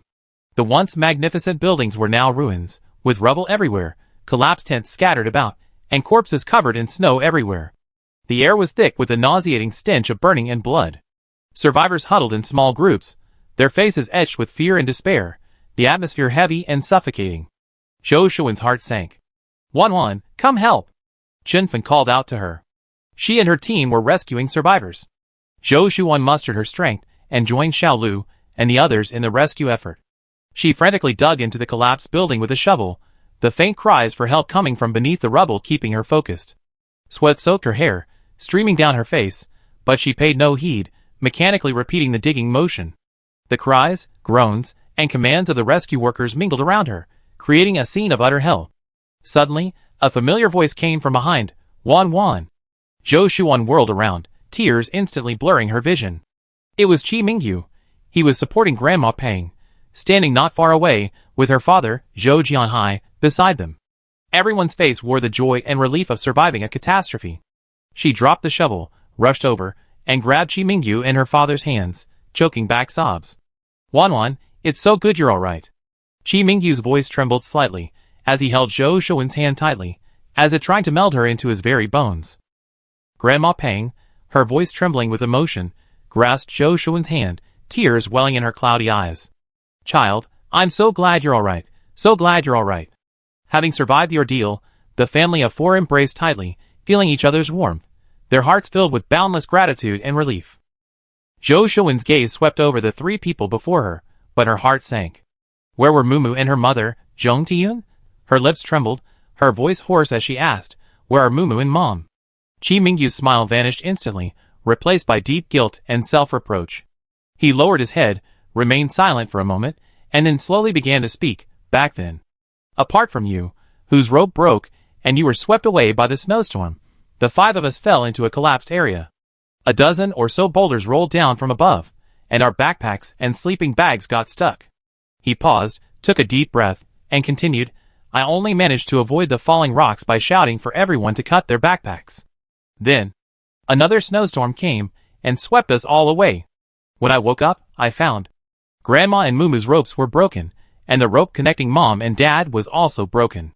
Zhou Jianhai chimed in, his voice filled with pain and helplessness. "We searched for a long time, from last night until now, but we couldn't find the backpacks, let alone them. So we decided to come to the vicinity of the base to see if we could run into you." Listening to their account, Zhou Shuan felt her vision blur and her body sway.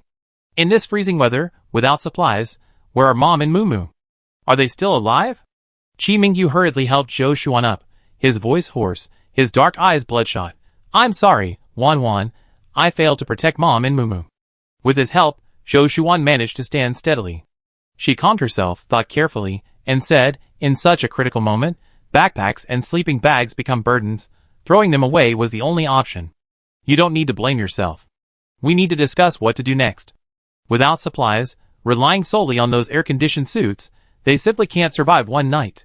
As she spoke, she slowly clarified her thoughts. "Since you've thrown away all your backpacks, neither of them has any supplies or signal flares to send a signal. So even if they come to the base, they won't be able to contact us. Dad, you and Grandma will stay at the base entrance so Mom and Mumu see you as soon as they arrive. Xiaoyu, let's search the base inside and out." "Okay." With the emergency arrangements made, Zhou Shuan and Qi Mingyu began their search. They walked towards the base entrance. The 2 moved quickly, as there was only a little over an hour left before nightfall. If they couldn't find them soon, the chances of finding them today would be almost 0. After rescuing several survivors, Zhang Jia and Chinfen heard about Zhou Shuan's situation and quickly brought several members of Chinfan's team over. Wan, the two of you are too slow. We help you search. The Zhou family had helped Chinfan's team and Zhang Jia a lot, so naturally they wanted to help them now that they were in trouble. This is the warmth of human kindness. Zhou Shuan's nose tingled, and she thanked them repeatedly. Okay, thank you so much. The people I brought all know Mumu and Aunt Zhong. Wanan Xiaoyu, don't worry, we won't miss them once we see them, Chinfan said. Chapter 440. Okay. Qi Mingyu nodded in thanks. The group split into 3 teams, searching the entire base from top to bottom. The deeper they went, the more horrified they became, realizing the extent of the damage caused by the earthquake. Everywhere was ruins, almost no buildings remained intact. This was the situation here, let alone the former J City. Almost everyone who remained at the base was buried underground. Countless people were dead or injured. Even the Zhou family's villa had collapsed, leaving no place to step. Passing by the villa area, Zhou Shuan stopped to look for a while before leaving with Qi Mingyu. The latter held her hand, softly comforting her. In the future, we will definitely rebuild a house. Zhou Shuan nodded, her gaze remaining fixed on the ruins, where their home had once been, holding so many beautiful memories. Now, everything was gone. They had made countless preparations, and devised numerous plans for this earthquake, meticulously detailed and thorough. But when disaster struck, all their preparations seemed futile. Is this the end of the world? How many people will survive this massive earthquake? Where are Mom and Mumu? They searched until nightfall, but found no one. As darkness fell, the air was thick with the acrid smell of smoke and dust. Zhou Shuan's heart sank deeper and deeper. She gripped Qi Mingyu's hand tightly, her knuckles turning white. Qi Mingyu sensed her unease, and pulled her into his arms, gently patting her back. Don't worry, they be safe and sound. Zhou Shuan leaned against him, took a deep breath, and tried to suppress her panic. She knew this wasn't the time to despair. She had to stay calm to find her mother and Mumu. She looked up at Qi Mingyu, her eyes filled with determination. I believe they're still alive. We must find them. Yes, Qi Mingyu replied in a deep voice. They couldn't give up hope. Even if there was only a sliver of hope, they would search with all their might. As night fell, the bonfires burning on the ruins of the base stood out starkly in the darkness. Zhou Shuan and Qi Mingyu stood on high ground, overlooking the entire base, hoping to catch a glimpse of her mother and Mumu. The cold wind howled, snowflakes fell, and the world was shrouded in a vast expanse of white. Xiaoyu, do you think they might already be? Zhou Shuan's voice choked with emotion. She dared not utter the word, but she knew in her heart that the possibility was high. Qi Mingyu held her tightly, saying nothing. He didn't know how to comfort her. He could only silently accompany her, giving her strength. No, Zhou Shuan shook her head, her tone firm. Mom and Mumu are both very strong. They definitely pull through. Yes, you have to believe in them. Mumu has been with us all these years. I taught him everything I learned in the army. He even went to the hospital with you for his internship. Even if he gets injured, he can handle it. Reassured by his words, Zhou Shuan's unease gradually subsided. Qi Mingyu was right. Although her mother was getting on in years, she was still quite capable of protecting herself. Mumu's wilderness survival skills and medical expertise had never wavered. As long as they were together, supporting each other, survival wouldn't be a problem. As long as they could find each other as soon as possible. Zhou Shuan nodded, and the two turned and walked towards the makeshift tent. Back at the base entrance, Zhou Shuan met up with Zhang Jia, Chinfan, and the others. Upon seeing each other, they shook their heads. Zhou Jianhai and Grandma Peng stood guard at the base entrance, too afraid to move, lest they miss Zhong Tiyun and Mumu. But seeing Zhou Shuan and the others return empty-handed, they knew that Zhong Tiyun and the others hadn't come to the base. Zhou Jianghai's eyes dimmed, his heart filled with endless worry. Grandma Peng's face was also filled with sorrow. If they couldn't find anyone this late, Tiyun and Mumu would be out there without any supplies. How would they survive the night? Since waking up, Zhou Shuan had been searching for people. Now, her lips were cracked and bleeding, her eyes were bloodshot, and her throat was terribly dry and hoarse. She licked her blood-stained lips and looked around. There were about 100 people gathered outside the base, most of whom had been separated from the main force during the earthquake and had slowly returned, some having just been rescued from the landslide. But very few had been rescued. Because they lacked vehicles and heavy equipment, the rescue operation was slow. They could only help those in shallower areas. They were powerless to help those buildings that had sunk deep underground. These 100-plus people had no supplies, only 3 or 4 tents to shelter them, and those tents were already occupied. Some people tried to ask for shelter, but were ruthlessly driven away by the original owner of the body. This was the scene in his previous life. Buildings collapsed, the ground was devastated, there was no food, no shelter, only a few people fleeing for their lives under the threat of aftershocks. Wan, there were 2 more aftershocks this afternoon. I don't know if it's safe here. Zhou Jianghai's voice was hoarse. Today, people who came searching saw the base's state and left one after another. But they absolutely couldn't leave. Let's wait in the open area outside the base. Let's ask Sister Fen and Tao Zheng where they are, Zhou Shuan said. Qin Fen and Zhang Jia, having helped search for so long, were exhausted. Hearing the Zhou family's question, they nodded. We're waiting for the others too, so we go with you. Actually, the Zhou family's situation wasn't suitable for them to stay with outsiders. But at this moment, Zhou Shuan didn't have the energy to think about anything else. Qin Fen and Zhang Jia had helped so much, she couldn't just abandon them. She nodded, replied okay, and looked at Tao Zheng and the others. Sangzi and Xiao Lu had wanted to help during the day, but there were only 2 of them. Qi Mingyu had told them to stay and help the survivors. Grandma Pang and Qin Fen's team were at the entrance. If any danger arose, the 2 of them could hold things off. Tao Zheng, Xiao Lu, and Sangzi whispered for a moment, then nodded, let's go together. This was a time for mutual support. Moreover, Tao Zheng glanced at Zhang Jia, whose eyes were red, and who looked exhausted. Qin Fen's team now only had a dozen or so people left, including 2 children. They also needed help maintaining order. The group walked together to a wider area outside the base for a while, then stopped at a certain spot. Zhou Shuan then looked at Qi Mingyu, Brother Yu, let's go get some supplies. Everyone was surprised. Qi Mingyu calmly explained, we hid some supplies outside earlier. We checked during the day, and the place was fine. It wasn't affected by the earthquake. It's just too conspicuous, so we didn't move it.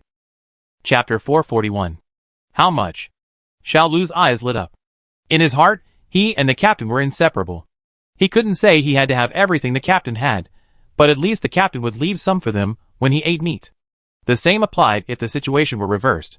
As soon as he said this, Tao Zheng and Sangzi tugged at his sleeve from behind. Although the bond between the team members remained the same, the captain now had a wife and a large family to support, so he needed to be more careful with his words. Xiao Lu immediately realized his mistake, rubbing his hands somewhat embarrassed. Captain, sister-in-law, I didn't think before I spoke. Please don't be angry. Qi Mingyu's heavy heart dissipated somewhat, and he smiled, patting Xiao Lu's shoulder. Don't worry, it'd be enough for us for a few days. Everyone present was somewhat excited. Qin Fen chimed in, actually, we also stockpiled some supplies outside, but the area collapsed. We borrow your supplies to get through this difficult time, and then send people to dig it out. We should be able to retrieve some. That's right, once the aftershocks are over, we can also dig out some of our supplies, Tao Zheng added.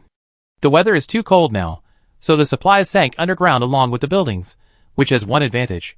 They won't spoil. They can just wait for a chance to dig them out later. Zhou Shuan forced a smile, gave her father and Grandma Pang a few more instructions, and then went with Qi Mingyu to the place where the supplies were hidden.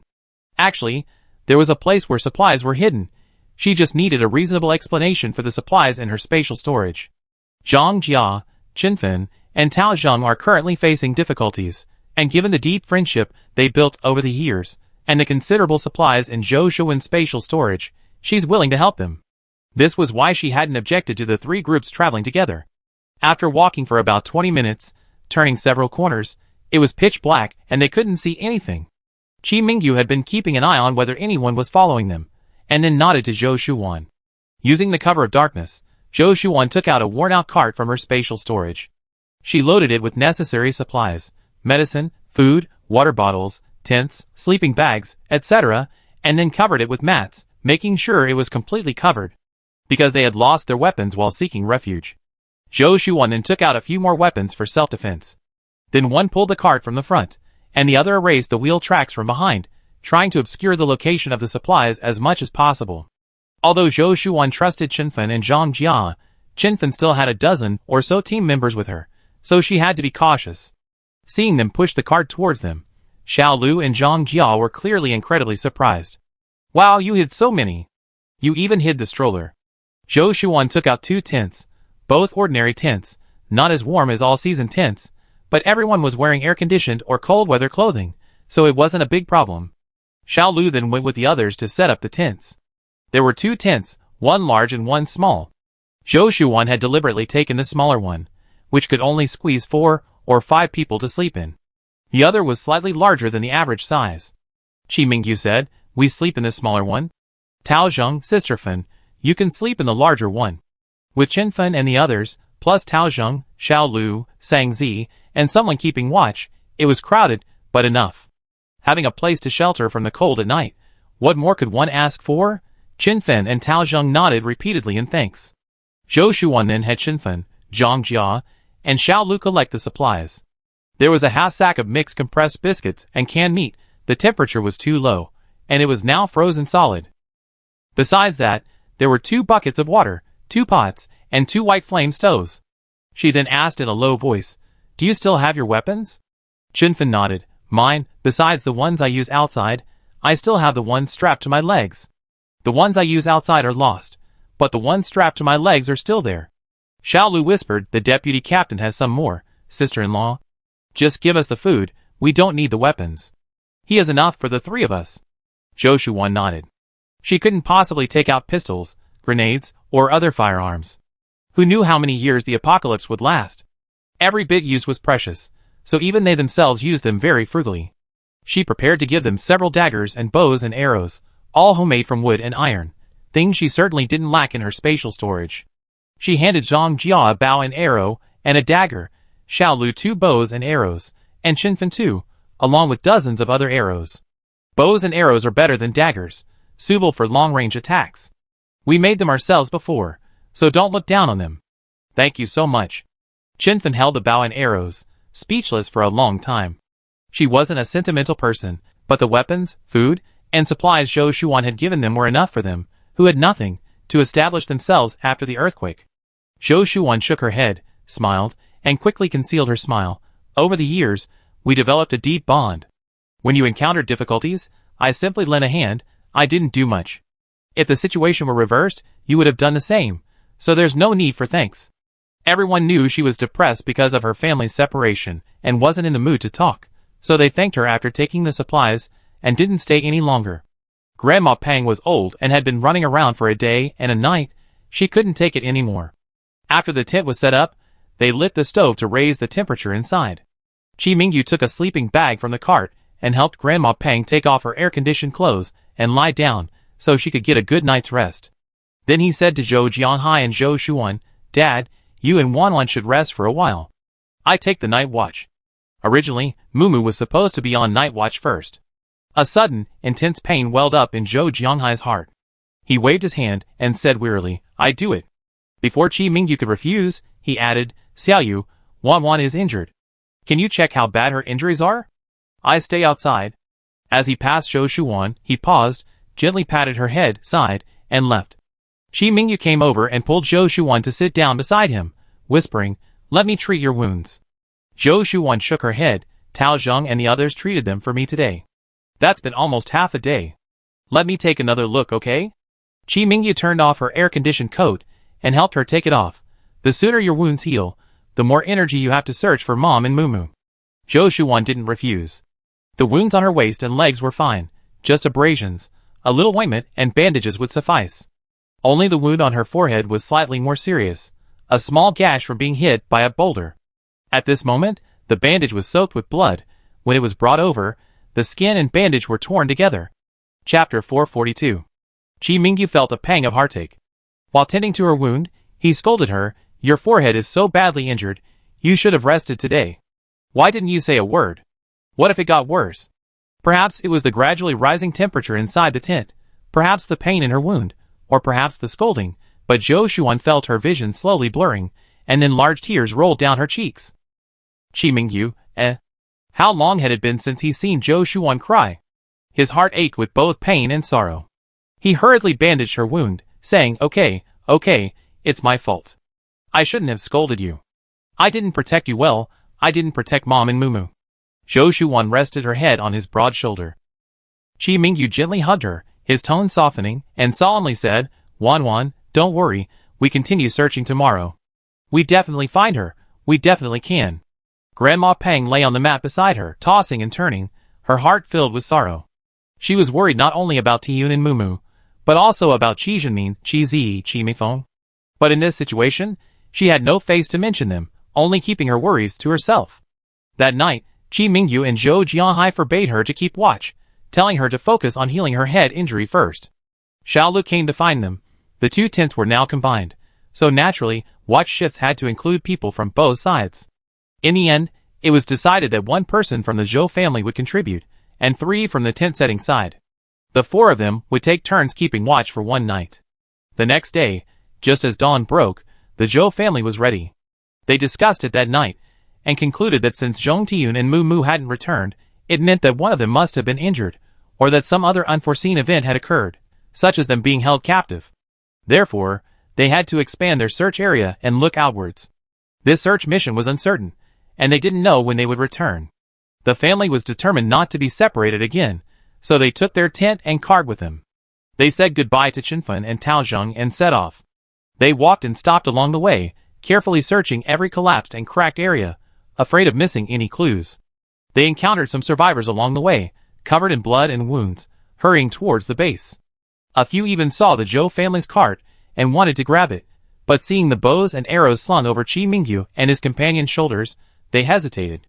Qi Mingyu sneered, took out his bow and arrow, and swiftly fired an arrow at their feet. The men screamed and ran away.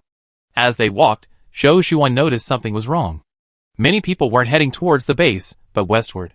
Grandma Pang said, it must be because the lake is over there. Even after the earthquake, the fish are still there. That's true. Most people are penniless now, and can only try their luck fishing at the lake. Zhou Jianghai's heart skipped a beat. Tiyun and Mumu had no supplies on them. Could they have gone to the lake too? Although the possibility was slim, a glimmer of hope still rose in his heart. Zhou Shuan saw his thought for a moment, and then made a decision. Let's go take a look. The base was very close to the lake. They walked for about half an hour and arrived. Looking at the scene before them, they were all somewhat surprised. Besides the crowd stationed at the base entrance, this was the largest group of people. There were probably about 200 people in total. The lake, affected by the earthquake, had collapsed in half, with one side sinking into the ground, exposing the deep soil, rocks, and ice blocks. This other half wasn't directly affected by the earthquake, but now, with that side lower than the other, the water at the bottom was visibly flowing in that direction, causing the ice blocks above to slowly shift there as well. Because of the earthquake, most of the fish in the lake were dead, belly up. Some lay on the ground, frozen into ice blocks, some were trapped within ice blocks, and some, due to the earthquake's powerful force, had been split in half. But the cold weather had frozen their blood, so it wasn't bloody, just scattered streaks of blood on the ground. There were at least several hundred fish. But what truly astonished the Zhou family was the scramble for these fish. Most people had run out of supplies, so these fish were the only food they could find, rich in protein, even better than compressed biscuits and canned meat. People rushed onto the ice with weapons to grab the fish. The cod were huge, many as long as an arm. Frozen into blocks, they were like giant popsicles, heavy and slippery. They were practically impossible to hold. Zhou Shuan saw some people even using the fish by their tails as weapons, striking at those on the other side. Others, relying on their numbers, used buckets to collect chunks of cod, while a group of able-bodied men cleared a path with weapons. Some, fighting over a single fish, smashed hammers into each other's heads, blood spurting from their skulls. Because of the cold, the warm blood quickly turned into clots. This was only the second day after the earthquake. The Zhou family felt a chill. Zhou Jianghai whispered, "Wanwan Xiaoyu, let's go quickly. Don't stay here." Because of their arrival, some of the people remaining on the shore looked at them with hostility, fearing they were also there to steal the fish. However, Zhou Shuan's spatial storage wasn't lacking in fish. There weren't many cod in the lake, but there were still plenty of sea fish caught on their journey south to the coast. They'd eaten about half over the years, but the rest was enough for the family to eat for another 10 years. Zhou Shuan nodded, glancing around. Not seeing any familiar faces, she turned and left with her family without hesitation. Those people breathed a slight sigh of relief as they watched them leave. "We should have put away all the cod we kept on the first floor when we left. Now they're all buried underground," Grandma Pang thought, remembering the chickens, geese, and fish they raised. Actually, Zhou Shuan had put some of each in her spatial storage, but it couldn't hold live animals. Putting them all in the storage killed the chickens, geese, and fish she raised for years. It would take another year or two to raise them to that scale again. After much consideration, Zhou Shuan only took in 1/3, avoiding any major damage. But who could have imagined? What was initially thought to be a 20% chance of an earthquake turned into a 100% certainty. Heavens truly don't play by the rules. If they had considered Grandma Pang and Zhou's parents' health and hadn't considered sleeping outdoors, they'd probably all be buried underground with the buildings now. The thousands of people remaining at the base were also clinging to a sliver of hope.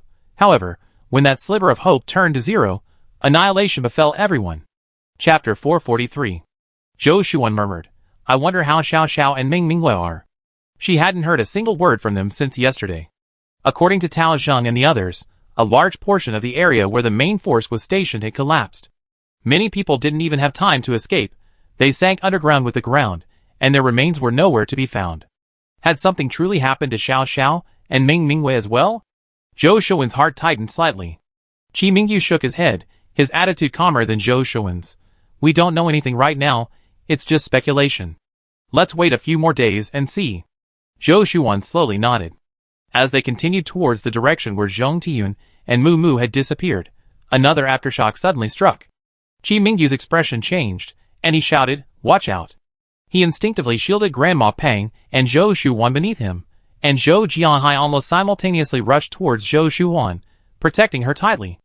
The earth trembled violently, and snow fell in torrents, as if to bury them alive. Zhou Shuan felt the world spin, the wind howling, and the deafening roar filling her ears. The intense tremors made it almost impossible for her to breathe, her stomach churned, and a wave of nausea washed over her. Cough cough. Grandma Pang coughed incessantly, her face pale.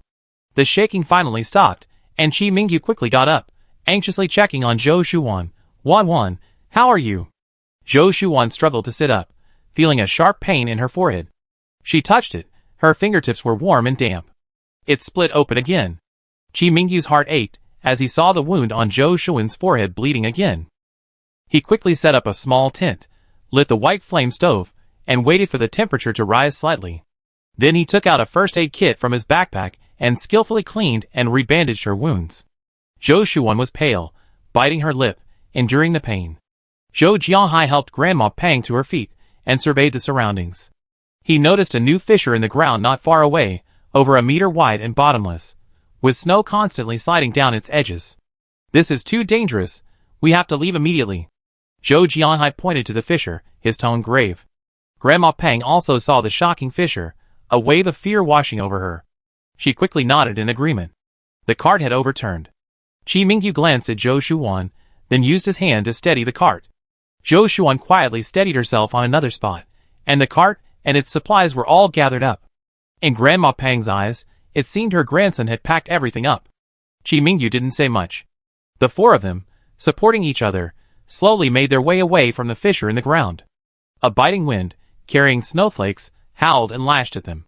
The sky was overcast, as if it might collapse at any moment. A blizzard began, with large, fluffy snowflakes swirling and obscuring the sun.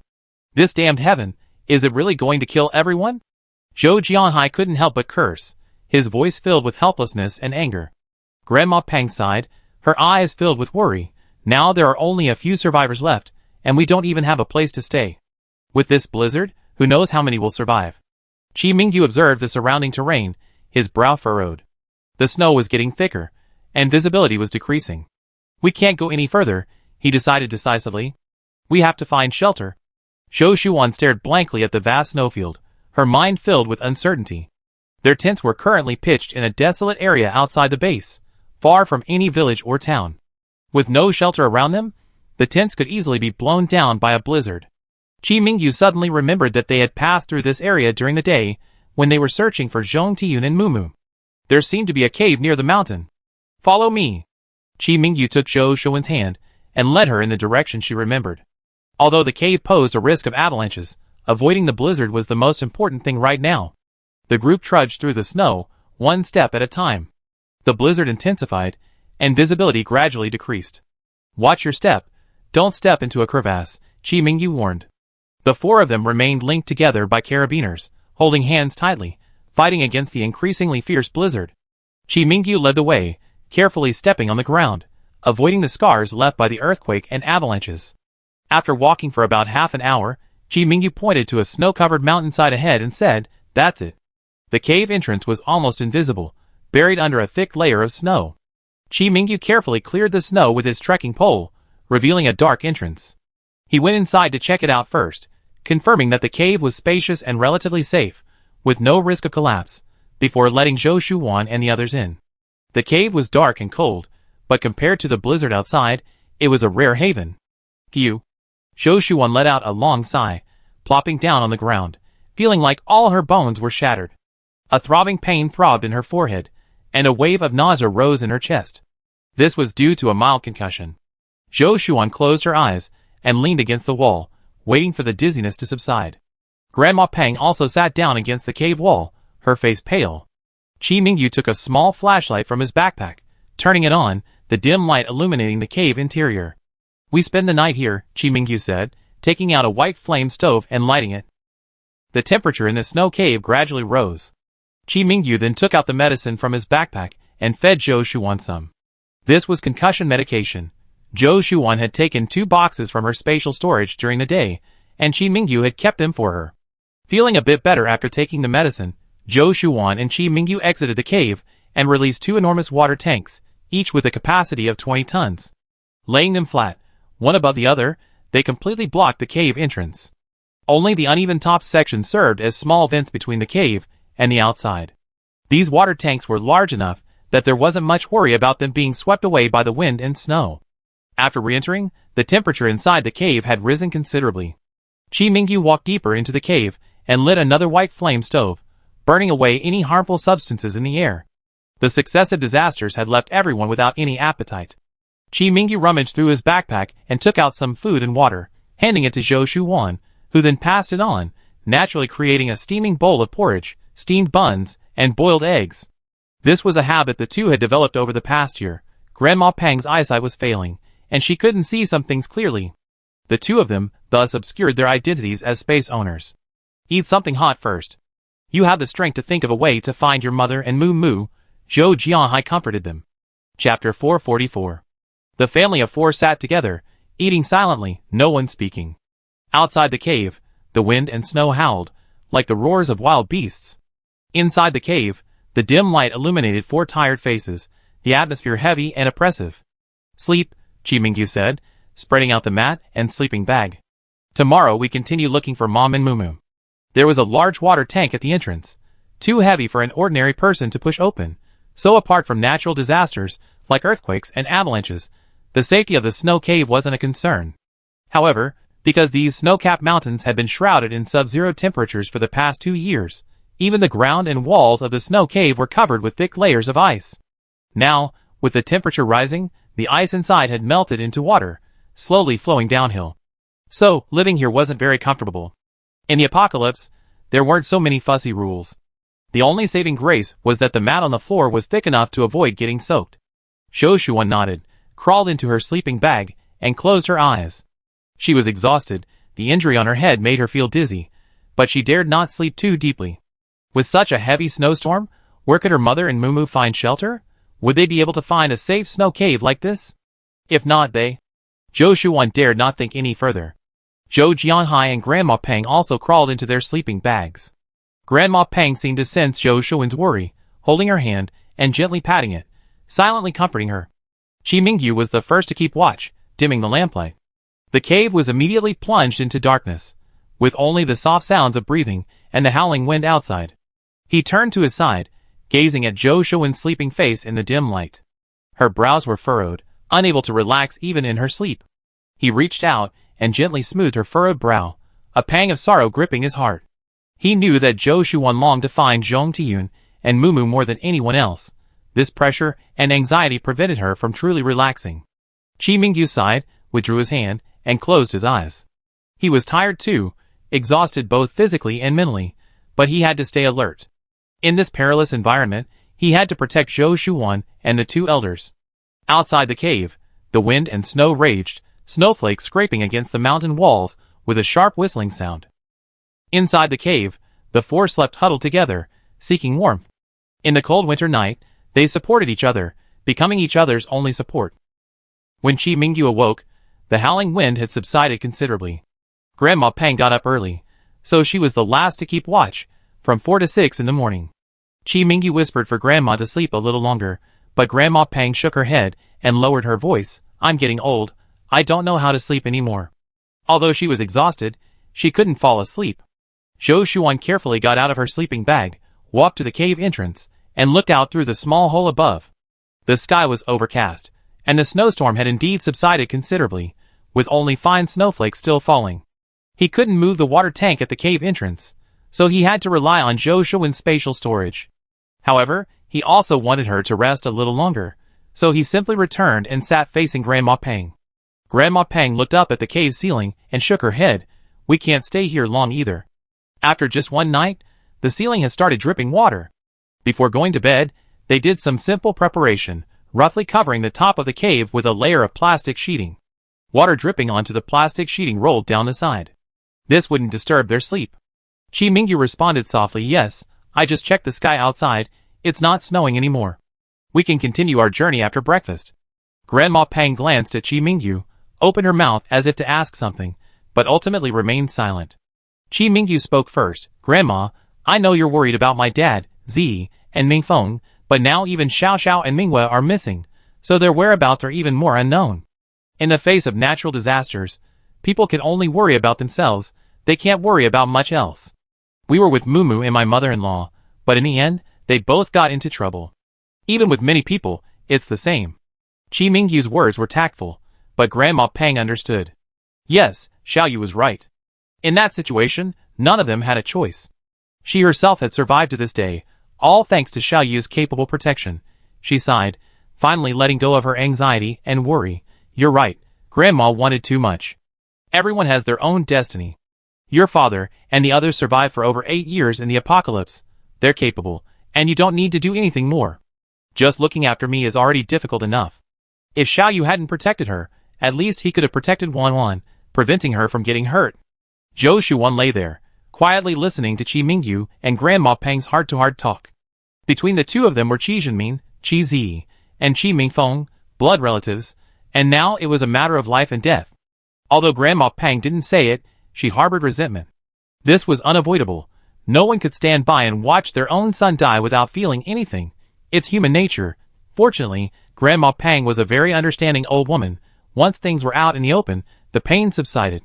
Zhou Shuan saw that Zhou Jianhai had also woken up, and was lying there pretending to sleep. The father and daughter exchanged a glance and smiled slightly. After everyone got up, they removed the water tank blocking the cave entrance, and Qi Mingyu and Zhou Jianhai began clearing the snow from the entrance. Overnight, the snow had accumulated into a layer of ice, and snow up to a meter high outside the water tank. It needed to be cleared quickly, otherwise, getting out would be difficult for them. The shovels made a swish-swish sound as they shoveled through the snow, which was particularly clear in the silent cave.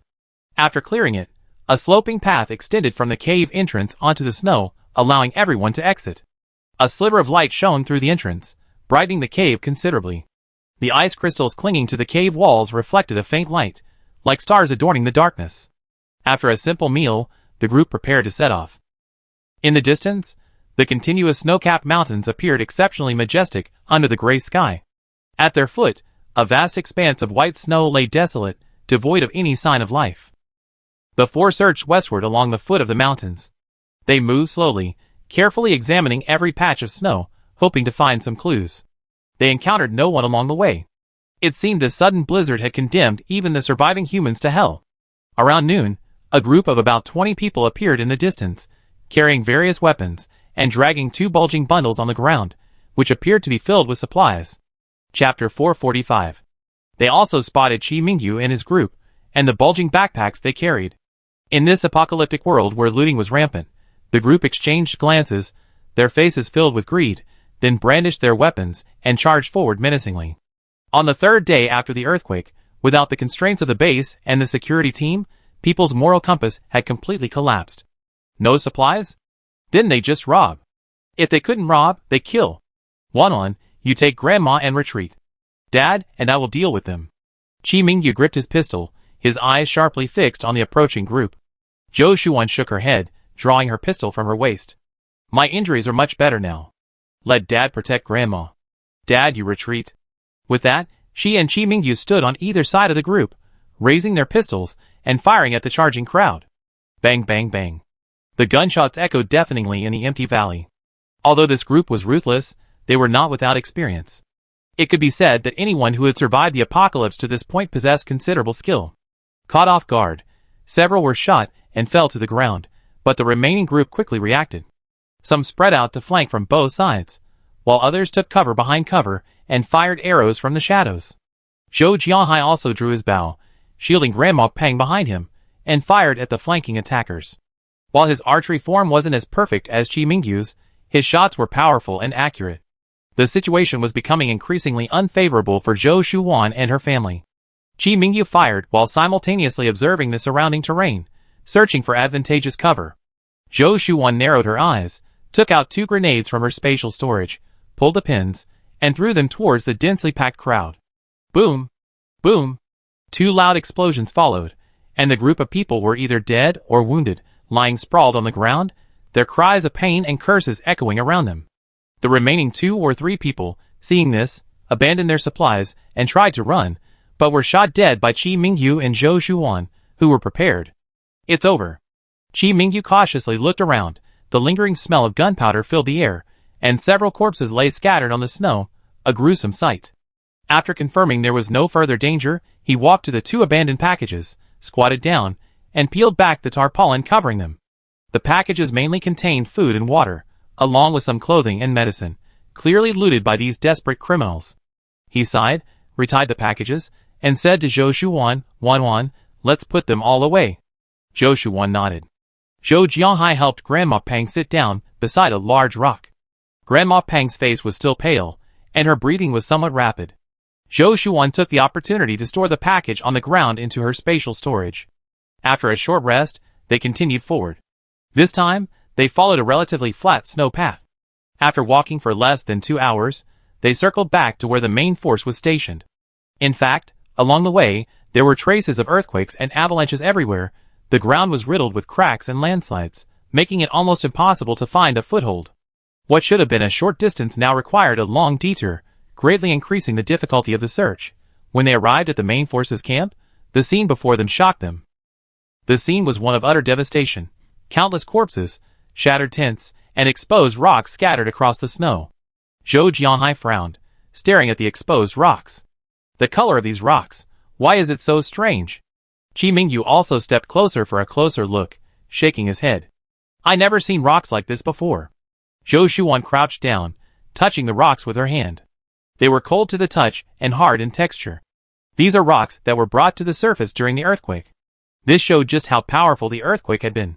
Besides, many survivors had gathered here. These people had been digging through the rubble with their bare hands, calling out the names of their loved ones in hoarse voices. 3 days had passed, during which countless aftershocks and a blizzard had struck, but many hadn't given up, still searching. Just like what the Zhou family was doing now. Zhou Shuwan thought of Xiao Xiao and Meng Mingwe, who were still missing, and her heart tightened. A sense of helplessness washed over her.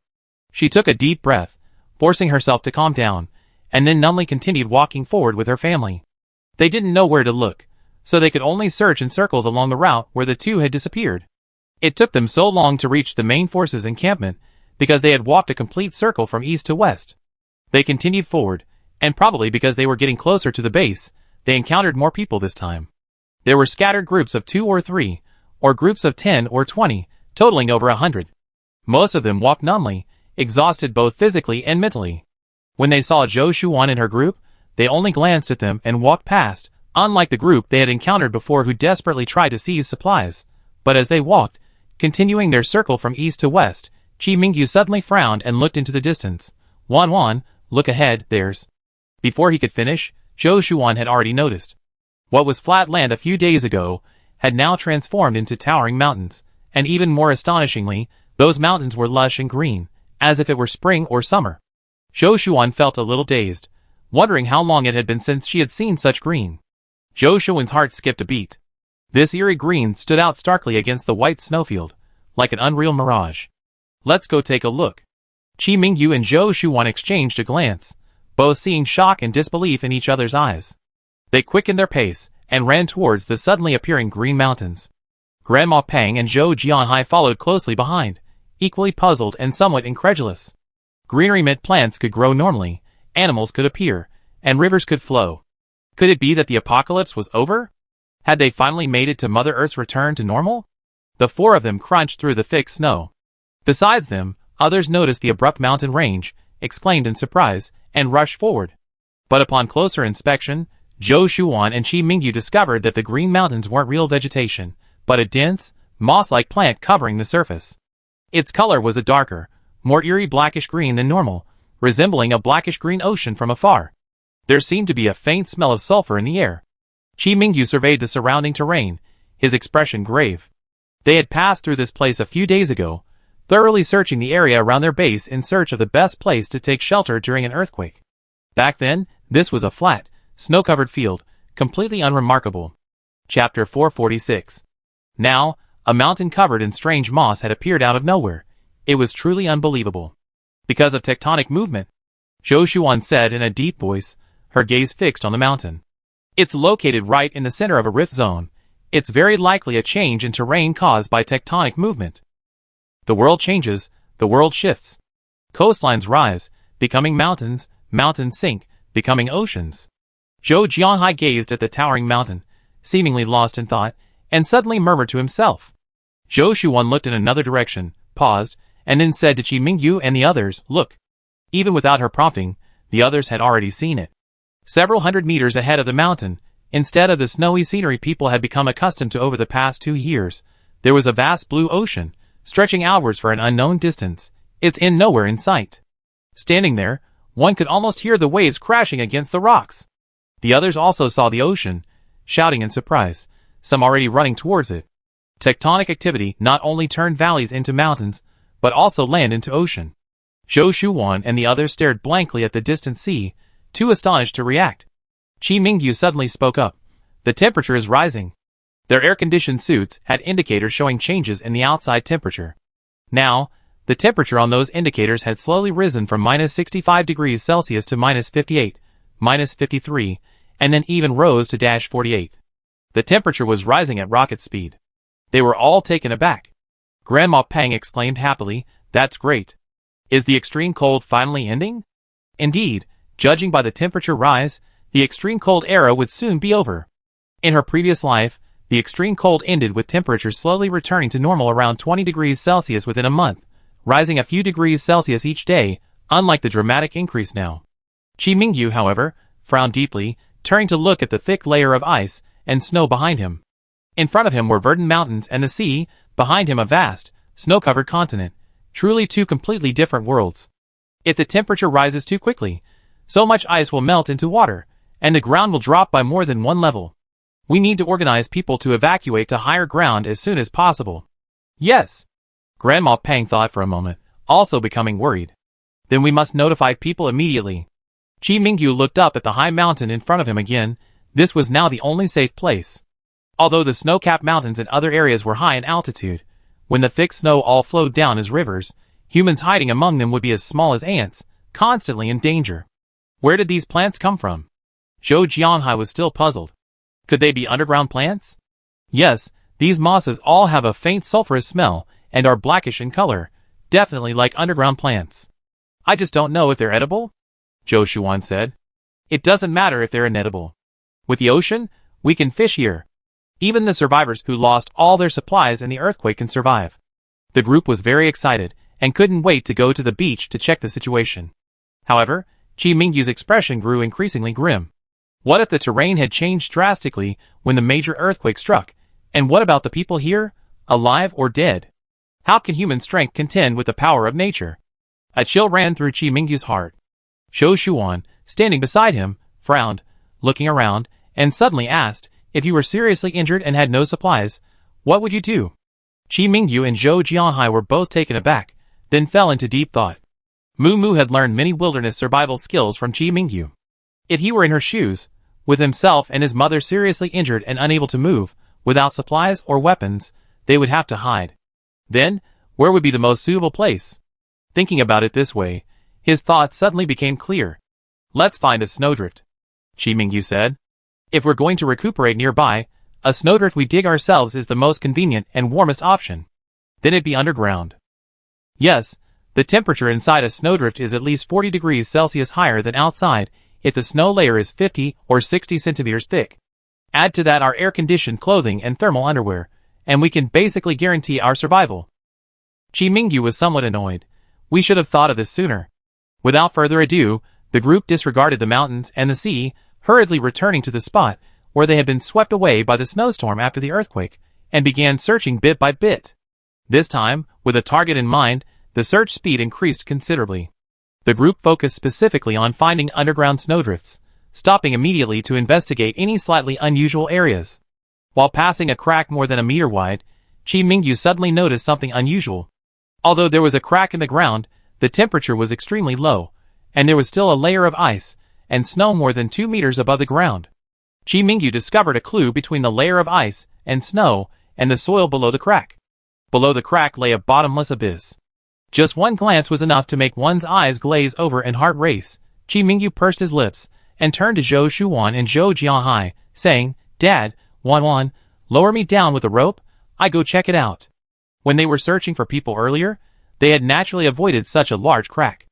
No one could say for sure whether there would be another earthquake, or whether these cracks would widen, so everyone avoided them. Zhou Shuan gritted her teeth. "Okay, then be careful." The surroundings were all ice and snow, with nowhere to grab onto. Grandma Pang stood at the back, while Zhou Shuan and Zhou Jianhai wrapped the rope around themselves, tied the other end to Chi Mingyu's waist, and then slowly lowered him down. Chi Mingyu nimbly clung to the cliff face above the crack, moving downwards little by little. After descending about 2 meters, he reached down and brushed away the ice and snow, revealing a small opening for air. Zhou Shuan and Zhou Jianhai, seeing less clearly from above, knew Chi Mingyu had noticed something and immediately held their breath. Chi Mingyu looked up and shouted, "Hold on tight." Then he released one hand, picked up the shovel and snow removal tools on his back, and began clearing the ice. A dull thud followed. After about 20 shovelfuls, a huge chunk of snow crashed down from the crack. A hole large enough for one person to pass through was revealed. Everyone was overjoyed. Even Grandma Pang couldn't help but lean down to look. This really is Tiyun and Mumu? Zhou Shuan was excited inside, but remained outwardly calm. She said to Zhou Jianhai, "Dad, I go in too. You and Grandma stay outside, and call us immediately if there's any movement." Chapter 447. Zhou Jianhai wanted to offer to go down himself, but a glance at Zhou Shuan's eyes revealed his meaning. She possessed a spatial dimension. No matter the situation inside, she could retrieve the necessary supplies immediately. "Okay, be careful. Dad can pull you down by himself." Zhou Jianhai's lips trembled slightly as he spoke firmly. There was a small opening in the crevice, large enough for one person to pass through, making it much easier to descend. Chi Mingyu called out and went in first, holding a lamp. Zhou Jianhai pulled on the rope, and Zhou Shuan slowly moved down, shifting her position mid-air before gracefully landing at the opening. She also crawled into the opening. The ice and snow on the passage were stained with blood. Zhou Shuan's heart sank. After crawling about 3 meters, Chi Mingyu stopped ahead. He knew Zhou Shuan was right behind him, and tried his best to keep his voice calm. Wan, the cave is small, it can't hold a fourth person. I go in first, you stay outside and meet me. The smaller the snowdrift is dug, the warmer it gets inside due to body heat and breathing. Zhou Shuan responded. Once Chi Mingyu went in, she saw the scene inside, and her heart turned cold. In the small cave, Zhong Tiyun and Mumu lay close together, both still wearing their protective suits, but the suits were stained with blood, and the ground beneath them was also stained red with blood. The two lay there, seemingly oblivious to the outside world. Zhou Shuan's hands and feet were ice cold. She lay there motionless, barely daring to breathe. Chi Mingyu crawled over and checked their body temperature, then breathed a sigh of relief. Although their breathing was weak, they were clearly still alive. The cave was too small. He couldn't even sit up straight, and had to lie there, roughly examining their injuries. Zhong Tiyun was more seriously injured, with wounds to her waist and legs, while Mumu had a sharp piece of rock embedded in her abdomen, likely injuries sustained during the earthquake. Fortunately, snow is an excellent insulator, effectively blocking the extreme cold, so even though their air-conditioned clothing was torn, neither of them suffered frostbite. And because of the extremely cold weather, the temperature inside the snow cave was only around -10 degrees Celsius. Before they fell unconscious, their wounds had been bandaged with strips of clothing to prevent bleeding, and their injuries hadn't worsened. Zhou Shuan asked him in a trembling voice, "How are they?" Chi Mingyu nodded quickly. "They need immediate treatment. They're not in life-threatening danger at the moment. They must have fallen into a deep sleep after hiding here due to blood loss, hypothermia, and hunger, and hadn't woken up since. However, getting the two of them out was a problem. Zhou Shuan first handed Qi Mingyu 2 energy bars, so he could feed them to the two to conserve their strength. Since their heads were covered in ice and snow, Zhou Shuan took out a drill from her spatial storage and used it to cut through the ice and snow above her, widening the area. Ice blocks fell down in a flurry. Light from outside shone in, making the snow cave much brighter. We need to find a way to get them out, Qi Mingyu frowned. The snow cave was narrow, and the entrance was rugged. Zhong Tiyun and Mu Mu were seriously injured and unable to move on their own. Try this, Zhou Shuan said, taking out a simple stretcher from her spatial storage. The stretcher was lightweight yet sturdy, and foldable for easy carrying. Qi Mingyu carefully lifted Zhong Tiyun onto the stretcher and secured it from top to bottom. I go out first, and Dad and I will pull the stretcher up together. Zhou Shuan nodded. Okay, I be there to help. Qi Mingyu handed the stretcher ropes to Zhou Shuan and climbed out of the snow cave first. Zhou Shuan secured the stretcher ropes at the cave entrance, and Qi Mingyu and Zhou Jianhai worked together to slowly pull Zhong Tiyun up. Grandma Pang helped, lifting Zhong Tiyun to a flat surface. Qi Mingyu returned to the snow cave and used the same method to pull Mumu up as well. Zhou Shuan finally climbed out of the snow cave, letting out a long sigh of relief. Although it had only been a few minutes, the time spent inside the snow cave felt like centuries. They couldn't waste any more time. They quickly found a flat spot, pitched the tent, lit the white flame stove, and set up the operating table. Zhou Shuan was now only grateful that she had stockpiled all the equipment and operating tables from the research institute and hospital, and that she had been studying medicine for the past 4 or 5 years. After the base was built into a hospital, she not only studied traditional Chinese medicine, but also rotated through various departments, including the operating room for 6 months. She could now handle some minor surgeries herself. During this time, Qi Mingyu had also been learning alongside her. Although he wasn't as proficient as her, he had mastered basic nursing care and medical knowledge. Operate on Mumu first. His injury is more urgent. The stone in Mumu's abdomen hadn't been removed yet, so they immediately began treating his wound. Qi Mingyu also disinfected and put on protective clothing to assist her. Zhou Shuan skillfully operated the surgical instruments, her brow furrowed, her expression focused. The operating room inside the tent was simply partitioned into individual cubicles, undisturbed by the outside world. Zhou Jianhai and Grandma Pang waited anxiously, afraid to peek inside for fear of disturbing the surgery. Zhou Jianhai was also responsible for their safety. In times like these, a tent was a precious resource worth risking one's life for those who survived the earthquake. Zhou Jianhai waited in the tent for a while, then said to Grandma Pang, "You stay here, I go keep watch outside." Grandma Pang nodded and took a crossbow. While the rest of the family was busy training, she had learned a little, but in recent years, as she had gotten older and less energetic, she hadn't trained much. However, she still knew a little about how to hold a weapon and how to aim. Crossbow bolts don't require much arm strength. A spring propels the arrow, and they are quite lethal. A biting wind howled past, swirling up the snow and making a whistling sound. Inside the tent, the lights were bright. Mu, on the operating table, was pale and breathing weakly. Zhou Shuan's movements were gentle yet swift. She removed the stone, then carefully removed the remaining pebbles from her body. Only her stomach was injured. A small portion needed to be removed, then stitched up, and finally the wound was closed. 3 hours had passed since the surgery. Fine beads of sweat appeared on Zhou Shuan's forehead, but she didn't remove her mask or rest. She went to another operating table to begin treating Zhong Tiyun's wound. Zhong Tiyun's injuries were also severe. She had almost completely lost sensation below her waist.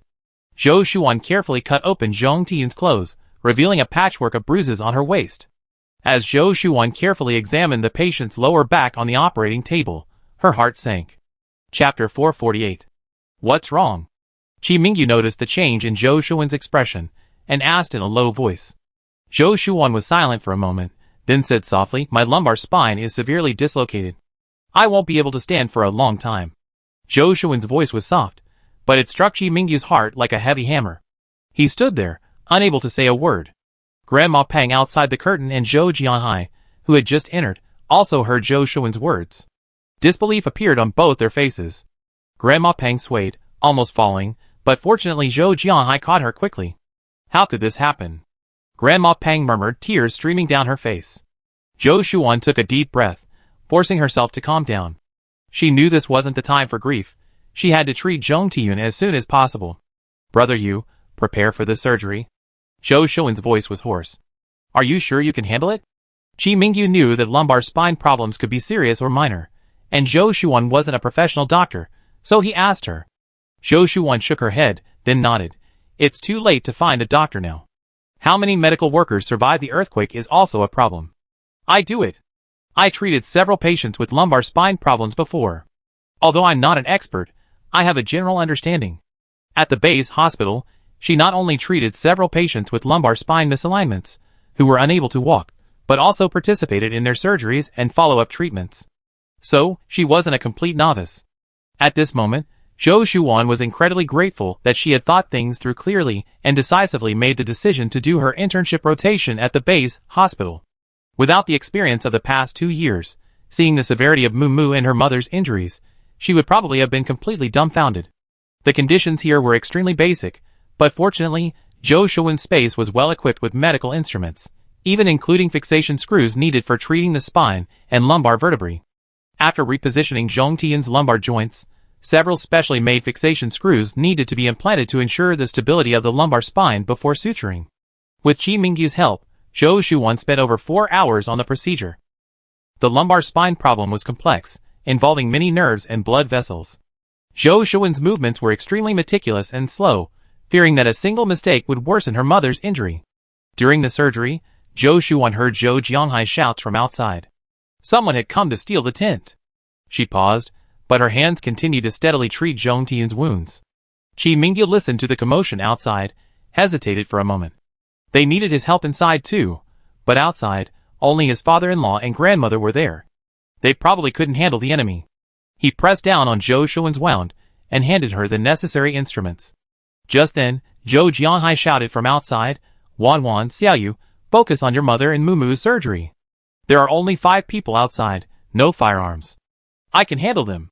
Grandma Peng also said in a hoarse voice, I can fire a few arrows with this crossbow.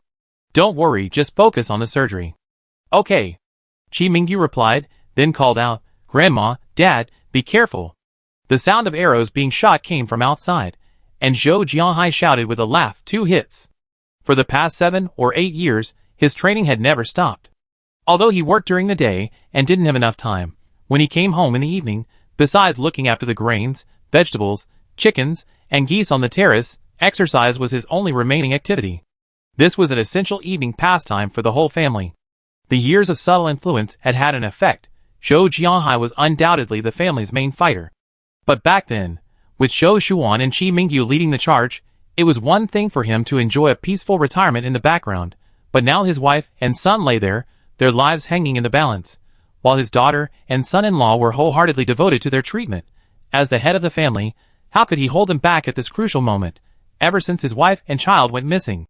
Zhou Jianghai had been holding back a grudge, and this grudge reached its peak when he saw the 2 lying in pools of blood. At this moment, this grudge sustained him as he bravely fought against the people outside who were robbing them of supplies. He fired arrow after arrow, and as the men dodged and rushed towards him, he managed to hit 3 of them in a row. Archery is suitable for long-range attacks. It's not suitable for close combat. 2 other men rushed forward, one wielding a cleaver, the other a hammer, yelling as they charged. Zhou Jianghai tossed aside his bow and arrows, casually grabbing a tank-style sword that lay nearby, the one Zhou Shuan had asked Qi Mingyu to buy for her. It had been used a few times over the years, the blade gleaming with blood, its edge sharp and cold, its gleam blinding. The man at the front hesitated, unsure whether to retreat, when Zhou Jianghai charged again, with a shout. His wife and child were right behind him. His sheer courage fueled his charge, his face appearing almost frantically terrifying in the snow. The man was startled, and as he tried to dodge, the sword came slashing at his neck. He quickly raised his cleaver to block. Another man wielding a hammer circled behind Zhou Jianghai, raising his hammer high, attacking from both sides. Just then, a crossbow bolt silently struck his back. His movements froze for a moment. He looked down and saw an arrowhead protruding from the front of his suit. He collapsed limply. Zhou Jianghai, seeing this out of the corner of his eye, laughed loudly. Good job, Grandma Peng. He was emboldened, raised his tang sword, and with a burst of energy, swung it directly at the man's head. Now he was the only one left on his side, and the man was almost devoid of fighting spirit, watching helplessly as the sword came down on him, without any power to resist. Soon, another corpse appeared in the snow. Zhou Jianhai pulled his sword from the limp body, only then realizing his legs were a little weak. Behind her, Grandma Peng called out in a hoarse voice, Dahai, are you hurt? The snow glare was too blinding, and her old eyesight was failing. That arrow, which she had used all her strength for, had almost exhausted all her energy and courage. Zhou Jianhai hurriedly waved his hand. It's all right. Tell the two children not to worry. He put down the knife and went to drag the body off the floor. He couldn't just leave it lying there. Zhou Xuan and Qi Mingyu in the operating room breathed a sigh of relief upon hearing this. This little incident was quickly forgotten by everyone. Zhou Xuan spent about 4 hours completing the surgery. After suturing the wound, she wearily straightened up and let out a soft sigh of relief. The surgery was a success. Zhou Xuan removed her mask, a smile appearing on her lips before quickly disappearing. However, follow-up treatment must continue. We still be using conservative treatment, mainly acupuncture and massage. Chapter 449. Yes.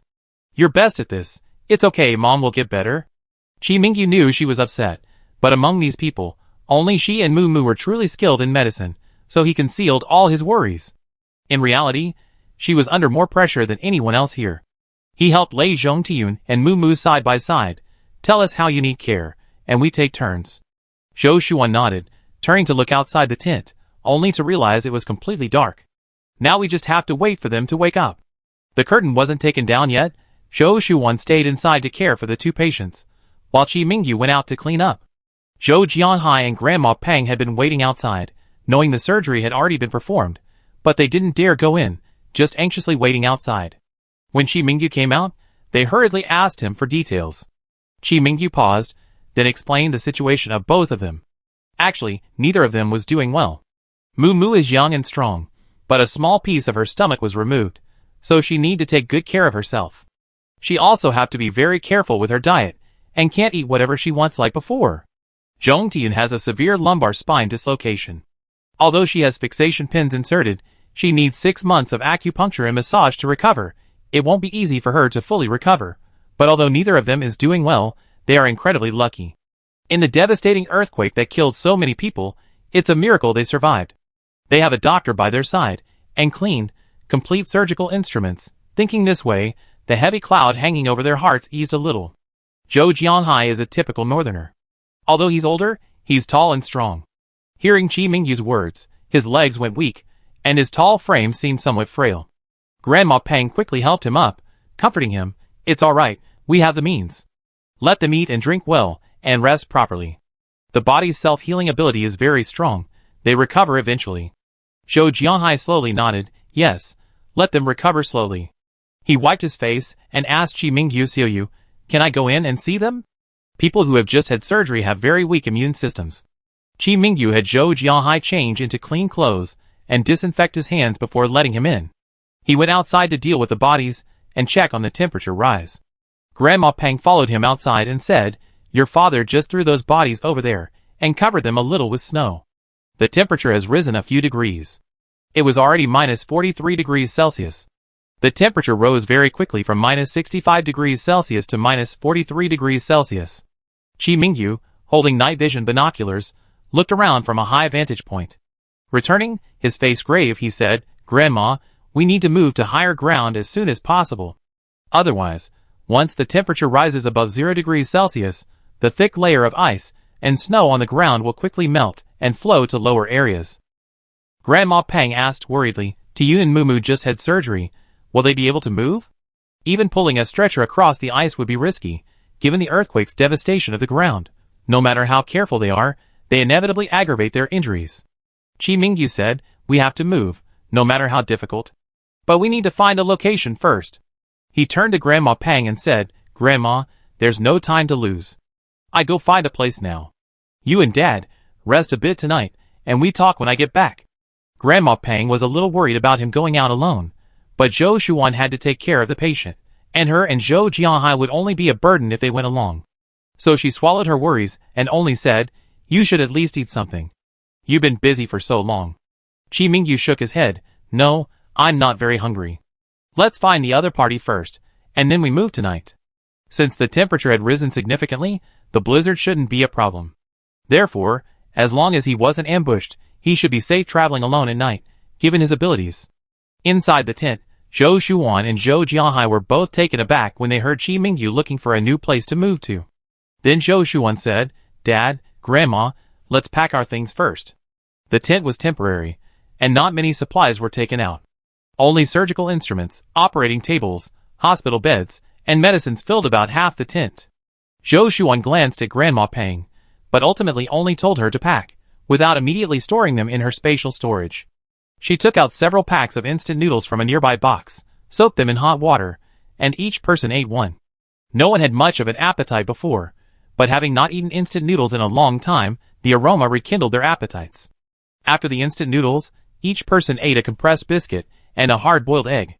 The hard-boiled egg had probably been kept warm in a thermal container. It was still slightly warm when picked up. Grandma Pang rubbed the egg a couple of times, sighing, "All those 10 or so chickens and 3 geese we raised have gone to waste. I wonder how many eggs Xiao Yu has. We have 2 sick people at home now. We should at least save enough for them for 6 months. It's alright, we hatch chicks and raise them again once things settle down," Zhou Jiahai comforted her. Since the apocalypse, their family has gone through 3 batches of chickens. Zhou Shuan nodded in agreement. "I asked Brother Yu, and he said we don't like eggs. We bought a lot before the apocalypse, and although we eat a lot afterward, we never stopped raising chickens all these years. The fresh eggs they lay every day are enough for us. So Grandma, please eat as much as you like. My mom and Mumu need to recover, and you need them too." Hearing this, Grandma Pang stopped refusing and nodded with a smile. "Okay, I take care of raising the chickens and getting the planting done too. We can't let the family lack fresh eggs and vegetables." The 2 missing people had been found and had undergone surgery. Although they would need to recuperate afterward, the gloom in their hearts had finally dissipated somewhat. Grandma Pang was now in the mood to plan for the future. In the middle of the night, Qi Mingyu returned, bringing with him Xiao Lu, Sangzi, and Zhang Jia. Zhou Shuan was surprised. While the 3 of them were exchanging pleasantries with Grandma Pang and Zhou Jiahai, Qi Mingyu leaned over and whispered, "I went to look for higher ground to hide in, and I happened to run into them, who were also out scouting, so we gathered together. They heard that Mom and Mumu were injured, so they came with me." Zhou Shuan had been busy searching for her family these past 2 days, leaving her exhausted and having forgotten about Zhang Jia and the others. Now she remembered and nodded. "Have you asked about the situation at the base? Xiao, is there any news about Mingwei?" Qi Mingyu shook his head. "There are less than 200 people around the base. The rest are scattered outside." Xiao Lu overheard this and chimed in. "We went out to look during the day and saw the sea that everyone's been talking about. There were quite a few people gathered on the beach, but at most, only 200 or 300. Very few people managed to escape this earthquake." Chapter 450. Zhang Jia then said, "In your opinion, what's the deal with those suddenly appearing mountains and sea? Many people have already gone to the beach. Since there's a sea, there are fish, and living near the sea means they won't go hungry." Qi Mingyu then shared his and Zhou Shuan's guesses, finally shaking his head, "But I don't recommend going to the beach now. The coast is low-lying, and with the temperature rising these past few days, countless streams will flow towards the sea, just like the floods of the past. People should seek higher ground to avoid the floods." "That's true." Xiao Lu considered another aspect. "This snowmelt is polluted. Who knows how many viruses it contains? If it all flows into the sea, would we dare eat the creatures in it? Wouldn't they be contaminated too?" "That makes sense. The drought in the previous life was caused by the complete pollution of water sources, and the lack of technology to purify seawater. Even if we went to the beach to stockpile fish now, how much could we possibly catch?" Sangzi frowned slightly. "Without the right tools, a whole day's work wouldn't yield much. But once the temperature rises above 0 degrees Celsius, it can instantly become a raging torrent. We need to discuss this carefully." Zhou Shuan pondered for a long time before speaking. "With the sea, we naturally rely on the coast for a living. But if we let so much polluted water flow into the sea, who knows how long it will take for the ocean to naturally purify itself? We're people who genuinely need the sea's resources to survive. Perhaps we should think of a way to stop the torrent, to redirect it, and direct it into the cracks in the ground caused by the earthquake.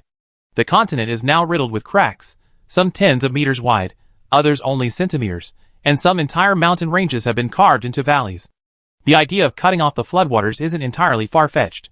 The opposite continent is clearly newly formed, with mountains and sea, a suitable temperature, and lacks the towering snow and ice layers of the past. Their task is simply to cut off the floodwaters on this side. The people inside the tent fell into deep thought. Finally, Chi Mingyu said, "We can mobilize the few hundred people we see so far to work together.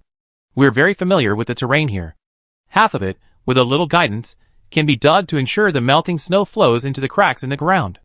The other half will require laborious manual digging of ditches. But first, we need to move the elderly, weak, sick, and disabled to higher ground." That's settled. Time is of the essence. Let's split up. They needed to go to the beach and the base to persuade the survivors to immediately move to higher ground to avoid the impending flood, explaining the situation and mobilizing them to participate in digging ditches to divert the floodwaters. But persuading those who had escaped death was a challenge. Sangzi chimed in, "Yes, some people have finally found a place to shelter from the wind and snow, and they probably won't want to leave easily. Where there's a will, there's a way. We can only try our best," Chi Mingyu said. "Okay. Let's get started then." Zhang Jia was in a hurry, and only then did she have time to say something to Zhou Shuwan. "Wan, don't worry too much about Auntie and Mumu. They get better with time." Zhou Shuwan smiled at her. "Okay, I know, thank you, Jia." Zhang Jia added, "Sister Fan has been worried about you all, but she's got a lot going on there. She's also worried about Sister Hong. She hasn't been seen since she disappeared." Zhou Shuwan's expression darkened as she thought of that carefree yet loyal woman. The chances of them surviving are slim if they can't be found now. "Then let's get ready and send you up the mountain first," Xiao Lu said. They came along because they knew the Zhou family had 2 sick members who couldn't move, so they came to help. "After we get you up the mountain, we send our people up too, then we move on." Tao Zheng and several injured members of Chen Fan's team couldn't participate in this operation. Without delay, everyone immediately got to work. Earlier, when Chi Mingyu returned with his men, Chi Mingyu had already gone into the tent first, and together with Zhou Shuwan, they stored away anything that wasn't suitable to be seen in public in their spatial storage. Everything else had already been packed, so all they needed to do was dress the 2 patients in air-conditioned gowns, place them on stretchers, pack up the tent, and load the miscellaneous belongings onto a trolley before heading up the mountain. Chi Mingyu and Xiao Lu had already chosen a spot. It was above the cave where Zhou Shuwan and the others had hidden the previous night. The summit was relatively flat, with some large boulders standing there. When the ice melted and moved downwards, they could take shelter on the boulders above. Then, they could set up the tent and wait for the flood to subside. Many hands make light work. Xiao Lu and Sangzi carried Mu, Chi Mingyu and Zhou Jianhai carried Zhong Tiyun, Zhang Jia supported Grandma Pang, and Zhou Shuwan pushed the trolley. The group quickly made their way up the mountain. Upon reaching the summit, for safety, they pitched their tents around a large rock. The rock was quite flat. With a few mattresses laid out, they could easily place 2 stretchers side by side. Seeing the mattresses Zhou Shuwan had casually spread on the rock, Zhang Jia had a fleeting thought. Wan was quite careful with her things. After all these years in the apocalypse, these 2 mattresses were still in such good condition. However, with important matters at hand, Zhang Jia only remarked for a moment before quickly dismissing the thought. After settling Zhong Tiyun and Mu, Zhou Jianhai and Chi Mingyu descended the mountain together. Zhou Shuwan was a little worried and wanted to go down the mountain alone, but Chi Mingyu and Zhou Jianhai were right. Mu and her mother needed her to stay there more. However, they were short-handed, and they couldn't just leave Zhou Jianhai, who was still capable of physical labor, behind because of their worries. Zhou Jianhai patted her shoulder and comforted her. Wan, take good care of your mother and brother. Dad will definitely come back safely." Chi Mingyu also assured her, Wan, I will definitely bring Dad back safely." Zhou Shuwan nodded slightly. It was dark, and Zhou Jianhai couldn't see her expression, but he knew his daughter always cared deeply for him and her mother, and that he had always been the one leading the household. To be honest, Zhou Jianhai was somewhat pleased that she was staying behind to care for the patients while he went out to fight on the front lines. He felt he was still somewhat useful, able to help his daughter and son-in-law. Grandma Pang and Zhou Shuwan watched their retreating figures for a long time outside the tent, until they were out of sight, before turning back into the tent. This was the first time in many years that Zhou Shuwan had been hiding in the back, and she felt uneasy the whole time. In the latter half of the night, Chen Fan's team and Tao Zheng also arrived at the summit and occupied several other boulders. Chen Fan left behind several wounded soldiers and children, along with 2 caregivers, and then hurriedly led her men down the mountain to help. Chapter 451. Zhong Tiyun and Mu woke up one after the other in the early hours of the morning. Both had been unconscious for several days and nights, and had undergone surgery. They were very weak, their voices low and barely audible. The moment Zhou Shuan saw her mother open her eyes, her vision blurred, but she quickly wiped away her tears, bent down, and held Zhong Tiyun's wrist, patiently explaining the situation. She didn't dare tell her that her mother had been bedridden for the past 6 months, only saying that she had injured her back and needed to rest for a while. Zhong Tiyun nodded, her lips pale. It seemed that overnight, her once glossy black hair had been streaked with white. Thank you for your hard work. Don't worry, Mom will be better soon. A mother doesn't want to burden her children. Zhou Shuan felt a pang of sorrow, but still smiled and shook her head. Mom, I'm not worried. Don't worry about Mumu either. He's as strong as a little calf. Once his abdominal wound heals, he'd be full of energy. Zhong Tiyun looked to her left. The now-grown young man lay there quietly with his eyes closed. Mumu has already woken up once. He's still weak after surgery. More sleep is good for him, Grandma Pang said from the side. I just fed him half a bowl of millet porridge. Mumu had stomach surgery, but he didn't dare tell Zhong Tiyun, only speaking of positive things. Zhong Tiyun wanted to reach for her son's hand, but her whole body felt like it had been run over by a wheel. The pain was unbearable, so she gave up. When the blizzard struck, her rope broke first, then Mumu's. Fortunately, the rope connecting the two of them hadn't broken, but even so, she had dragged Mumu down with her. She was covered in injuries, especially in her lower back, where the pain was so severe she couldn't even stand. Mumu, trying to protect her, had a rock pierce her body. She didn't remember much after that. Before losing consciousness, she only managed to say, "Your air-conditioned clothes are torn, you need to find somewhere to hide quickly." Then she vaguely remembered Mumu carrying her to a snowdrift. The temperature inside wasn't too low. After that, she knew nothing at all. Zhong Tiyun glanced at her son, relieved to see he was all right. She then looked at Zhou Shuan's forehead injury, feeling both relieved and guilty. When I lost you, I was so worried, I didn't know what to do. Your father kept calling your name until his voice was hoarse, and so did Xiaoyu. I never seen him so panicked in all these years. Thank God you found us safely. Is your forehead injury serious? Zhou Shuan choked up, half squatting down, pressing her cheek against her mother's soft hand, and shook her head. It's nothing, Mom. My injury is much less serious than yours. I was a little dizzy a couple of days ago, but it's all better now. Zhong Tiyun nodded, relieved. She was weak and tired after only a short while. Without Qi Mingyu by her side, Zhou Shuan didn't bother to hide her feelings. Mom, you and Mumu haven't eaten for several days. You need to eat some liquid food. She took out some warm millet porridge from her spatial storage and fed her herself. Zhong Tiyun also had a poor appetite. She drank only half a bowl of water before falling into a deep sleep again. Grandma Pang comforted Zhou Shuan. It's all right, Wan, don't worry too much. Sick people are like this. As long as you can eat something and get some rest, you'll be fine. Zhou Shuan nodded and turned to her. Grandma, there's still some space on this boulder. Let me put a blanket on you, and you can lie down and rest. Grandma Pang had been quite tired these past few days. She was in her early 70s, and all this hard work must have taken its toll. Grandma Pang shook her head. It's all right, I can manage. But you're still injured, and you stood for so long during surgery, you really should lie down and get some sleep. They were now on the mountaintop, next to Tao Zheng and Shinfan's team, so their safety wasn't a big problem. With her mother and Mumu awake, Zhou Shuan felt a significant weight lifted from her shoulders. She nodded. Okay, Grandma, I won't lie down, I just lie down for a bit. Wake me up when it's time. We take turns resting. We still have a tough battle to fight later, we can't let ourselves get too worn out. She then gave Grandma Pang a few more instructions on how to watch out for cracked ice, and the sound of flowing water. If this happened, they would have to climb the boulder quickly. Grandma Pang nodded and said again, Don't worry, Grandma knows. Zhou Shuan slept for 2 hours, and when she woke up, it was already daylight. Grandma Pang had been watching over the three of them the whole time, her aged expression looking very kind in the sunlight. Zhou Shuan felt a pang of tenderness and called out, Grandma. She first checked on her mother and Mumu. Grandma Pang shook her head. Neither of them woke up, but I took their temperature several times, and they were both normal. The urine bags were changed once. They're both outside now. Both of them had undergone surgery, and couldn't get out of bed for the time being, so they both had urine bags inserted. Zhou Shuan nodded, and took out 2 bowls of porridge, side dishes, and soft steamed buns from her spatial storage. She ate breakfast with Grandma Pang. Grandma Pang was a very sensible old woman. Although she had been curious yesterday about how Zhou Shuan could take things from that so-called spatial storage, her grandson's warning was still ringing in her ears, so she turned a blind eye. Zhou Shuan casually explained, "Grandma, Xiaoyu and I are husband and wife. Some of his abilities can be shared with me."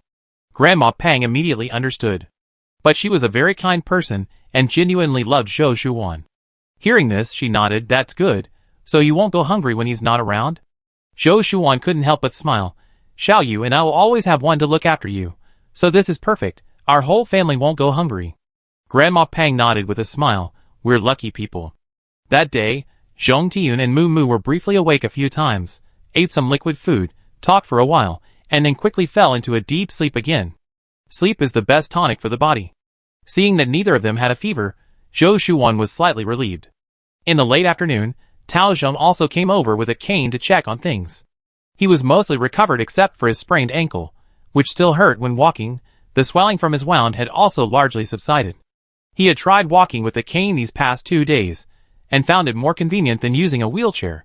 He came over to ask Zhou Shuan if she wanted to use his wheelchair. Speaking of which, Zhou Shuan actually used her connections at the hospital to get him that wheelchair. Zhou Shuan thought for a moment, and didn't refuse. Grandma Peng thanked her repeatedly. "That's wonderful. Both mother and daughter are seriously injured and really need wheelchairs for support for a while. Especially Zhong Tian. Since Zhou Shuan said it would be more than half a year, then it definitely would be more than half a year before she could walk again." Chapter 452. The temperature has already reached minus 26 degrees Celsius today. At this rate, in another 2 or 3 days, the temperature will definitely rise above 0 degrees Celsius. Then, the snow and ice will melt, and the whole world will be engulfed in a massive flood. J City is mountainous. Although there have been many wildfires during the high temperature period, almost completely burning the mountains, once the snow and ice melt, huge blocks of ice will rush down the mountains along with the remaining trees and rocks. Those still left at the foot of the mountains will be in great danger. The Zhou family knows the situation is tense and has no appetite. Zhong Tiyun is much better today, but she was still worried about Qi Mingyu and Zhou Jianhai at dinner. "I wonder if your dad and Xiaoyu will be able to get a hot meal." Zhou Shuan gave them enough dry rations, but only some compressed biscuits, canned meat, and military-grade energy bars. They have to dig a trench down below, diverting the floodwaters into the fissures in the ground. How can they have time to cook? Grandma Pang was also worried, but she hid her concerns in front of the patients. "It's all right, there are a lot of them. As long as they're full, that's fine. Once this is over, they can take good care of themselves." Zhong Tian smiled. "That's true." Another day passed, and the temperature rose to minus 13 degrees Celsius. Even without wearing air-conditioned clothing, people no longer had to worry about catching a cold when going out. Wearing air-conditioned clothing was extremely inconvenient in itself. The built-in instruments, wiring, and materials made it weigh 10 or 20 kilograms. Wearing such heavy clothing every day from morning till night was something everyone gritted their teeth and endured. They eventually got used to it, but it was never as convenient as wearing regular clothing. Zhong Tiyun and Mu Mu had already taken off their air-conditioned suits during their surgeries. These suits were already tattered and unwearable. They used sleeping bags when being moved up the mountain. The sleeping bags had zippers. To check their wounds, they simply unzipped them. Zhou Shuan and Grandma Peng then took off their air-conditioned suits and put on the polar down jackets she had bought years ago. These down jackets were fine to wear in temperatures of minus 30 or 40 degrees Celsius. However, the temperature had dropped much lower than expected, and wearing only down jackets always posed a risk of frostbite. Grandma Pang sighed with relief. "Ah, these clothes are definitely more comfortable. Thinking about it, when the weather warms up, won't everything return to normal?" Zhong Tiyun became interested and speculated. "Then, we can find a place to live by the sea, raise some chickens, ducks, and geese, and grow some grains and vegetables in the planting boxes. The two of them can go fishing. That way, we can live a self-sufficient life. It's much better than being stuck in the base forever." This was her simplest wish, and the simplest wish in the heart of every survivor of the apocalypse. If that's really the case, that would be wonderful. Grandma Peng also cheered. Mu Mu quickly chimed in. "Mom, you forgot about me. I want to go fishing with Dad and brother-in-law too." Just thinking about relaxing on the vast, open sea made Mu Mu feel wonderful. Zhong Tiyun smiled indulgently. All right, once you're healed, you can go. Your grandma, your sister, and I will be waiting at home." She didn't know what kind of surgery Mu Mu had undergone, but seeing that she was alright now, she was already extremely content. Moo Moo is still young, in the prime of her youth. No matter what, she recover with time. Zhou Shuwan took out several down jackets and down pants. I give Tao Zheng a set of clothes, and the rest to the people in Sister Fan's team. It's a small token of my appreciation. She used to search for supplies every night, so she had a lot of clothes in her storage space, especially winter down jackets. She had stockpiled a large batch. Giving each person in Shinfan's team one wouldn't be a big loss. However, that would be too ostentatious. Okay. Zhong Tiyun and Grandma Peng had no objections. Zhou Shuwan then wrapped the clothes in a large package and delivered it. They now had 3 tents. One for the Zhou family. Tao Zheng was using the smallest tent the Zhou family had used initially, while the people in Shinfan's team were using the largest tent. Using their tent was already a great privilege, but now, seeing her bring down jackets and down pants, the people in Shinfan's team were so moved they didn't know what to say. One of the sharp-eyed observers noticed 2 pieces of children's clothing inside, and was even more impressed by her thoughtfulness, realizing she had even considered the children. Zhou Shuwan's reason was simple and straightforward. These are things my family used to stockpile. We wrapped them up and buried them in the snow, but now that the snow melt is about to melt, we just took them all out. There are many women and children here, so I'm giving you a few to wear. She gave Tao Zheng the same reason when she delivered them, so Tao Zheng knew she must have a considerable stockpile and thanked her after receiving them. After a moment of silence, she suddenly asked somewhat awkwardly if she had delivered them to Shinfan's team. Zhou Shuwan was a little surprised. Although whether or not she delivered them was her prerogative, Tao Zheng didn't usually seem like the type to meddle in other people's business. Tao Zheng avoided Zhou Shuwan's gaze, turned his head, and said as casually as possible, Zhang Jia and Sister Fan are both women, and wearing air-conditioned uniforms isn't very practical. Could you please save a couple for them too? Zhou Shuwan's gaze towards him became increasingly meaningful. Tao Jing suddenly felt embarrassed and coughed lightly, or I could trade you some supplies for a couple of uniforms. No need. I even sent clothes to people in their team I don't know very well.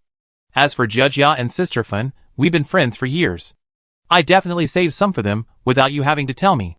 However, Zhou Shuwan glanced at him again and again, asking curiously, why are you so concerned about those two? Are you very close? Tao Meng's face instantly turned red. He stammered a few words, saying something that was unclear. Zhou Shuwan didn't press him, smiling slightly. All right, I'm going back. Just let me know if you need anything. The boulder Zhou Shuwan and her group used was already one of many on the mountaintop, but it wasn't enough for all 4 of them to climb. The boulder Tao Zheng occupied was smaller, just enough for him to sit cross-legged. The larger boulder was given to Shinfan's team. They had more people, but none were as badly injured as Zhong Tiyun and Moo Moo. The women and children could squeeze in, which would be just about enough. Therefore, Tao Zheng lived alone. On the 4th day, the temperature rose to 0 degrees Celsius. That day, everyone living on the mountain was extremely tense. They seemed to be able to hear the ice cracking and melting beneath their feet at any moment. Grandma Peng sat beside Zhong Tiyun, holding her hand tightly. I wonder how Xiaoyu and the others are. We haven't heard a word from them these past few days. Qi Mingyu and his team had gathered people to try and divert the flow of people as quickly as possible, so they hadn't had time to go up the mountain. Chapter 453. They were now on the mountaintop, where the temperature was lower than at the foot of the mountain. So, it wasn't until the 8th day, when the temperature rose to 20 degrees Celsius, that the snow and ice on the summit finally showed signs of melting. These past few days, everyone was on edge. Even going out to the toilet required caution, fearing the sudden melting of the ice would bring danger. During these days, Zhong Tiyun and Moo Moo's health recovered very well. Although conditions were simple, Zhou Shuwan had all sorts of supplies in her spatial storage, and they were given the best medicine. The intravenous fluids they received also contained nutritional proteins that were very expensive before the apocalypse. Cooking was inconvenient on the mountain, so Zhou Shuwan only took out some potatoes and vegetables for Grandma Peng to stew in her white flame stove. The aroma was enough to keep others from suspecting anything. The meals for the 2 patients later consisted of nutritious dishes, like pork ribs and chicken soup. Zhong Tiyun gradually learned that she and Moo Moo had been seriously injured. Moo Moo had part of his stomach removed, while she had steel pins inserted into her lumbar spine, and would need 6 months of acupuncture and massage to relieve the pressure on her blood vessels and nerves before she could slowly walk again. Upon learning this, she was initially very worried about Moo Moo's health. However, perhaps because Moo Moo was young, he was able to get out of bed and walk 2 days after surgery, and his spirits seemed quite good. After 5 or 6 days, He could eat some harder foods, and his appetite improved significantly. He was hungry every day. Zhou Shuwan was still looking after him, feeding him meals on time and in measured portions every day. Zhong Tian felt that Mumu's recovery was progressing well, and then she thought of herself. Initially, she felt dejected, but perhaps because she had survived such a dangerous situation, she felt fortunate, and that dejection passed after 2 or 3 days. She trusted her daughter's medical skills. After the apocalypse, her daughter had focused on traditional Chinese medicine, specializing in acupuncture and massage. She was only confined to a wheelchair for 6 months, but she knew she would be able to stand again and wouldn't be a burden on her husband and children. Therefore, she maintained an optimistic attitude and actively cooperated with Zhou Shuwan's treatment. Zhou Shuwan and Grandma Peng were overjoyed to see this. What doctors fear most is patients giving up on themselves. Now that Zhong Tian was positive and optimistic, her recovery would be faster. That noon, just as the 4 of them were about to eat lunch, they heard a cracking sound coming from beneath their feet. Zhou Shuwan was very alert and immediately shouted, "Quick, get on the boulder." Actually, the temperature was rising, the ice under their feet was slowly melting, and there was a lot of snow melt in the tent. Usually, Zhou Shuwan had Zhong Tian, Mumu, and Grandma Peng stay on the boulder, trying not to get out of bed. Even meals were eaten at a small table placed on the boulder. As she called out, she quickly stored the small table and food from the boulder into her spatial storage. Next to the tent was a small cart. Aside from the items stored in Zhou Shuwan's space, the rest of the tent's contents were placed in the cart, its wheels tied to the boulder. So, the only thing to do now was to pack up the tent. Although there were plenty of tents in her space, Tao Zhang and Chinfan's team were nearby.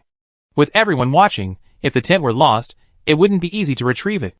Zhou Shuwan turned to see Zhong Tian, and the other 2 already seated on the boulder. Mumu's strong hands were holding her mother's hand with one hand, and Grandma Peng's with the other. Slightly relieved, she quickly climbed down from the boulder, roughly pulled the tent from the ground, and packed it away. Just as she climbed back onto the boulder, the snow beneath her feet seemed to give way, cracking open with a loud snap, followed by a deafening roar, as the entire mountain began to shake. Zhou Shuwan quickly grabbed Zhong Tian and Grandma Peng, gripping them tightly to the rocks. The massive crack spread visibly, tearing the once gentle mountaintop apart like a monstrous beast, revealing jagged ravines. The cart, secured by ropes, couldn't withstand the force, the rope snapped, and the cart tilted and slid down, disappearing into the widening crack. The snow on the mountaintop, carrying mud and gravel, poured down like white pythons, roaring towards the foot of the mountain. The earth trembled violently, the snow layer collapsed completely, causing the land around the boulder to slide down as well. Zhou Shuwan and her 3 companions clung tightly to the boulder, experiencing a dizzying, weightless sensation.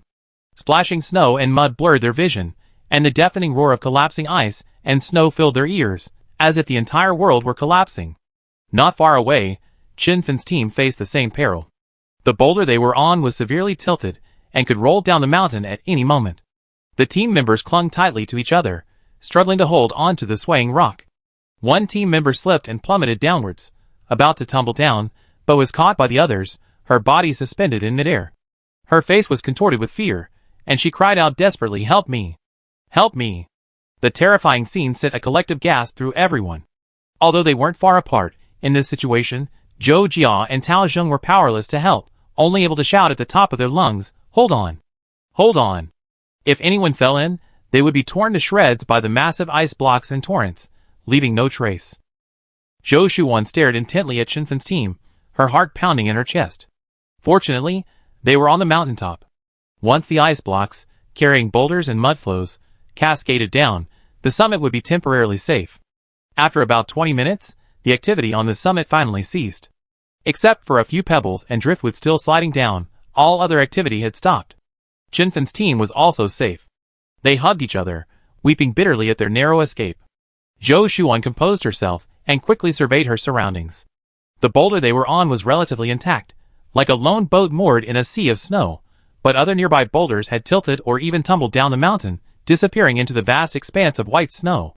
Zhou Shuwan looked down the mountain, but could only see the billowing mist created by the roaring torrent rushing downwards.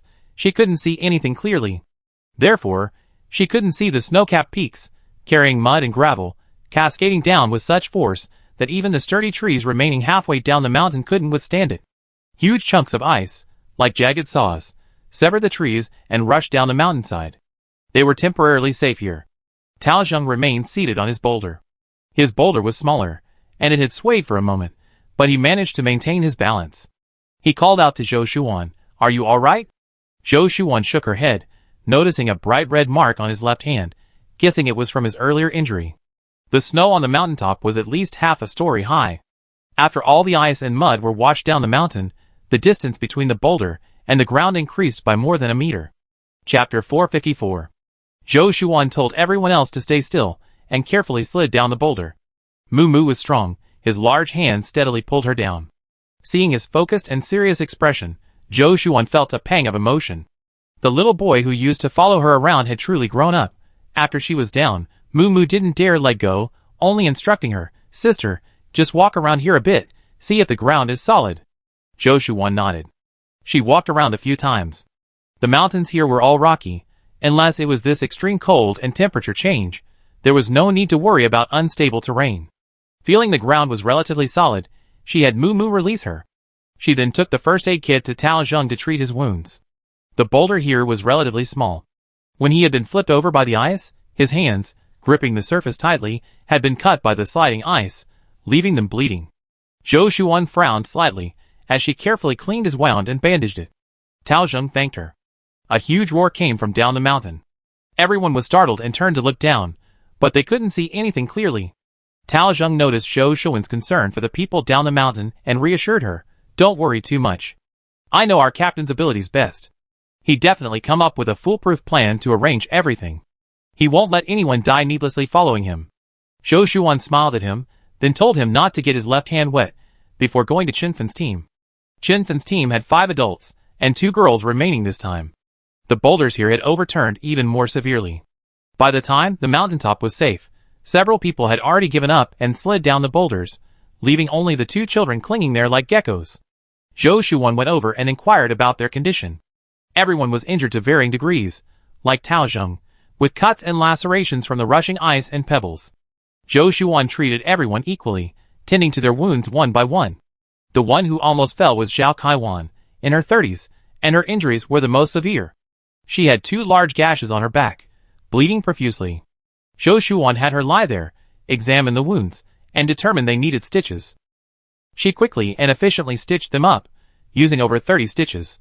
Zhao Kaiwan gritted her teeth, enduring the pain, and lay there motionless.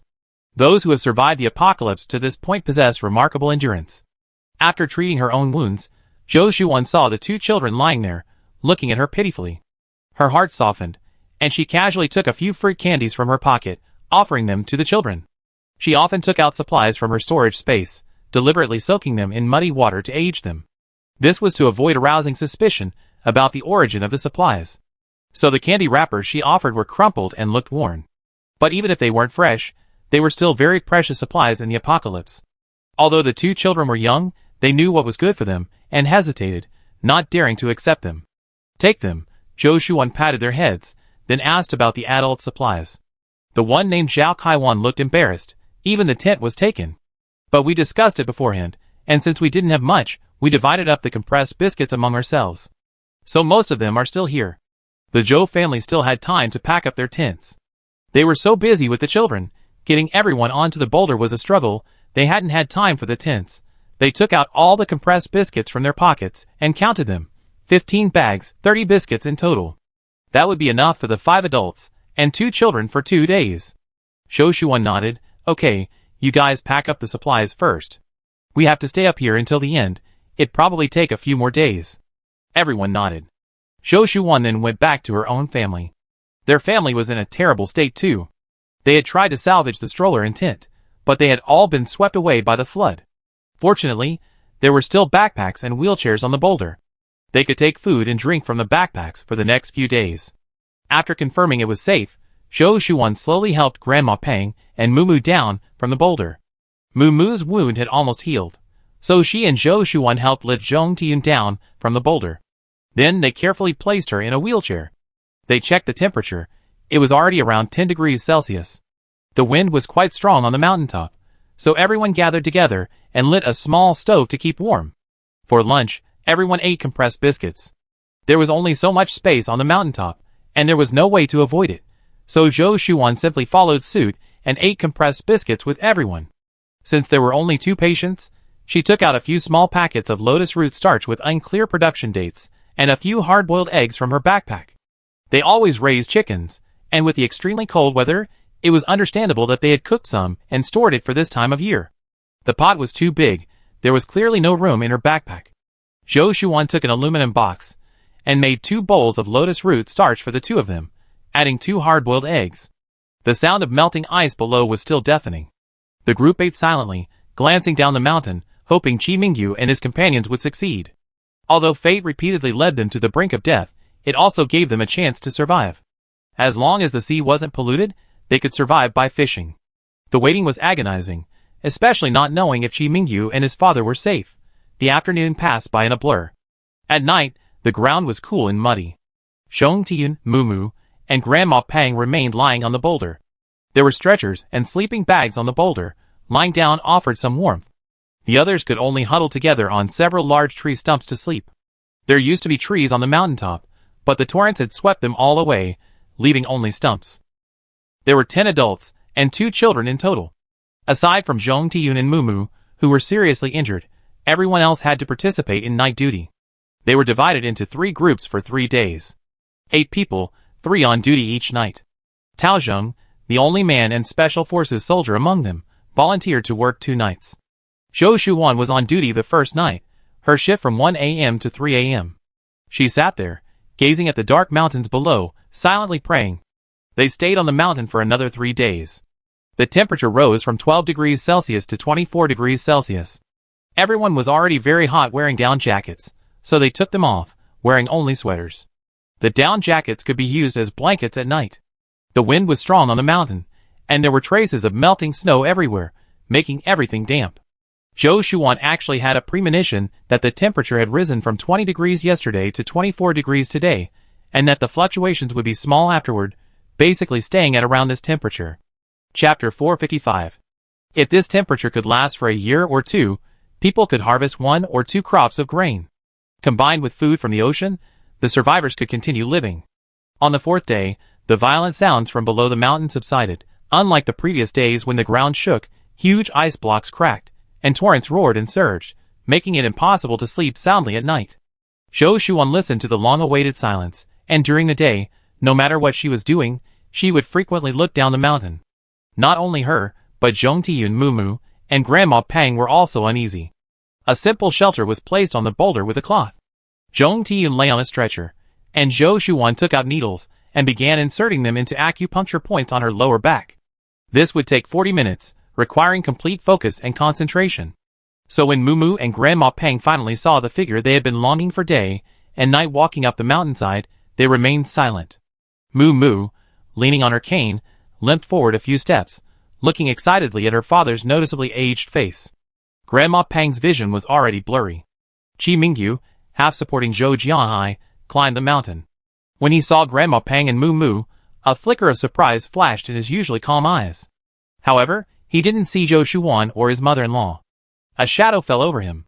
He tried his best to suppress his inner anxiety and climbed the mountain step by step with Zhou Jianhai. Upon reaching the summit, just as he was about to speak, Mumu shushed him and pointed towards Zhou Shuan. Through the thin fabric, he could see her administering acupuncture. Only then did Qi Mingyu understand why the 2 of them were missing. Mumu lowered her voice and said, "My sister gives Mom acupuncture and massage every day. It takes 40 or 50 minutes. She needs to be completely focused during the acupuncture, so we don't dare make a sound." This was a necessary treatment that had been required for the past few days. Zhou Shuan had also told Tao Zheng and Shinfan's team. They were all understanding people, and since Zhou Shuan was a doctor, both sides had many advantages and were very conscious of keeping quiet during this time.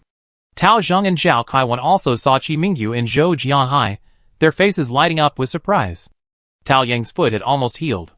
During the few days they stayed on the mountain, Zhou Shuan had massaged and acupunctured him every day, greatly promoting blood circulation.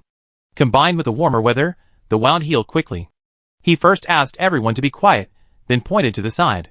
Qi Mingyu glanced at the figure bent over, busy inside the enclosure, then turned and walked down the mountain with Tao Zheng and the others.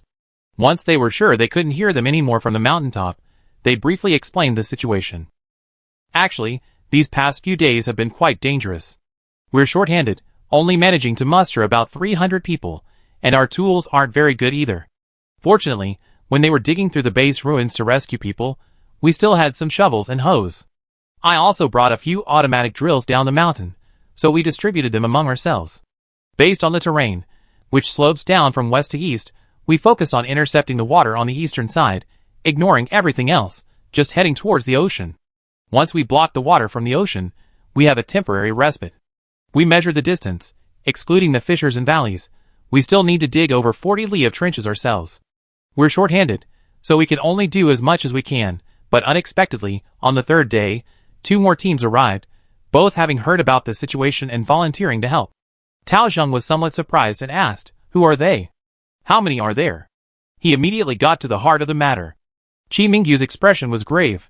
Actually, after the massive earthquake, the entire Earth's topography underwent significant changes, but we, being in the midst of it, were unaware of it. One of those teams was from the northwest. Their area has fewer buildings and a smaller population to begin with. Because of the high altitude, they rarely experience floods, and their extreme cold is much warmer than ours. However, due to the earthquake, they suffered heavy casualties. When they learned of the sudden appearance of the sea, the entire base, along with the elderly, weak, and disabled, headed towards the coast. Therefore, upon hearing about our situation, they voluntarily brought vehicles, equipment, and personnel to help. There are about 3,000 people. Tao Zheng was shocked. So many people. Zhou Kaiwan and the other 2, who had also come to listen, were equally surprised. The new base in J City suffered heavy losses this time. After the earthquake, fewer than 500 people survived. Qi Mingyu's team managed to gather only about 300 people willing to work. The others, already weakened by hunger and cold, had become like demons, too ashamed to appear in public, hiding only in secluded spots by the sea. How did they get here? Tao Zheng still found it unbelievable. This was also the point Qi Mingyu wanted to emphasize. He paused, his gaze sweeping over everyone. Actually, during the great earthquake, the world changed drastically. Not only did a sea appear to our east, but a new continent also appeared in the northeast, the former northwest. Their accents and lifestyles are different from ours. They were also surprised to suddenly appear here. The others were horrified, speechless for a long time. Then, what about the area that originally connected us to the northwest? Where did it go? Tao Zheng asked. Was it all destroyed by the earthquake, or? Qi Mingyu shook his head. Nobody knows. But according to the second team, they sent drones to scout. Apart from our part of the mainland, to the east, south, west, and north, it's all surrounded by an endless ocean. Further east, across the ocean, there are scattered islands, but because they're so far away, it's impossible to see if anyone lives on them. For a long while, no one spoke. Finally, Tao Zheng remembered and asked, "Where did the second team you mentioned come from? And how come they have drones and other high-tech equipment?" Qi Mingyu pursed his lips, a glint of light flashing in his eyes, but he quickly regained his composure, lowering his voice slightly. "It's an entire warship." Tao Ding's eyes widened. "A warship?" "Yes." Qi Mingyu didn't say much about this unusual team, only a few words in a low voice. Since the beginning of the apocalypse, they've been sailing at sea, only occasionally going ashore for resupply. At the same time as this earthquake, a massive tsunami occurred at sea. They lost 2 ships, and after scouting the dramatic changes on Blue Star, they temporarily went ashore to observe the situation. Then, knowing what we were planning, they sent their navy to help. Therefore, their interception of the contaminated flood was very successful. However, everyone felt heavy-hearted, without any joy. Chapter 456. After learning that almost the entire planet Blue Star was surrounded by ocean, whether or not the flood was intercepted was no longer so important. The landmass was but a drop in the ocean. Even if it all flowed into the sea, it would be quickly purified. What they were doing now was simply ensuring that the ocean side closest to the land remained unpolluted, allowing survivors without tools or ships to survive on food from the coastline. "How many people are on the warship?" Qi Mingyu replied, "About 4,000. I heard there were 3,000 when they boarded 8 years ago. Over the years, besides patrolling at sea, they also been on missions, suffering some casualties, and then rescuing more survivors. Now the total population is about 4,000. So many people." The others were surprised and excited. With global communication completely cut off, they were trapped in their new base, almost completely isolated. Aside from the team General Zhao had previously led, they barely knew anything about the outside world. Now, a fully armed fleet had arrived, their warships equipped with drones and navigation systems, providing not only greater security but also news from the outside. After Zhou Shuwan performed acupuncture on her mother, beads of sweat appeared on her forehead. She wiped her face and called Moo Moo for help to turn Zhong Tian over and place her on a stretcher. She was alone and afraid of hurting her mother. A tall figure pushed open the barrier and walked in. Zhou Shuwan didn't pay much attention at first, only saying, "Moo Moo, you can't exert yourself yet. You lift the legs, I lift the upper body." Before she could finish speaking, the person was already in front of her, reaching out to lift Zhong Tian's shoulders. Zhou Shuwan was stunned, then looked up and froze. Qi Mingyu smiled at her. "You?" Zhou Shuwan could hardly believe her eyes. "You, when did you get back? How come there wasn't a sound? Not a sound." Zhong Tian, who had been lying there, looked up in surprise. "So you're back. Where's your dad?" She looked outside. Zhou Jianhai was already silently standing inside the fence. The elderly couple faced each other, and Zhong Tian couldn't help but shed tears. Zhou Jianhai strode forward, his throat slightly moving. "Tian." Since the massive earthquake that day, Zhong Tian and Moo Moo had gone missing, only to be found later, severely injured. Before leaving, Zhou Shuwan had already performed surgery on them, but Zhou Jianhai didn't wait for his wife and son to wake up before rushing down the mountain with Qi Mingyu and the others to stop the flood. Almost half a month had passed since that day. The couple saw each other clearly for the first time. "I heard from Moo Moo that you're doing well now. I'm so happy, so happy. I've been so worried about you these past few days." Zhou Jianhai walked over and, disregarding his daughter and son-in-law's presence, bent down and hugged Zhong Tian. He had just seen Moo Moo outside and knew his son was safe and sound, only needing to rest for his abdominal wound. His eyes reddened as he patted his son's shoulder. "Good boy."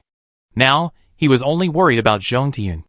Zhou Shuwan was also very excited to see Qi Mingyu and her father, but the sight of the couple silently weeping together beside her calmed her down somewhat. They weren't needed here. Qi Mingyu gripped her hand tightly and led her out of the enclosure.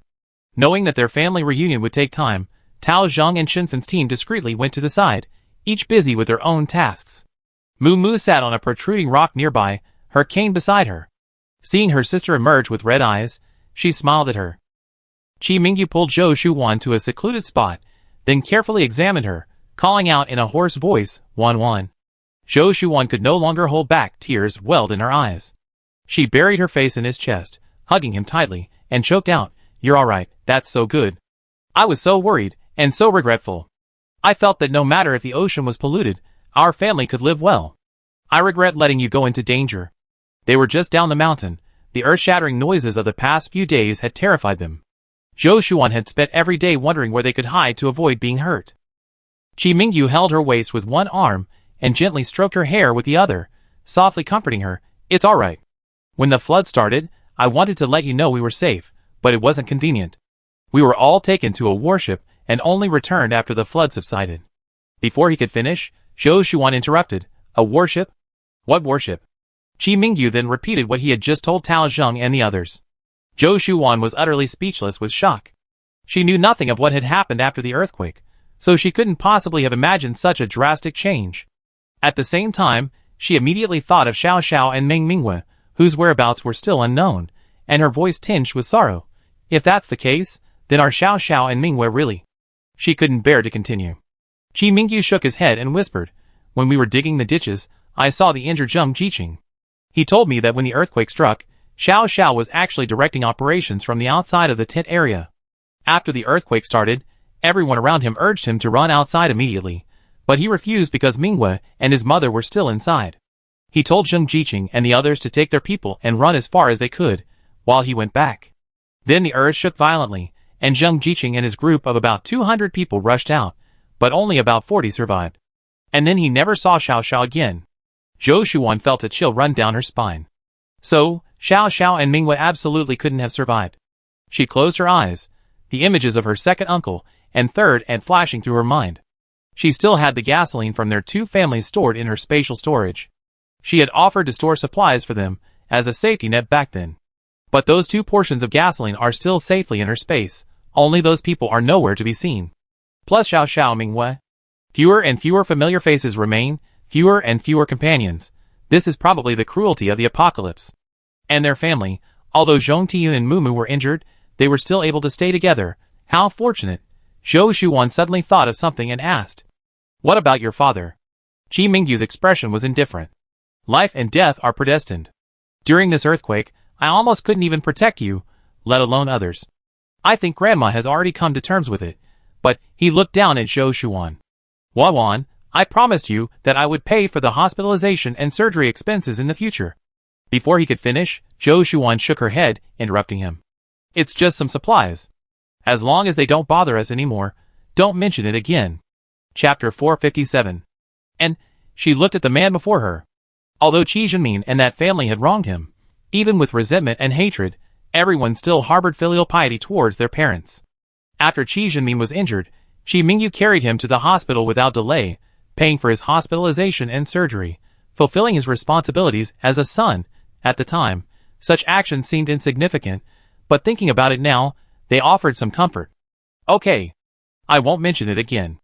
Qi Mingyu stared at her for a while, seeing the heartache in her expression. "So only you and Dad came back? What about Jiejia, Sister Fen, and Xiao Lu and Sangzi?" At this, Qi Mingyu laughed. Actually, Sangzi and the others were all a little injured, but nothing serious. There are doctors on the warship, and the treatment was very timely. But the reason they didn't come back is because they were all claiming territory on the beach. Dad and I are both fine, and we were worried about home, so we rushed back. Zhou Shuan's face lit up with a surprised smile. Claiming territory? What did the warship say? Qi Mingyu said, "They're all regular soldiers. It's not easy for such a small group to survive, so of course they strongly support us settling down on the beach. The main force is on the warship, but they still sent some soldiers to maintain order. We're claiming territory because the Northwest group has a large population, but there aren't many suitable places to pitch tents and live on the beach. So we discussed it, and split into two groups. Jiqing and Sangzi took the wounded to the beach, and Dad and I came back to tell everyone, and then we moved there too. So we're moving there today." Qi Mingyu nodded. The sooner the better, of course. Seeing that the two had finished their discussion, Taozheng began to move. They had very few supplies. Just one person plus an air-conditioned suit and a down jacket was enough to descend the mountain. Taozheng's leg injury was almost healed, and he could move freely on his own.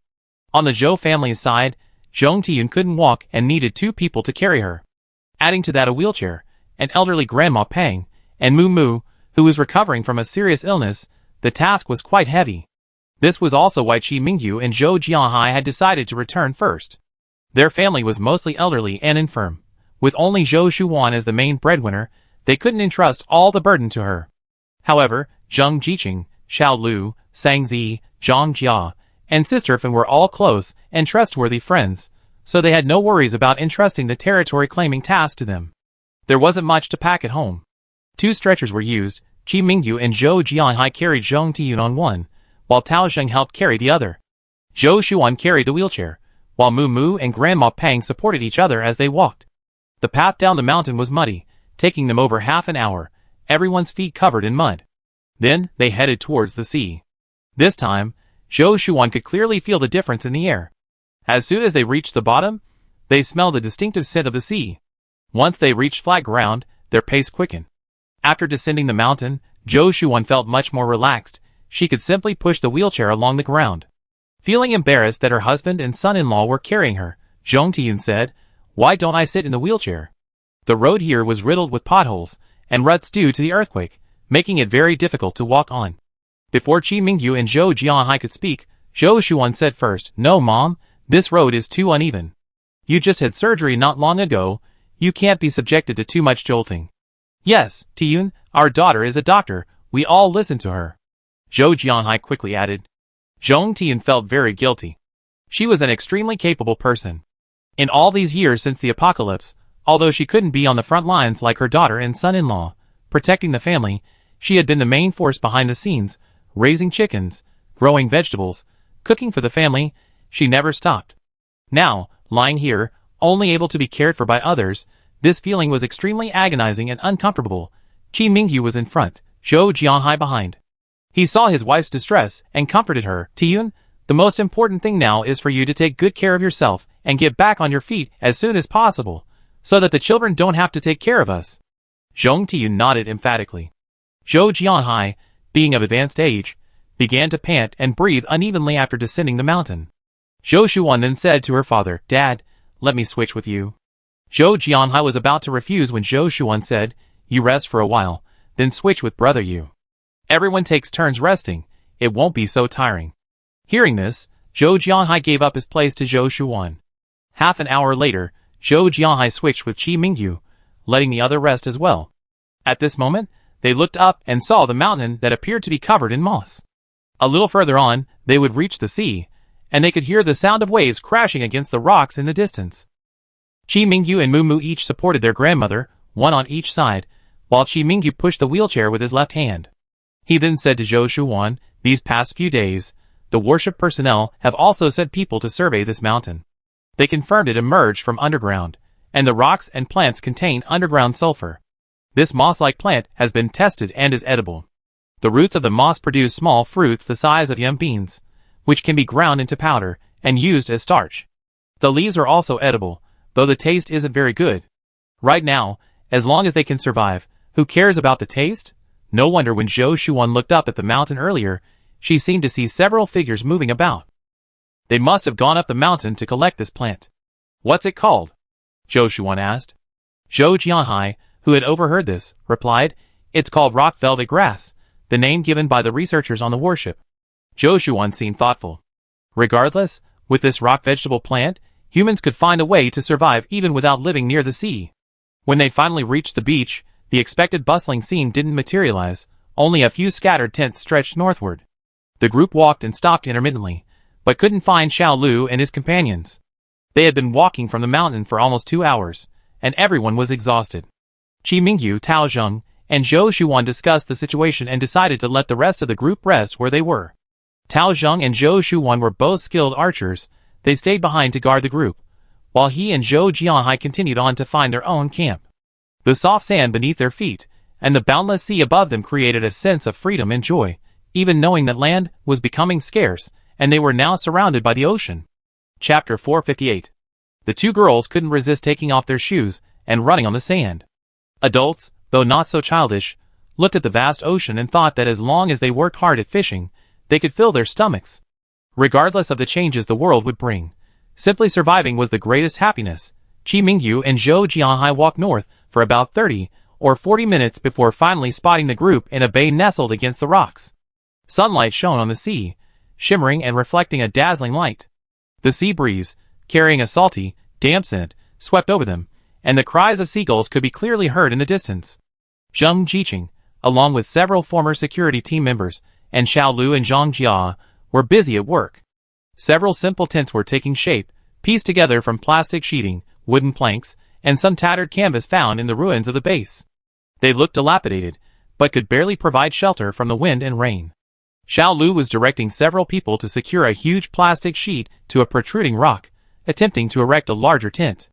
Among them, Chinfan's team was the largest, consisting of about a dozen women and 2 children, and they were the ones most in need of care. Then came the several former security team members brought by Zhang Jiqing, about 7 or 8 people. Next were the Zhou family of 6. Finally, the 3 men. These people would need at least 5 tents. He and his men were working enthusiastically. Zhang Jia, along with several women, was sorting through some driftwood they had collected, preparing to use it to reinforce the tents. Seeing Qi Mingyu and Zhou Jianhai, Xiao Lu immediately put down his work, waving his arms excitedly. "Captain! Uncle Zhou! Over here! Over here!" After a few days at the beach, his already not-so-fair skin had become even darker from the sun, yet a bright smile bloomed on his face, revealing a set of pearly white teeth. Xiao Lu's personality meant he could always get along well. Qi Mingyu and Zhou Jianhai quickened their pace and walked up to the group. Zhou Jianhai wiped the sweat from his brow, looked at the simple tent, and said with a touch of emotion, "Thank you for your hard work." Zhang Jiqing had just led a group up the mountain to dredge 2 logs. Hot and tired, he simply took off his shirt, revealing his well-built muscles. During the 2 years of extreme cold, those who couldn't afford coal had to cut down trees for warmth. Fortunately, the new base did its best to provide heating for everyone. Therefore, few individuals went out to cut down trees, but the base needed to provide heating for so many people, and coal alone was simply not enough. They had to use it in combination with timber. Moreover, after experiencing floods, high temperatures, and acid rain, the vegetation on the mountain had long since died, and the trees were all dead wood, burning them wouldn't harm nature. Adding to the recent snowmelt, massive blocks of ice swept away the last remaining dead trees on the mountain. So finding even 2 trees on the mountain now was truly a feat. Zheng Jiqing and a few others split the trees, preparing some for tent construction, and chopping the rest into small pieces to use for cooking. He overheard Zhou Jianhai's words and said calmly, "We have limited resources now, so we can only make do for now. We improve things gradually when conditions are better." Qi Mingyu looked around and found that the area was backed by towering reefs, facing a calm fjord, flat, and large enough for them to live in. The reefs provide shelter from the sea winds, and the fjords facilitate fishing. It's fair to say this place is quite good. "Where are Sangzi and Shinfen?" Qi Mingyu asked. Xiao Lu pointed ahead. They took the others to look for fresh water nearby. The terrain around here is rather complex, and they won't find a suitable water source for a while. He scratched his head, his tone worried. This seawater is undrinkable, and we don't have much fresh water left. It was just the little bit of supplies they had when they escaped. Qi Mingyu frowned slightly, but quickly relaxed. Things need to be done one step at a time. We split up to look for water once we set up the tents. Then he asked, "How's the situation here? Have you encountered any trouble?" Xiao Lu shook his head. "Everything's going smoothly so far. This place is quite secluded, and the fjord is very narrow, only allowing small boats to pass at most. The navy is anchored in a more distant bay, leaving only a small number of soldiers on the shore to maintain order, so no other survivors have come yet." Zheng Jiqing added, "Luckily, we split into 2 groups, and came to occupy this place in advance, otherwise it would probably have been occupied by others by now." Qi Mingyu nodded, a relieved smile appearing on his tired face. "As long as we can find water, we can be safe for a while. Living by the sea with only one family of 6 is too dangerous. But if they live with a group of like-minded people who know each other, taking turns on watch and dividing the work, not only will their safety be greatly improved, but they won't be so tired." Zhang Jia brought over some driftwood, which had drifted from the sea, and it was unknown where it had come from. Having survived the apocalypse for so many years, Zhang Jia and her group immediately recognized the supplies. Before they could even settle in, they quickly led their people to collect them. She was pleasantly surprised to see Qi Mingyu and Zhou Jianhai. Looking around, she asked, "Where are Wanwan and Auntie?" Qi Mingyu replied, "They're waiting over there. They're exhausted from coming down from the mountain, so Dad and I came to find you. We told them to wait over there." "Let's go! I go with you to pick them up," Zhang Jia said cheerfully. The others dispersed and continued their work. In the fjord, the waves gently lapped against the rocks, creating a rhythmic sound. Qi Mingyu, Zhou Jianhai, and Zhang Jia retraced their steps to rejoin Zhou Shuwan and the others. On the way, they encountered a group of survivors returning from collecting rock velvet grass in the mountains. These people were dressed in various ways, each carrying bags of different sizes, bulging with the collected rock velvet grass. How was the harvest? Qi Mingyu's heart stirred, and he took the initiative to greet the other party. A short, thin middle-aged man wiped the sweat from his face and grinned, "Not bad. This rock velvet is growing quite fast. I reckon we can come back to harvest another batch in a few days." He shook the bag in his hand. "It's just that the mountain path is a bit difficult to walk on, quite strenuous." Zhang Jia chimed in, "How's the situation on the mountain? Is it safe?" Another younger woman added, "It's all right, but the slope is a bit steep. We have to be careful." After a brief exchange, they learned that the rock velvet yield on the mountain was good, enough to supply the surrounding survivors, and they felt somewhat relieved. After wishing each other well, the 2 groups headed towards their respective destinations. Zhou Shuan followed them to the campsite in the fjord and looked at the tents that had been set up. In just a few days, it resembled a well-established settlement. Chapter 459. Although these tents were very rudimentary, pieced together from plastic sheeting, wooden planks, and tattered canvas, drafty and far less comfortable than real tents, at least they were a safe home. Zhong Tiyun lay on the stretcher, half raising her head to look around, a sense of relief washing over her heavy heart. Later, when Dahai and Xiaoyu went fishing, she and Grandma Pang could sit by these rocks drying their fish, which would be of some use. Zhou Shuwan knew that bringing out their intact tents now would arouse suspicion, but her family was injured and exhausted. They needed nutritious food to recover, and a good rest tonight. The importance of a well-sealed tent was self-evident. They couldn't afford to give it up. She walked to Qi Mingyu's side and whispered, "Brother Yu, these tents are too rudimentary. They'd definitely be cold at night. Mom and Mumu haven't recovered yet, and can't afford to get cold. How about we find an opportunity in a few days to take out some of our tents and other supplies, saying they were stored away before?" Chi Mingyu nodded in agreement. That's what I was thinking too. We have 3 people in our family who need special care right now, so they need to be comfortable. Let's settle in for now, and I go with you to get them in a few days. The sea breeze ruffled Zhou Shuan's hair, and he gently tucked it behind her ear, his eyes filled with concern and a smile. Zhou Shuan felt a warmth in her heart and nodded at him. Their family temporarily stayed in the smallest tent, which could barely accommodate 6 people. The tent was completely empty, mattresses were out of the question. Fortunately, the Zhou family still had 2 stretchers and a wheelchair. With the help of Zhou Jianhai and Zhou Shuan, they turned Zhong Tian over. Then, they took out a lamp, which Zhou Jianhai held up while Zhou Shuan examined Zhong Tian. Zhong Tian's complexion was much better than a few days ago. Zhou Shuan carefully performed her routine acupuncture and massage treatment, her movements gentle and skilled. Outside the tent, Chi Mingyu, Xiao Lu, Zheng Jiqing, and others sat together, discussing a plan to find fresh water. Zheng Jiqing, having arrived a few days earlier and being more familiar with the terrain, suggested, I think we can split into 3 groups. 1 to search along the coastline, 1 to explore inland, and the rest to stay here and reinforce the tents to ensure everyone has a place to stay for the night. Chi Mingyu considered it, and found the plan feasible. Okay, let's do it your way. I stay to reinforce the tents and set up new ones, and also arrange for some people to try fishing. Living by the sea, we can't just eat dry compressed biscuits. Jiqing, you lead a team to search along the coastline, and Xiao Lu, you lead a team to explore inland. Whether you find water or not, you must be back before dark. Okay. After assigning tasks, each group immediately began their work. Zheng Jiqing selected a few people, grabbed their tools, and headed towards the coastline. Xiao Lu did the same, heading inland. Chi Mingyu led the remaining personnel to reinforce the existing tents and set up new ones. Most of the remaining people were women. Fortunately, Zheng Jiqing and his group had already brought some wood and stones from the mountain and used ropes to firmly secure the plastic sheeting, striving to make the tents more sturdy.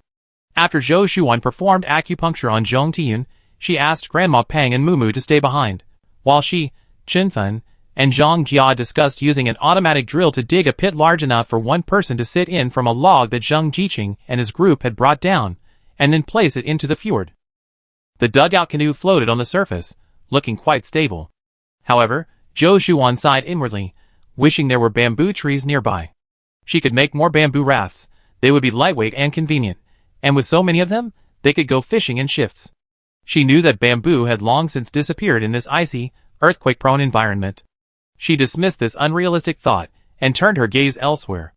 A pile of tattered fishing nets lay scattered in a corner. They were left over from the base. Although damaged in the earthquake, they could still be used with simple repairs. She decided to try her luck at sea first, to see if she could catch any fish. Chi Mingyu had been watching Zhou Shuan's movements. Seeing her pick up a fishing net, his brow furrowed slightly, a hint of worry flashing in his eyes. He knew that while Zhou Shuan wasn't reckless, the sea was unpredictable, and he remained uneasy. He walked to Zhou Shuan's side, his tone concerned. Wan, the sea is rough, be careful. Don't go into deep water. If anything happens, swim back immediately, okay? Zhou Shuan squeezed Chi Mingyu's hand and replied softly, Don't worry, I be careful. I try it in the fjord first, it's calm here, so it shouldn't be dangerous. With that, she picked up the repaired fishing net and oar, and walked towards the simple canoe. Because they were the first people in the area to go fishing, they attracted many curious glances. A crowd gathered on the shore, whispering amongst themselves, their eyes following Zhou Shuan closely. Zhou Shuan skillfully cast the fishing net into the water, then slowly paddled the canoe forward, feeling the gentle sea breeze and the flowing water. After a while, she felt the net become noticeably heavier, so she pulled it up with force. Several shimmering silver fish leaped in the net, the largest weighing 4 or 5 pounds, the smaller 2 or 3 pounds. The fjord's topography was indeed conducive to fishing, and this first attempt yielded such a catch, much to Zhou Shuan's delight. On the shore, Zhang Jia and her 2 children cheered and jumped for joy upon seeing Zhou Shuan's catch. Auntie Wan is amazing. The children's clear voices rang out loudly in the sea breeze. Zhang Jia also smiled with relief. Zhou Shuan tossed the fish she had caught onto the canoe. The space was cramped. Besides her feet, there was almost nowhere else to put anything. But she didn't stop, casting the net into the water again. This time, she waited longer, and when she pulled the net up again, the harvest was even more abundant. 7 or 8 fish of varying sizes thrashed about in the net, their heavy weight bringing a satisfied smile to her face. The canoe couldn't hold any more fish, so Zhou Shuan paddled it back to shore. Qinfen, Zhang Jia, and the others rushed to help, clumsily collecting the fish into a worn-out bucket. The air was thick with the pungent smell of the sea. Although the fish were small and had a strong fishy odor, they were a rare treat for everyone who had been eating compressed biscuits for days. Joy beamed on everyone's faces, filled with anticipation for the feast to come. The women carried the buckets full of fish to the makeshift kitchen to prepare the fresh ingredients. Chapter 460. At least tonight, everyone can have a good meal. Zhou Shuan stepped ashore and walked to Qi Mingyu's side. They smiled at each other, everything understood without words. Qi Mingyu gently took her hand and whispered, "Wan, I truly believe now, there's always a way out." How could they have imagined that after the massive earthquake a few days ago, they would now be able to fish and live so peacefully by the sea? Zhou Shuan nodded, looking at the shimmering sea in the distance, her thoughts racing. Will this ocean, which has almost swallowed all the continents, bring the new hope or even greater challenges? It's all still unknown. She took a deep breath, feeling the salty smell of the sea breeze, and her heart slowly calmed down. No matter what, she was with her family, and that was enough. The sea wind howled, whipping up sand and dust that lashed against people's faces, but they didn't stop. Everyone was full of energy. As dusk deepened, the afterglow painted the sea a vibrant orange red. The shimmering water reflected the colors of the sky, a breathtaking sight. People, weary from a long day, gradually returned to camp, exhausted yet full of hope.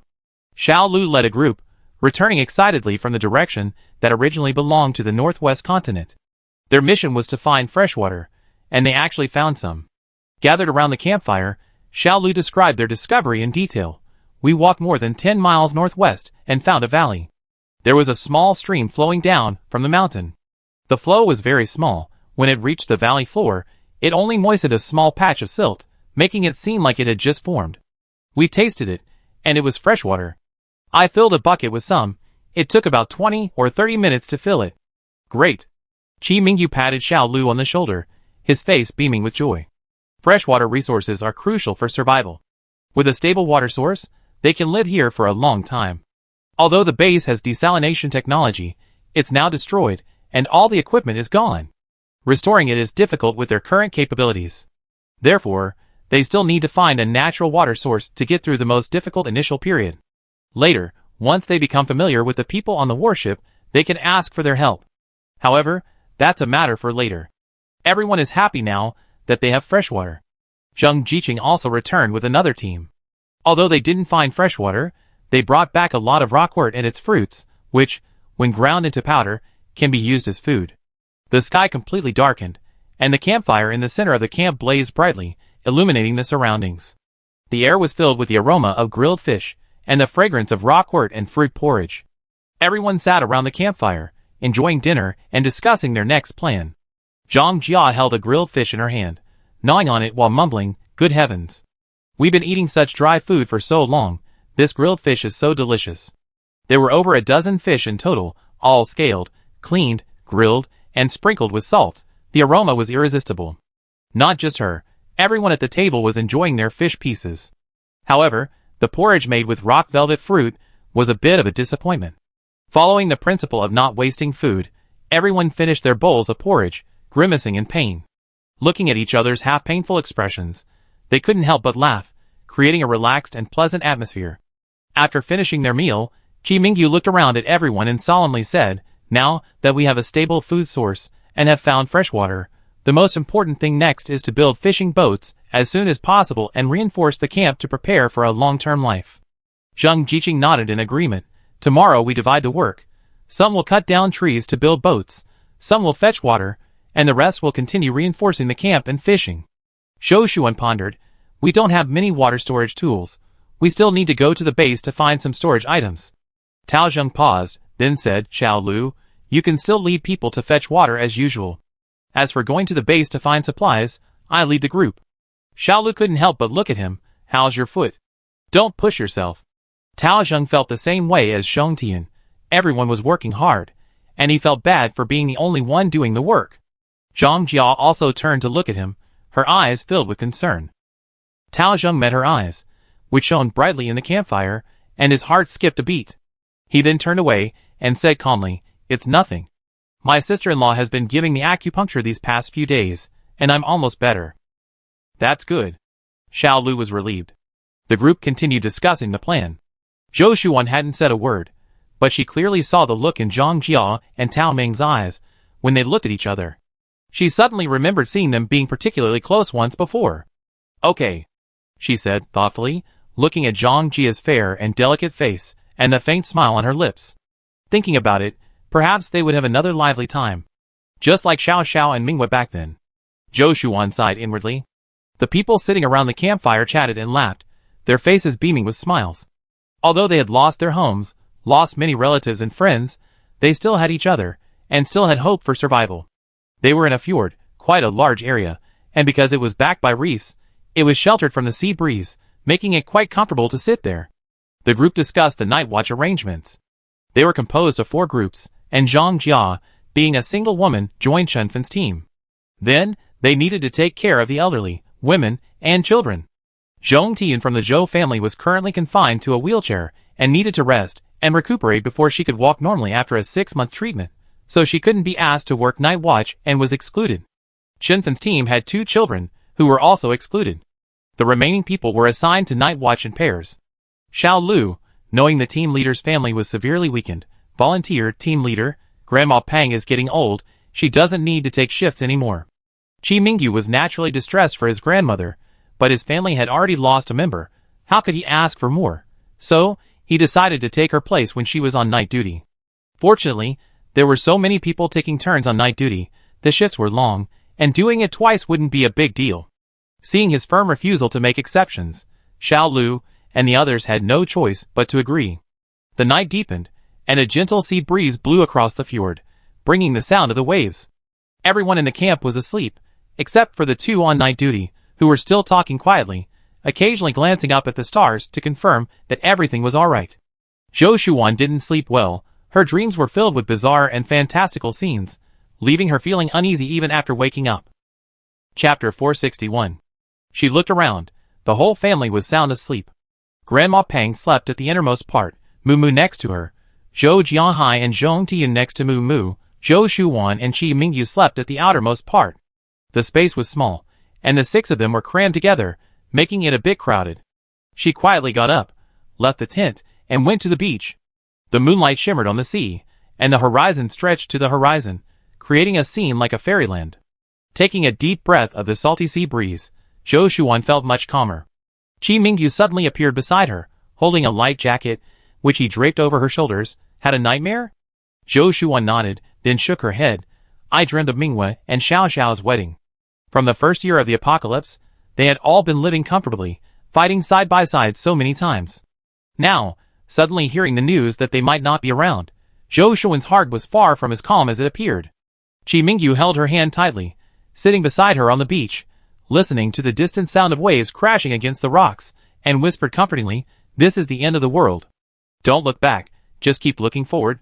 Zhou Shuan smiled bitterly. After the earthquake, I can no longer predict the future. I can only take it one step at a time. We definitely encounter more dangers.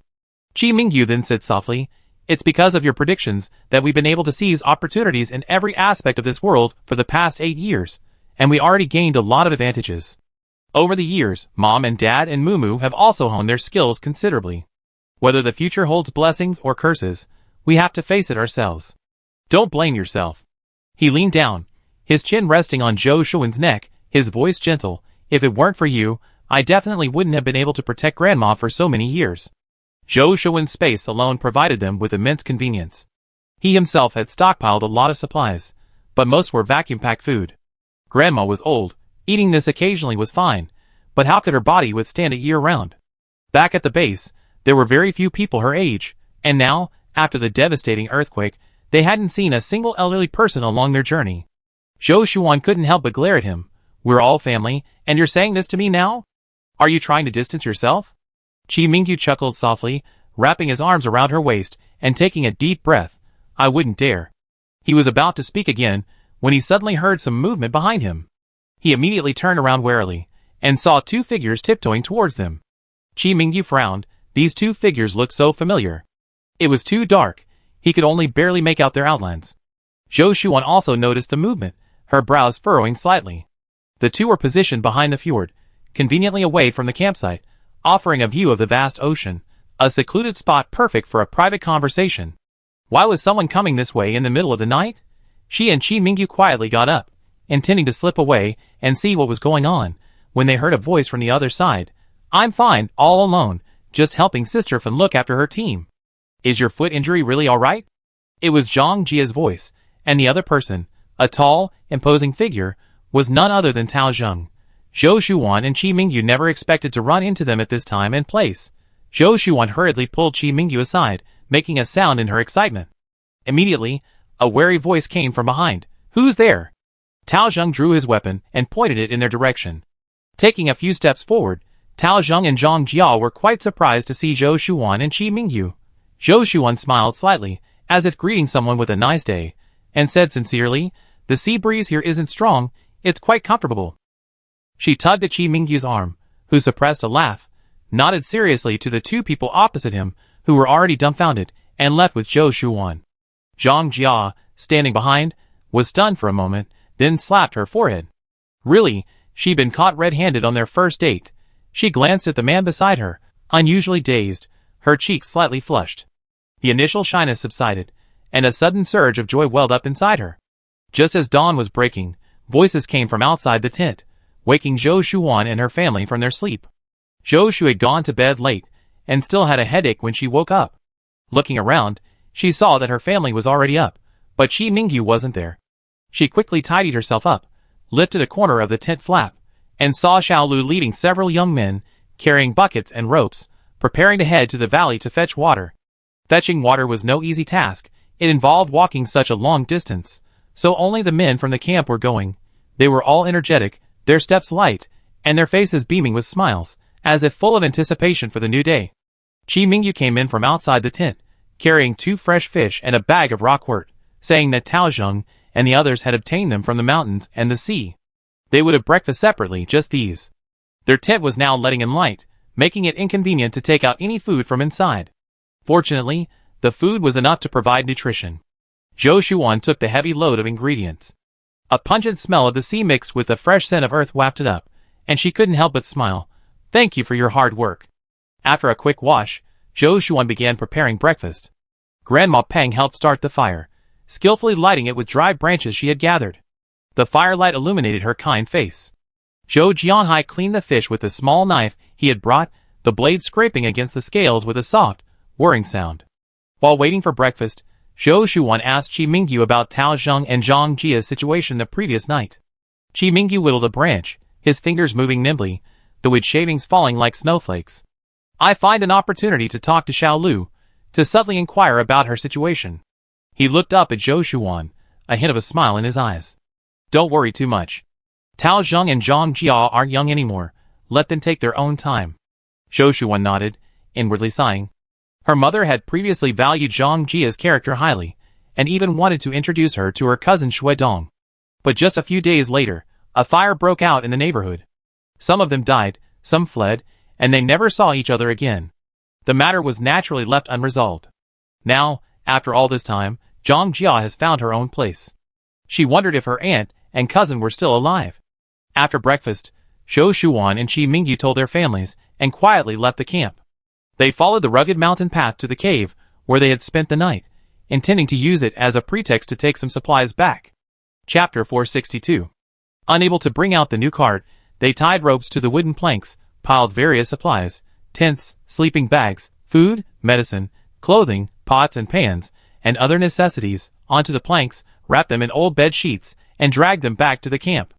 Tao Zheng and Chen Fan knew the Zhou family had hidden a lot of supplies outside, so they weren't surprised to see them, only saying enviously, "A cunning rabbit has 3 burrows." The Zhou family wasn't stingy. During the earthquake, they had shared many supplies with Chen Fan's team and Tao Ming's group. However, another disaster destroyed everything the Zhou family had given them. This time, even when Zhou Shuan offered them a small bag of compressed biscuits again, they resolutely refused to accept it. The sea is right outside their door, rich in resources, and the nearby mountains offer plenty of wild herbs and grasses. How could they keep taking advantage of the Zhou family? Zhou Shuan didn't insist. These people had come together voluntarily because of their friendship and trust. The initial period was the most difficult, so everyone was given tasks. The supplies they found in the past few days were divided equally, aiming to provide everyone with a place to live as quickly as possible. But this couldn't continue indefinitely. At the very least, distribution should be based on labor. Zhou Shuan set up the tent. The space inside wasn't large, but it was enough for their family of 6. She then took out several thick quilts and sleeping bags and spread them on the ground. Although the weather wasn't cold now, the sea breeze was strong at night, so they still needed to keep warm. Zhong Tiyun lay in her comfortable sleeping bag, her complexion much rosier. Grandma Peng nodded with a smile. Being older, she had higher requirements for her living environment. With this tent, she could finally get a good night's sleep. These past few days, everyone at the camp had been busy trying to improve their lives. The Zhou family had gone out a few more times, bringing back some special resources, such as 2 old, second-hand bicycles. The Zhou family had once run a general store at the base, selling bicycles, so their possession of 2 bicycles wouldn't raise any suspicion. The Zhou family kept one for themselves, and donated the other to the camp. Tao Zheng and a few other young people, including Xiao Lu, worked around the bicycle for a while, eventually transforming it into a simple handcart, making it easier to transport more water from the freshwater stream. Zhou's father followed suit, converting his own bicycle into a handcart. In times like these, the handcart was more practical than the bicycle. Meanwhile, the people at the camp used the wood and tools they found along the fjord to build 7 or 8 dugout canoes, greatly improving their fishing efficiency. Over the course of a few days, dozens of kilograms of dried fish were hanging out to dry at the entrance. Making dried fish requires a lot of salt.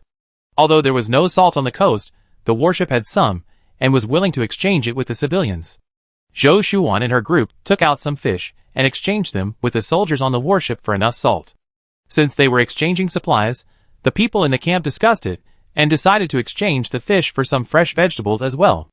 This was because Sangzi had found out that the warship had a small farm that not only raised chickens and ducks, but also grew fresh vegetables to solve the problem of the sailors lacking vegetables while at sea year-round.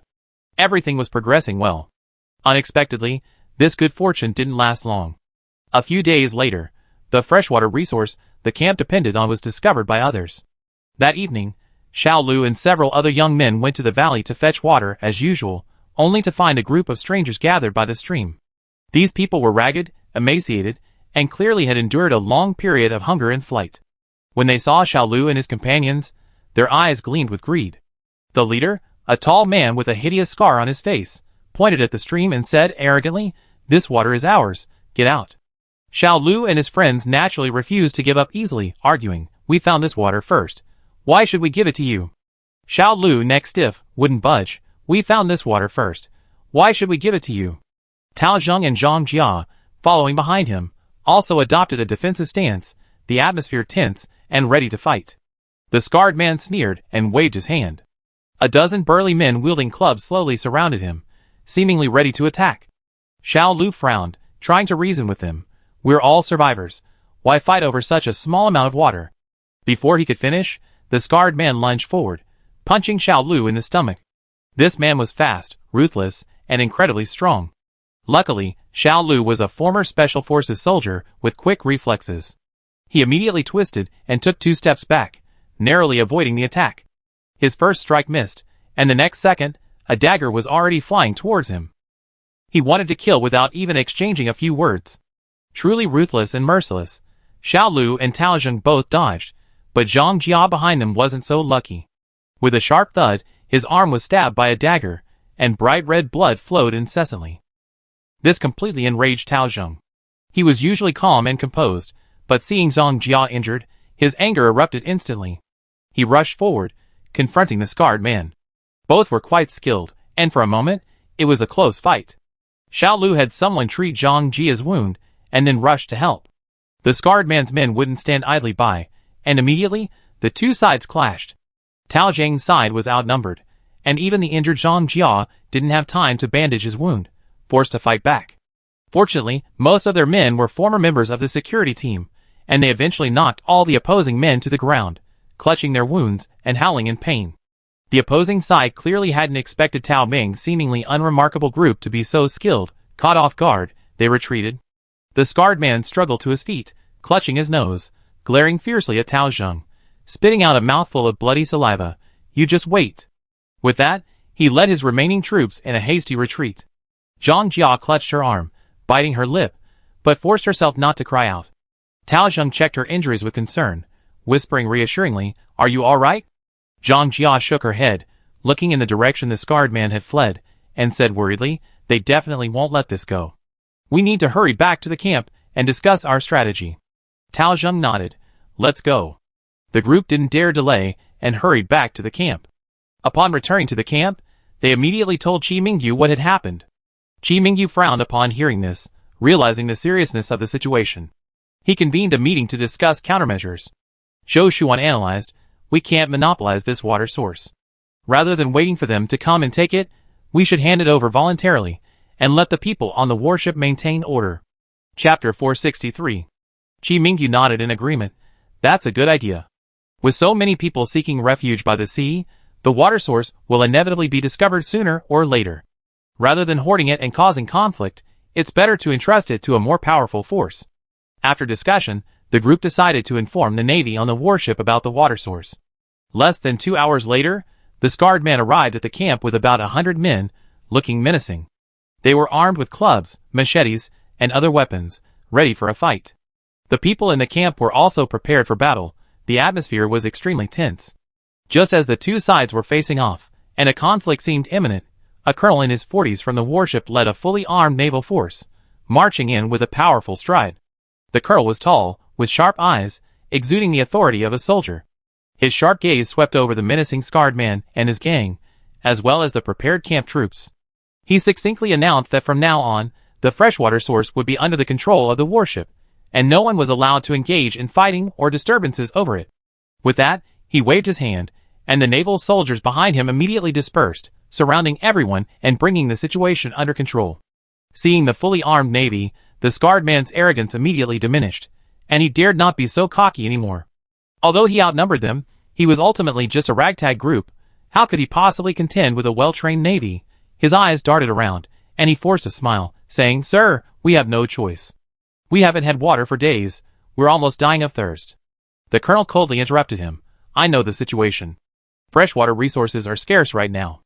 I will arrange the allocation reasonably to ensure that everyone receives a minimum amount of water." The scarred man wanted to say something more, but seeing the colonel's imposing gaze, he wisely shut his mouth. He knew that since the Navy had intervened, he wouldn't be allowed to cause any more trouble.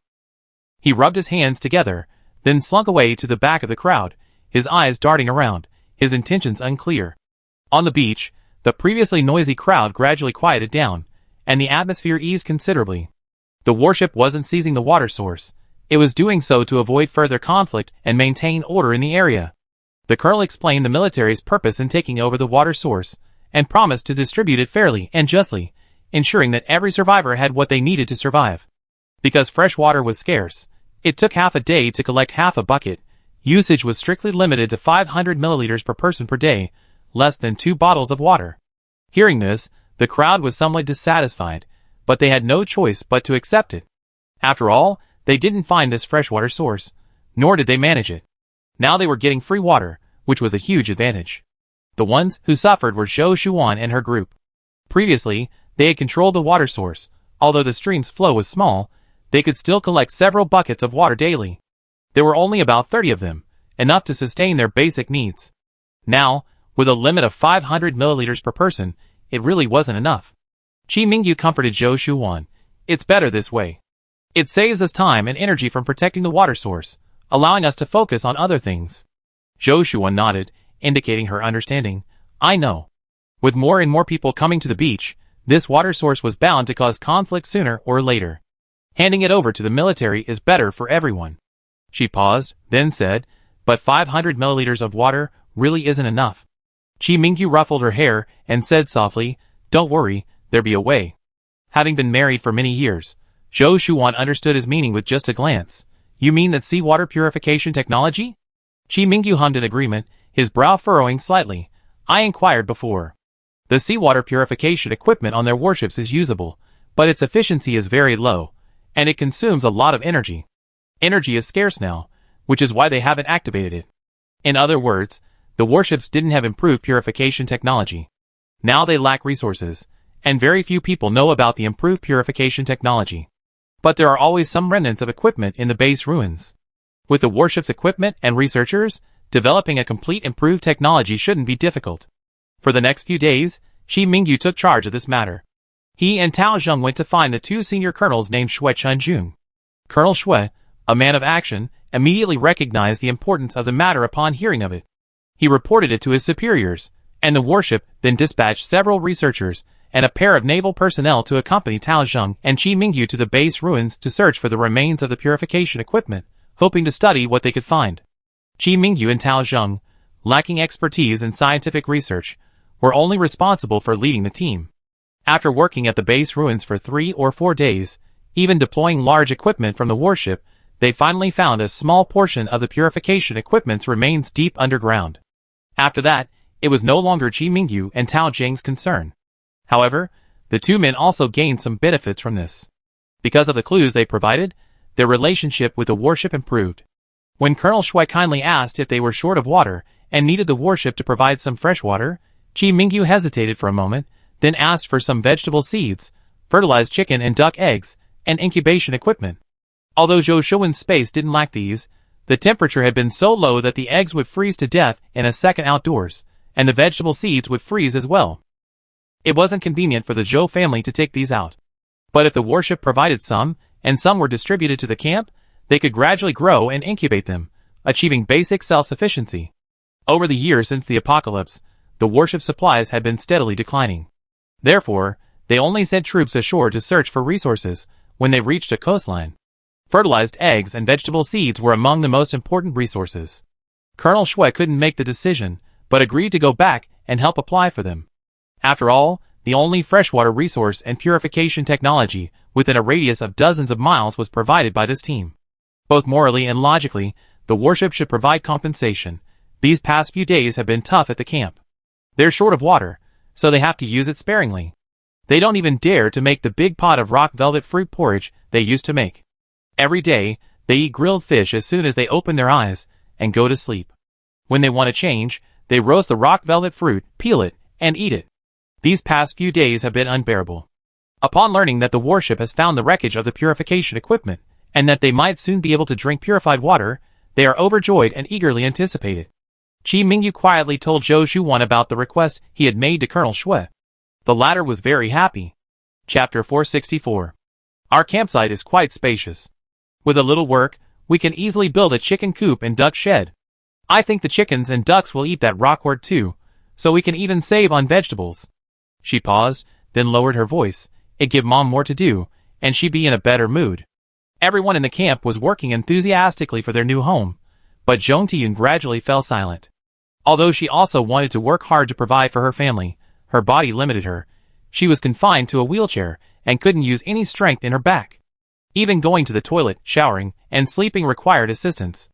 Since she lost her ability to walk, Zhou Jianhai had worked tirelessly, staying by Zhong Tiyun's side all day to care for her and prevent his children from worrying. But Zhong Tiyun felt even more guilty, feeling like she was a burden to her father. Although her family tried to comfort her, and she tried to think more positively, the physical pain, inconvenience, and pressure of life were not something that could be easily resolved with a simple thinking positively. Zhong Tiyun gradually quieted down, becoming much quieter. The rest of the Zhou family saw this and were anxious, but dared not offer any further advice, fearing it would push Zhong Tiyun further into a rut. Zhou Shuwan, a doctor, explained that this was a necessary psychological process for anyone suddenly becoming paralyzed or disabled. They didn't have a better solution than to encourage and support the patient, and to help her through this difficult time. Therefore, the thought of raising chickens and ducks immediately cheered Zhou Shuwan up. She felt that having some furry little animals crawling around would surely lift Zhong Tiyun's spirits. Within days, Colonel Shui sent someone with the chicken and duck eggs, incubation equipment, and vegetable seeds that Shi Mingyu had requested. The camp erupted in jubilation. 30 chicken and duck eggs and a small handful of vegetable seeds, though few in number, were like seeds of hope, taking root and sprouting in everyone's hearts. After some discussion, everyone decided to collectively care for these precious resources first, distributing them to individuals once the chicks and vegetables had matured. Who's best suited to care for these eggs and seeds? Chen Fen looked around, her gaze settling on Zhong Tiyun.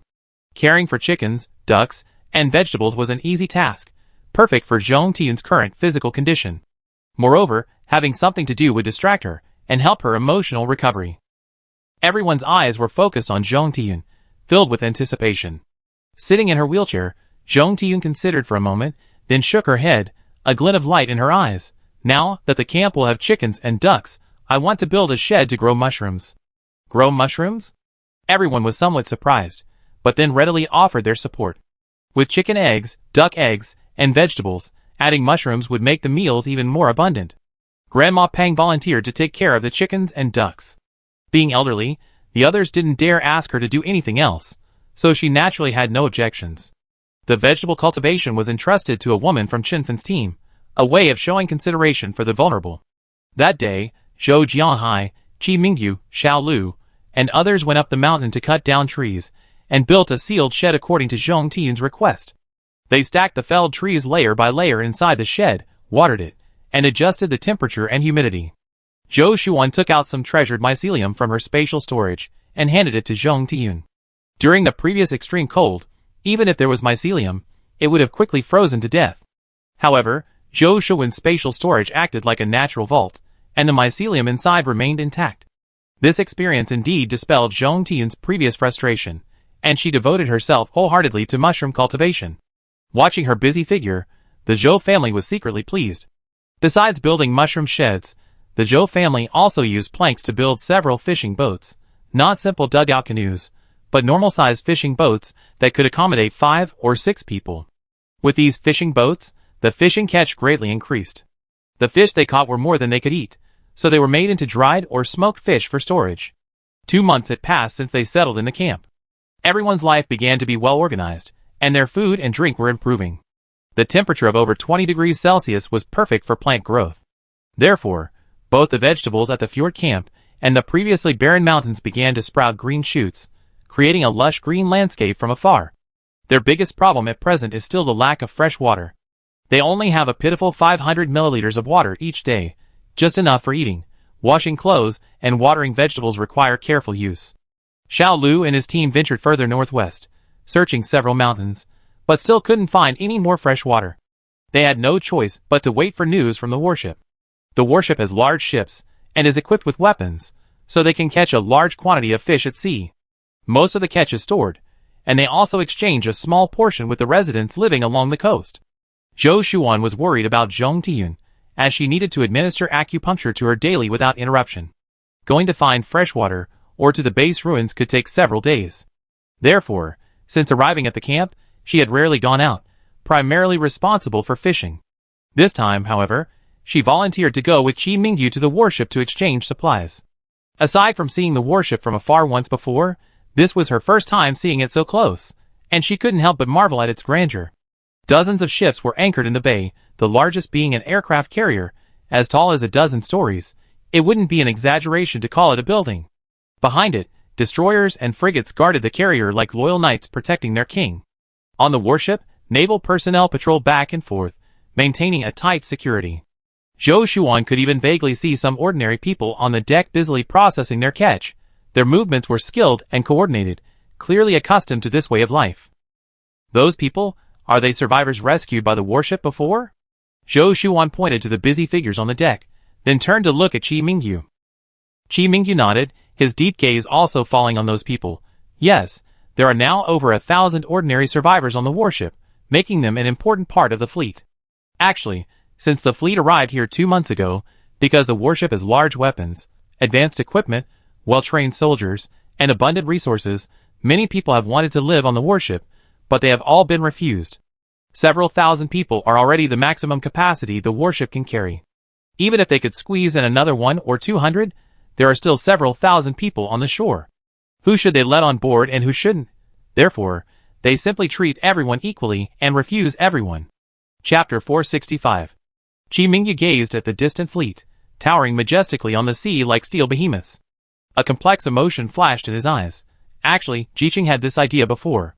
They're both from the security team, quite skilled, and tried mentioning it to Colonel Shui, but he directly refused. Jiqing was also worried about upsetting the people in the camp, so he agreed not to bring it up.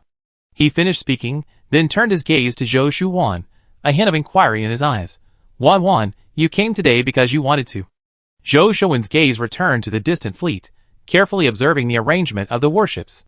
After a moment's thought, she asked, generally, warships include submarines, right? Qi Mingyu was taken aback at first, then nodded. That's right, it's standard equipment. Our fleet has them too, but they usually don't show themselves. He seemed to suddenly realize something, lowering his voice. You want to get a submarine? Zhou Shuan smiled slightly, not denying it. Long before the major earthquake, they had already gone to J City and stored the ship in their spatial storage. The ship lay silently in its original underground base, its hull covered in thick ice, even the entrance piled high with snow. Fortunately, the city was already a ghost town at that time, completely deserted, so there was no need to worry about being seen. Zhou Shuan used his spatial storage to open a passage, entered, and stored the ship away, it still frozen in his space. Just a few days ago, he and Qi Mingyu had discussed finding a safe place to slowly melt the ice and see if the ship, which had been idle for years in extreme heat and cold, could still be started. We have RVs, helicopters, and ships in our space now. Zhou Shuan counted on her fingers, then sighed. The only thing missing is a submarine. The importance of a submarine goes without saying. The trend of the ocean swallowing the continent is already underway. Without needing prediction, most far-sighted survivors know that one day, the land beneath their feet will inevitably be returned to the sea, but ships are unsafe at sea. In the event of a massive tsunami, a submarine would be far more secure. However, submarines are incredibly precious. J City is an inland city. Even the cruise ship capable of sailing at sea was transported from a coastal city during the flood season. Otherwise, even obtaining a large cruise ship would be difficult. A submarine would be even more impossible. Therefore, Zhou Shuan had never mentioned it. But now, a complete fleet has appeared before them. It would be unreasonable not to consider how to acquire a submarine. Qi Mingyu pondered for a moment, then said, the submarine issue might not be easy. Although Colonel Shui is a good person, discipline on warships is strict, and submarines are crucial military equipment. Normally, a fleet would have one submarine, but this fleet is sailing to avoid the apocalypse, so theoretically there should be several more submarines. However, warships can't possibly trade these. Zhou Shuan also gazed heavily at the distant fleet. Wanting submarines was only a precaution. Zhou Shuan withdrew her gaze and sighed softly. I was just asking. If there's an opportunity, of course I'd like to get one. Let's go exchange supplies first. At the bay, there was a specially designated passageway for exchanging supplies between warships and land-based vessels. Several naval officers patrolled with guns, and people lined up to enter in an orderly fashion. Zhou Shuan and Qi Mingyu joined the queue. The azure sea shimmered in the sunlight. Several small fishing boats bobbed on the water in the distance, and the cries of seagulls rose and fell, creating a peaceful and serene scene. A faint salty smell permeated the air, mingled with the fresh scent of the sea breeze. They had come to exchange powdered rock velvet fruit for salt. The people on the warship, unable to disembark easily, accepted the rock velvet fruit powder. Moreover, only vegetables could be grown on board, not on a large scale, so starchy foods were scarce. There weren't many people exchanging supplies. Everyone was poor, using what little they had to fill their stomachs. Most people clutched their belongings tightly. They were their precious sustenance. Many were ragged and emaciated, a common sight here. In the aftermath of the apocalypse, poverty and hunger were ever present, clinging to everyone. The group moved slowly, the sun making them feel dizzy. Zhou Shuan raised her hand to shield her eyes from the sun, turning to Qi Mingyu and saying, "This sun is scorching." Qi Mingyu nodded, taking a water bottle from his backpack and handing it to her. "Have some water." Zhou Shuan took the bottle, sipped a few mouthfuls, and felt her throat feel much better. Soon it was Zhou Shuan and Qi Mingyu's turn. The naval officer in charge of exchanging supplies, sitting at the table, was carefully inspecting the rock velvet fruit powder they had brought, casually asking, "What do you want to exchange?" Zhou Shuan replied, "We just need salt." Her voice was clear, slightly hoarse, and exceptionally distinct in this somewhat noisy environment. The moment the voice rang out, the man pulling the small boat ashore behind the supplies exchange area froze, his head snapping upwards in disbelief, his gaze fixed on Zhou Shuan. Zhou Shuan's appearance hadn't changed much in recent years. So, her lips trembled as she murmured, "Wan Wan." Zhou Shuan was also stunned, looking in the direction of the voice, her heart pounding. On that sun-darkened, wrinkled face, a familiar outline was faintly visible. It was Shui Tao, long since dead. Shui Tao seemed to have aged 10 years. Despite being the same age, he was now a completely different person. His skin was dark and rough, deep wrinkles etched on his forehead and around his mouth. His once upright back was now slightly hunched. If seen on the street, he would certainly not be recognized. His once clear and bright eyes were now cloudy and dim, the corners filled with fine wrinkles of expectation and anxiety. He wore a tattered blue cloth shirt, stained with mud and fish scales, making him appear utterly haggard. Zhou Shuwan was so surprised she couldn't speak for a moment. Qi Mingyu was also astonished. In the past 2 months, they had visited the warship supply exchange point so many times, yet they had never encountered Shui Tao once. Shui Tao excitedly wanted to say something, but as if remembering something, he suddenly turned and waved behind him, calling out loudly to a man bent over sorting fish on a small boat, Jiping. Jiping. Come here quickly. The man looked up, and a weathered face came into view. It was Zhong Jiping. Zhou Shuwan and Qi Mingyu exchanged a glance, both seeing shock and joy in each other's eyes. They were exchanging supplies, so they suppressed their excitement and waited until they had exchanged for salt before waiting for Shui Tao and Jiping to calm down. The two of them also had work to do. They needed to clean all the fish on the small boat and carry them ashore before they could rest. Chapter 466. After the two finished tending to the fish on the boat, they wiped their hands and met the two men. Shui Tao quickly walked up to Zhou Shuwan, excitedly grasping her hand, his voice choked with emotion. Wan, it really is you. I thought I'd never see you again. Zhong Jiping also came over, patting Qi Mingyu's shoulder, his eyes filled with emotion. So many years. Like Shui Tao, Zhong Jiping had changed drastically. As they approached, their faces initially lit up with immense joy, tears welling in their eyes. But that joy was quickly replaced by silence, replaced by deep weariness and a sense of vicissitude. The weight of life had left indelible marks on them. Zhou Shuwan looked at the two men, her heart filled with mixed emotions. She broke the silence first, asking with concern, Cousin Tao Jiping, where did you go after the fire? Why haven't we seen you for so many years? Shui Tao's eyes were somewhat unfocused, his voice low and heavy. After the fire, we panicked and followed the crowds blindly. Later, the fire grew larger and larger, and we dared not turn back. We realized we had followed the crowds onto the highway.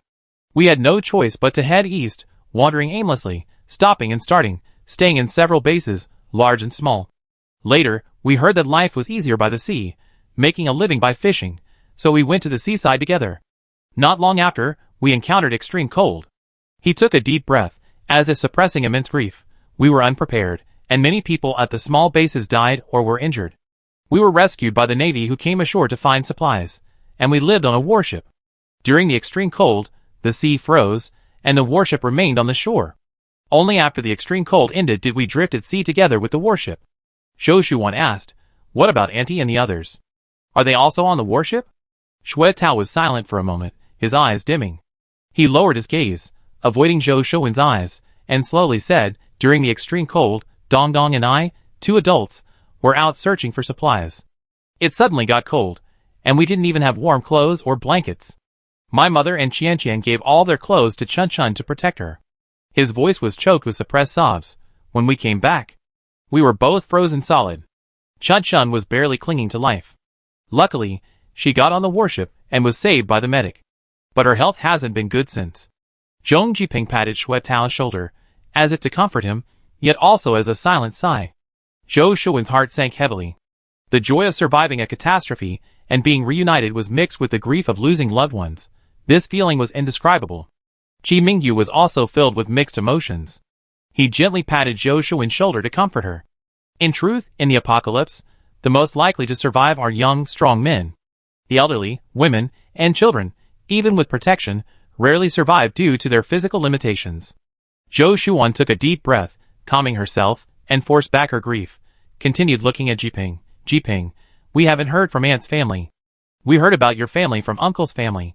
They said you were sold to a convoy as forced laborers. We even asked the base to help search for you. But the extreme cold came quickly, and the matter was dropped. Jiping sneered, a deep hatred flashing in his eyes. He spat fiercely on the ground, his disgust evident. Where are Uncle's family? Are they on the shore too?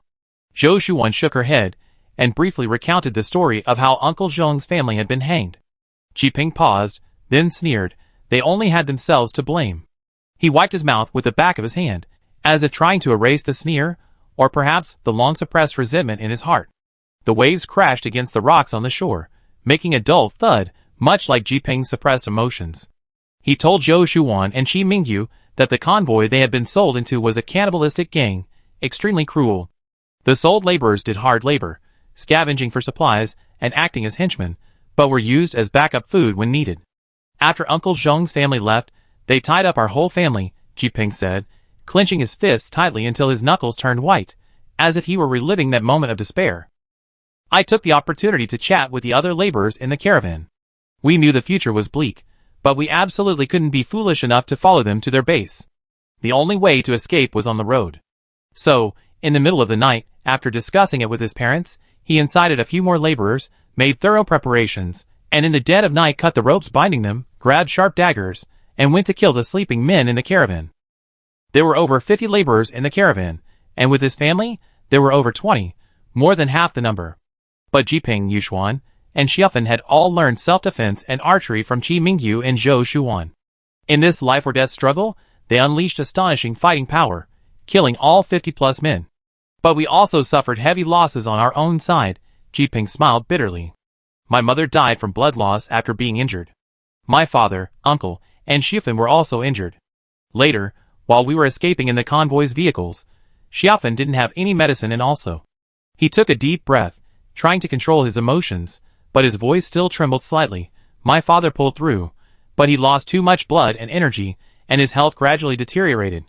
He contracted pneumonia during the extreme cold and passed away. Now, only my sister Yushuan and I are left in the family, relying on each other. She knew they must have had a difficult time, but she never imagined they had both faced life-or-death separations. Zhou Shuan bit her lip, a glistening tear in her eye. Her parents had always worried about her second uncles and third aunts' families, thinking they would at least see them one last time. But now they had seen them, and learned even more of their misfortune. Jiping took a deep breath, as if inhaling all the grief in his heart, and then slowly exhaled. Later, Yushuan and I relied on the supplies left behind by the convoy, along with those laborers, and headed south, hoping to find you. But acid rain soon arrived, and the roads became treacherous. There were many more people setting up roadblocks to capture humans, so we dared not go far. Like Cousin Tao, we heard along the way that it was easier to survive by the sea, that the fish in the water weren't polluted, so we changed direction and went to the seaside. At that time, we even had a conflict with the locals, resulting in some deaths and injuries, but we also gained a group of people around us. We also acquired more than 20 fishing boats and a simple underground dwelling.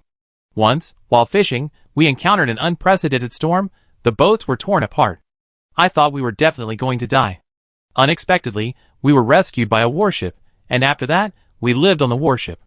Later, I met Cousin Tao and Dongdong again. Chapter 467. Zhou Shuan and Qi Mingyu hadn't expected to encounter so many difficulties after their separation.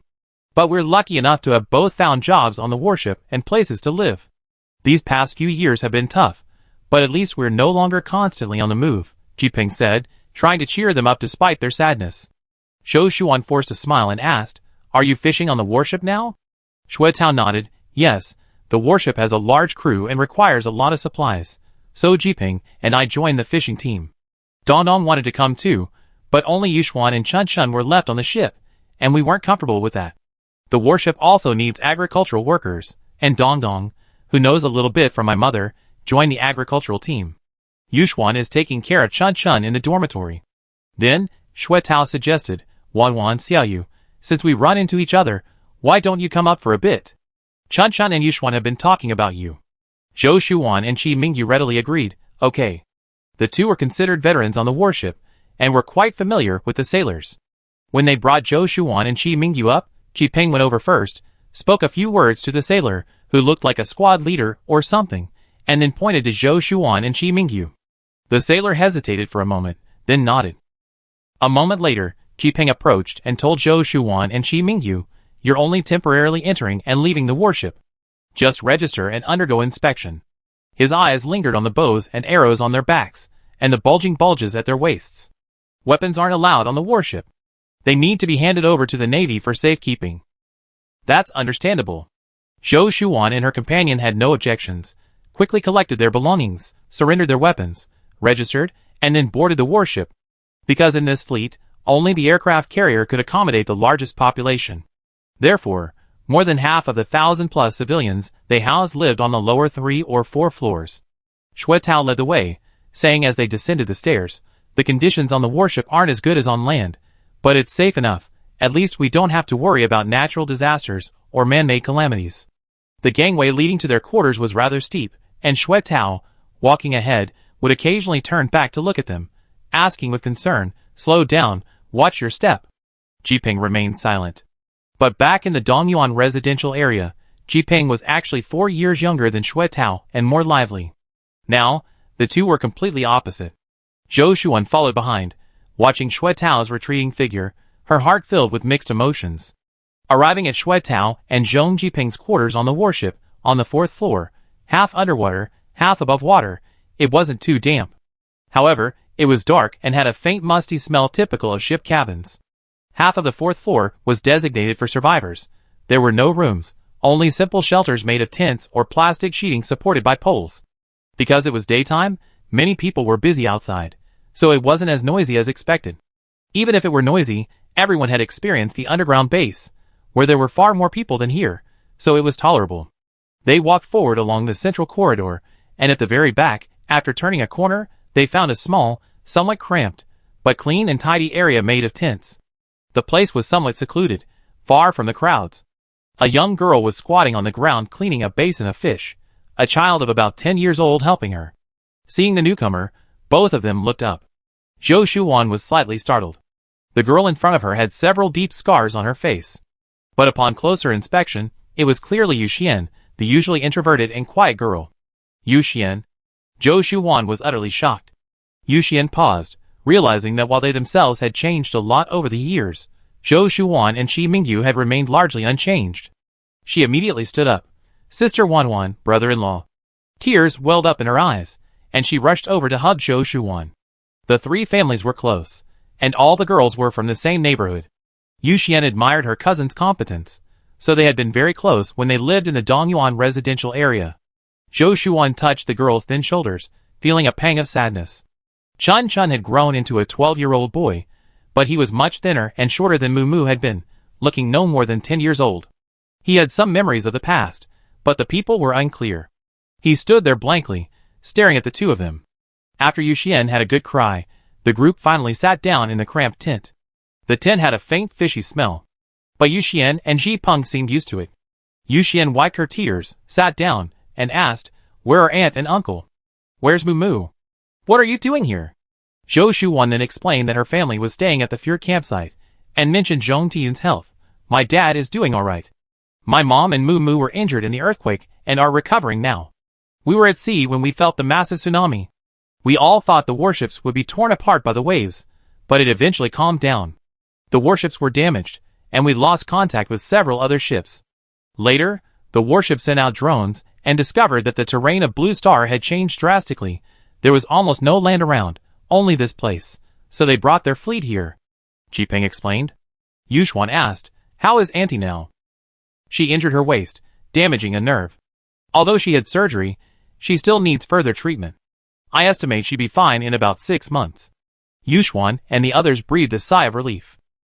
At this moment, Chun Chun coughed a few times. Zhou Shuan took the opportunity to check his pulse. Xue Tao, Jiping, and Yu Xuan were all surprised by her demeanor. She seemed like a professional traditional Chinese medicine practitioner.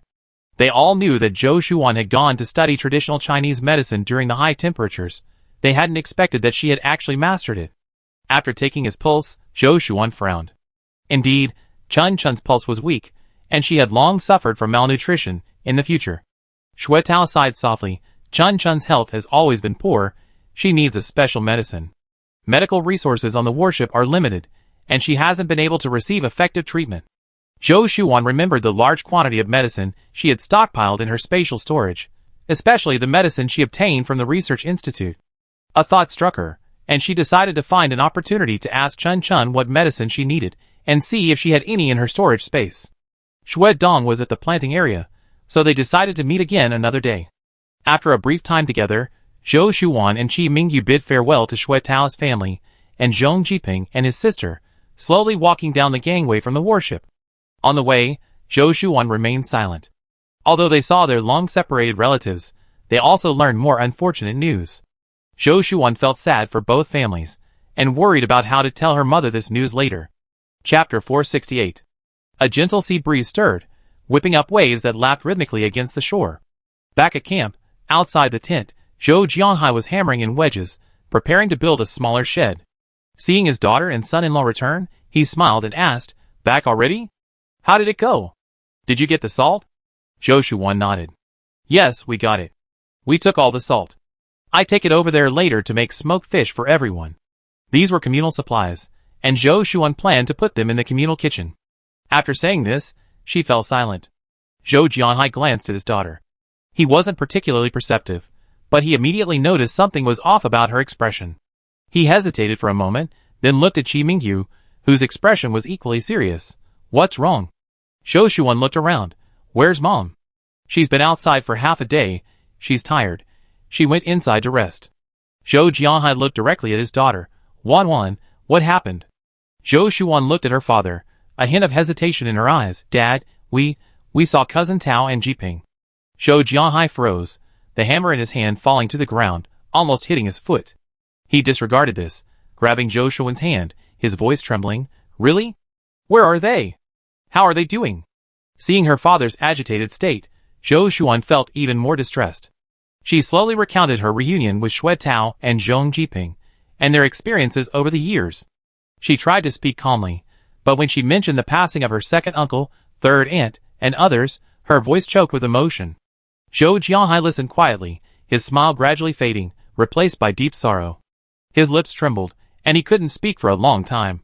Zhou Shuan and Qi Mingyu told Zhou Jianhai about the recent situation of Zhong Jiping and his sister, as well as Xue Tao's family, emphasizing Chun Chun's health and the scars on Yuxian's face. "We couldn't ask inside. When they saw us out, Cousin Tao said it happened before Jiping, and Yuxian went to live on the warship. Jiping led a group of people out to sea to fish, but they were stranded at sea for over half a month. Yuxian, young and beautiful, caught the eye of some thugs from another small base. She was also very impulsive. In a moment of panic, she slashed her face. After escaping, she ran away and didn't dare stay at home. By the time Jiping found her, it was too late for treatment. There were still some things Zhou Shuan didn't say.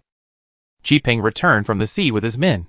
Upon learning of the incident, he immediately led his men to attack the enemy's small base, killing all 20 or so people involved before going to find his sister. From that time on, whenever he went out to sea to fish or search for supplies, Jiping always took Yuxuan with him, never daring to leave her alone again. Zhou Shuan didn't want to speak up because, despite their short time together, she clearly sensed a change in Jiping's entire demeanor. It was a coldness and ruthlessness born from a life of cruelty and bloodshed. Although he still showed affection and concern when facing them, that underlying change was undeniable. Several years apart, everyone changes. And she couldn't demand such a change. Only in this way could Jiping protect his sister until now.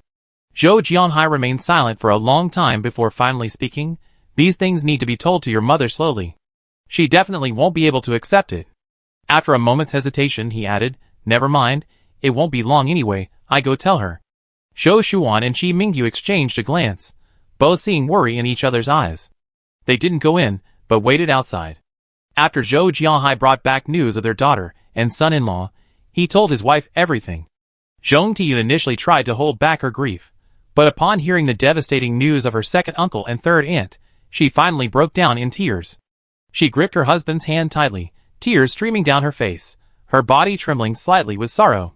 Zhou Jianhai held his wife tenderly, gently patting her back, and whispered comfortingly, "Cry, it'd be all right if you cry."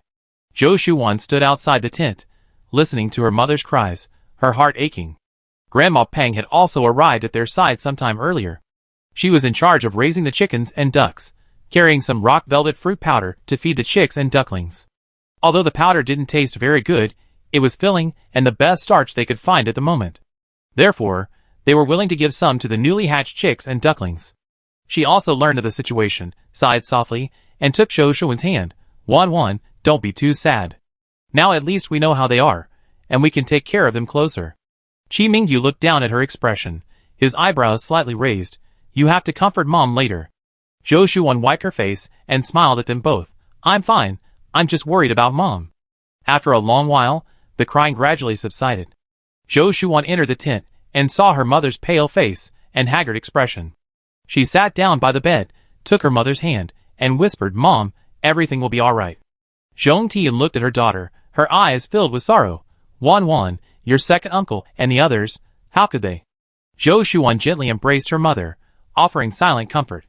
Words seemed inadequate at this moment, only companionship offered true solace. Once her mother's emotions stabilized somewhat, Zhou Shuan began to consider how to help Chun Chun with her illness. She still needed to consult the doctor on the warship about the effectiveness of the special medicines in her spatial storage. When Mu Mu and Tao Zheng returned from collecting rock velvet fruits, they heard the news. His reaction was the same as his sister's. Suppressing his grief, he whispered, "Sister, when can I go see cousin Yuxian and Chun Chun?" Because the three families had a good relationship, their children were also very close. Before, there were only Mu Mu and Chun Chun in the family. When the families went to search for supplies together, while the other elderly and infirm stayed together, Mu Mu would play with Chun Chun. "Yes, let's go together," Zhou Shuan said. Although her mother couldn't easily go out, how could she feel at ease without seeing her children's homes and lives with her own eyes? Actually, on the way here, Zhou Shuan had considered whether to bring Jiping and Xue Dong to live with them. The cousins had a past bond and had cooperated countless times in searching for supplies. Although Chun Chun was frail, the other four were all around the same age, in their prime. Living together, supporting and caring for each other, would be the most suitable solution. But Qi Mingyu shook his head, advising her, "Don't rush. Countless people want to board the ship but can't." Xue Dong and Jiping only managed to get a place on the warship after countless efforts and hard work. It's good that you want them to move in, a large family supporting each other. But are they willing? Chapter 469. Zhou Shuan was taken aback. Yes. Judging from where Jiping and Xue Tao lived, it was clear they were doing well. Life on a warship was obviously more convenient than on land. Since they couldn't board the ship, would Jiping and the others really be willing to give up their hard-earned stable lives to live with them and start over? Thinking this, she dismissed the idea. The next morning, the entire Zhou family went to the warship to visit Xue Tao and Jiping. Knowing that Xue Tao, Xue Dong, and Jiping all had jobs and couldn't take time off, they specifically went during lunchtime. However, when they arrived at the warship, they learned that Xue Tao and Xue Dong had gone out fishing and hadn't returned. It turned out that fishing teams sometimes went to far-off places, and it was common for them not to return by noon. Although Xue Dong wasn't there, Yuxuan and Chun Chun were. Since cooking wasn't allowed on the ship, Yuxuan prepared the food in the communal kitchen on the 4th floor and then brought it back to eat. When Zhou Shuan and the others arrived, they happened to run into Xue Dong, Yuxian, and Chun Chun carrying the induction cooker, pots, pans, seasonings, and other items back from the kitchen. The communal kitchen was crowded and noisy, so it was safer to keep these things under their own noses. When they saw Zhong Tian sitting in a wheelchair, her face streaked with tears, Xue Dong and Yuxian were stunned. "Auntie," Yuxian whispered, tears already welling in her eyes. Seeing her nephew and niece, Zhong Tian could no longer control her emotions. She hugged Chun Chun tightly and burst into tears. Yuxian and Xue Dong also gathered around, their eyes filled with tears. In Xue Dong and Yuxian's hearts, now that they had no elders, Zhong Tian was their closest blood relative. After crying and calming down a bit, the group went to the tent where Xue Dong and his family were staying. Now everyone was living in tents. Xue Dong and his family were a little better off than the Zhou family, at least they didn't have to worry about wind and rain on the warship. The tent was cramped, furnished with a few simple beds and some daily necessities. A faint fishy smell filled the air. Yuxian wiped away her tears and quickly invited them to sit down, offering them food. Their lunch was a porridge made with fish and vegetables, with plenty of fish, thick and filling. "That's one of the advantages of living at sea, at least we have fish to supplement our nutrition," Yuxian said with a smile, her face bearing scars, but her smile remained warm. The others quickly refused her. "You siblings eat, we already eaten at home." Chun Chun sat to the side, coughing occasionally, her face sallow and her whole body thin. Zhong Tian tenderly pulled Chun Chun to her side, carefully examining him. "You haven't changed much since you were little, except you've grown taller.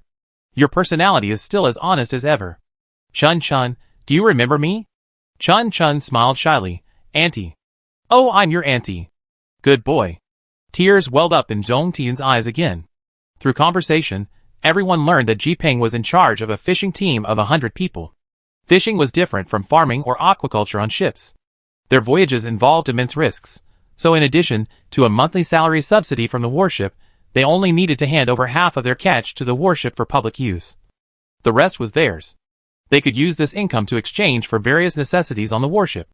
Therefore, Xue Dong's salary at the plantation was incomparable to what Xue Tao and Ji Peng earned together. There weren't many of them, and besides taking care of Chun Chun, Yu Xian would also find odd jobs on the warship. For example, helping the warship process smoked fish and canning fish meat. These required hourly work, the wages were low, but working on the ship was very safe. There were many sailors on board, so it was very safe, and Chun Chun could be taken along. For adults, taking care of one child was quite comfortable. Zhong Tian felt slightly relieved after hearing this. Zhou Jianghai affectionately touched Chun Chun's little face. Before we came, we discussed whether you should stay with us. Xue Dong and Yu Xian exchanged glances, but the Zhou family could still see their reluctance. Yes, as Ji Mingyu said, there was no place in the world safer than a warship. Of the thousands of people living by the sea, who wouldn't want to board a ship, even Zheng Jiqing had inquired before, but after being decisively rejected, he gave up the idea. Yu Xian hesitated for a moment, then turned to Zhong Tiyun and Zhou Jianhai. Aunt, uncle, we lived on the ship for several years and are used to it. Living by the sea, we can fish and won't go hungry. But when my brother comes back, I ask if you can board the ship too. Our whole family can still live together. Jiping still has a lot of influence in the Navy. Zhou Jianhai smiled and waved his hand. Don't rush into that. Boarding a ship is very difficult now. We're relieved that you have a stable place to stay here. We talk about the rest later. Zhong Tiyun nodded. Yes, Dong Dong, after your brother and Jiping rest, you two can come over and familiarize yourselves with the place. That way, you know where to go if you need anything. Xue Dong nodded. Auntie, don't worry. We discussed it yesterday. The fishing team has a lot of work these days, and it's windy outside at night. We don't want Chun Chun to catch a cold if she goes out, so we're planning to wait until the weekend to go to your house together. He looked at Mumu, who was sitting next to Zhong Tiyun to take care of her mother, a warm smile on his dark face. Mumu has grown up a lot. She's almost as tall as Celia now. Looking at Mumu alone, one could tell they had done well these past few years. But only generally well. In the last major earthquake, both Mumu and Zhong Tiyun were injured, and Zhong Tiyun still couldn't walk. In this apocalyptic world, even water is scarce. Yu Xian sighed silently. Before leaving, the Zhou family left behind the things they had brought. It was simply out of pity for these young people who had experienced the pain of separation and death, and now had to face the hardships of life alone. A bag of compressed biscuits, a bag of medicine with an unclear production date, over 20 cans of meat, and even half a box of instant noodles, packed in a black bag to avoid being seen. These supplies were extremely precious, and the Zhou family had carefully considered their decision to provide them.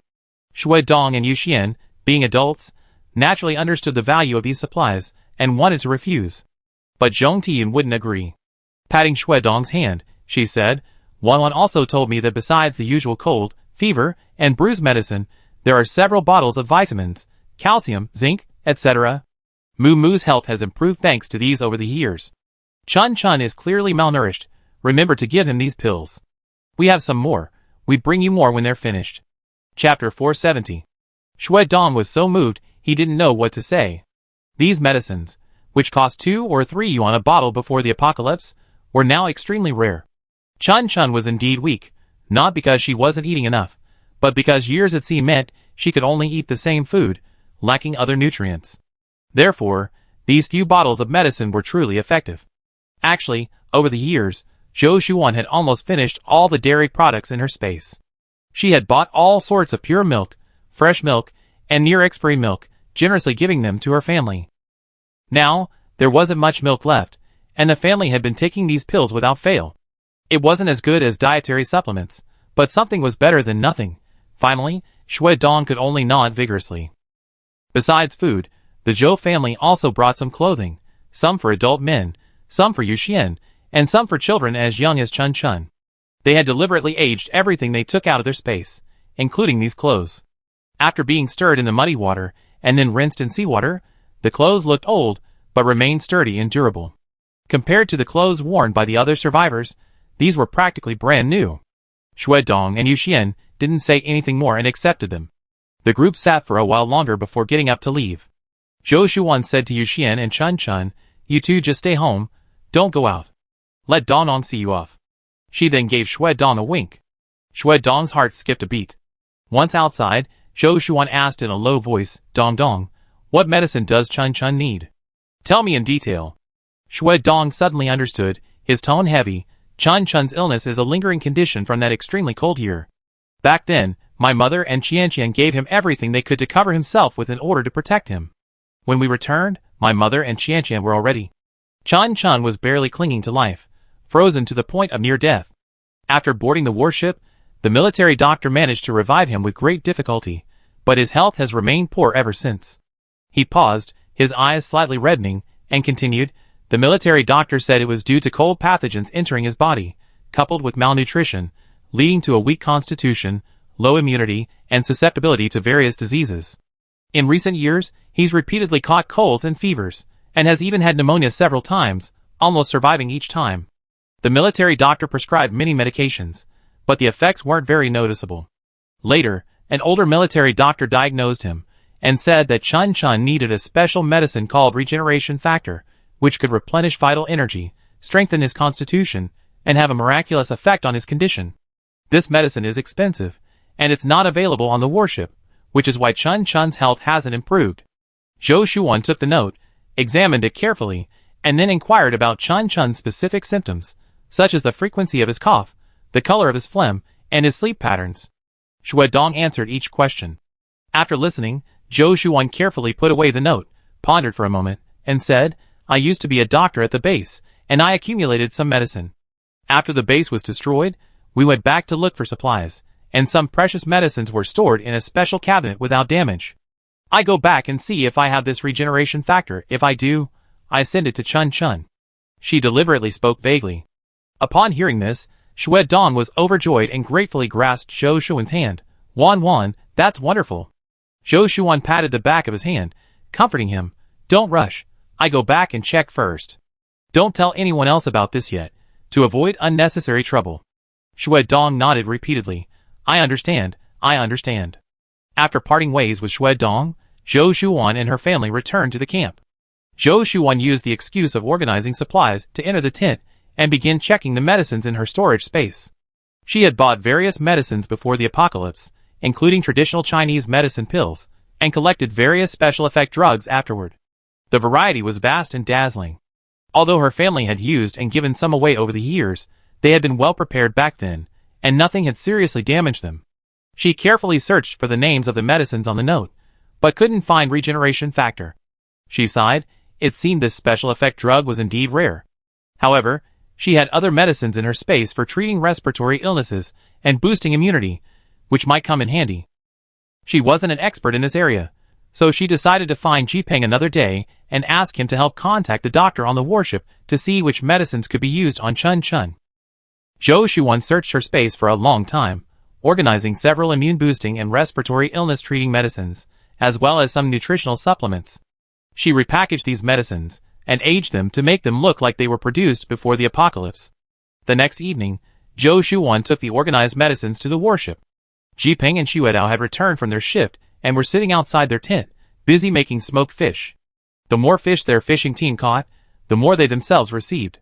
The warship had freezers, but there wasn't enough room for all the communal supplies, let alone personal items. So, those like Jipeng with surplus fish mostly made smoked fish and hung it up to eat slowly. Their living quarters were too cramped, with people sleeping and smoked fish hanging in the tent. Hygiene was naturally poor. Now that they were ashore, they were following the coastal survivors up the mountain to cut timber and make wooden boxes to store the smoked fish, allowing them to store even more.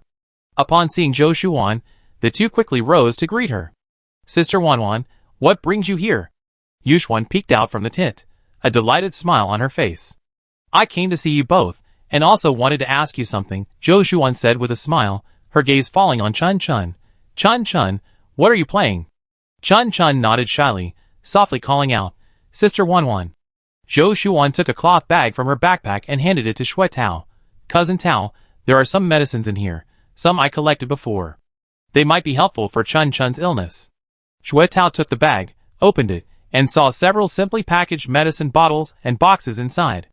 He couldn't recognize the names of the medicines, but judging from the color and smell of the pills, they seemed to be good medicines. Wanwan, this? Shui Tao was somewhat surprised. He knew how precious these medicines were in the apocalypse. These are all things I collected before. I don't know if they even work. Take them to the army doctor to take a look. If they're usable, then use them, Zhou Shuan said casually. Jiping and Yuxuan also gathered around, their eyes filled with gratitude as they looked at the medicine. Sister Wanwan, thank you so much. Yuxuan's eyes were slightly red. She had been taking care of Chun Chun at home for the past few years, and naturally, they had developed a close bond. We're all family, no need for thanks, Zhou Shuan said with a smile. However, I can't guarantee whether these medicines will work. It's best to see a doctor. Yes, we go find Army Dr. Wei right now, Jiping nodded, his face unable to hide his excitement. Chapter 471. Dr. Wei was the most experienced doctor on the ship, and they knew each other well. It would be ideal if he could help. Zhou Shuan also wanted to hear his description of Chun Chun's condition, and see what medicine he could use from his spatial storage. Jiping and Xuetao immediately took Zhou Shuan to Dr. Wei. Dr. Wei was a doctor in his 50s, with gray hair, but he was very energetic. He took the medicine Zhou Shuan brought, examined it carefully, and smelled it. A hint of surprise flashed in his eyes. Where did these medicines come from? They looked to be of very good quality. Zhou Shuan then explained again, they were some medicines found in the ruins of the base. There was a hospital on the base, so finding some medicine was normal. Dr. Wei didn't ask any more questions, only carefully examining each bottle of medicine. As he examined them, he inquired about Chun Chun's current condition. Since Chun Chun boarded the warship, he had been responsible for Chun Chun's medical treatment, so he was quite familiar with Chun Chun's condition. Asking more questions now was simply to confirm whether there had been any changes in recent days. After listening, Dr. Wei pondered for a moment and said, Chun Chun's illness is mainly due to cold pathogens entering the body, coupled with malnutrition, leading to a weak constitution and low immunity. Some of these medicines are indeed effective, and can help strengthen his immunity and improve his constitution. As he spoke, he picked out several bottles of medicine from the bag. These can all be taken, just follow the dosage instructions. That's great. Xuetao and Zhong Jiping both breathed a sigh of relief. Zhou Shuan hesitated for a moment and asked, Dr. Wei, is there any other medicine that can replace the regeneration factor you mentioned earlier? Dr. Wei adjusted his glasses, pondered for a moment, and said, the main function of the regeneration factor is to gently replenish vital energy and strengthen the body. Although it's the best targeted medicine, it's indeed very difficult to find now. However, there are some other medicines that can have similar effects, and long-term use can also have a certain improvement effect. He paused, then added, there's another special medicine called Leconte, which also has a miraculous effect on Chun Chun's illness, but this medicine is even rarer. Leconte? Zhou Shuan's eyes flashed. She had just searched through all the medicines in her space, and this name. But she didn't show it on her face, only casually asking, this Leconte is the most effective special medicine. If we find it, how should we give it to the child? Dr. Wei was quite knowledgeable, and seeing this, he had his own guesses, but he didn't show it on his face either, only carefully explaining the usage of Leconte. Zhou Shuan she secretly noted it down that evening. After leaving the military doctor's office and returning to the 4th floor, Jiping and Xuetao insisted on giving Zhou Shuan a bag of smoked fish to take back. They made their living at sea year-round, so they had plenty of seafood.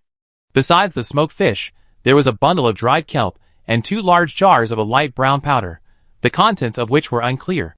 This is powder made from crabs and small fish. When you eat it, just add a little to the pot, and it'd make it extra fresh. Yuxuan said. This stuff is good for calcium. We've been eating it for the past 2 years without interruption. They had lived with their second uncle and third aunt's families for many years after the apocalypse, and knew each other's personalities. Neither of them were particularly greedy for small gains. Feeling uneasy about having given so much medicine, Xuetao and the others wanted to repay some of it. Zhou Shuan couldn't refuse, so she accepted it, smiling. Mumu loves seafood. He definitely loved this crab roe. We have more here after you finish this, Yuxian quickly added with a smile. She patted Chun Chun's head again, then took her leave. Back at the camp, she went straight to her tent. Drawing the curtain for cover, she took out the medicine from her spatial storage, searching through it one by one. Finally, she found a small silver box in a corner marked Leconte. She opened the box, only to find that it didn't contain pills, but rather injections. The transparent glass tubes contained a pale yellow liquid, more than 30 in total, neatly stacked in the box. These were supplies she had found at the research institute, which she had stored in her spatial storage along with the freezer. Therefore, these injectables need to be specially handled and kept in a refrigerated cabinet. Taking them out now would definitely arouse suspicion. She glanced at the instructions, her brow relaxing slightly. This single injection is equivalent to 3 months' worth of oral medication. 4 injections a year, continued for 2 years. After 2 years, if conditions permit, 1 injection every 6 months can be chosen, continuing for another 2 years, after which the medication can be discontinued. The entire process will take 5 years.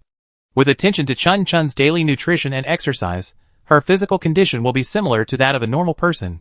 This kind of special medicine must be extremely expensive, but since she obtained it from the research institute, she didn't experience any special symptoms. However, how to retrieve it is a problem. This medicine was too precious, even the base didn't have it. She stepped out of the tent, and went to Chi Mingyu's side. Chi Mingyu was reinforcing the vegetable patch with stones, to prevent it from being blown away by the sea breeze. Seeing Zhou Shuwan approach, he put down the stones and brushed the dirt off his hands. Found the medicine? He knew why Zhou Shuwan had rushed into the tent as soon as she returned, and that he was tidying up the vegetable patch to prevent anyone from breaking in. Zhou Shuwan handed him the box, quietly explaining the formulation and usage of LeConte, and then expressed her concerns. Chi Mingyu frowned slightly, pondered for a moment, and then said, "Let's use the base as an excuse. Say the medicine was found in the ruins of the base. After all, you used to work at the base hospital. Some medicines were stored in special storage boxes, and weren't damaged by the earthquake and tsunami. That way, whether the other party believes it or not, this reason will be plausible anywhere." Zhou Shuwan nodded, feeling that this was the only way. After discussing it, Zhou Shuwan decided to deliver the medicine the next day. Unexpectedly, that evening, before the sun had completely set, Jiping, Xue Tao, Xue Dong, and Yuxuan arrived at the campsite at the fjord with Chun Chun. The Zhou family was overjoyed to see them. Zhong Tian had Zhou's father push her out to greet them. Although happy, she still asked with concern, "How many of you have come? Who's looking after the house? There are so many supplies." Jiping quickly replied, "I asked a trustworthy friend to look after the house. We've known each other for several years, and trust each other completely." Everyone was relieved. Jiping and the others looked around the temporary campsite. Although they had only lived there for a little over 2 months, it had already been prepared to resemble a home. Chapter 472. The camp was neatly planned. The section near the bay was the fishing area, with a dozen or so boats arranged in orderly rows.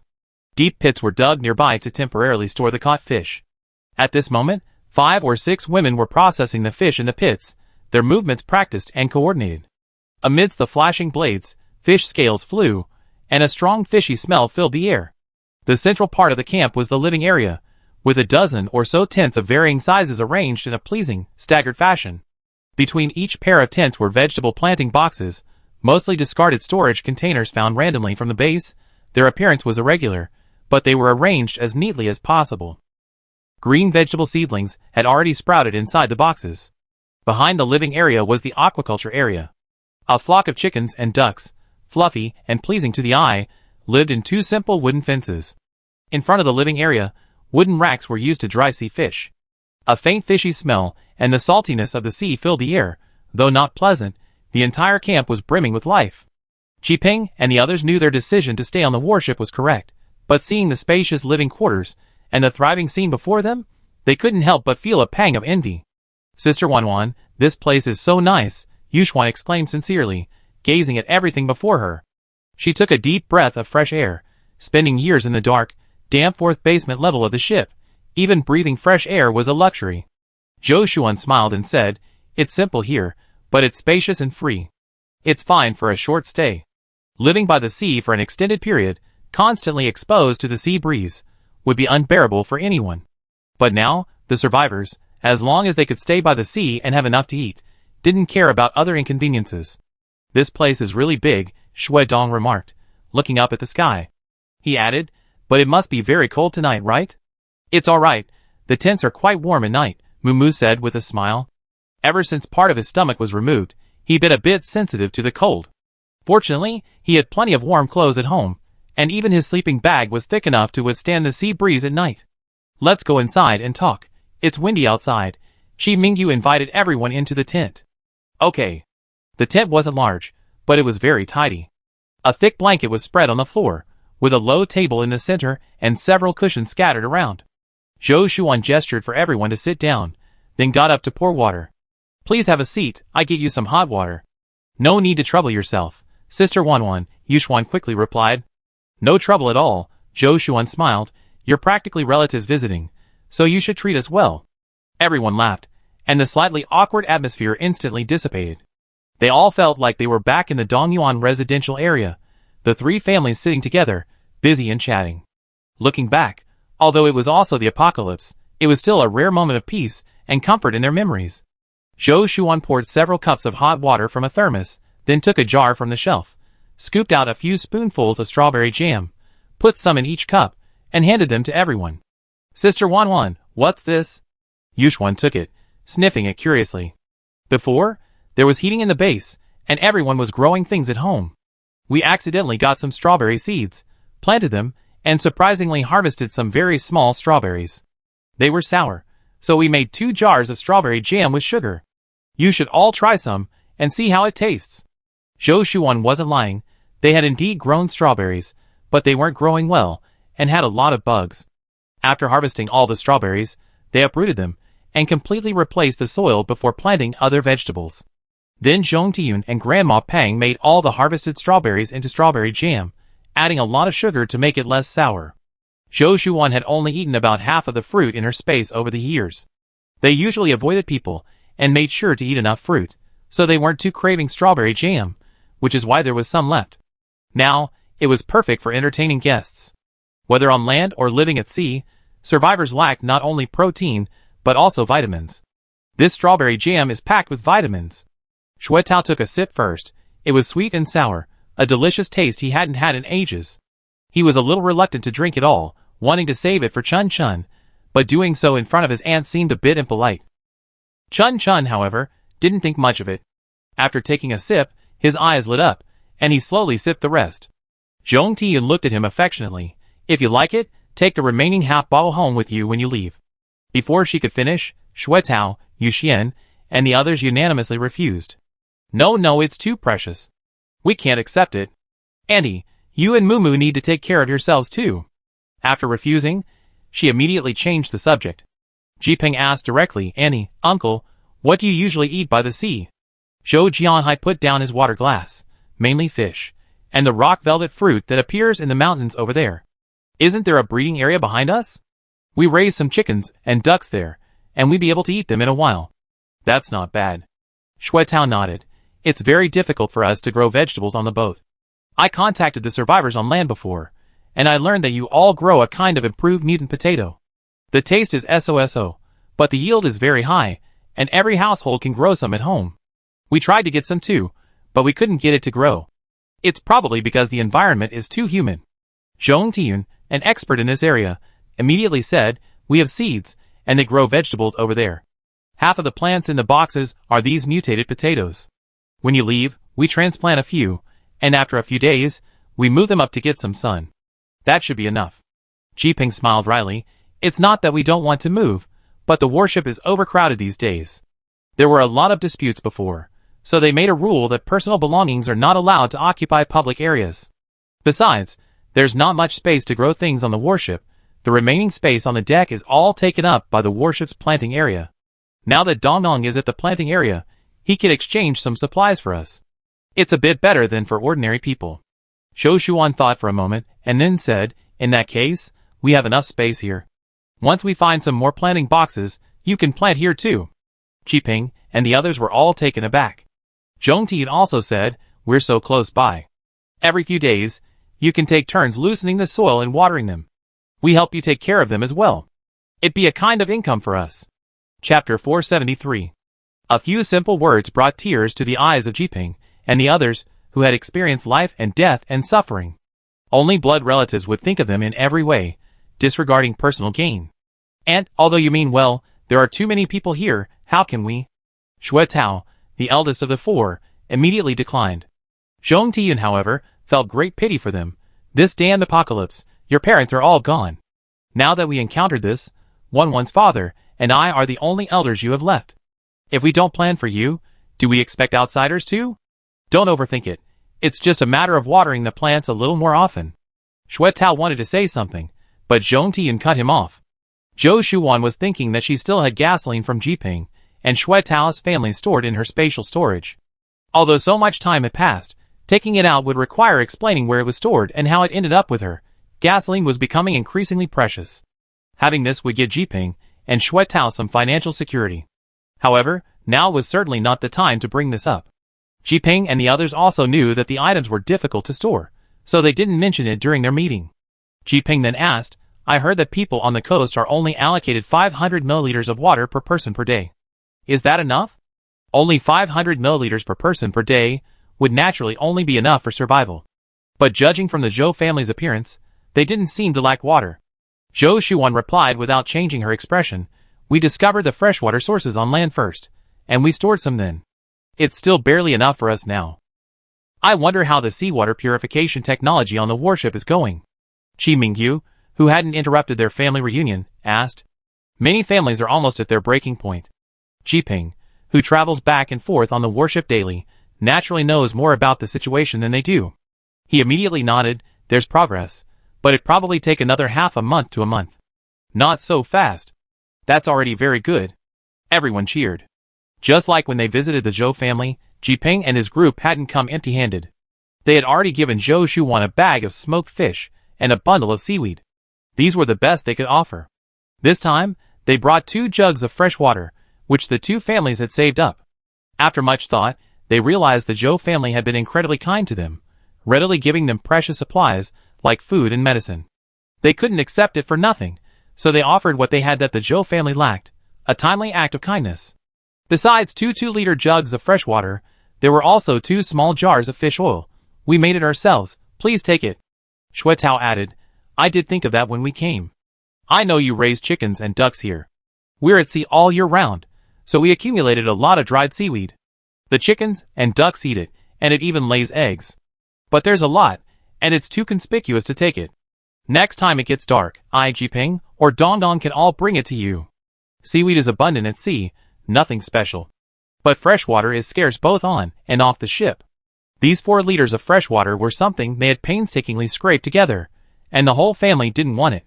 Jiping and the others resolutely refused to accept it, especially Jiping, whose face turned bright red, as if the Zhou family wasn't planning on maintaining a long-term relationship if they didn't accept it.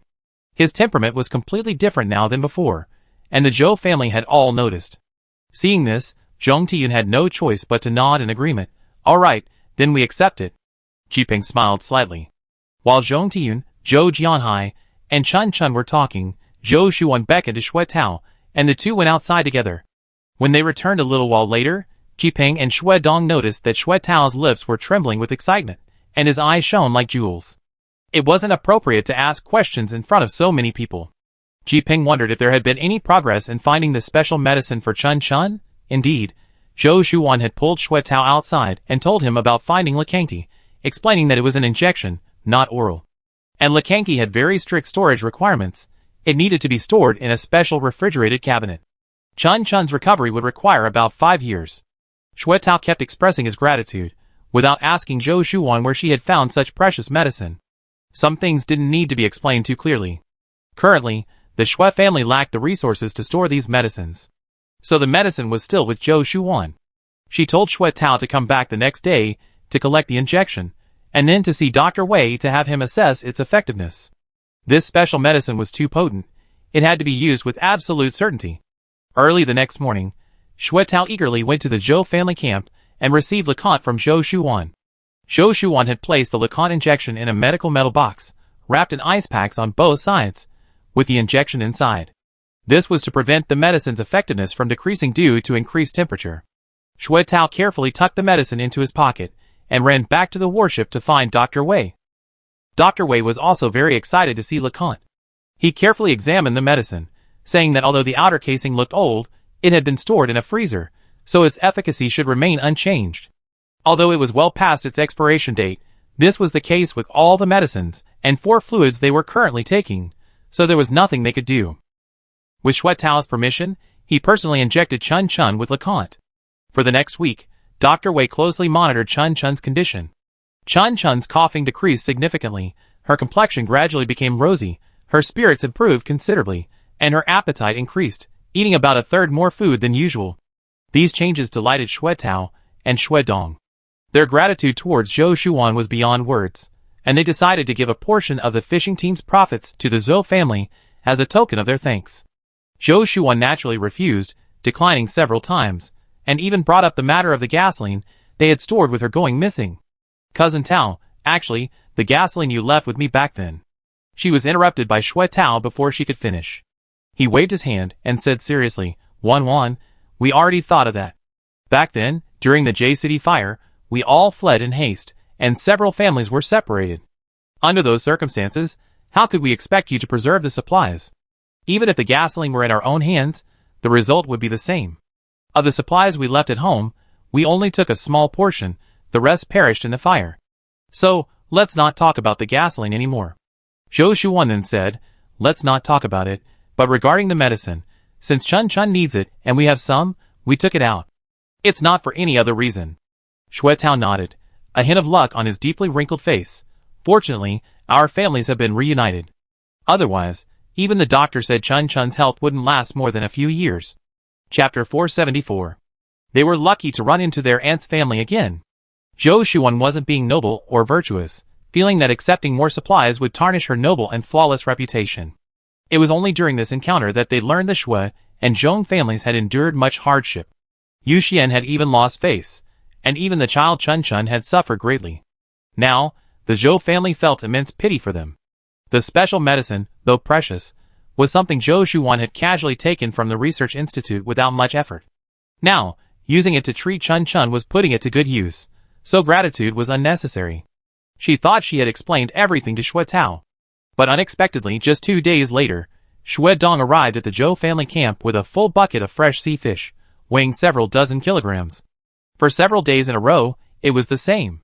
It was either him or Shui Dong, delivering sea fish every few days, sometimes several kilograms, sometimes even dozens of kilograms. Zhou Shuan was both amused and exasperated, politely declining several times, but Shui Tao and the others persisted. Shui Tao even said something that broke the hearts of the whole family. "This is the only supplies we have that we can offer. If Auntie and Wan don't like it, I don't know what else I can get to exchange for the medicine." Zhong Tiyun sighed, and finally accepted the fish. She hadn't known about Zhou Shuan finding medicine for Chun before, but later understood Shui Dong and Shui Tao's intentions. As a mother herself, she knew that Shui Tao and Shui Dong's actions were entirely out of gratitude. If one day, in the future, Wan or Mumu needed medical treatment, those who could provide it would be like second parents, and no amount of gratitude would be too much. After Shui Tao left, Zhou Shuan's eyes flickered. She returned to her tent and carefully stored away the remaining LeConte. LeConte was a highly effective medicine for respiratory illnesses and weakened immune systems. Before the apocalypse, it was extremely expensive and practically non-existent on the market. Even when Dr. Wei mentioned the medicine, he hadn't expected the Zhou family to find it so quickly. He first closely observed Chun's condition. Seeing that after half a month, Chun was eating and drinking well, and then using instruments to diagnose her body, all her vital signs had significantly improved, he immediately suppressed his excitement and left. A few days later, Zhou Shuan received an invitation to join a destroyer fleet. This fleet had endured countless dangers during its 8 years of wandering. Some ships had been swept away by the relentless waves, leaving the remaining fleet incomplete. For example, the destroyer, which originally numbered only 1, now numbered 2. Following it were several ordinary cruise ships, equipped with only a few weapons, essentially civilian vessels used for self-defense. In peacetime, this would be unacceptable. But these ships were purchased at great expense from abroad by wealthy families after the apocalypse. They weren't there for any other purpose than to serve as a fallback for their families. Ji Peng had already secretly told them that 2 of the cruise ships belonged to a wealthy family surnamed Gu. They had joined the fleet midway through the war, willing to provide weapons and supplies free of charge, only seeking the protection of the main force. At the time, the fleet had suffered heavy losses, with numerous casualties and a severe shortage of supplies. The Gu family ships were purchased at a high price from abroad. They provided countless boxes of compressed biscuits, smoked meat, canned goods, medicine, and some weapons acquired from overseas. Only then did the captain agree to their joining, but on the condition that they obey the orders of the main ship no matter what the situation. The Gu family patriarch agreed, bringing 2 cruise ships to accompany the fleet. The Gu family was very low-key. Aside from their own hired bodyguards, who were also under the fleet's management, everyone else stayed on their own ships and rarely ventured out. After receiving the invitation, Zhou Shuan already had a guess in mind. After making some simple preparations, she and Qi Mingyu went to the ship. The ship's interior was luxuriously decorated, a stark contrast to the austere style of the warship. The soft carpets, bright lights, and the faint scent of fragrance in the air all reflected the wealth and taste of the ship's owner. They were greeted by the Gu family patriarch, Gu Qian. Gu Qian was about 50 years old, his hair neatly combed, wearing a sharp suit, exuding the air of a superior. He didn't beat around the bush. He directly stated that he wanted to pay for the LeConte special medicine in Zhou Shuan's possession, and asked her to name a price. Before arriving, Zhou Shuan had already suspected something was amiss. Seeing that her guess was correct, she asked first, "Who is Dr. Wei to you?" She had noticed Dr. Wei's unusual expression, and realized that besides Chun Chun, others also needed the special medicine. Privately, she inquired about the fleet's situation from Jiping. Jiping didn't know much, so he told Zhou Shuan what he knew. Sure enough, not long after, the Gu family came knocking. Gu Qian was slightly taken aback by Zhou Shuan's question, but quickly regained his composure. He picked up his teacup, took a sip, and slowly said, "Dr. Wei's medical skills are superb. He has helped me many times. I asked him to inform me immediately if he found any trace of the special medicine." "I see." Zhou Shuan nodded, then asked, "But I wonder why Patriarch Gu needs LeConte." Gu Kai gave a bitter smile, hesitated, but still revealed the truth. His only son had suffered lung damage due to the extreme cold, and had been on medication for years, but his health had been deteriorating. In recent months, he had even had difficulty getting out of bed alone. The doctor said that if his condition worsened, he would need to be kept in a sterile room. Although my ship can provide that, can someone still be considered human if they're locked up there all day? Gu Kai sighed deeply, his eyes fixed intently on Zhou Shuan and Qi Mingyu. It wasn't that he wanted to reveal all his secrets. It was just that during his investigation over the past few days, he had learned that the Zhou family, after reuniting with Zhong Jiping, Shui Tao, and others, had been unexpectedly generous. They even gave away the priceless, highly effective medicine without expecting anything in return. This convinced Gu Kai that although the Zhou family had also experienced the apocalypse, they still possessed compassion and empathy for the vulnerable. Therefore, he deliberately feigned weakness and revealed his only son's situation. Zhou Shuan and Qi Mingyu exchanged a glance. The latter spoke, "Mr. Gu, how much LeConte do you need? These medicines are very precious. We only obtained a portion by chance, and we don't have much left." Gu Kan put down his teacup, interlaced his fingers on the table, and gently rubbed the jade thumb ring on his thumb. "I need as much as Miss Zhou has." His tone was steady, his gaze resolute. But his heart sank. If the Zhou family didn't have much medicine left, then he would have to get it from the Shui family. He hardened his heart, but his face remained impassive, maintaining the image of a refined businessman. "As for the price, Miss Zhou and Mr. Qi, please name your price. As long as it's within my budget, I will not haggle." He leaned forward slightly, showing utmost sincerity. The spacious reception room fell silent for a moment, broken only by the sound of waves lapping against the ship outside the window, steady and powerful. Chapter 475. Zhou Shuan lowered her eyes, concealing the thoughts in them. She had about 30 LeConte, a type of ammunition, and after deducting the 16 she left for Chun Chun, the remaining dozen or so were just enough for the Gu family. "Mr. Gu," she said solemnly, "I do have some LeConte here, which your son can use. However, I have one condition." Gu Qian's eyes lit up, and he quickly asked, "What condition?" "Miss Zhou, please tell me." Zhou Shuan looked at him calmly, her tone casual. "No one can predict what natural disasters might occur next. Just in case, our family needs a submarine." Even though she had been guessing what he wanted, she hadn't expected him to ask for a submarine right off the bat. What an outrageous request. Gu Qian didn't even have time to be angry, and he smiled coldly. "Miss Zhou, you have quite the appetite. The value of a submarine now is... As you all know, even this fleet doesn't have many submarines. The continent will inevitably be gradually swallowed by the sea. Only those who control large cruise ships and submarines will have the right to survive." Zhou Shuan, however, wasn't angry. She simply said calmly, "The value of a submarine isn't determined by me, but by you, the owner. The value of the special medicine, however much or little, is determined by me. Mr. Gu, why be angry?" Gu Qian looked at Zhou Shuan's composure, then at Qi Mingyu sitting beside her, his restrained emotions and downcast eyes. He was secretly astonished. These two are not simple. Indeed, how could ordinary people, after so many years in the apocalypse, still preserve a special medicine with extremely demanding storage conditions so well? He hesitated, unable to speak for a moment. Zhou Shuan, however, seemed to read his mind and said directly, Mr. Gu, based on my estimation, your family owns more than 1 or 2 submarines. Giving one away might be a bit of a financial burden, but it won't cripple you. I'm very clear about the effects of LeConte now. Using it for 5 years will basically guarantee that your physical condition is no different from a normal person. It's up to you what you choose. She omitted a detail. Before and after the apocalypse, people's living environment is different, so having a healthy body is extremely important. The Gu family head naturally considered this as well. Thinking about the suffering his son had endured these past few years, taking more medicine than food every day, yet falling seriously ill from even a slight breeze. Their family had no shortage of supplies. The huge cruise ship only had a few members from their own family, an entire floor of freezers, and half the ship's worth of supplies. Therefore, they were still able to maintain their pre-apocalyptic standard of living. But none of his sons could enjoy it. Guken clenched his fists silently. As for using other means to snatch the special medicine, Guken glanced at Zhou Shuan and Qi Mingyu again and sighed inwardly. He didn't need just 1 dose, but a dozen or so to ensure his son's needs were met. If he resorted to special methods, but the other side insisted on a fight to the death, then the loss of any single dose of LeConte would be unbearable. He knew in his heart that the world as far as the eye could see had almost entirely turned into an ocean, and the special medicine in the Zhou family's hands might be the only one he could obtain. He couldn't allow any mistakes to happen. He was willing to pay a high price himself. Thinking of this, he slowly exhaled, as if to release all the resentment in his heart. Then, he successfully reached a deal with Zhou Shuan. Zhou Shuan's requirements were simple.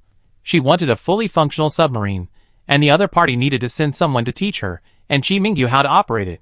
In return, she would hand over the remaining 17 LeConte missiles she had given to Chun Chun. Since she had agreed, any further requests were irrelevant.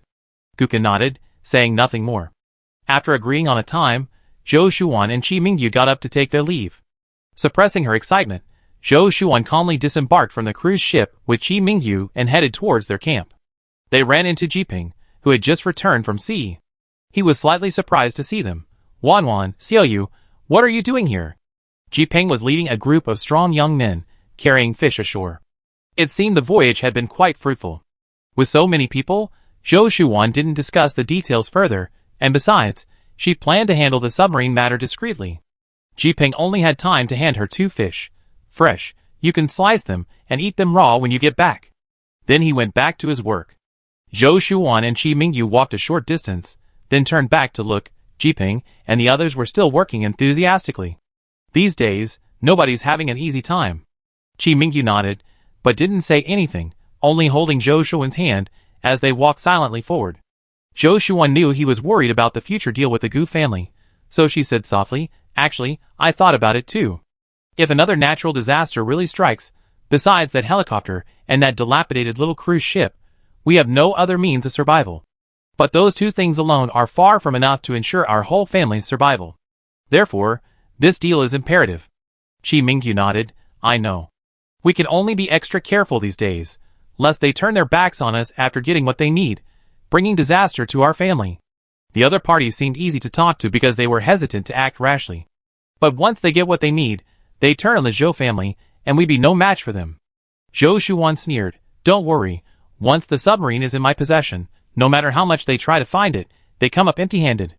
Her space was the safest storage space. She wouldn't worry about anyone stealing the supplies she put in. Qi Mingyu gripped her hand tightly and quickened his pace back. A few days later, the Gu family sent people to contact them.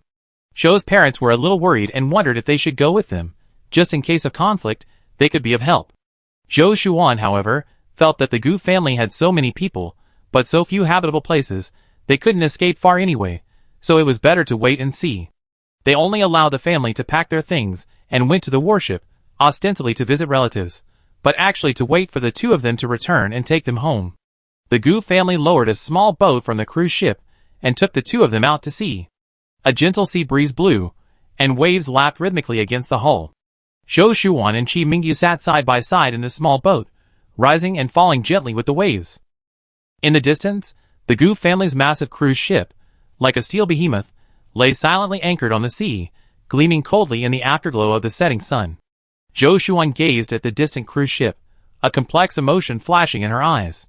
Chapter 476.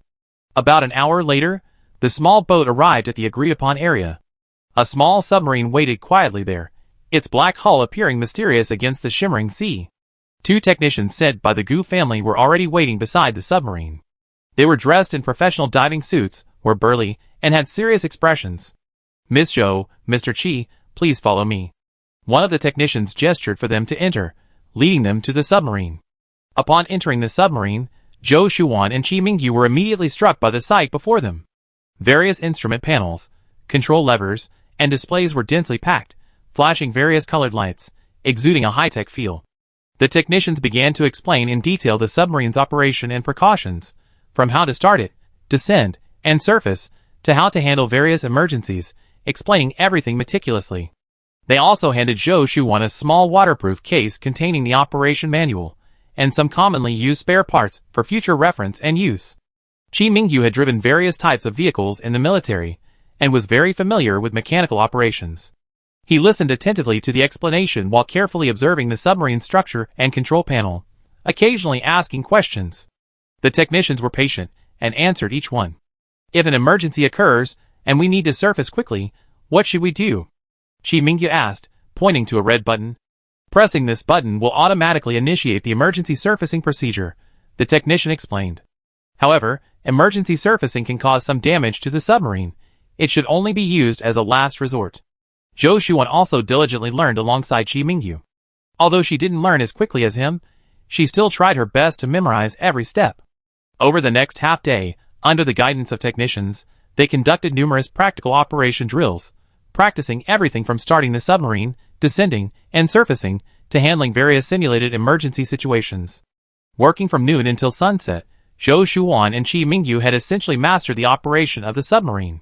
After confirming the submarine was in good condition, Zhou Shuan handed the remaining 17 LeConte missiles to another Gu family assistant, who had remained silent. The assistant carefully inspected the goods and nodded slightly. After the handover, Zhou Shuan and Qi Mingyu, under the watchful eye of the Gu family assistant, entered the submarine, started the engine, and slowly descended, disappearing into the vast ocean. The Gu family's small boat turned around and headed towards the shore.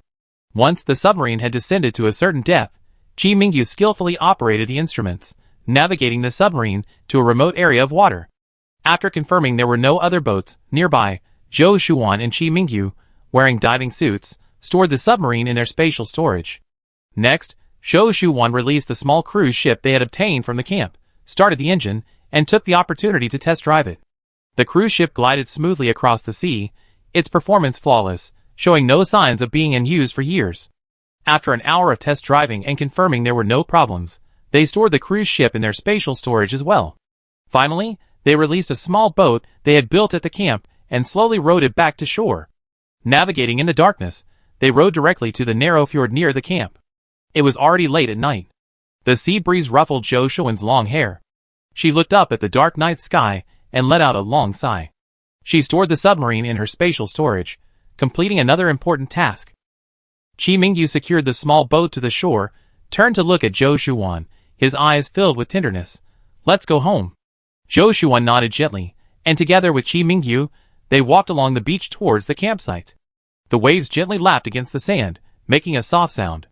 The night sky was dotted with stars, and the lights of the campsite could be faintly seen in the distance. Zhou Shuan and Qi Mingyu returned to the campsite along the winding path. The tents were still lit with dim, warm lights, standing out prominently in the quiet night. "You're back?" The tent flap was lifted, and Zhong Tian poked her head out, her face showing obvious anxiety. "Why are you so late? How did things go?" Her gaze swept back and forth between the two of them, as if trying to glean something from their expressions.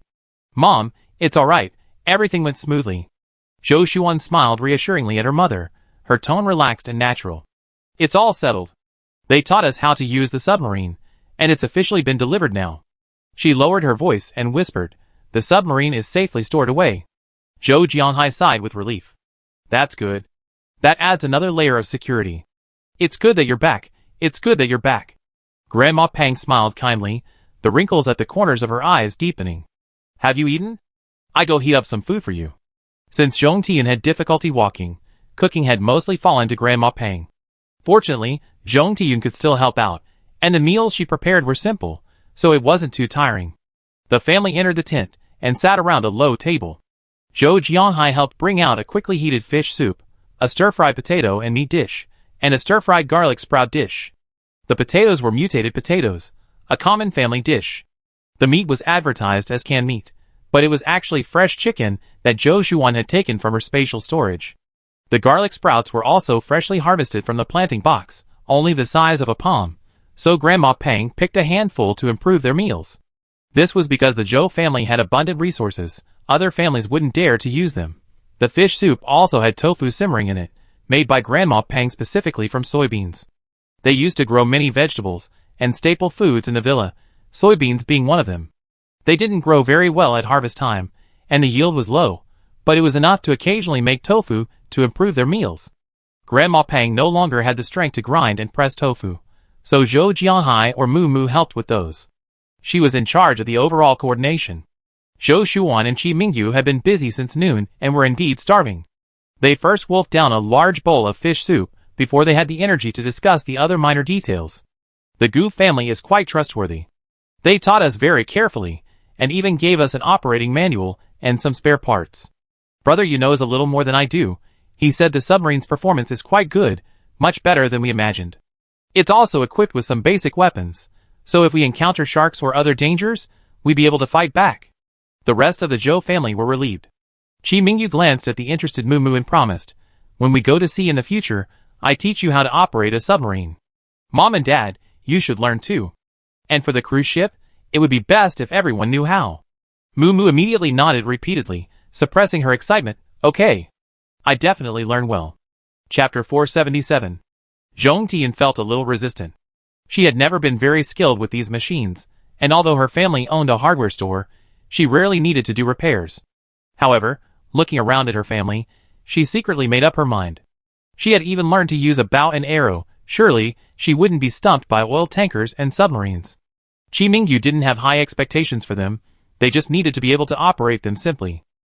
A few days later, Jiping and Shui Dong came specifically to bring 7 or 8 planting boxes containing transplanted mutated potatoes, asking the Zhou family to take care of them. This was something that had been agreed upon beforehand, and the Zhou family naturally agreed readily. Mutated potatoes have a high yield, and these 7 or 8 planting boxes were quite large. If harvested, they would be enough to feed one person for 2 months, and could even improve their diet. Besides the planting boxes, they also brought a small bag of still moist seaweed, saying it had been picked at low tide the previous night and was very fresh. The Zhou family was pleasantly surprised. Currently, aside from their family, who had a space to secretly obtain other food, most people in the camp were eating the same 3 things: seafood like fish and shrimp, rockworm fruit, and seaweed distributed by the Zhou family. If they could also gather some sea lettuce to improve their meals, that would be even better. Qi Peng didn't hide anything and directly told the Zhou family that in a certain area on the southern side of the narrow coastline, at low tide, on the exposed rocks and reefs, in water depths of 0.5 to 3 meters, a relatively abundant batch of seed lettuce would appear. We found it by chance while fishing. We harvested it twice before, and Yuxuan processed it when we got back. It tasted alright. We brought some for you this time. Zhou Jianhai and Qi Mingyu arranged the planting boxes together, placing them in the sunniest spot in the corner of the tent. Mu Mu squatted curiously to the side, fiddling with the wet leaves of the sea lettuce. This sea lettuce smells quite fragrant, somewhat similar to kelp, Grandma Peng remarked. She decided to stir-fry some sea lettuce for lunch. Their family had a good supply of various seafood these days. Every few days, Shui Tao and Shui Dong would bring over some fish caught in the deep sea. So, the stir-fried sea lettuce for lunch was cooked with sea cucumber and squid. They first added a few dried chilies to the pan to release their aroma, then added the rest. The resulting dish was fragrant, spicy, and delicious, quite good. Xi Peng hadn't brought much sea lettuce, so the Zhou family didn't share it with everyone, planning to bring back more next time and distribute some to each household. Unable to resist the Zhou family's hospitality, Xi Peng and Shui Dong stayed for a hearty meal. After the meal, Xi Peng and Shui Dong helped tidy up the planting boxes before taking their leave. Now, a routine has been established at the camp. Aside from Zhong Tian and the 2 women in Shinfan's team who receive special treatment, everyone else follows their own skills and interests, joining different teams to find supplies.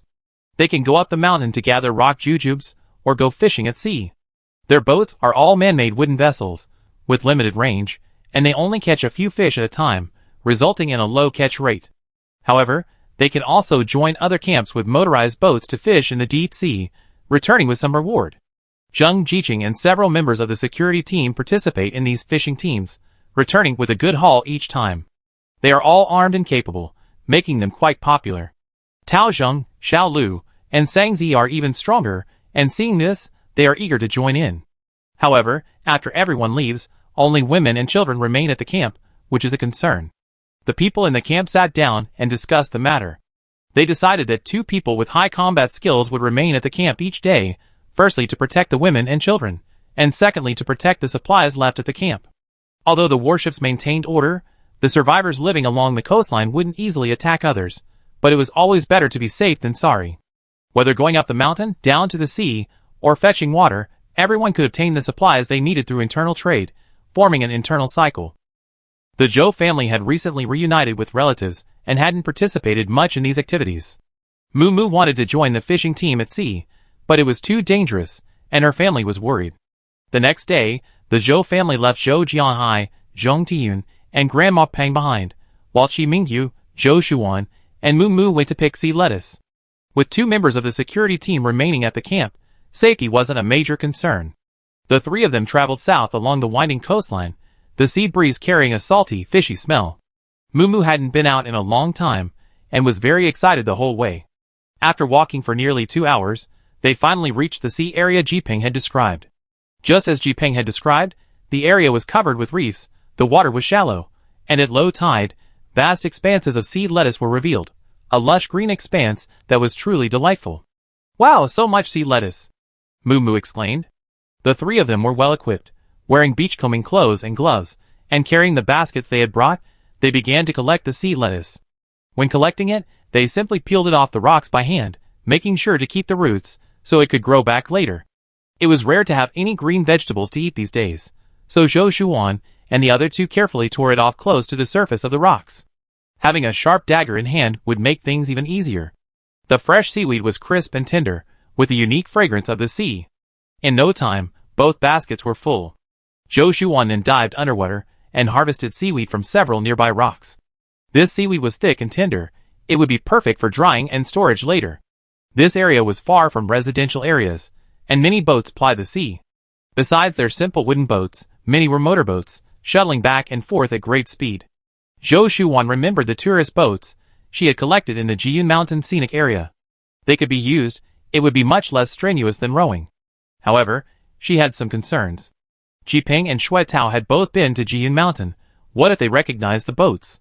Qi Mingyu pondered for a moment, then suddenly asked, "Don't we have paint in the space? We can repaint the boats and give them an aged look. That should make them very difficult to recognize." Zhou Shuan's eyes lit up. Among the building materials they collected, there was indeed a considerable amount of paint. To avoid detection, they had 2 baskets of seaweed and kelp in the crevices of the rocks before heading to a more secluded area. Zhou Shuan released several suitably sized boats from her spatial storage. Qi Mingyu selected several dark colors and, together with Mu Mu, carefully painted the boats inside and out. A gentle sea breeze blew, and under the sunlight, the paint emitted a pungent odor. To speed up the drying process, they stayed in the nearby waters for several hours. Once the paint was completely dry, Qi Mingyu found some rocks of varying sizes and deliberately bumped them against the boats, creating mottled marks and an aged effect. Chapter 478. After the repairs were completed, the boats looked weathered and worn, as if they had been adrift at sea for a long time, a far cry from their previous pristine appearance. Qi Mingyu nodded in satisfaction. Now, even if Jiping and the others have seen these boats before, they shouldn't recognize them.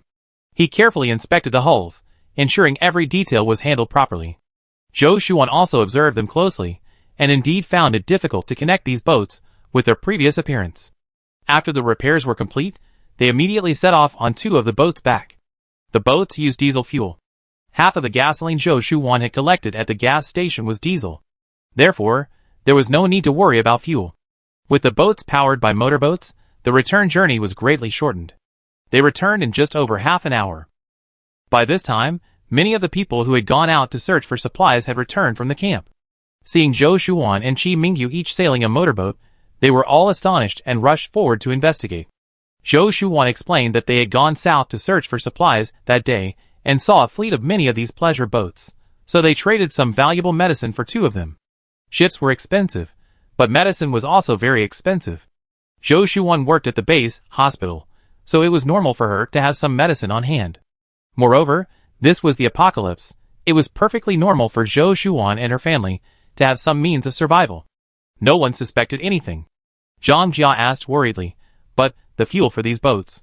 She didn't finish her sentence, but everyone understood what she meant. Zhou Shuwan then offered, "One of the pleasure boats will be for our family use, and the other will be lent to the camp free of charge. But for fuel, everyone will have to find their own way." The previously excited group was immediately discouraged. Yes, the difficulty wasn't finding a powered ship, but rather the endless supply of fuel to sustain its long voyage. Some looked towards the warships in the Grand Canyon. Having sailed the seas for 8 years, they must know where the oil fields were. But how could they tell ordinary civilians about such military supplies? Tao Zheng touched the paint on the ship's surface, his eyes flashing. It looked freshly painted. Were the original appearance of these ships not to be seen?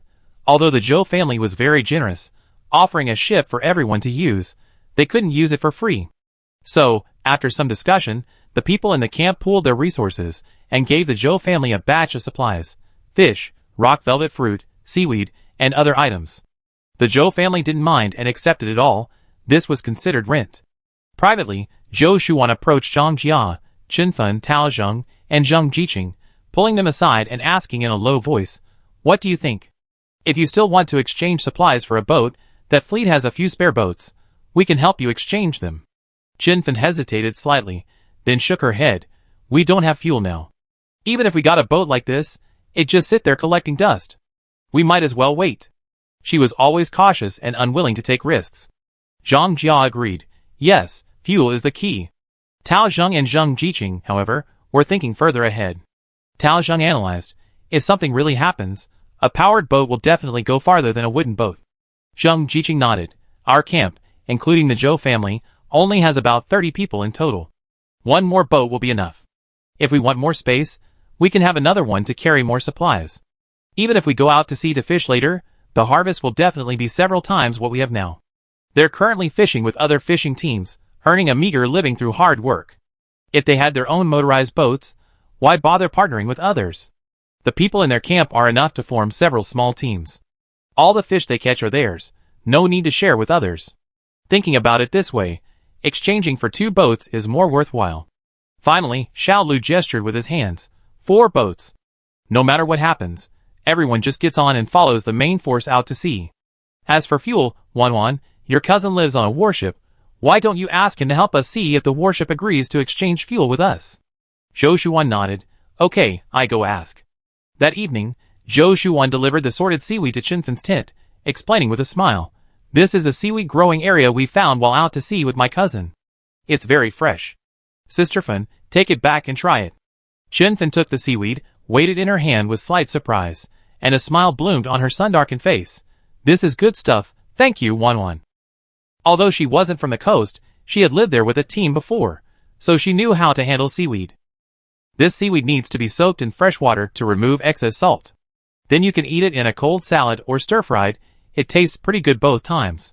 If you want to preserve it longer, you can dry it, just like kelp. Zhou Shuan nodded and smiled. Jiping gave us some before, and we cooked it twice. It tasted good. It's nice to change things up. Qinfen smiled wryly at this. Yes, resources are so scarce these days. Even if we have fresh fish every day, we just grill, steam, or boil it. After a few days, we get tired of it.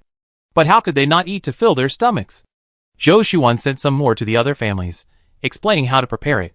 Everyone was pleasantly surprised.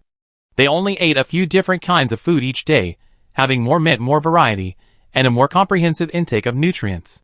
Because this was the place Jiping and his group had discovered, she couldn't reveal the exact location to the others. She only said that they would be going with relatives to harvest seaweed the next day, and would trade it with everyone upon their return. The people there were all understanding and considerate, having known each other for many years.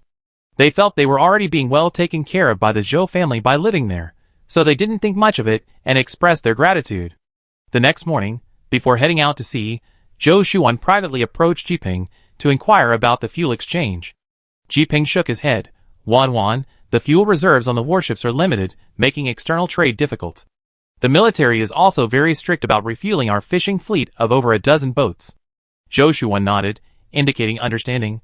I understand. This is indeed difficult. I just came to ask. Ji Ping glanced at her, pulled her aside, and whispered, but actually, there's another way, even if it involves a little risk. He explained briefly that since he managed over a dozen fishing boats, he could use tools to siphon diesel fuel from the boats' fuel tanks, like he did in the Dongyuan residential area, accumulating it little by little. While it wouldn't be enough for the camp's few boats to fish at sea, it would at least fill the tanks and allow them to escape with maximum power if they needed to flee. Ji Ping's expression turned serious. But this method is dangerous. The military definitely won't allow it. Wan, you can't tell anyone. Chapter 479. Zhou Shuan's expression tightened, and she nodded solemnly. I understand, Brother Ji Ping, don't worry, I know the gravity of the situation. She was somewhat worried. Won't this affect you? Ji Ping waved his hand, his tone returning to its previous relaxed tone. It's alright. Although we're a fishing team on a warship, we decide how to use and repair the boats, where to fish, and how many nautical miles we travel. We also profit from the catch. So we have more control over the fishing boats. It's just that if the military thinks we're deliberately wasting diesel, we just pay for it ourselves. What he didn't say was that they had already done this several times before. As long as it was done discreetly, and didn't reach the official level, there wouldn't be any problems. Zhou Shuan felt slightly relieved, but still instructed, Brother Ji Ping, don't be too troubled. Just stockpile a few barrels of diesel fuel depending on the situation. Ji Ping nodded in agreement. Don't worry, I know what I'm doing. Zhou Shuan paused, then asked, Ji Ping, do you and Cousin Tao need any more boats? Like the kind of pleasure boats we found. Ji Ping understood her meaning, but still shook his head. No need, Wan. We're living on a warship now. If anything happens, it's not as safe as being on the warship. We also have our own fishing boats, though they're not ours. We can use them as we see fit. We don't lack boats. Zhou Shuan nodded, indicating her understanding. Okay, our camp might need 2 more pleasure boats, so let's just exchange for 2. Ji Ping was somewhat puzzled. Powered boats are extremely hard to find now. The family you found is quite wealthy, able to trade for a powered boat. Zhou Shuan smiled without changing her expression.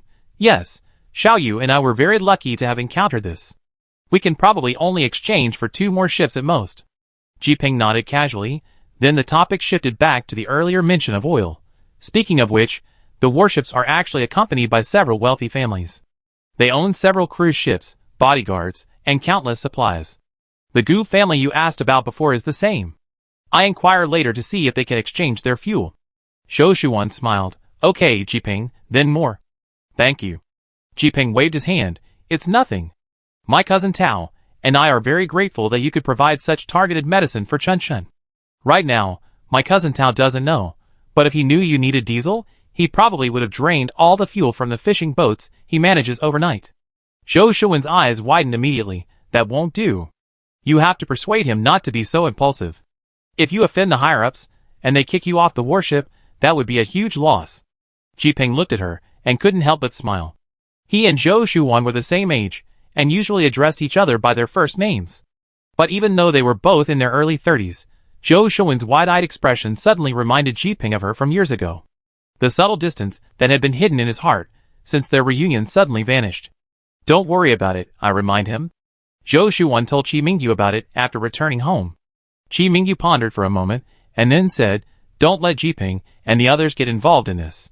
Stealing fuel from the fishing boat sounds simple, but if the military finds out, the consequences will be too great. It's not worth it. Let's look for other ways. Zhou Shuan nodded in agreement, her brows relaxing.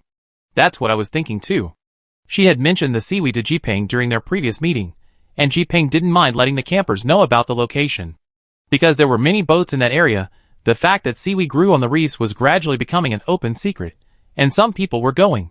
He Xue Tao and Xue Dong didn't have time, so rather than letting others benefit, it was better for the campers to enjoy it. Zhou Shuan decided to talk to the others in the camp to see if anyone wanted to go, but she also mentioned beforehand that she would need to pay Ji Ping and his group. Everyone naturally had no objections.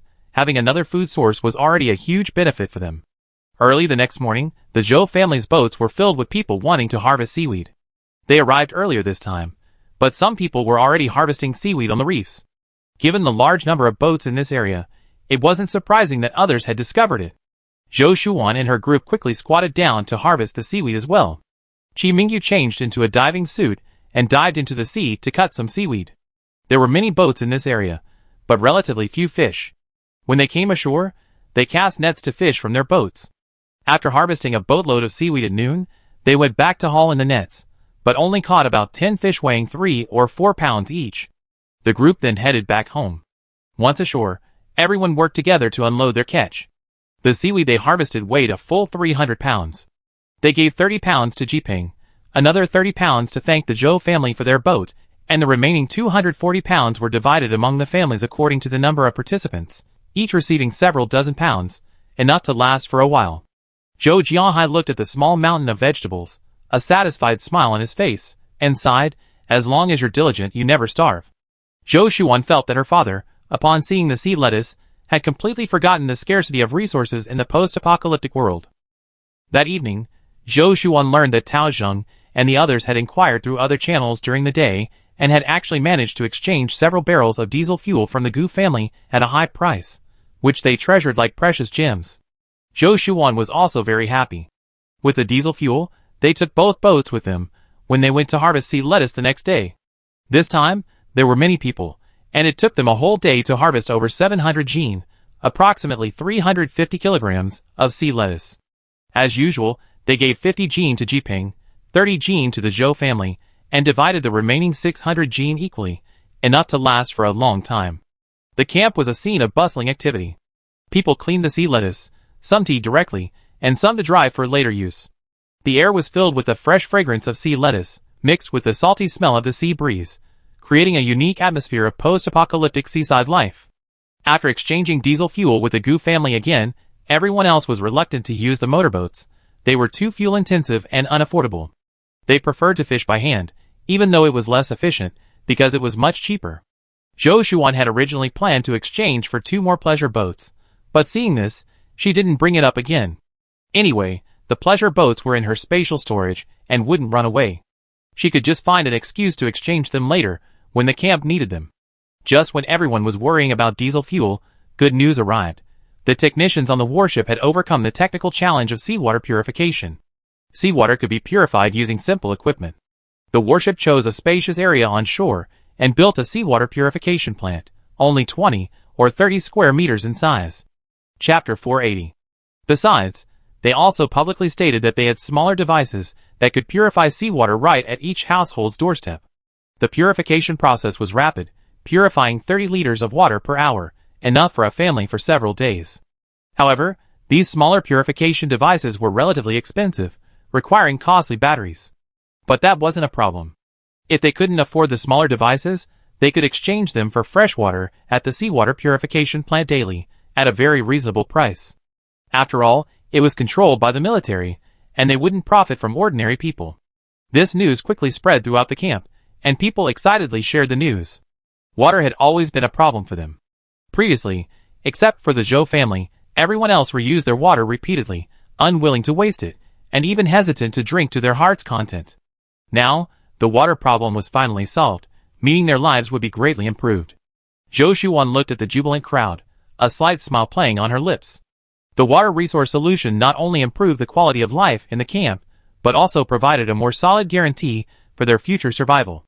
Zhou Shuan returned to the tent to discuss exchanging for a small seawater purification device.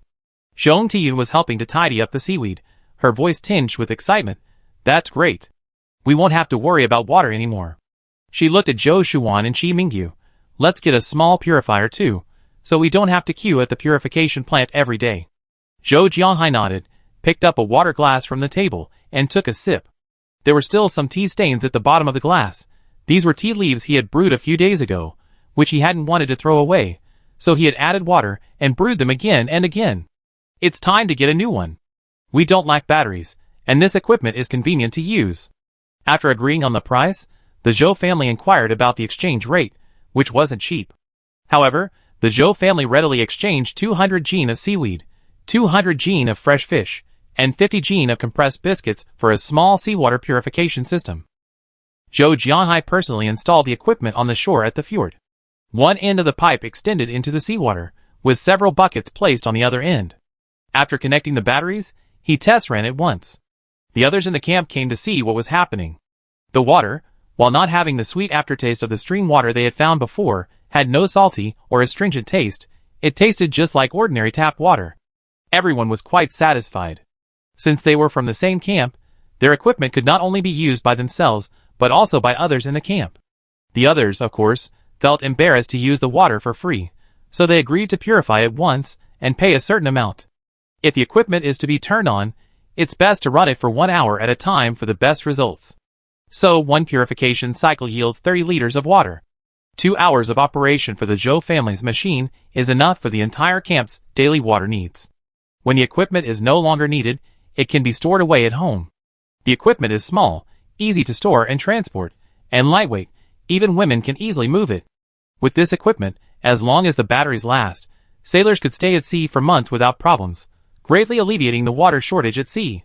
Tao Ying's eyes gleamed as he gazed at the small purification device. That night, the camp was quiet, save for the distant sound of waves crashing against the rocks. In the dim light, Tao Zheng's figure appeared outside the Zhou family's tent. He called out to Qi Mingyu, and the two walked outside. Tao Zheng then shared his idea. "Captain, I'm thinking of taking the male members of the camp to the base ruins these next few days to salvage some solar power equipment and batteries. We're so short on energy right now. Oil is incredibly expensive, and regardless of whether oil fields are discovered at sea, we can't get any. Exchanging it with others always results in being ripped off. Instead of that, why not try to convert all our energy sources to solar power?" Qi Mingyu's eyes lit up. He thought it was a good idea. His family, because they had plenty of supplies, didn't feel the pinch as much, but Tao Zheng and the others felt that the lack of water, supplies, and energy meant they were barely surviving, struggling to make ends meet. Naturally, they wanted to find ways to improve their living conditions. "That's a great idea," Qi Mingyu agreed. Tao Zheng continued, "Among us, Uncle Zhou is the only professional repairman. But I also thought that the warships have no shortage of experts. If we use Jipeng's connections to find a few more technicians from the warships, they should be able to help us convert the cruise ship to electric power." What Tao Zheng didn't say was that he, Xiao Lu, and Sangzi still had some white flame furnaces. They had retrieved some after the base earthquake. These were considered high-tech products, and offering one or a few as payment should be enough to get the experts from the warships to help. Qi Mingyu had no objections. The next morning, Qi Mingyu, along with Tao Zheng, Xiao Lu, Sangzi, Zheng Jiqing, and 5 other camp members, set off for the base ruins. Since they were going, it would take them several days to return. Before leaving, Zhou Shuan handed Qi Mingyu some pre-prepared rations, carefully instructing him, "Be careful on the road, and come back soon."